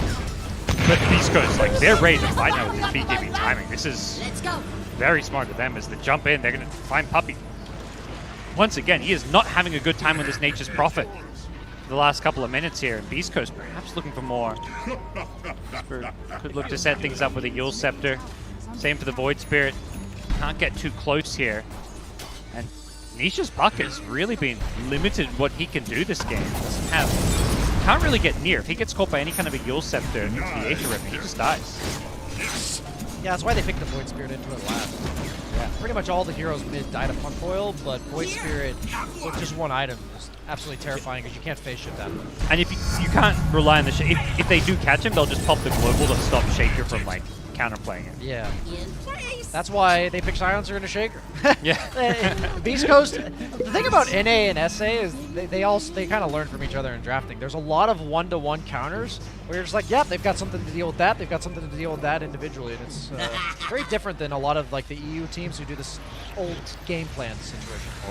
You don't have to global for the Shaker. If you catch the Shaker, get it with the Yules here. Nisha does find a support kill on the backlines. Chris Lusk is fishing. He's got the Yule Scepter. He just needs to catch Nisha, and Nisha knows that. Global Silence is there with the Snowball. They say, we've got the Remnant to follow up, and they'll burst him, blow him up. Nice buyback into the Global there, just to guarantee the kill. Yeah, one of the most useful buyback supports because you have to fight. And I think Nisha would have gotten away there, right? He would have been able to dodge the Snowball with phase shift into Orb, and he couldn't because of that. Right, could be in some trouble here, but Chris Luck doesn't want to push his luck. Once you secure this Roshan, they know they got the Ursa down kind of low. He's on half health, so can't easily come back in this fight. But with the Shaker respawning, Schofield's just standing there like he's AFK, securing this Roshan. I love it. The tactical feats continue. And securing an Aegis and Shard for your team, hell yeah. And this is how, as a spectator, we hopefully can convince you guys that deaths do not tell us how well somebody played. death you were hoping for. Now that death, on the other hand, is more detrimental, I believe, than every death of Schofield combined. Yeah. As I don't think he was ever supposed to die there. Yeah, I agree. Without Coil. Stop looking. Yeah, they're not. Without Coil, they didn't use Echo Slam. That's definitely just a overconfidence play. It's not the end of the world because K1's still farming, but now it's allowing Secret to just invade like they are. Which, when you have the Aegis on Beast Coast and a Sven that's looking like this. Big one in though. The Sven comes in with a BKB. The Sprout! Oh, the defensive Sprout. But now they come out of it. The counterplay's there with a nice Fissure blocking up the Sven, going to force him back. The Timber Chain's out of there though. But they can just cut their losses at a Tusk. I imagine they'll be okay with this, but they really want to fight that one with the BKB.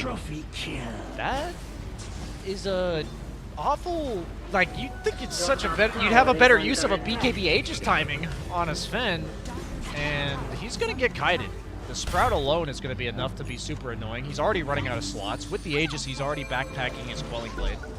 And once he gets the Shard on Nature's Prophet, which he now has, because he went Treads, if he does Quelling Blade a tree, he's going to be stuck anyway because it spawns the treants on top of the tree that he cut down. Like a tree.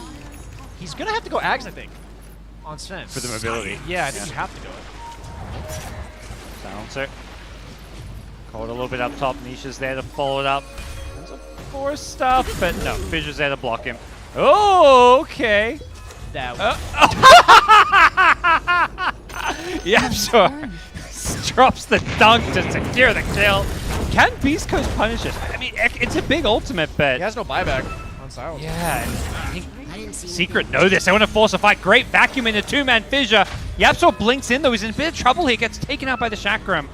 They do get the support for it, but Secret probably not going to feel like this one's worth it as they lose Zai as well. Chase is on. Doesn't look like they'll get anything more just yet. Puppy's pretty far away unless they fish him out. See that Timbersaw's level 20? What the hell? I guess he's Getting just out been of a part of control. crucial kills this game.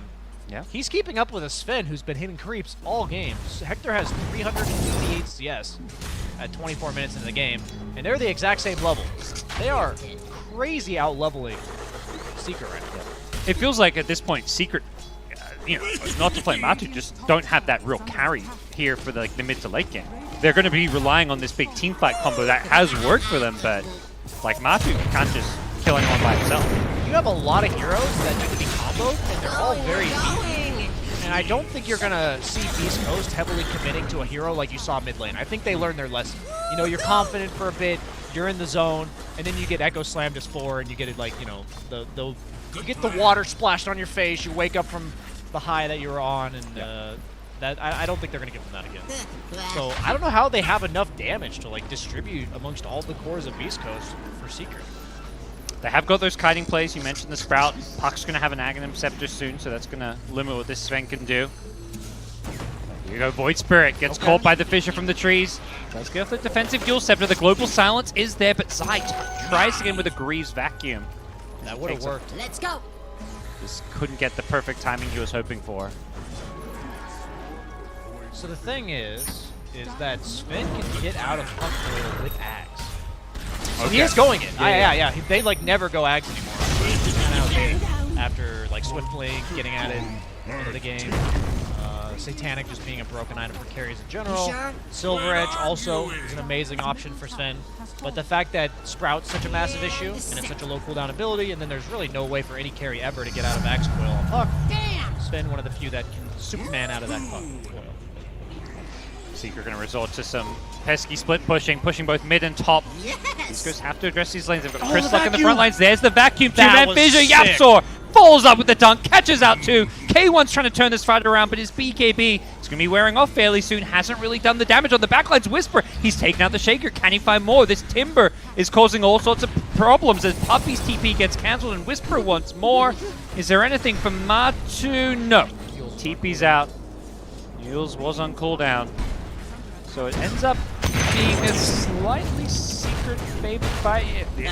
12 gold. XP going, I mean, pretty much an even fight in the end. You knew that down to the penny. You were like, that was a Secret favorite. Yep, 12 gold. But then I saw the XP and I was like, what's more valuable, the XP or the gold? Is it 12 gold or 60 experience? You know, we could take a poll on that one. But yeah, I don't know. Like Secret, they executed that fight pretty insanely high level. Like, that was a coil, vacuuming them out of the coil into an Echo Slam. I think we can take a look at here. And it's still an even trade.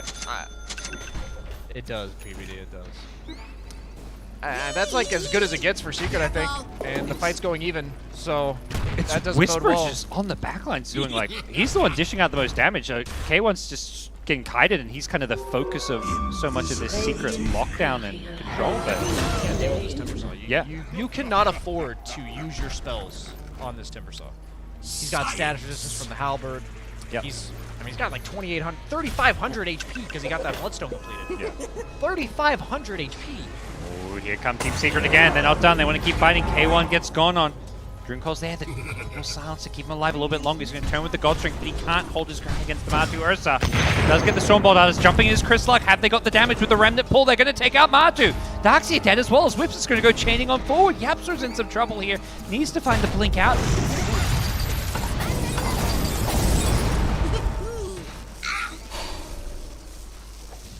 Coast win another fight, getting 3 kills for 1.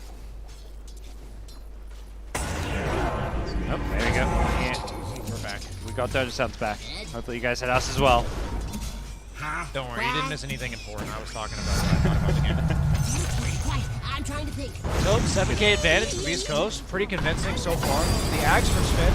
The problem with this Ags on Puck is I think you're allowing K1 to buy an item that's like addressing everything. Like, it addresses everything you have, and you're committing more gold to this everything. Meaning that his everything, or his item that he's buying, is effectively negating your 4,200 gold and giving him what he probably needed anyways. So I think this is a bit of an oversight by Nishi. Maybe he doesn't know how that works. Maybe he thinks they need it anyways. Not 100% sure. It feels like they just thought, like, if they, limit what Sven can do in these fights, don't let him carry the game, things will be fine. But it's Whisper every single fight. This Sven has only, been in 8 of these 19 kills. He's not doing a lot of damage in these fights, but he's soaking up all these spells, all these disables, the sprouts, he's just putting his body on the line to allow Whisper to just have a free game. And Whisper, Bloodstone, 17 charges, about to have an Aghanim Scepter as well. His damage output is insane. He's getting close to that 25 to some extent as well. If you saw a support's inventory, Tranquil's male, how many guesses would you have to take to get to these classes? If somebody said, what support is this? I think it would take me at least 50. I do not think that is a build I have ever seen before. We're going. Another, you'll still also just make this Ursus game that much more difficult. When we speak of it feels like both carries on both teams are just unable to dish out reliable damage in these fights, and it's the supporting cast where Beast Coast have had an edge. I would much rather have a Timbersaw if my issue is damage. Yeah. Right, compared to a Darkseer. Because Darkseer enables his other heroes to do more damage. And in this case, usually you see it being Iron Soul Surge, making the carry do more. But it's more so just the vacuum for the oil as well as the Echo Slam, which is a flat amount of damage compared to the right click of carries as you scale later in the game. As Timbersaw has 3,600 HP, I don't think that coil break combo is going to be enough to actually kill him. Timber deforesting the top side of the map here, finds Zai, still has the Yule Scepter. That's the Yules. And Zai can't really TP out, there's just too much damage. Man. Just gets annihilated. 18 charges now, and about to hit level 25. He was like at level, when I said he's almost 25, I didn't feel like I was being that serious, but getting that solo kill there, he's actually about to hit 25. The Timber Chain range, for sure. I don't think the Whirling Death Attribute Reduction does anything. Yeah, they don't have that blood strength heroes, so.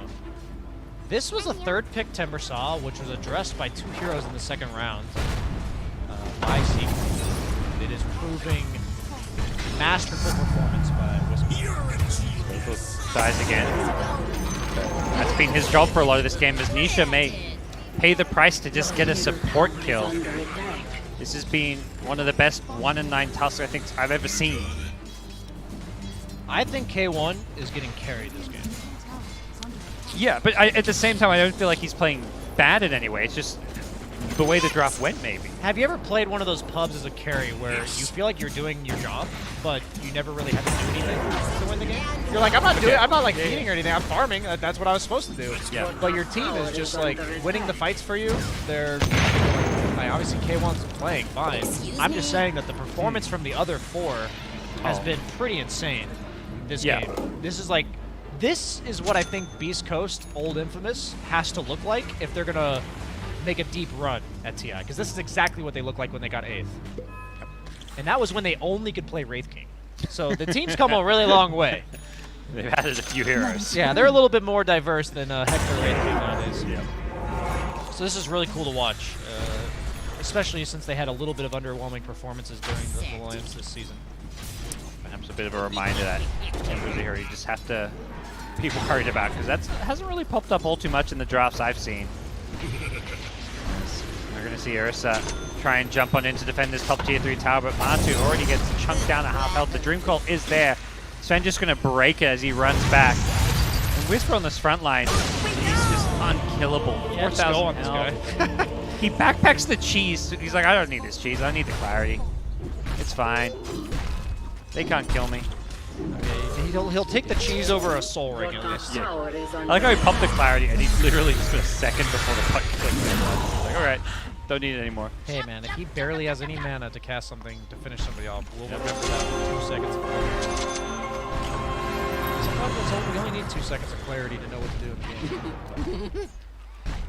That blast rig, by the way, is OP here. I feel like the only way he's gonna die is to get hit by Ursa 8 times in a row in a matter of 2 seconds. It feels good. And that's exactly what this item prevents. I always thought that neutral item was particularly brutal for certain heroes to deal with, and Ursa would have to enrage to remove it, which I feel like there's a lot of other things you're worried about enraging. Matu gonna have to just play that sacrificial frontline role, try and set up that big team fight for the Darkseer Earthshaker. That's the last hope for Team Secret, but he's dying in the process. Gets healed up by the Greaves. There's the vacuum. The follow-up isn't there. The silence. They get Yapsor before he can blink. He gets picked off. No buyback, and Beast Coast have found the opening they were looking for. Man. As they just go diving in and looking for more. They get the remnant pull onto the puck. That's 4 dead. It's about to be 5. It's about to be GG, I gotta imagine. Secret getting bested by the top South American team. They won Season 1, got second in Season 2, and Beast Coast, they're not here to mess around. They're looking like they've just secured Game 1 against Team Secret. This is my first pleasant surprise of day 1. I'm not shocked. I think Beast Coast is a solid team, but so far it's been a lot of 2-0s in favor of the team that you would think would win if you had to choose one. And Beast Coast put on a clinic. Yep. I think the only thing they're missing is a cape for Sven, like for proper roleplay. I think they've got everything else needed to have a clean performance. They're just chaotic, even when they're winning. You know, like what other team do you see winning and you see a Tusk randomly feeding under the same board 3 or 4 times? Because it's not random. No. But it looks like it is. It's a little similar to what we saw, like, Ice on his Lycan dying in the top lane last game, where it's like, okay, he gets picked off alone, and it kind of looks like he's, you know, quote-unquote feeding, but there is a bigger picture that Beast Coast is seeing. Red and circuses. All smoke and mirrors. Secret, it's TI, of course. You don't GG out. A 30k gold lead Mega Creeps, they're going to play it out. We've seen, I think it was last TI where there was like 5 Mega Creeps come back, and before that there'd only been like 1 or 2 in all the TIs combined. I don't think Ursa was in any of those. Probably not. Doesn't seem like the type of hero. But here we go, Vacuum, where's the follow-up? They need it, and it's just not going to be coming in time. They're getting the Void Spirit low, but even he's going to find his way out of this one as there's the Global Silence. The Walrus Punch to follow it up, and this is looking all over as Matu does manage to bring down 1 or 2 with him. The Void Spirit did end up going down here, but what's the answer for this Timber Sword? 27 Bloodstone charges. Whisper has a Hex now. He solo kills Matu in the fountain. He is just out of control. He's the highest level in the game. They have killed 3 though. It is 2 Beast Coast heroes versus 3 here, but it's the 2 you'd want to see. As yes, the Whisper Timber. Whisper can die. Yeah, he's in the fountain. He's not really dying. Maybe if he stays in the fountain. Give him like 7 more seconds in the fountain. I think he'll go down. Jeez, Rampage. It does feel good to see someone this good, Whisper, as he forces the GG and Beast Coast get themselves a 1-0 lead. Man, oh man. The inner monologue of K1 during the end of that game was, "I'm helping," as he's hitting the throne. Yeah. That last fight did more than the previous fights. I'm just giving it crap, right? Yes. That was a pleasure to watch. East Coast, one of the funnest teams when they are. That was, I mean, it's the Whisper show for sure.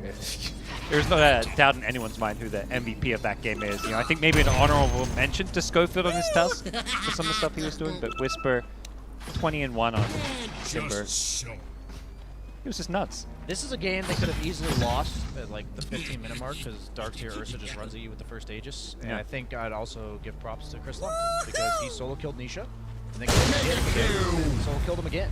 And I think if that bit of pressure had not been relieved, K1 might not have had enough space. Whisper may have had the need to help the team a bit more, so he would have been able to play his own game. Just a lot of little things that would favor Beast. I don't think it's like a coincidence, you know. You say like a lot of these stars that in line for the game work the way it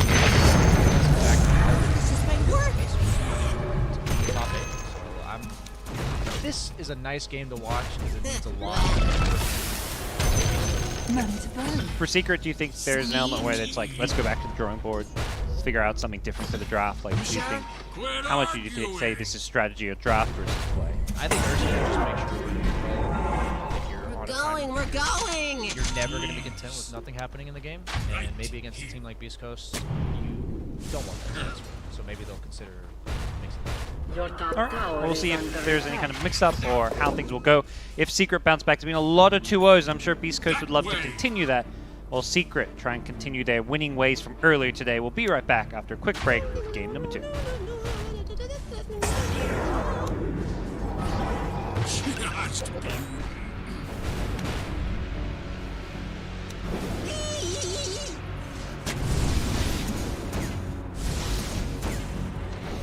What was that? I didn't see anything. Your middle tower is under attack.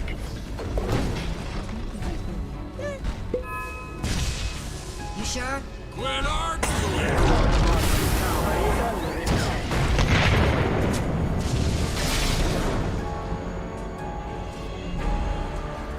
Your bottom tower is under attack. Yes.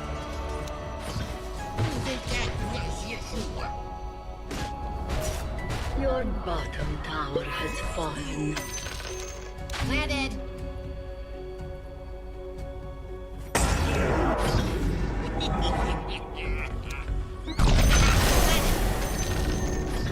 The enemy's top tower has fallen.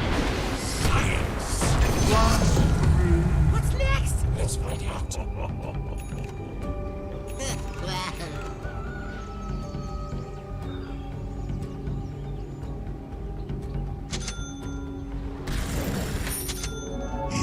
Your middle tower is under attack.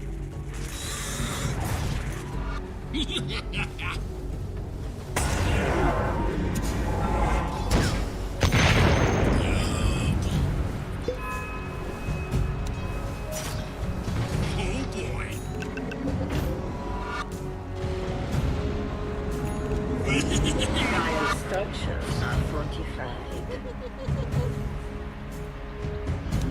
No mana. We put the right fuse on that one. The enemy's middle tower has been denied.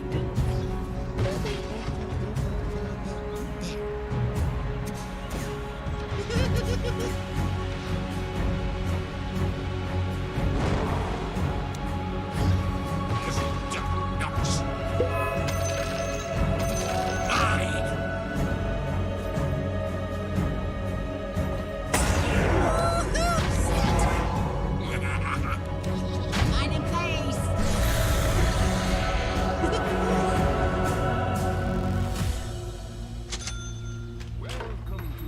Good plan.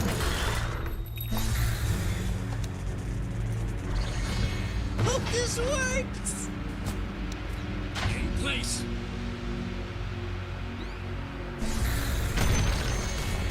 What was that? I didn't see anything. Here goes nothing. Go! Oh!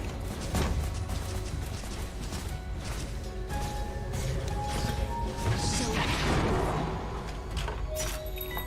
Let's go.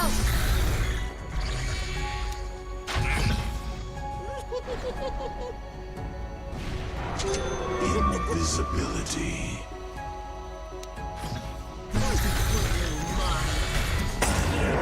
We're going!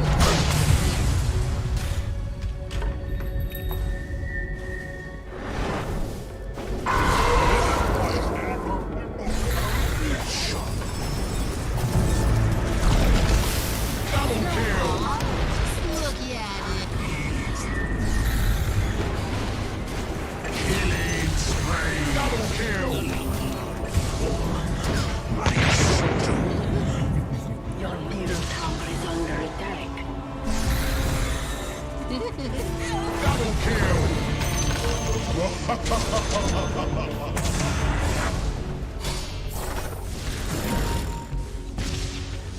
Killing spree! Triple kill! Your top tower is under attack.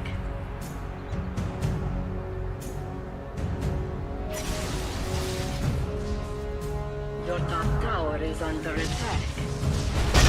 Chaos Dunk!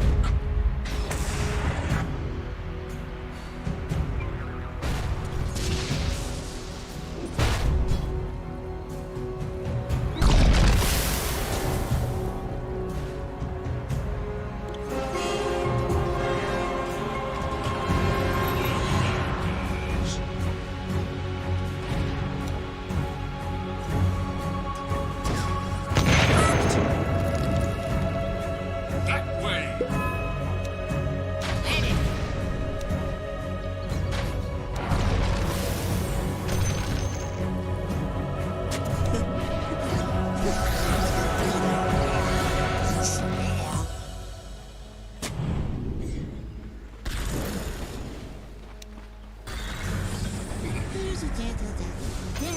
Yes!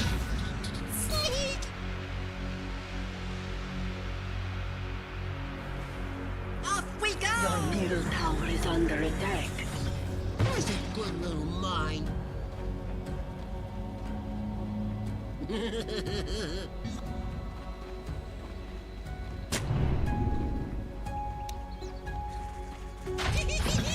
Oh, this is gonna be fun. Here we go.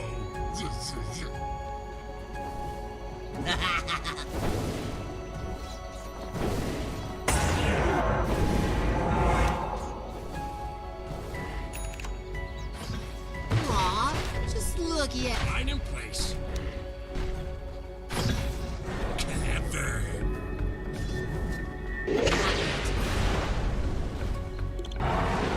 Huh? What?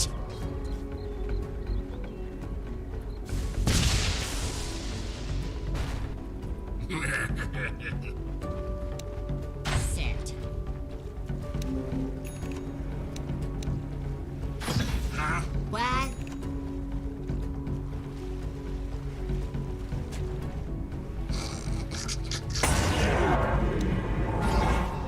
Knows nothing.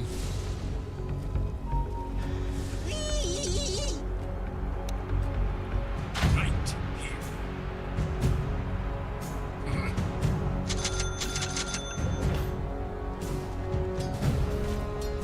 No mana!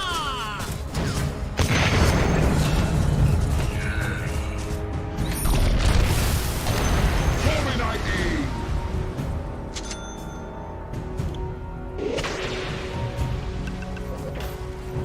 Your bottom tower is under attack. Double kill!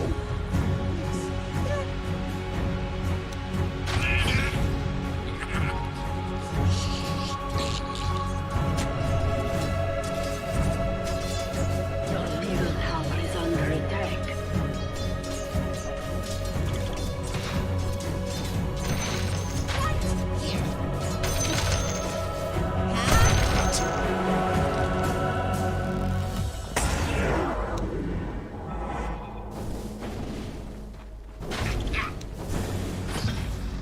Let's go!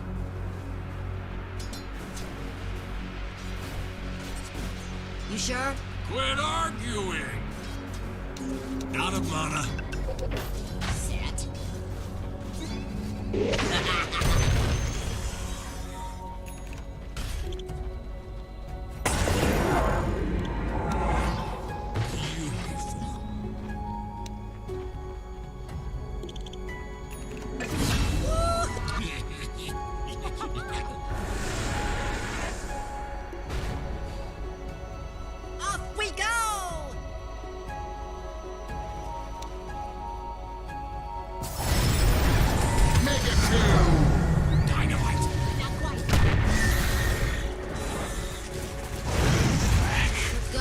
we're going!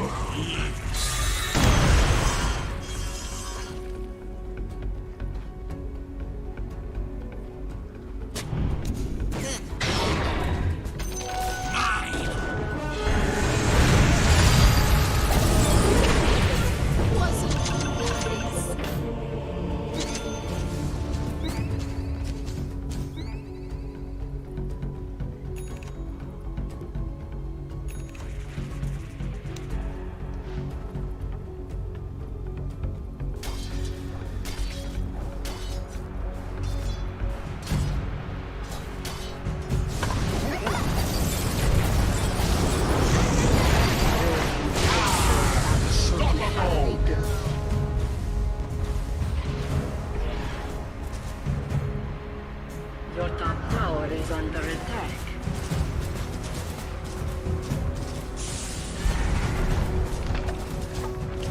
Your top tower is under attack.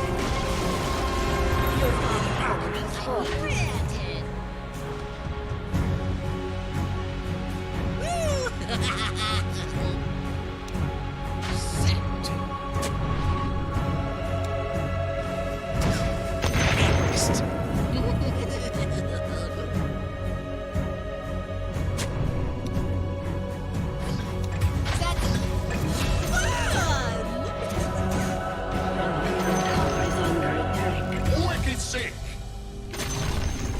Your middle tower has fallen.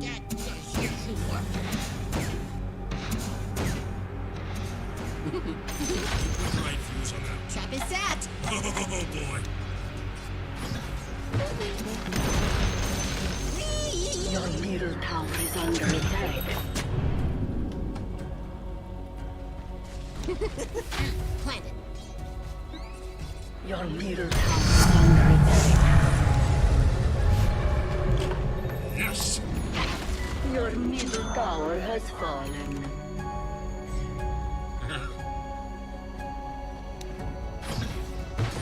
This is gonna be fun! Sneaky!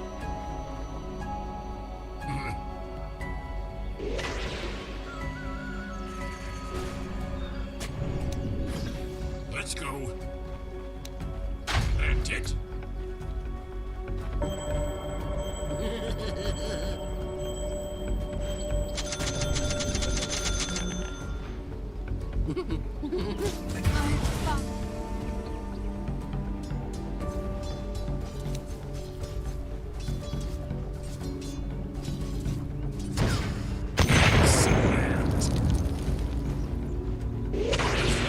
I didn't see anything.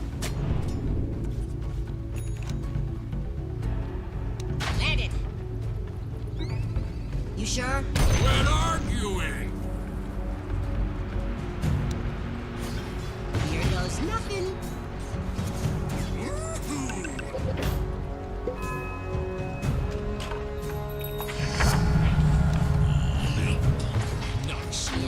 Dire structures are fortified. Let's go! Roshan has fallen to the dark.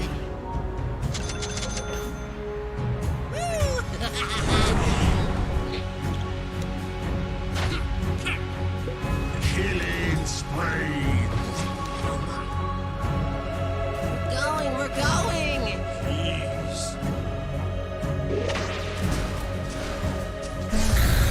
That way.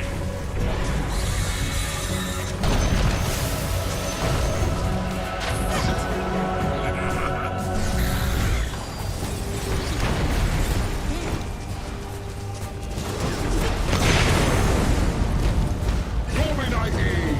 Radiant structures have fortified.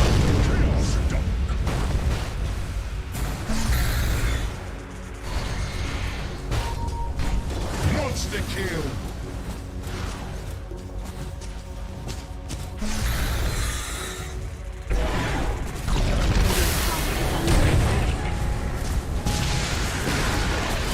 Your middle tower has fallen. Your middle barracks are under attack. Your middle barracks have fallen. Your middle barracks have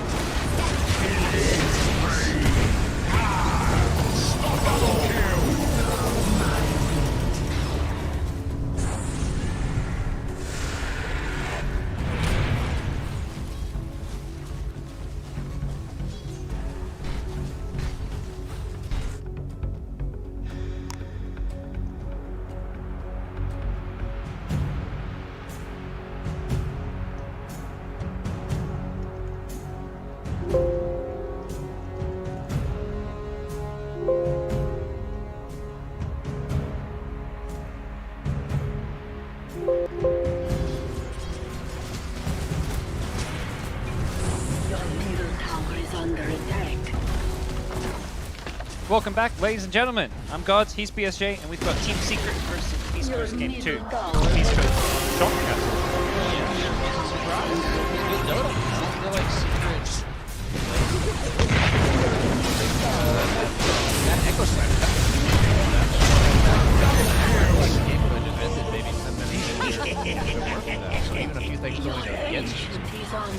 Yeah, and it's kind of almost fitting because in some ways the South American teams, they're always these wildcard teams, but for Team Secret particularly, like they've had a history of sometimes being upset and you know, being caught by surprise. Like going back to like Kiev Major like 3 or 4 years ago, they lost in the first round of the playoffs and got eliminated by a South American team. So Beast Coast kind of continuing that a little bit here. Just group stage, still early days. I want to look this up, but I'm almost certain that Secret was the team that eliminated this TI9. Okay, so forget everything else. Secret doesn't. For whatever reason, I thought about it when you I think said you that they might were be cut right. off the because I remember they gave them Wraith King and they in had like, every a other plan. series. Okay. And then Secret was like, no. Okay. Not giving them Wraith King. I think you might be right. Yeah, I'm just confirming with the bracket because this is something that is incredibly relevant that I promise I'm not trying to be lazy, guys. I just only thought about it because he mentioned that they wouldn't get they would get. Yeah, they were 2-0'd Infamous. 2-0'd, yeah. Yes. Okay. And that was after they had beaten Newbie as well.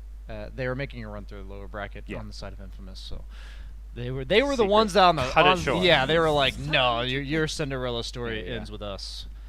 But Mars getting a first round ban. Now I respect that players having their signature heroes, but I don't think Mars is necessarily broken or anything, and I also don't think Whisper is like a one-dimensional player. Yeah. I view him as a very versatile offlane player. So For weird sure. ban. And Shadow Demon first pick? That's something Totally normal, yeah. Totally normal. 5 seconds. Yeah, I actually have no idea what they're going for here. Are they trying to set up like a Luna or a TB or something? Like maybe there's something. Yeah, they wonder if they're saying they feel like Team Secret's gonna pick based on what's left in the pool, and then Shadow Demon's good against it. I have to imagine Weaver's of a strong consideration. It's been getting banned a lot, but they are gonna ignore it, perhaps. Weird that they're picking Earthshaker when there's already a save in the equation. I think maybe Beast Coast predicted that whatever they pick, Team Secret will still snatch up that Shaker. Yeah. So preemptively countering their signature strat, perhaps? Let me see. Let me look at my drafts real quick, because I have Secret's drafts. They've only played 3 games, so there's just so much data to go off of. Yeah. But they had no Earthshakers up until that game, last game. Ooh. So there's the deviation. Venge comes out second. Makes it difficult to save somebody if they are swapped when they get stunned. So that's probably the idea behind it. And I'm curious if Beast Coast will go ahead and snatch up that Illusion Hero. 10 seconds. Even though Earthshaker on paper is like good against Illusion Heroes, I do think TB is still 5 decent because you buy like SNY, BKB, and you aren't necessarily clumped up around your illusions. And then you can reflect the Venge. Yeah, right. That So aura. they might even go for an early pick TB here, but maybe the hero's just not powerful enough. Maybe that's the reasoning. I feel like we're seeing pretty little. There's been 1 or 2 TBs, but not what it quite used to be. Venge does feel like a it's like that to me. This is them saying, okay, the Nature's Prophet didn't quite work. What's another kind of flexible opening 2 pick? Because we've seen the Venge play as a support. It can play in that core role with the Ags build. And to me, this is just a slight kind of tweak in the drafts from Puppy to try and fix things here for game number 2. Yeah, we thought they might have to go back to the drawing board, and this is certainly a hot take, or a different take, I guess you could say, on what their game plan. Last game was very skirmishy based, I guess you could say. Low cooldown, and Venge is more about like long drawn out team fights, damage, minus armor, so we could be seeing like SFs or Slardars or something like that. And they instantly pick the Storm, which to me is okay against Venge, because if she swaps somebody and they barely get out, the Storm can probably go finish them off. But you're also dealing with Shaker, who's a hero who can stun you from long range, setting up for other stuns, such as the Venge, that would normally struggle to connect against the Storm. But definitely a Chris Lux special. He needs a hero that can kind of just go deep. Beast Coast's turn to ban. Like we saw the Void Spirit there. It's crazy how Beast Coast, out of all the teams, they just randomly die on the map. You know, remember when Chris Luck was at the tier 2 top with 4 people collapsing on him? Yeah. And you just wonder how he got there, and then you look and see that the rest of Beast Coast is farming 3 lanes. Vừa là nơi để mình ghi chép cho việc học, vừa là một công cụ giúp mình quản lý được rất nhiều thứ khác, bao gồm cả dự án cá nhân cũng như là cuộc sống nói chung. Nếu bạn muốn tìm hiểu kỹ hơn về ứng dụng này, hãy xem các video giới thiệu Virtus.pro trên YouTube và xem video có tiêu đề quản lý